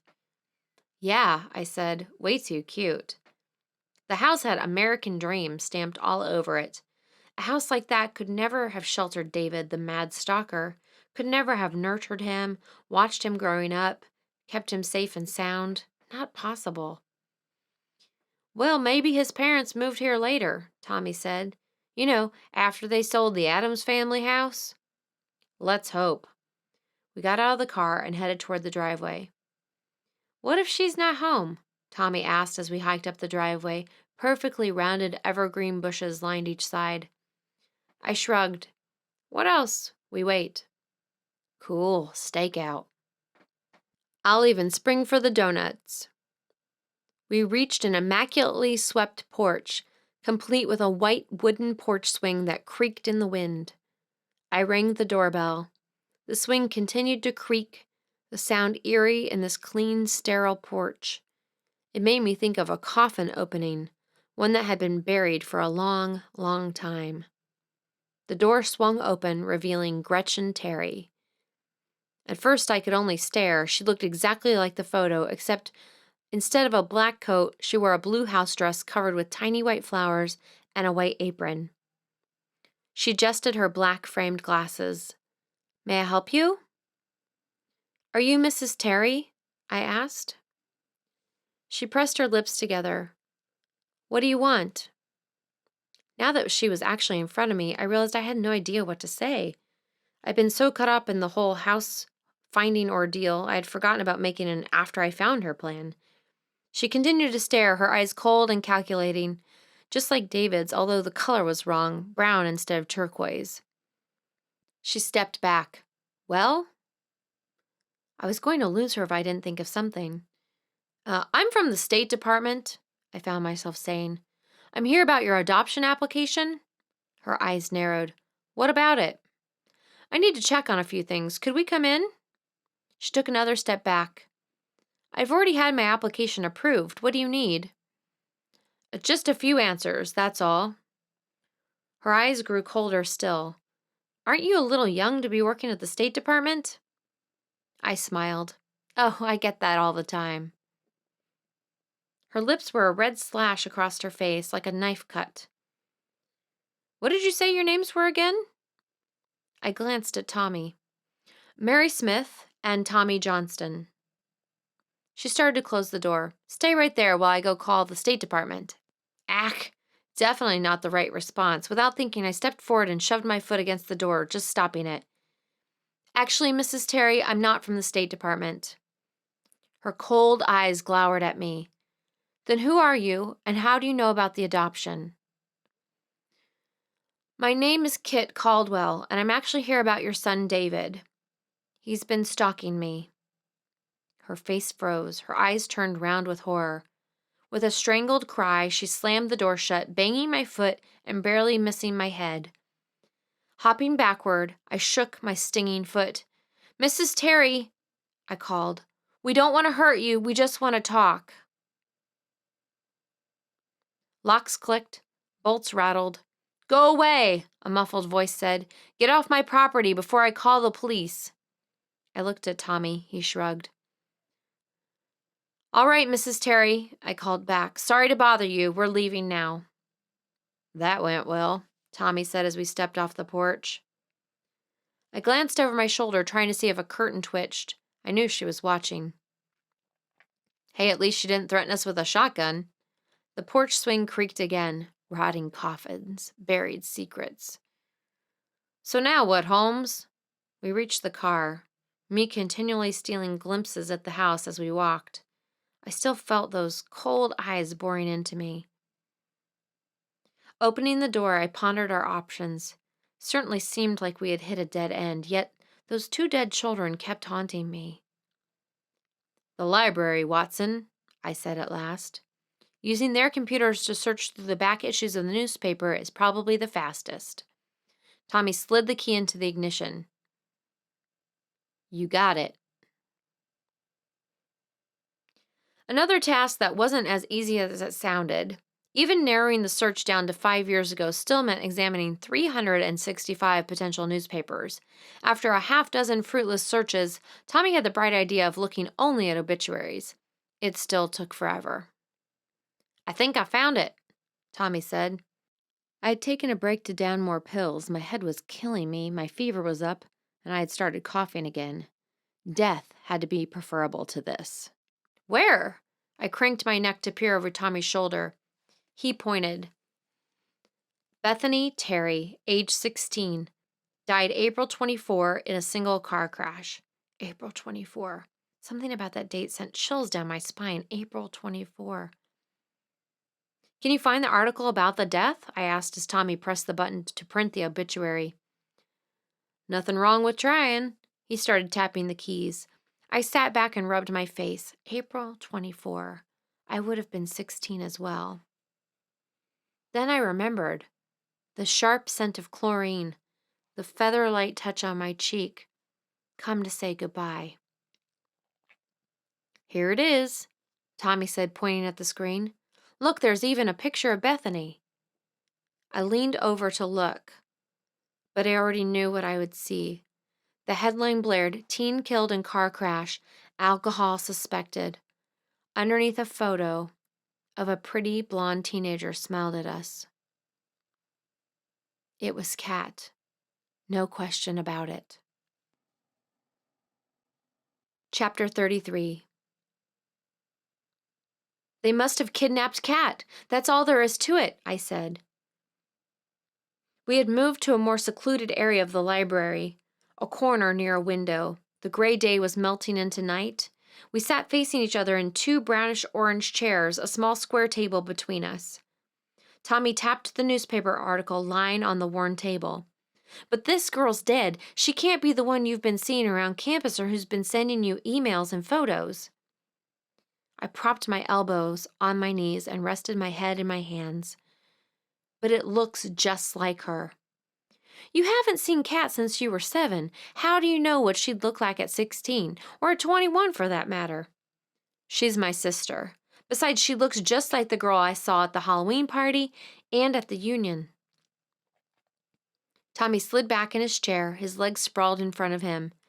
"And we're right back to where we started. She can't be the girl you've seen these past few weeks because she's dead." I rubbed my forehead. "It's got to be Kat. The Terrys must have kidnapped her." Shocked, I jerked my head up, understanding, turning my blood to burning ice. "Oh my God, Tommy, the Terrys kidnapped Kat. It rhymes with fairies. See, I was right all along. She was kidnapped by the fairies." Tommy took a deep breath. "Kit, be real for 1 second. How would you know if she had been kidnapped by the Terrys? Don't you think if anyone knew who kidnapped her, they would have gotten her back?" "But Tommy, if they kidnapped Kat, it would all make sense. Why Kat wants me to stop this adoption, because she knows firsthand what crappy parents the Terrys are, and why she warned me away from David." "So you're telling me her ghost has been haunting you?" Tommy stared at the ceiling. "A ghost with an email address and the ability to take recent photos? Not to mention this girl looks like she's our age, not 16. I know there's an X-Files out there about ghosts aging, but still." The smell of chlorine, the touch of a feather on my cheek. Now I knew she really had come to say goodbye. Kat's ghost had already visited me once. Why did it seem so strange she would return a second time? Her ghost wandering around made as much sense as anything else, maybe more. On the other hand, as much as I hated to admit it, Tommy did have a point. How could a ghost send me emails and photos? And she did look older than the pictures in the newspaper. "It's the only explanation that makes sense," I argued.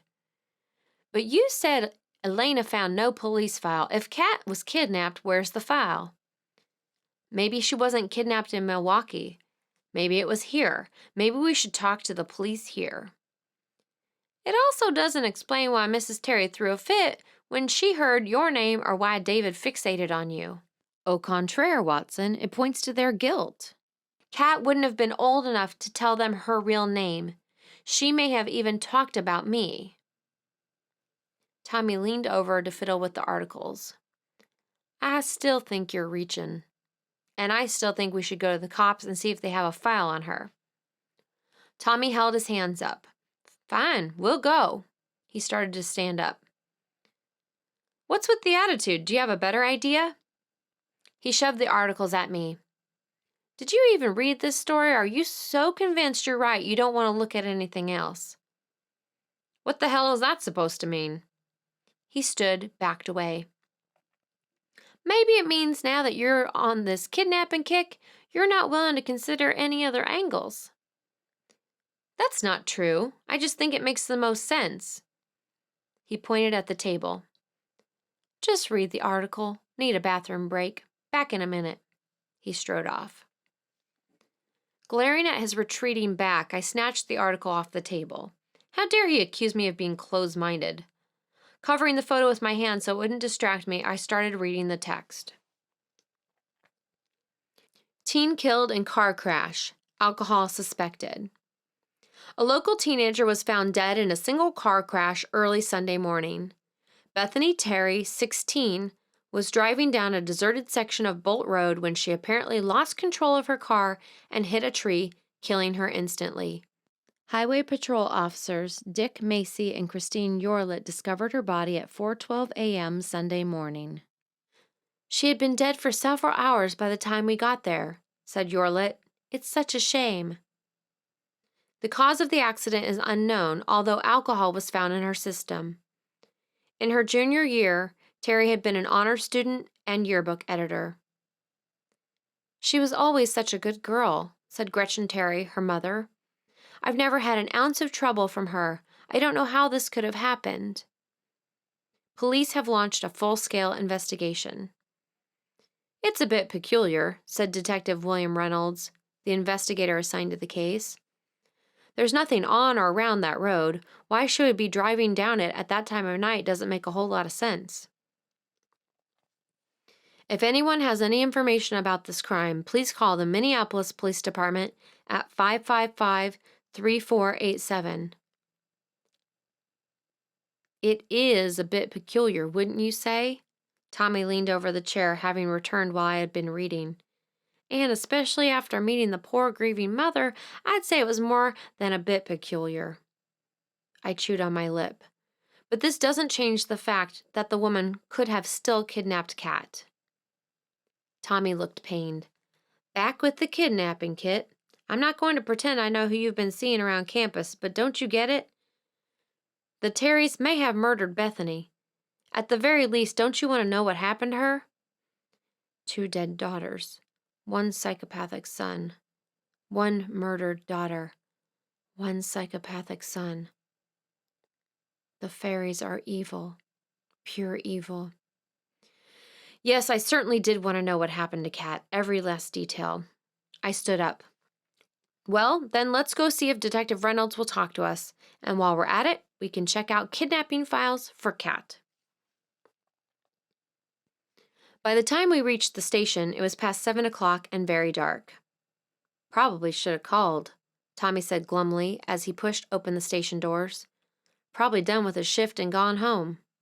As it turned out, Detective Reynolds' shift had ended a few hours ago. However, he had stayed late to cover for a fellow detective whose wife was in the hospital. Better yet, he was more than happy to talk to us about the case. The Terry case. Yes, I remember. He gestured for us to take a seat, his every movement slow and deliberate. His desk was an explosion of papers, files, and a monthly calendar desk blotter covered with scribbled notes and coffee stains. Framed photos of smiling children stood in a corner next to a coffee cup with the words, "World's Best Grandpa," on it. With his smooth, dark complexion and thick black hair, he didn't look old enough to be a grandpa. Sad, very sad. What's your interest in it? I eyed Tommy. Her brother, I said, nearly choking on the word, is stalking me. Tommy had made me promise not to bring up the kidnapping until after we had discussed the accident. His eyebrows went up. David? My mouth dropped open. You still remember his name? There are some cases that never leave you. This was one of them. Why? I asked, rubbing my chest and trying not to cough. I had doped myself up again, but the drugs hadn't kicked in yet. He half smiled. Many reasons. His speech was as slow and deliberate as his movement had been. The main one being how this case stunk to high heaven and we were never able to prove anything. I leaned closer. What stunk? Everything. Bethany had been at a party until a little before 11 p.m. By all accounts, she left that party in a good mood. Yet we found her 5 hours later in the middle of an unfinished subdivision. The car was checked out, no mechanical problems that we could find. Her blood alcohol was very low, like she had consumed 1, maybe 2 drinks at the most. So what made her crash? Better yet, why was she on that road in the first place? He adjusted himself in his chair, sitting back, stretching his legs out.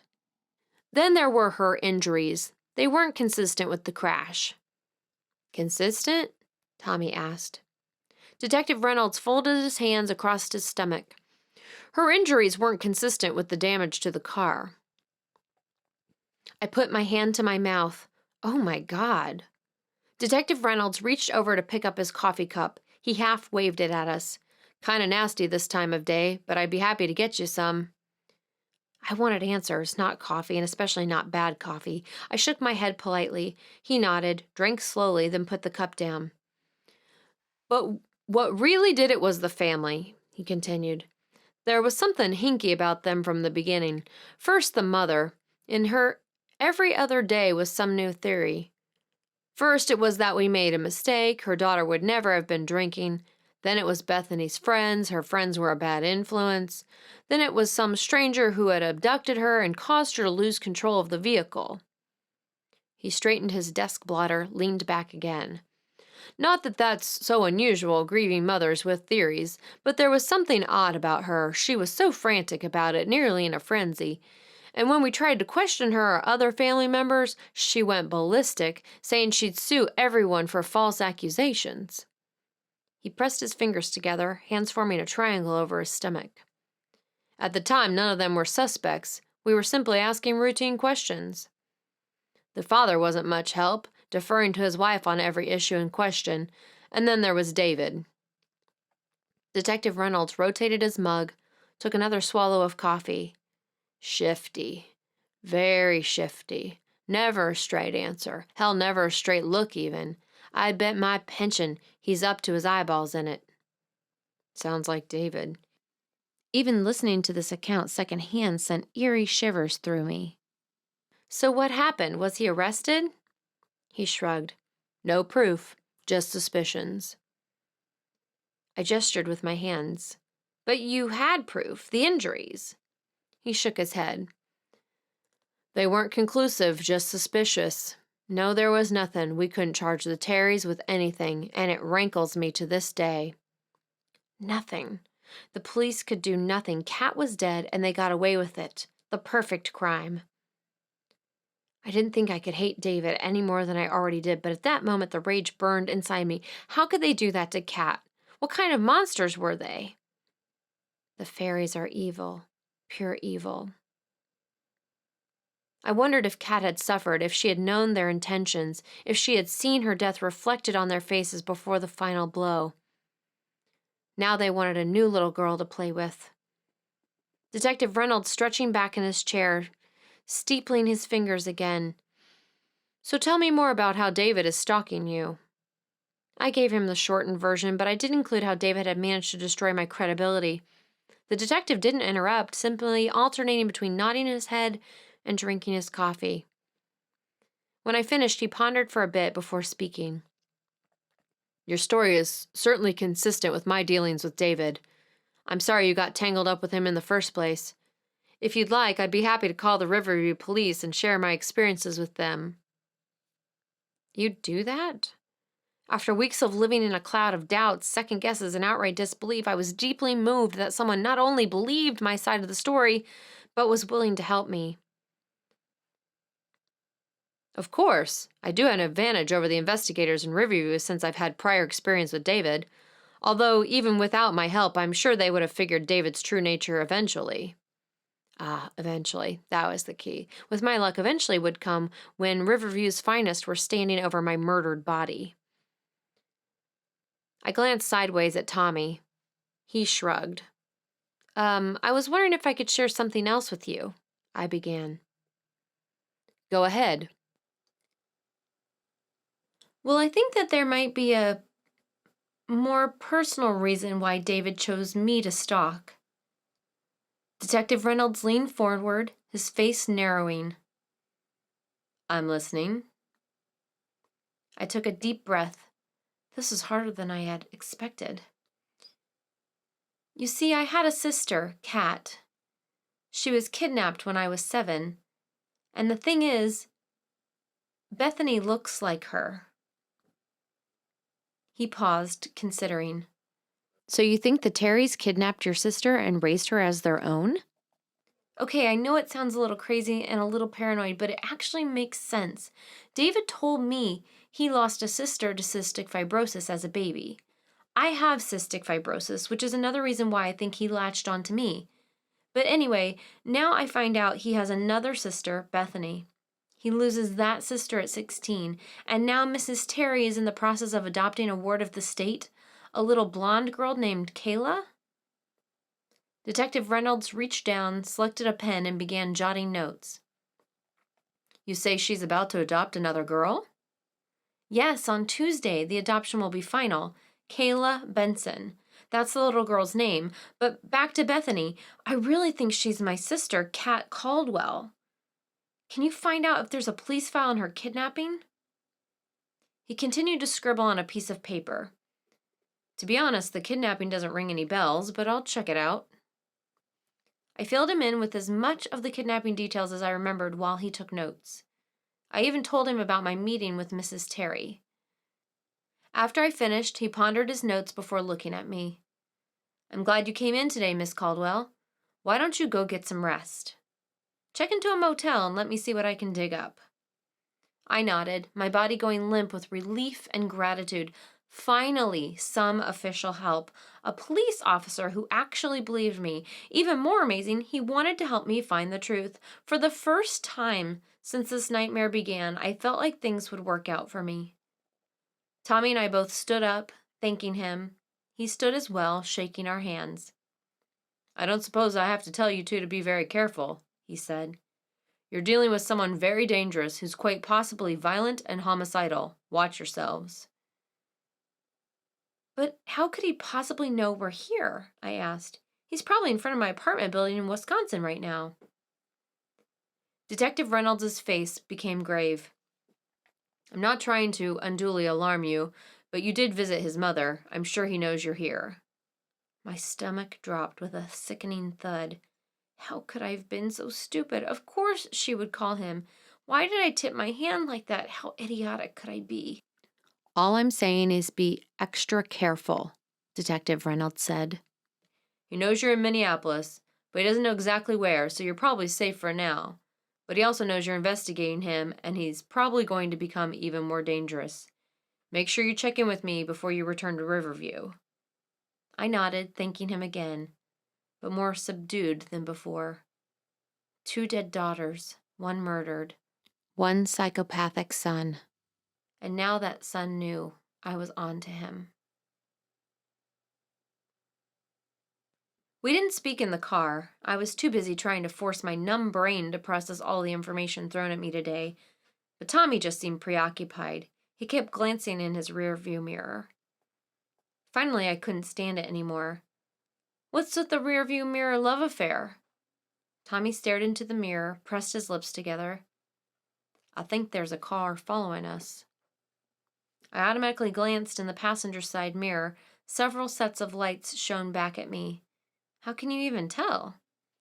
I don't know. It's probably nothing, just paranoia. Forget I said anything.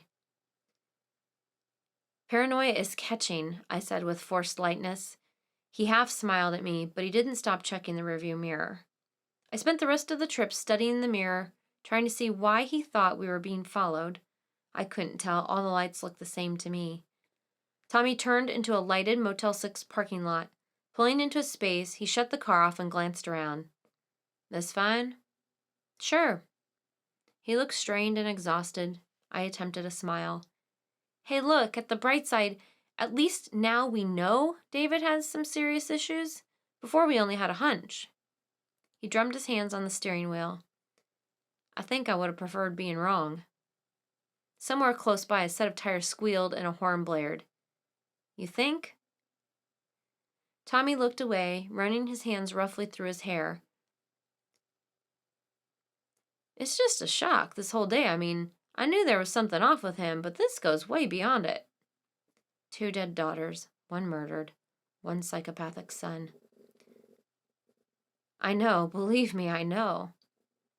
Tommy studied the steering wheel, his fingers splayed across it.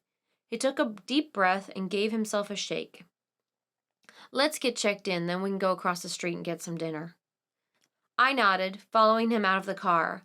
Although the parking lot was well lit, the darkness hovered around us, hemming us in. Trees waved their bare branches, menacing silhouettes in the shadows. Our footsteps sounded hollow and exposed. I found myself craning my neck, trying to see everything at once, even though I kept telling myself I was being paranoid. No way could David be out there. Nobody had been following us. What about football? I said, the thought suddenly breaking through the muddle. He shrugged. If we leave in the morning, we'll get back in plenty of time. That explanation sounded way too nonchalant. Brandy's words flashed in my head. I opened my mouth to dig deeper when an inarticulate cry shattered through the stillness. I slapped my head around. David rushed out of the darkness. His face was twisted in rage. Hot eyes burned with madness. A knife glinted in his hand. I froze. How could this be?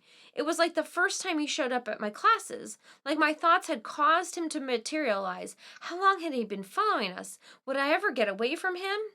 Tommy knocked me out of the way just as David's knife slashed towards me. I fell sideways, landing awkwardly on the cement. Tommy barreled into David, knocking him to the parking lot. They landed into a heap of flailing arms and legs. Stunned, I rolled over. I had to help Tommy, but what could I do? From the tangled bodies, I could see David raise the knife and plunge it downward. I screamed and scrambled to my feet. Tommy cried out in pain. The knife was buried in his shoulder. Blood splashed against his blue and yellow jacket, forming a new design. I ran toward them. David yanked the knife out. As he swung it down a second time, I grabbed it in mid-motion. It felt warm, sticky. A muffled curse. "Kit, get out of here," Tommy muttered. "Call the cops." I struggled to peel David's fingers off the knife. David's foot shot out of nowhere, kicking me in the calf. The pain was sharp. Unexpected. I lost my grip on the knife. One finger slid across the sharp edge. A sting. More blood mixing with Tommy's. Another kick. More pain. I went down hard. I tasted blood in my mouth. David stabbed Tommy again, this time in the arm. Tommy gasped as he fought to get the knife. Blood was everywhere. Have to do something. But what? My purse. I spied it laying on the pavement. I dove for it. Trembling with both fear and rage, I dumped the contents on the parking lot. There! Pepper spray! Noisemaker! Grabbing both, I ran back to the fight. David had pinned Tommy beneath him and was raising the knife a third time, aiming for the chest. The kill! I sprayed him in the face. He screamed, whipping toward me. "You bitch!" The lower half of his face was wet, but his eyes blazed with the bright light of insanity. I saw my mistake then. My hand had been shaking too much. I missed his eyes. I sprayed him a second time, but he was ready. His hand snaked out, grabbed my arm. "Bitch!" Twisting my wrist. Pain exploded in my arm. "Sneaking around, spying on me, spraying me with pepper spray. I'll show you." He yanked me against him, squeezing and bending my wrist. Agony. I dropped the pepper spray. God, he was strong. Strength born of rage, of desperation, of madness. How else could he have overpowered Tommy? "Yeah, well, you murdered my sister," I hissed through clenched teeth, refusing to show how badly he was hurting me. His eyes widened, shock penetrating his madness. "How could you know that?" he gasped. "Detective Reynolds told me. Remember him? He didn't fall for your crap." David stared at me. Then he began to laugh, a horrible, eerie laugh. "Kit, you don't know a damn thing," he started to say, but Tommy punched him in the throat, striking him in the Adam's apple. David's eyes bulged. He made a strangled, garbled noise and dropped the knife. It hit the cement with a clatter. I lunged for it, falling across Tommy's body. My hands touched the knife, slid over the wet, slick surface. No, you don't. David's voice came out as a choked gasp. He snatched my hair, jerking my head up painfully. My teeth clicked together. The knife kept slipping. I couldn't get a good grip on it. Another head jerk. Hot, bright pain. Tears filled my eyes. I clawed at the knife, just managed to get it off the pavement. Bitch! David dragged me to my feet by my hair. We'll see if your boyfriend can save you now. He seized my throat. I plunged the knife into his thigh. He screamed and let go of me. I fell to the ground, landing on something hard. The noisemaker. Tommy groaned. David was staring at the knife poking out of his jeans. Blood spurted out, staining his clothes. He raised his head, mouth twisting uselessly. He didn't look human. I can't believe you did that to me. He grasped the knife as if to pull it out. I wrenched the noisemaker from under me and yanked out the pin. The alarm squealed. David stopped what he was doing, jerking his head to fix his hot, gleaming eyes on me. People started streaming out of the hotel, running towards us. David followed my gaze. He looked back at me. This isn't over, he mouthed, and then turned and limped away. I closed my eyes briefly, then struggled to replace the pin. My hands shook so bad it took a couple of tries, but I eventually did it. Silence. Tommy groaned again. Blood everywhere. His jacket soaked. Somebody call an ambulance! I heard someone shout, before realizing I was that someone. Chapter 34. David's face twisted, laughing. Kit, you don't know a damn thing. Newspaper photo. Cat's face looking at me. It's all real, Kit. It's all real. I opened my eyes. Dozens of blue-gray chairs, gray carpet, white walls, television in the corner. Hospital smell. Such a dreadful smell. I hated that smell. For one terrible moment, I was 7 years old and dying. Dying in the hospital while the fairies kidnapped my sister. No, it was the Terrys. The Terrys kidnapped her, and they killed her. Now it all came back to me. I had fallen asleep in the hospital waiting room. I stood up, and every muscle in my body protested. God, did I hurt. Tommy had been whisked away the moment we arrived at the hospital. They had tried to whisk me away as well, but I kept telling them I wasn't hurt. It wasn't my blood all over my clothes. We have to check you out anyway, the Hispanic doctor said, escorting me to a room. He introduced himself as Dr. Sanchez. Reluctantly, I allowed him to examine me. Well, it doesn't appear that you have any injuries, he said, after he had finished poking and prodding me. But that cough doesn't sound very good. Yeah, I'm pretty sick, I said. Nothing some chicken soup won't cure. He started writing a few notes. Have you had a chest x-ray? Oh no, not a chest x-ray. They would never let me out of here if they actually saw the condition of my lungs. I'm sure I'll be fine. Dr. Sanchez glanced at me. The way your lungs sound, I think you should have one. Oh, God, I couldn't be admitted. Not with David still out there. I'd be dead in no time. Okay, I'll get one, but let me get back in Riverview. I'm a broke student, and I have an insurance problem. Deal? Dr. Sanchez smiled. Yes, I'm well acquainted with both situations. All right, just promise me you'll schedule an appointment with your doctor the moment you get back to Riverview. Relief, I smiled back. You got it. Thanks, doctor. He returned and let me return to the waiting room, telling me he would check in on Tommy for me. I just managed to get myself semi-comfortable when he reappeared, informing me that Tommy was going to be fine, but he was pretty drugged up at the moment. I could see him in the morning. I thanked him, then worked on getting more comfortable since it appeared I would be spending the night. I didn't think I'd fall asleep, but I must have, because that had been another peculiar, unsettling dream. It's all real, Kit. It's all real. Whatever that meant. I glanced at the clock rubbing my chest. A little after 10 p.m. I hadn't slept long. Didn't I just tell you to be careful? I whipped around.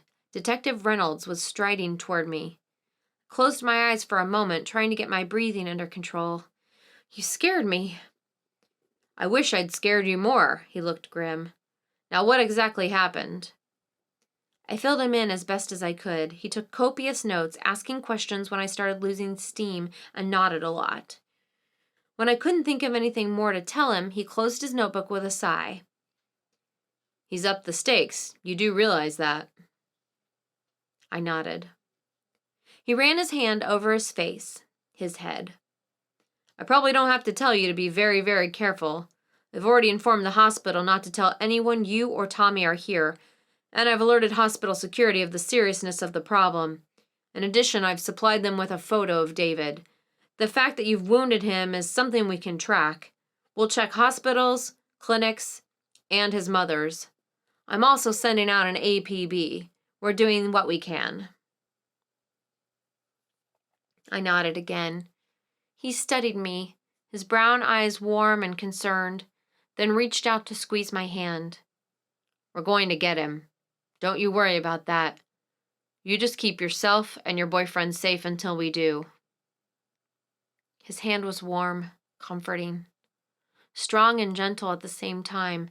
He was a man who kept his promises, and he had promised to help me. I smiled, a real smile. Thank you. He ducked his head in a quick nod, squeezed my hand one last time, and left. I settled myself back on my chair. Might as well get some sleep.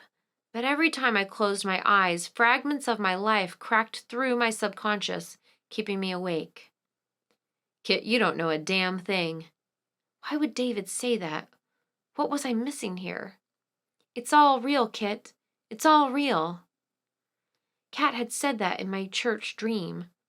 My life has been dominated by two dreams. In one, the fairies kidnap Kat. In real life, the Terrys kidnap Kat. I knew they did with that same deep-down certainty I had known when Kat died.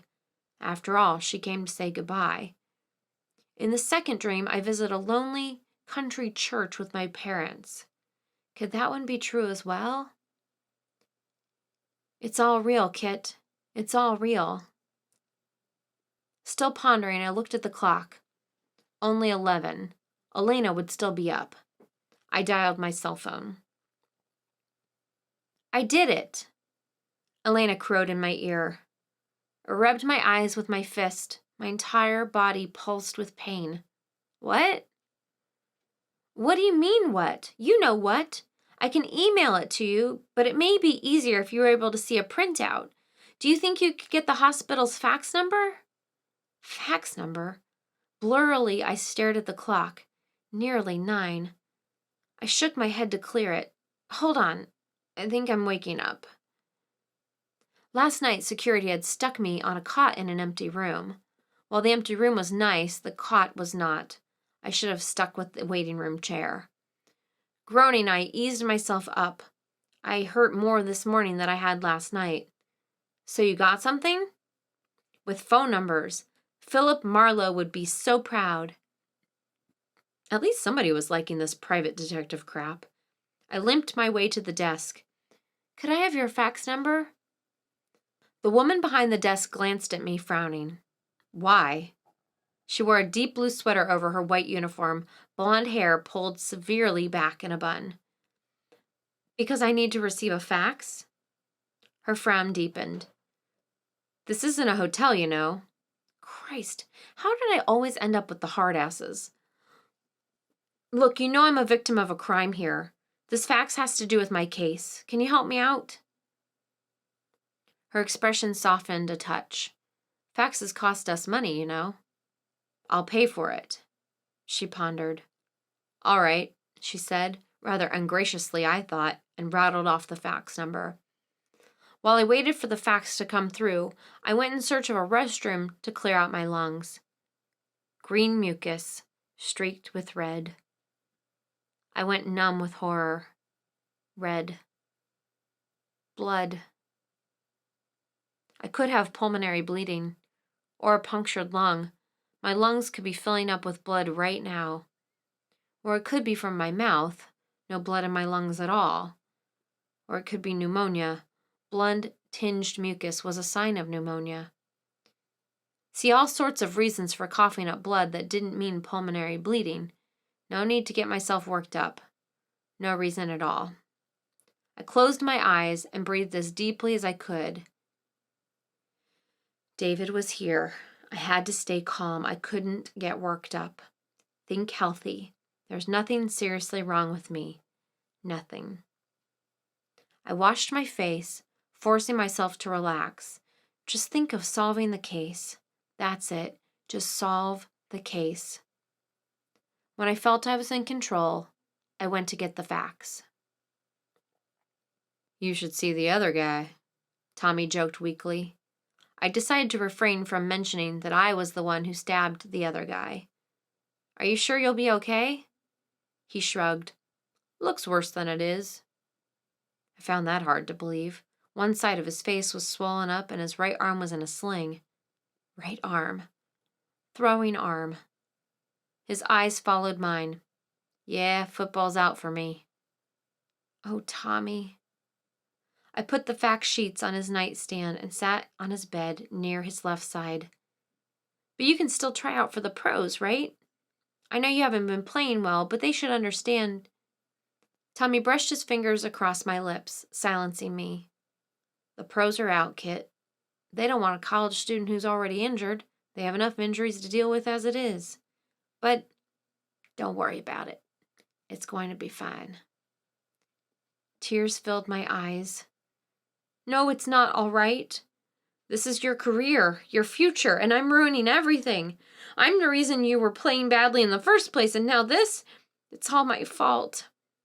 I covered my face, struggling to keep the tears from falling. Tommy sighed. Kit, you just don't get it. You're the one I want.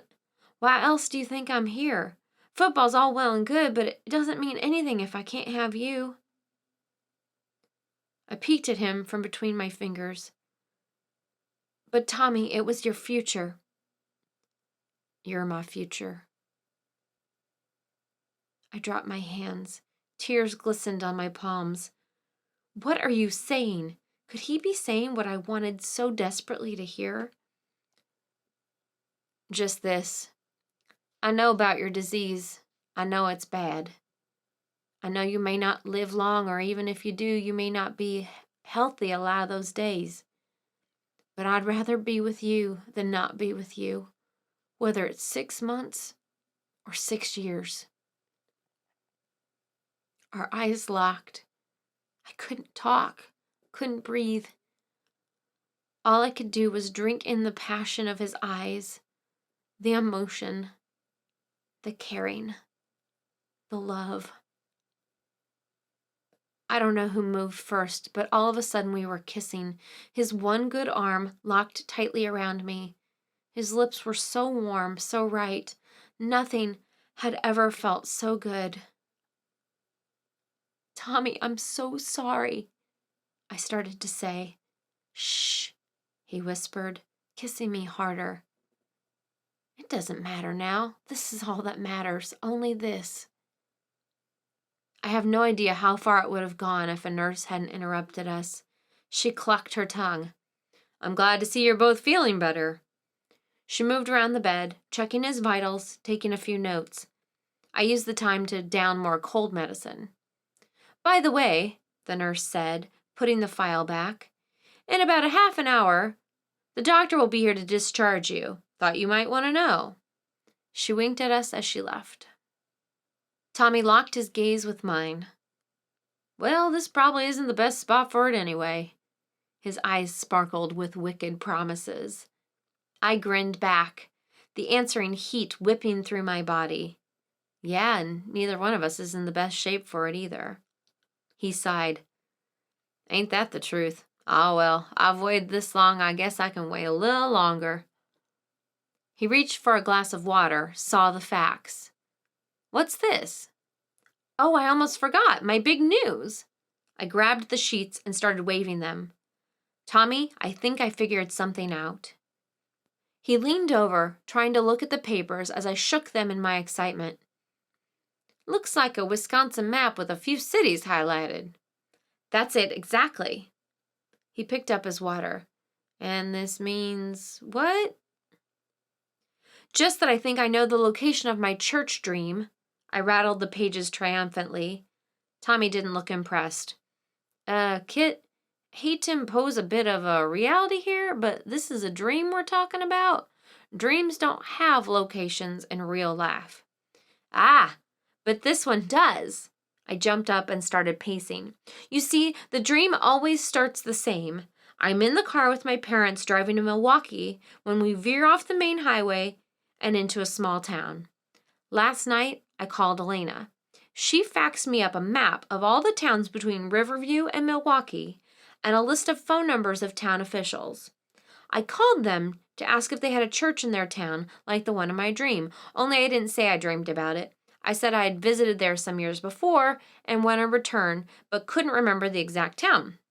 And lo and behold, Emmetsville has a church, just like the one in my dream. Tommy sat back. Okay, so let me get this straight. Based on the fact that somebody in a town called Emmetsville said they had a church similar to one you dreamed about means the dream is real? No, the dream is real because Kat told me it's real. Kat, you mean the dead girl in the photo told you the church dream is real? No, I mean, yes. Will you stop being so damn logical for 1 second and go on a little faith? He sighed. I'll certainly try. I stopped at the foot of his bed and held my hands up. Okay, you know I've had basically 2 dreams all my life. The church dream and the dream where the fairies kidnap Kat. As it turns out, the fairy dream is real. Kat was kidnapped by the fairies, otherwise known as the Terrys, an easy mistake for a child to make. So now in the last church dream, Kat told me it's all real. Now do you understand? Tommy twisted the sheet. Kit, what you're arguing is absurd. The fairy dream isn't real. Kat wasn't kidnapped by the fairies. We're not even sure she was kidnapped by the Terrys. Semantics, like I said. All right, even if we go with that, which is a stretch, that still doesn't make the church dream real. It is, Tommy. It always starts the same. We're in the car driving to Milwaukee, and we stop at this little town with a church in it. In Emmetsville, a town between Milwaukee and Riverview, there is a church exactly as I dreamed it. The man I spoke to said I had an excellent memory. My description was so perfect. Tommy stared at the ceiling, sighed. I think I'm going to regret asking this. Let's say the church dream is real. What are you proposing? I paused, took a deep breath, coughed a little. We go there, today. Tommy shook his head. I was afraid you were going to say that. It's the key, Tommy, I know it. Maybe Kat was kidnapped there or something, I don't know, but it's the key. We have to go. Kit, Tommy said gently. If all of this is as you say it is, you said you'll die there. How can we possibly go? You always knew you had come here to die. Thoughts cascaded in my mind all at once. Coughing blood. David running at us brandishing a knife. Green mucus. Fever. Toxins oozing through my body. David grabbing me by the throat. If my disease doesn't kill me, he will. I stared straight at Tommy. I have to find the truth. I have no choice. We have to go. Tommy glared back. Oh, as I have no say in the matter? Kit, look at me. I can't protect you. Hell, I'm not even sure I can drive. I'll drive. It'll be okay. You're not in the church dreams, so if you come, the outcome won't be the same. Tommy made a face. Somehow that statement doesn't have the ring of reassurance I'm sure you were going for. I sat on the edge of the bed. We've come so far. I know this church holds the key. Don't you want to finally know the truth? He stared at me, blew air out of his cheeks. What are we going to tell the cops? They called this morning. They want a statement. I smiled, knowing I won. We'll give them one when we return. We'll come back today. Just out to Emmetsville, then back. Won't take long at all. Tommy shook his head. Ha! That sounds familiar. My words have come back to bite me. Chapter 35. For all my bravado, the closer we got to Emmetsville, the worse I felt. I could feel my fever growing, burning hotter. My coughing continued despite the cold medicine. Blood poured from my lungs. Toxins flooded my system. The disease was drawing strength from the dream. It knew it had the upper hand. The medicines were all but useless. I spent what little energy I had hiding my worsening condition from Tommy. He had insisted on driving. Did they give you something for the pain? Something that would make you drowsy and unable to drive? He shot me a look. I didn't take it because I knew this was on the agenda. Thank you very much. I saw beads of sweat already forming on his upper lip. Driving in pain isn't exactly brilliant either. Hand over whatever it is you're taking for your pain and I'll be fine. I've played football in pain. I think I can drive. You have only one arm. You played football with one arm? He glared at me. By the looks of it, you're walking around with pneumonia. You want to tell me you're in better shape to drive? Point and match. I handed him the keys. Luckily for us, the cops had brought our car to the hospital last night so we could leave right from the hospital. Once in the car, I kept twisting around, trying to see who was behind us. Think David's following? You told me you put a knife in his thigh. He'd first need medical attention, then he'd have to find us. I don't think there's been enough time for all that. Despite his words, I noticed Tommy kept his eye on the rearview mirror more than usual. For my part, I alternated between watching the scenery, watching the passenger mirror, and chewing on my lip. You know, I'm not rich. Startled, I looked at him. What? I'd been trying not to think about the blood I'd been coughing up. Rich. I'm not rich. Nor does my father run a business. Actually, to be honest, I don't have a father. Tommy, why are you telling me this now? His hand tightened on the steering wheel. Because you have a right to know. Because I might not get another chance was what he almost said.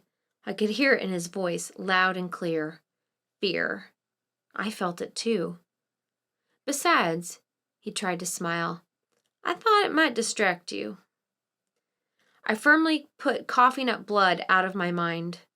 Okay, you're not rich, and you don't have a father. Actually, to be perfectly honest, I do have a father, but he left my mother and me. Destitute, as it turned out. My mother ended up having to do whatever it took to keep food on the table and pay the rent. He paused, switched lanes. I laid a hand on his thigh. You really don't have to tell me. His expression had become hard, chiseled, granite. He threw me a quick look.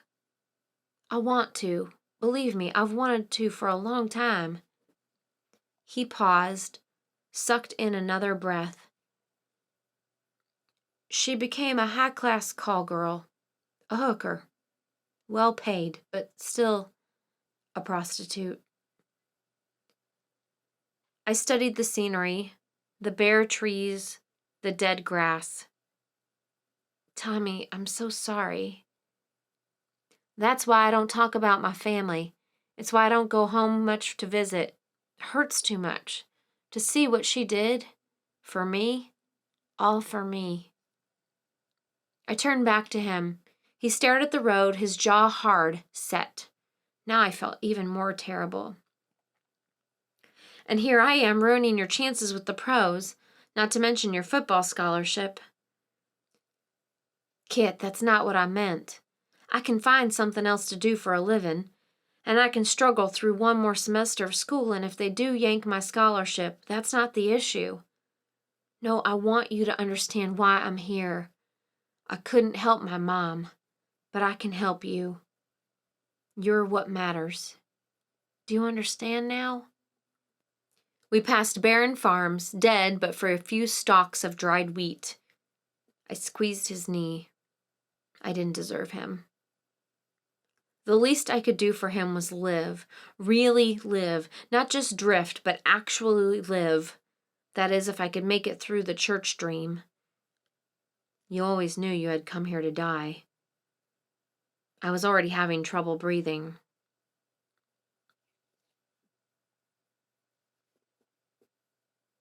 The moment we took the turnoff, I knew it was true.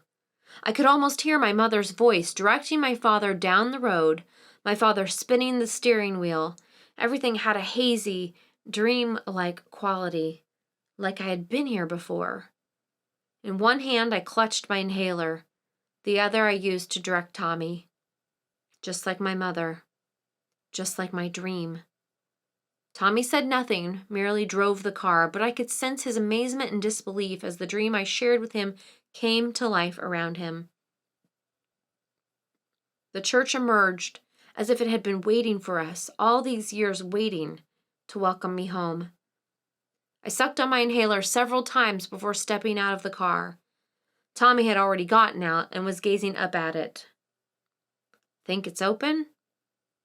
Looks kind of small to have a full-time pastor, but you never know. We don't need a pastor, I said, my voice dreamy and unfocused. Everything we need is in the graveyard. I began to walk, my legs moving without any direction from me. Tommy jogged to catch up. I think a living person may be helpful in this matter. You see, graveyards are really good for finding dead people, but not so good at finding kidnapped people, unless, of course, they're being held in a graveyard, but I think we can safely rule out that possibility. I continued to be drawn forward. A little faith, remember? We've gotten this far on it. Besides, we can always find a living person later.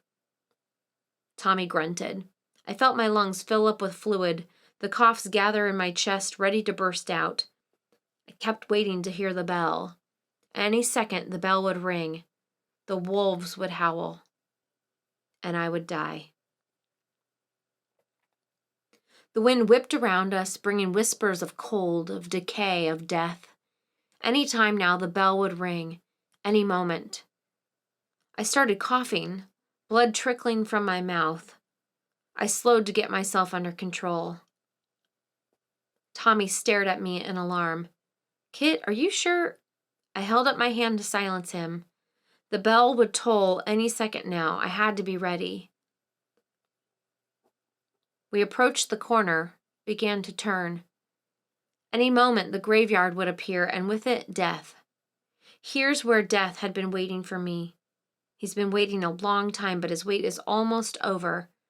The perfect spot, really, nothing to distract him. Soon I would be in his embrace where I belonged. We rounded the corner, my breaths shorter and more labored. I had expected to see an open grave presided over by death and surrounded by people, but the graveyard was empty, silent, except for the wind rattling through the dead and overgrown weeds. This doesn't look like it's been used for years, Tommy whispered. I know, I whispered back. Long, yellowing grasses almost hid the gravestones. A broken-down, rusted fence nearly obscured by weeds surrounded 3/4 of it. I wondered why I never noticed the fence before. Then another part of my brain answered. You've never gotten this far before. The dried grasses crunched under our feet. I continued to be propelled forward, drawn to one of the first graves beyond the fence. My breathing became shallower and shallower, punctuated by booming coughs. The stone was barely visible under the carpet of weeds. Falling to my knees, Barely able to suck air into my lungs, I reached with trembling hands to clear the grasses away. They made a crackling noise as they broke. The top of the stone held an elaborate carving of cherubs with the words, "Our littlest angel." But this can't be right, Tommy said, stepping forward. This stone is for a child, an infant, not a 16-year-old. I kept pulling up weeds, my hands moving meticulously even as the blood trickled from my mouth. Stone clear, I sat back to study it, but something wasn't right, not right at all. Above me, Tommy gasped. I kept shaking my head. No, this couldn't be right. I tried to breathe, but the air refused to pass through my lungs. "Kid, this doesn't make any sense," Tommy said. I couldn't breathe. Then from far away I heard it, the tolling of the bell. Darkness hovered on the edge of my vision. It had finally come, and all I had was more questions, no answers. "According to this," Tommy said, oblivious to my gasps, "Catalina Caldwell died before she was even 4 years old. But you said she was kidnapped when you were 7. I started to choke. The darkness came closer. "Someone must have carved the dates wrong," he continued. "But you think they'd notice and fix something like that." My hands started clawing up the dead grass, trying to dig into the frozen ground. This couldn't be. Kat had been kidnapped by the fairies. She didn't die this early. I remembered her at 7. I remembered her. Finally, a voice drawled from behind us. "I didn't think you'd ever figure it out." Choking, I turned my head. There stood the woman from the party, from the union, the one who looked like Kat, the one who should be dead. Chapter 36. I didn't mean to give you such a scare. We were sitting in the corner of the Emmetsville bar, dark and cramped. The wood-paneled walls were decorated with Packer posters. The bar was empty except for 2 grizzled men sitting at the bar, drinking amber-colored liquid in fat glasses. As it turned out, the woman's name was Courtney DeBourne, not Kat. Not Bethany, Courtney. And I didn't die after all. I realized my dream hadn't been predicting my actual death, but something else altogether. Something even more sinister. The death of innocence. I sipped my coffee, heavily laden with sugar and cream. Not my favorite way to drink it, but Tommy had insisted. "You probably wouldn't have if you'd been a little more forthcoming in your messages," I said. She tossed her long, blonde, curly hair. "Ah, yes, I thought you'd say that. But I did what I had to do, to save Kayla." Tommy held his hands up. "Okay, can we back up a little here? How do you know about David and Kat?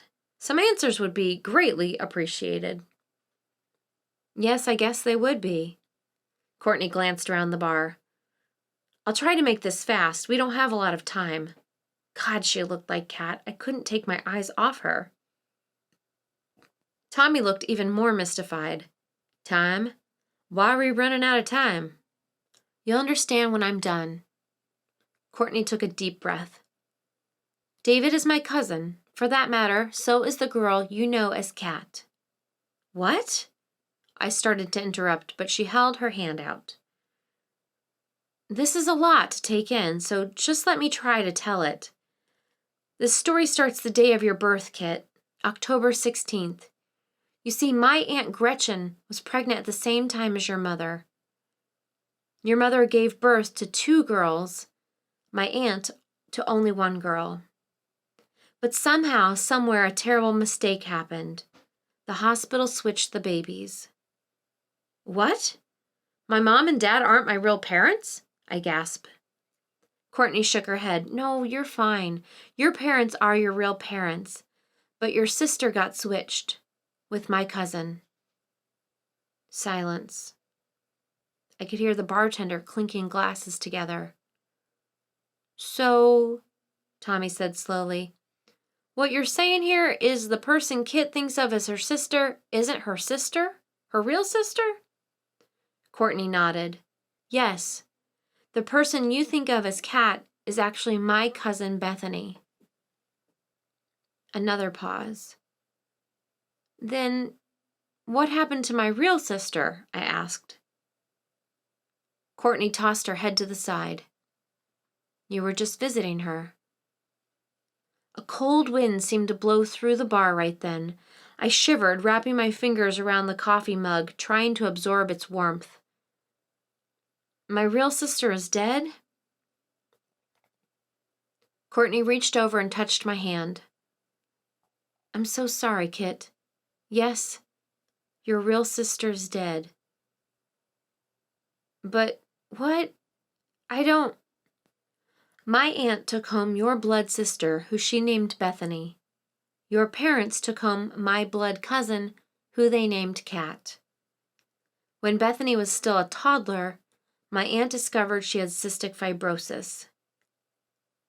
I sucked in my breath sharply. She really did have cystic fibrosis? Yes, and about a year and a half later she died of it. Courtney paused, glanced around the bar again.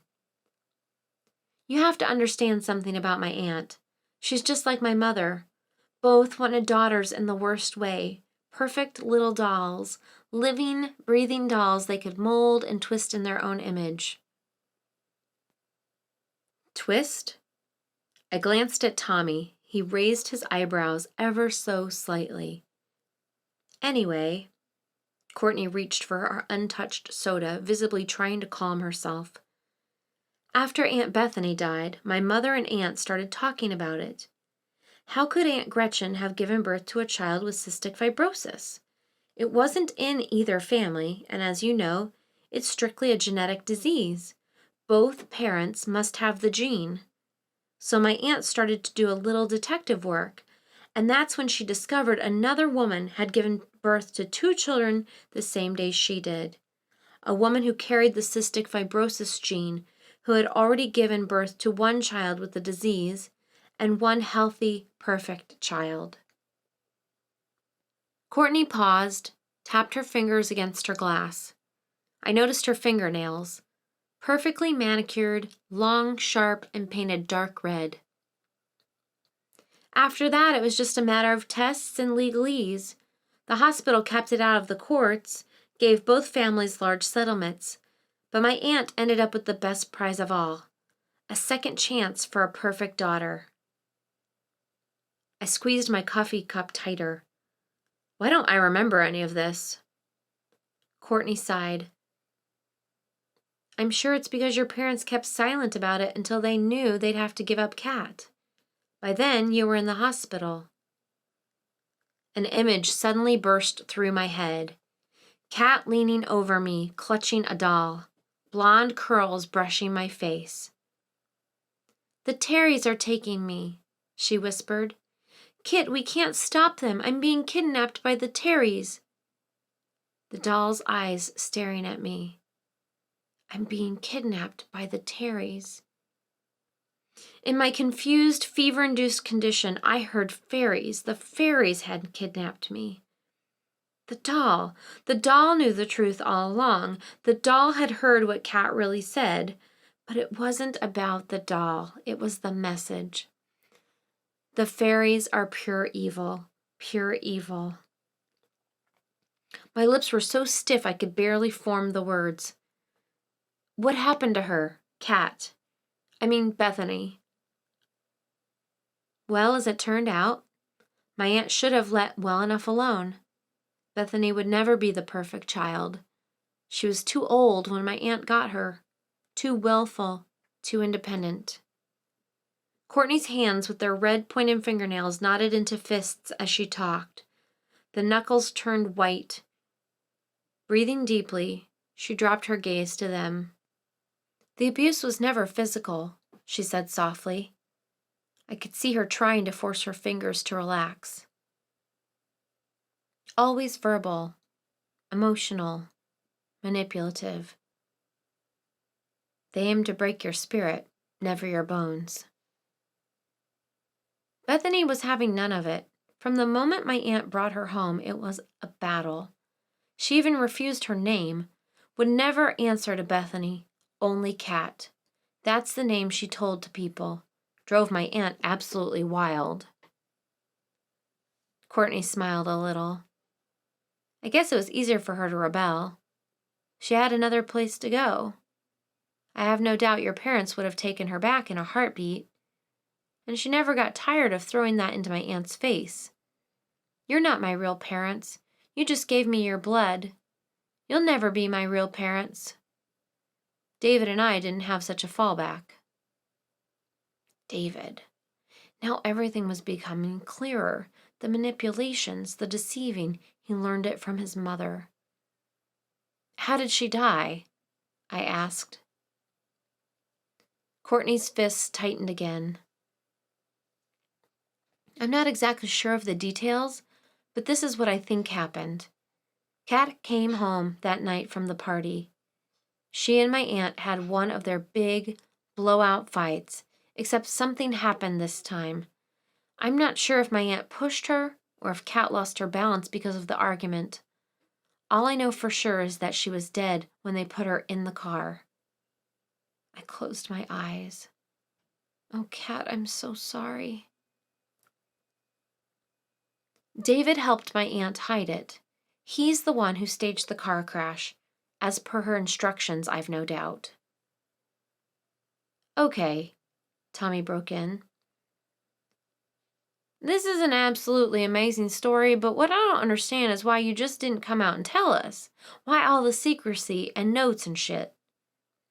Courtney paused, eyes dropping to her soda. A couple of years ago, my aunt decided to try a third time for the perfect daughter. She started going to adoption agencies, but quickly realized it was going to take far too long, if ever, to get a child that way. Then she hit upon the whole ward of the state thing. So she went through the classes and the paperwork, and eventually found little Kyla Benson. Again, this is all very interesting, but it still doesn't answer my original question, Tommy said. Courtney stared at him. Isn't it obvious? I couldn't let her do it. Not again. Especially since it was my fault. Your fault? How on earth is any of this your fault? I asked. Courtney's fist tightened further. I could see a drop of blood glistening on the edge of her fist. I thought you would have figured that out, she said bitterly. I am the perfect daughter. My mother succeeded, whereas my aunt did not. It literally ate my aunt up inside that she couldn't do what my mother did. And don't think my mother doesn't throw it in her face at every opportunity. That's hardly your fault, I said. Now blood dripped from her other fist. I wanted to stop her, but I was afraid I would make it worse. Courtney gave her head a quick shake. Anyway, I'd been racking my brain for months looking for a way to stop this whole adoption thing. I was starting to get desperate.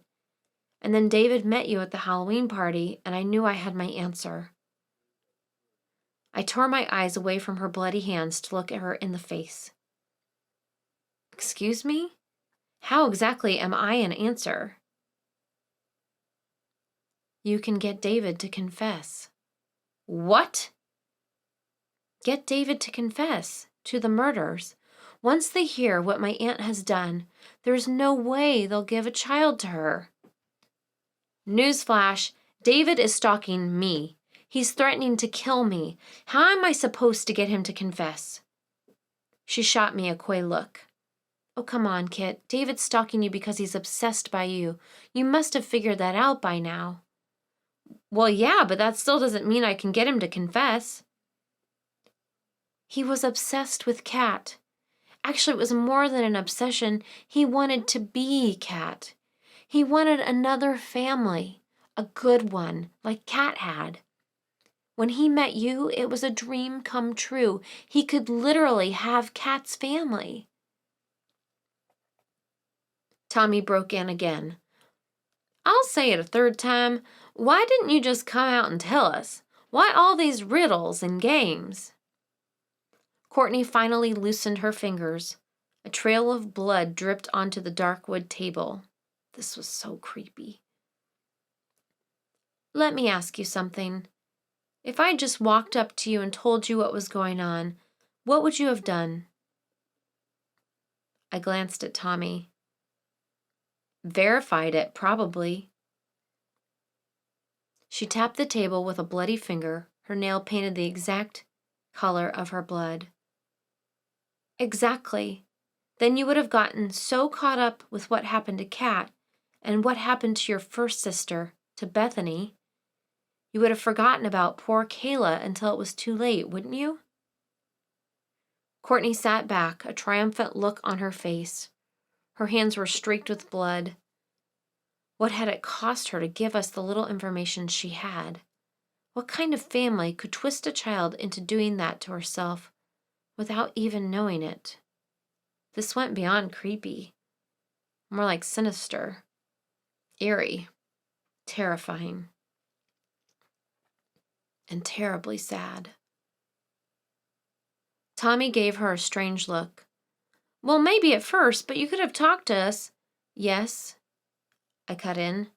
You're absolutely right, Courtney. Tommy now gave me the strange look, but I nudged him under the table. In Courtney's reality, manipulation was king. It probably never occurred to her there was another way to handle the situation. Blood never lies. I still don't know how I'm going to get David to confess, I said. Courtney shrugged. That's easy. Kat could get him to do anything she wanted. But I'm not Kat. That's why we have to hurry, she said, as if she hadn't heard me. He's still in Minneapolis. I have to bring you there. Now's a good time. He's in pain and on drugs from the knife wound you gave him. Should be no problem. How do you know where he is? I asked. She looked surprised. Because he called me, that's why. Think he'd go to his mother with that knife wound? You gotta be kidding. Then she'd know he failed. No, I came and took care of him last night. Waited outside the hospital this morning for you. I was going to talk to you then, but I decided instead to follow you. What a kick. Never thought you'd come here. Shall we go? My head was whirling. Wait, the police said they told the hospital not to tell anyone where we were. Her look sharpened, became crafty. I didn't ask the hospital. I asked the night manager at the Motel 6. She started giggling. Told him I was a reporter. Bought it hook, line, and sinker. We should go. Christ, it was a family of con artists. The Brady Bunch gone bad. Wait one more second, Tommy said, struggling to keep a neutral expression on his face. You said murders. Who else was murdered? Courtney stared at him like he was a slow student who had missed the point she had so painstakingly explained 3 times now. Who do you think? Tommy's mouth fell open. He stared at me wildly. I could only think of one other person in this mess who it could possibly be. But you said Bethany, I said cautiously. The first Bethany died of cystic fibrosis. And she did. If she hadn't had cystic fibrosis, she never would have died. I must have looked as confused as Tommy because she uttered a long sigh. Kit, you of all people should know the answer to this. You inherited cystic fibrosis from your parents. Bethany inherited the same genes you did. How could she have died from the disease as a toddler while you're still alive and healthy more than 17 years later? I told you she wanted perfect. Understanding began to seep through my mind. Oh my God. She cocked her head, looking so much like Kat at that moment I stopped breathing. Look, it was never something we talked about. It was something I figured out later when I realized you were still alive. Why else do you think David's so obsessed with your disease?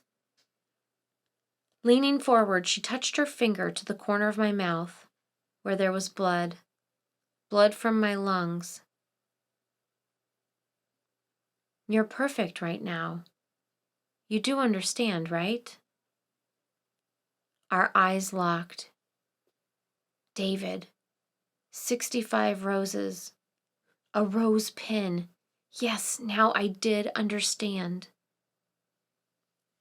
Oh, and there's one other thing, Courtney said as we slid out of the booth.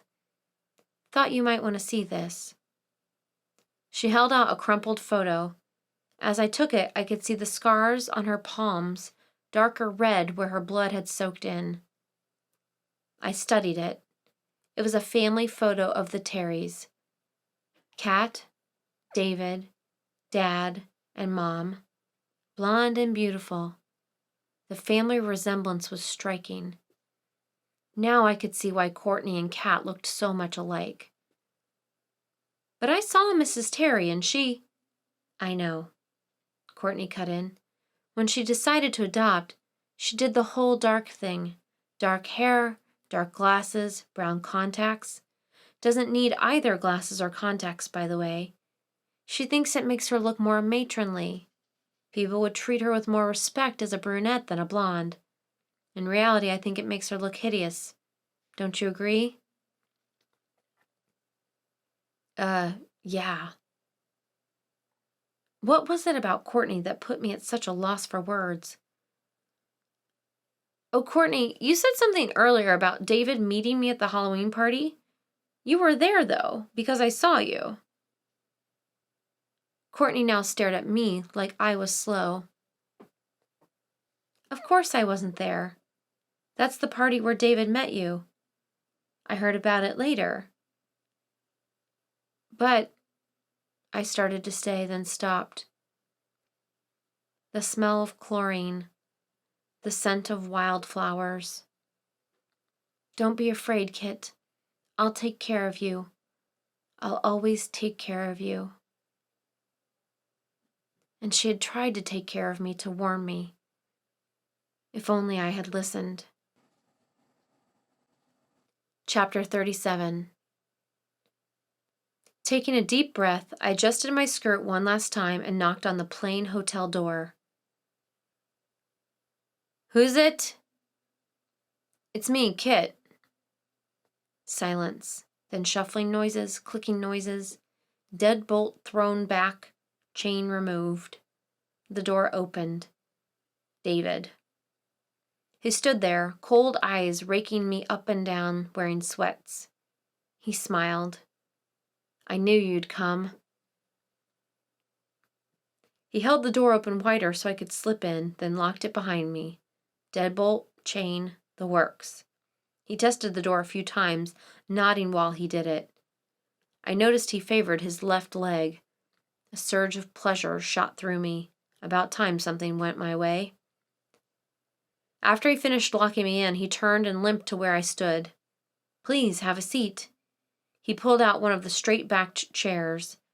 I sat down, removing my coat and carefully arranging my purse on the table next to the lamp with a light blue shade. His eyes crawled all over me. Although I desperately wanted to cover up, I forced myself to relax, to smooth my hands over my hips, cross my legs. I wore a black miniskirt, black pumps, and a tight red sweater with a scooped neck. Courtney had made an emergency stop at the mall. She had insisted on driving us back to Minneapolis, said we both looked like we were going to keel over.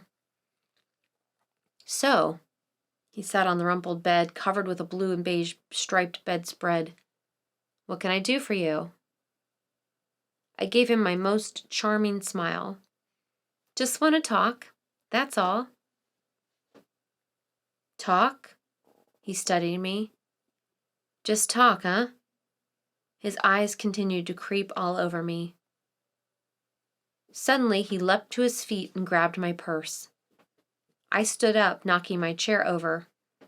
David, what are you doing? Talk, yeah, right. He limped to the far corner, unzipping the purse. Don't, David, I said, sounding panicked. That's my personal property. You have no... He pulled out a small tape recorder. My voice trailed off. So, Kit, he turned the tape recorder over in his hand. You thought you could trick me. I didn't answer. He snapped it off, dropped it on the bed where it bounced a couple of times. Kit, Kit, Kit, when will you ever learn? I eyed the door, trying not to let him see. How much time would I need to undo the locks? He saw my glance and limped to the edge of the bed, effectively placing himself between me and the door. Kit, why don't you sit down? I stood for a second longer, fidgeting before bending over to straighten my chair. I lowered myself into it. He plopped down as well. Locked in with a madman. 2 murdered daughters, 1 psychopathic son, and me. What a fun bunch we were. Kid, it would be so much easier if you'd quit fighting it, he said kindly. You know we're meant to be together. I can read you like a book. Our destinies are intertwined. We have no choice in the matter. I broke into a coughing fit, the fever burning through me. His expression didn't show any alarm or concern, not like Tommy's did. Instead, he looked a little turned on.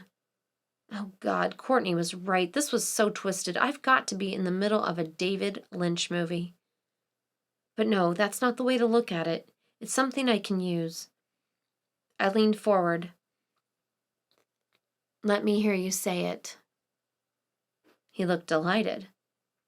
Say what? You know what I want to hear. I have absolutely no idea what you're talking about. Come on, David. I smiled at him again. You know it's just us talking. Say it, just for me. He shrugged. Can't say what I don't know. I coughed a little. If you care about me as much as you say you do, you'll say it. I care about you. The teasing was gone. He began to get agitated. I care about you. That's what you keep claiming, but how can I believe it when you won't admit one little thing to me? His eyes started bulging. You're the one who should be apologizing to me, stabbing me, sneaking around behind my back, worrying my mother. How dare you do those things to me? You left me no choice and you refused to be honest. How can we have a life together when you won't be truthful? He pointed his finger at me. You're the one in the wrong here. Then talk to me, damn it. I don't owe you anything. This wasn't going as I'd hoped. The sheen of madness was back in his eyes. Definitely the wrong approach. Maybe I could brazen it out somehow. You tell me we're meant to be together, but then you turn around and lie to me. Lie to you? Now he jumped off the bed. When did I ever lie to you? I made a point of getting huffy. Well, for starters, about Kat. Kat? He froze. What about Kat? You knew her and didn't tell me. Don't you think I would have liked to hear you talk about her? He relaxed, sinking back onto the bed. Kat was wonderful, beautiful, and so full of life. I miss her so. So what happened to her that night? Why would she be driving alone on that road? The guarded look was back in his eyes. How would I know? Shit, too fast. Courtney had told me it would be easy, that he wanted to talk about it, obsessed with it. Yeah, real easy. Why wouldn't you know? You were her brother, probably the closest person in the world to her. The faraway look replaced the guarded look. Yes, we were close.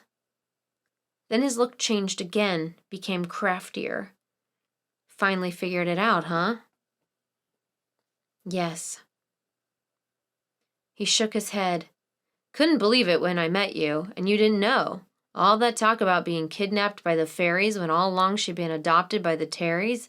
God, are you gullible? I hung my head. I know. So tell me more about her.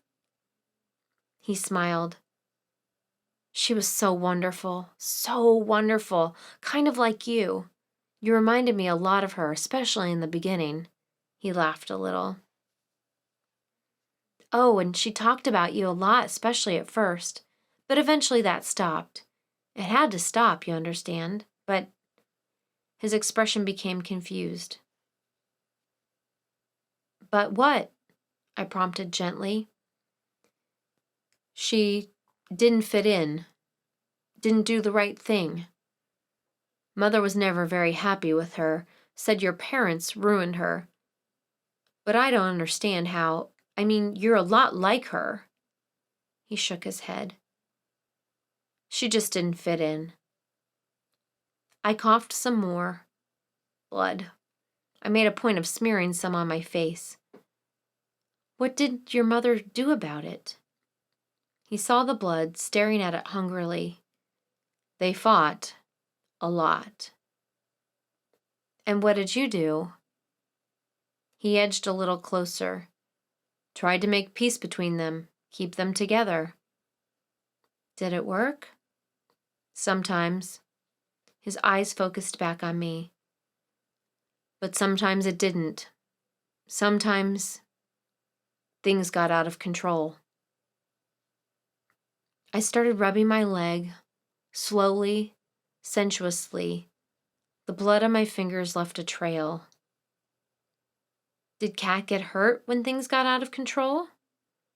His eyes followed my fingers. I could feel the longing burning in him. You have to understand, Mother didn't mean it to happen. It was an accident. I kept my voice soft. Accident. Yeah. His voice was getting higher, more childlike. One time, she accidentally pushed Kat's face through a window. She didn't mean it, but Kat made her so mad. And another time, she accidentally burned her with a cigarette. She gave up smoking after that. Mother did, I mean. But you have to understand, Kat made her do those things, just like Kat made her push her down the stairs. It was all I could do to keep my face composed, to not rush at him, attack him, claw out his eyes. Courtney said the abuse was never physical. Dear God, what sheer hell had Kat gone through? I bit down hard on the inside of my mouth, drawing blood. Focus on the pain in my lungs, the pain in my mouth. Kat got pushed down the stairs? Mother didn't mean it, really. Kat just made her so angry she just had to. But Kat just laid there. She wasn't breathing. He sounded exactly like a little boy tattling. She wasn't breathing, so I had to take care of it. Mother was depending on me. That detective, he would have never understood. He wouldn't have seen that Mother had to do it. So I made it look like an accident, like Kat had been drinking and had run into a tree. He looked down at his lap. It was an accident.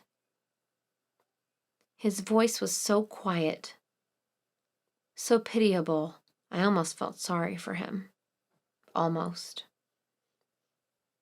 Suddenly he put his hand to his mouth. I shouldn't have called her that. I coughed again. Blood trickled down my face.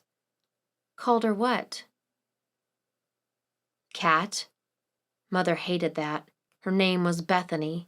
But when we were alone, I always called her Kat. He looked a little shy. It was my pet name for her, my special name, our secret. I could never think of her as Bethany anyway. Why not? He shot me a quick look, and now I saw David the adult. You know who Bethany was. She's the reason why our destinies are intertwined, why our paths must merge. Ah, I said softly. My sister. He nodded. Your sister. The one who died of cystic fibrosis. A pause. Hesitation. Yes, the one who died of cystic fibrosis. I cocked my head, touched the blood on my face. Did she get sick like me? He frowned. She got sick. A lot. Thin, too, like you. Actually thinner. Coughed a lot, but she was sick. How? His eyes narrowed, drummed his fingers against his thigh. What do you mean, how? Exactly what I said. How? One day I'm going to die of cystic fibrosis too. Maybe I'm dying now. I want to know firsthand what you saw, so I'll know when the time comes. No, he half shouted. No, I can take care of you. You won't die the way she did. No, I'll take good care of you. But I will die the way she did. I have the same disease. He shook his head violently. No, I'll take good care of you. But what about Bethany? Didn't your mother take good care of her? Mother... He paused, fishing for a word. Mother tried, but it didn't work. I learned from her mistakes. What mistakes? Her medicine. His voice was childlike again. It made her throw up. Mother said it'd be good for her, but it made her throw up. How could it be good for her when all it did was make her throw up? I swallowed. Then what, David? He shook his head hopelessly. She got thinner and thinner, always sick. Wouldn't eat. When she did, she'd throw up. Coughed more. Got more colds, fevers, infection, and always the medicine. But it didn't seem to work. Do you understand? It didn't work. He straightened. I won't make the same mistake I learned. The medicine I give you won't make you throw up. I'll take good care of you, Kit. That's why we're destined to be together. So many emotions ran through my head. Locked in a room with a monster who had stalked me, terrorized me, tried to kill me, who would try again, no doubt. And yet he had watched his mother kill both his sisters without being able to stop it. He had been forced to live day in and day out with a murderer who had nursed him, raised him, twisted him, destroyed him. David, the perfect son. We have enough, Kit, the voice in my ear said. It's getting too dangerous in there for you. We're coming in. Kit? David was watching me from the bed, lust radiating from him. Leaning over, he reached out a finger and barely stroked my face, where the blood was. The fairies are evil, pure evil. Moving so slowly, ever so slowly, he sat back, staring at blood on his finger. He raised his finger to his face, ran the tip down his cheek, smearing his face with my blood. It was all I could do to not scream. The fairies are evil, pure evil. Both of my sisters were dead because of this family, because they weren't perfect. And after telling me, instead of showing remorse, he wanted to have sex because I was sick. He hadn't shown this much interest when I was well. He had stalked and terrorized me until I became sick, sent me threatening notes, killed a helpless cat, stabbed Tommy. All for sex?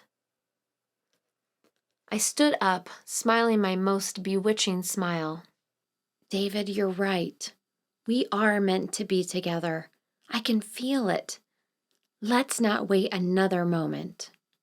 He grinned, started to get up, but I waved him down. Let me do this for you. He leaned back, his grin turning into a leer. I pirouetted, my hips moving suggestively. Kicking my chair over, I brought my leg up, resting my foot on the edge of the seat, posing seductively. I ran my hands down my leg, then slowly, oh so slowly, brought my fingers up, catching the hem of my skirt and tugging it up.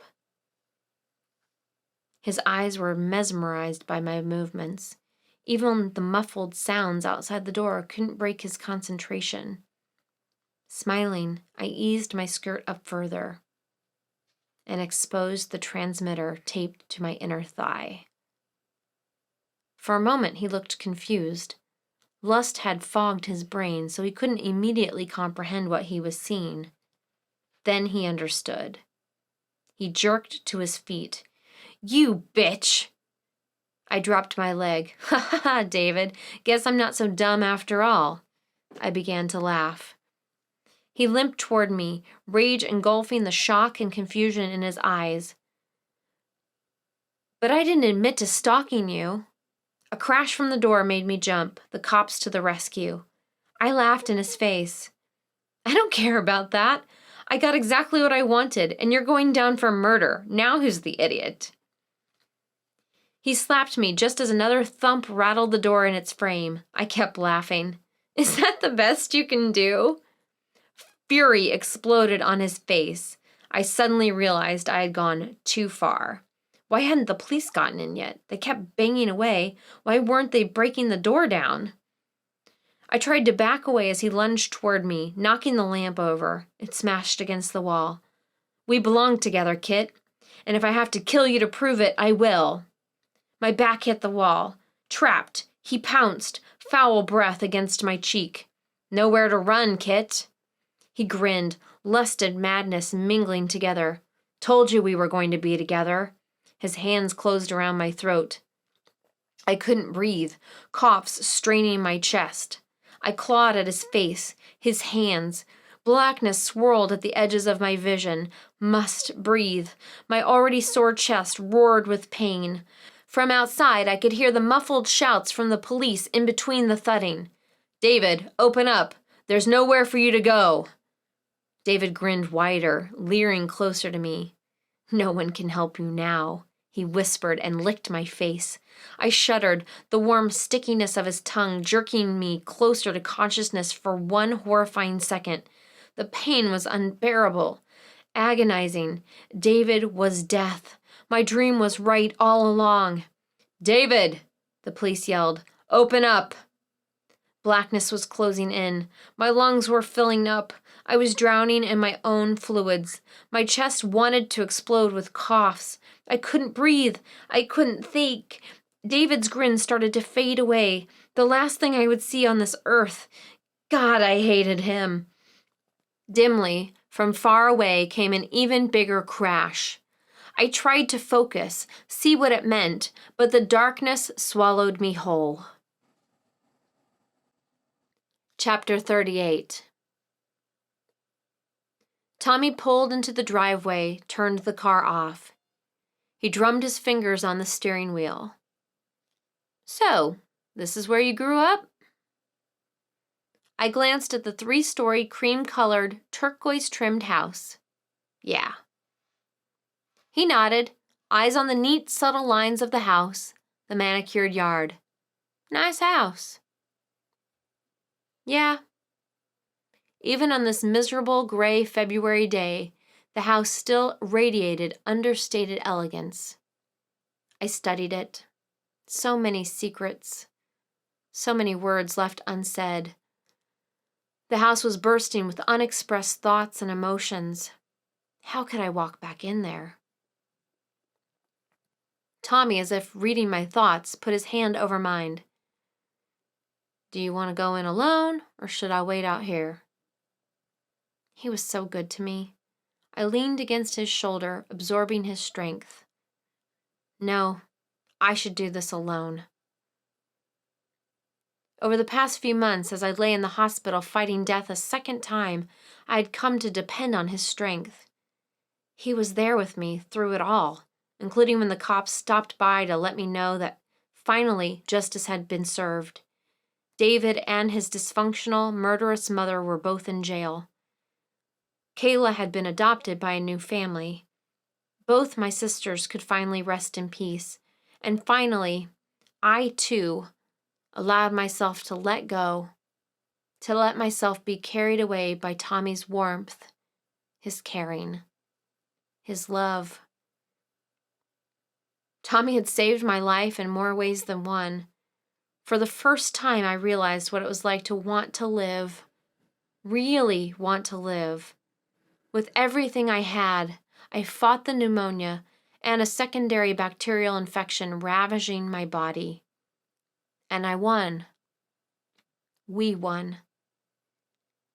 He leaned over to kiss me. I'll be here. I nodded, opening the car door and getting out. A cold gust of wind greeted me, whipping my black dress up. Pulling it back down, I made my way to the house. My mother stood in the foyer, adjusting her makeup in the mirror. Oh, good, you're here.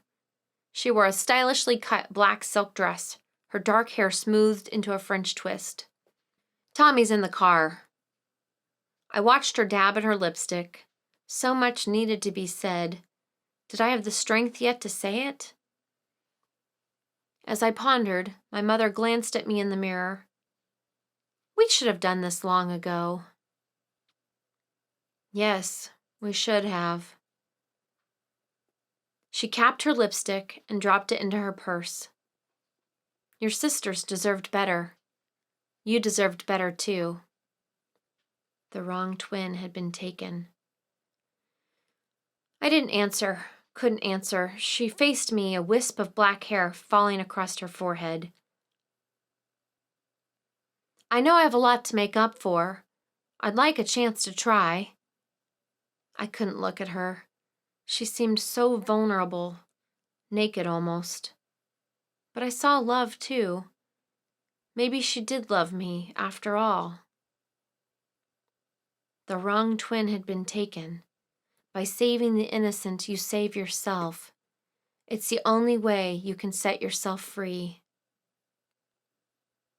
I was finally free. I raised my eyes to my mother. I'd like that. She smiled, hesitant but real. We should go. I'll get your father. It's time. I nodded. Yes, it was time. Time to pay our respects to both of my sisters. In the end.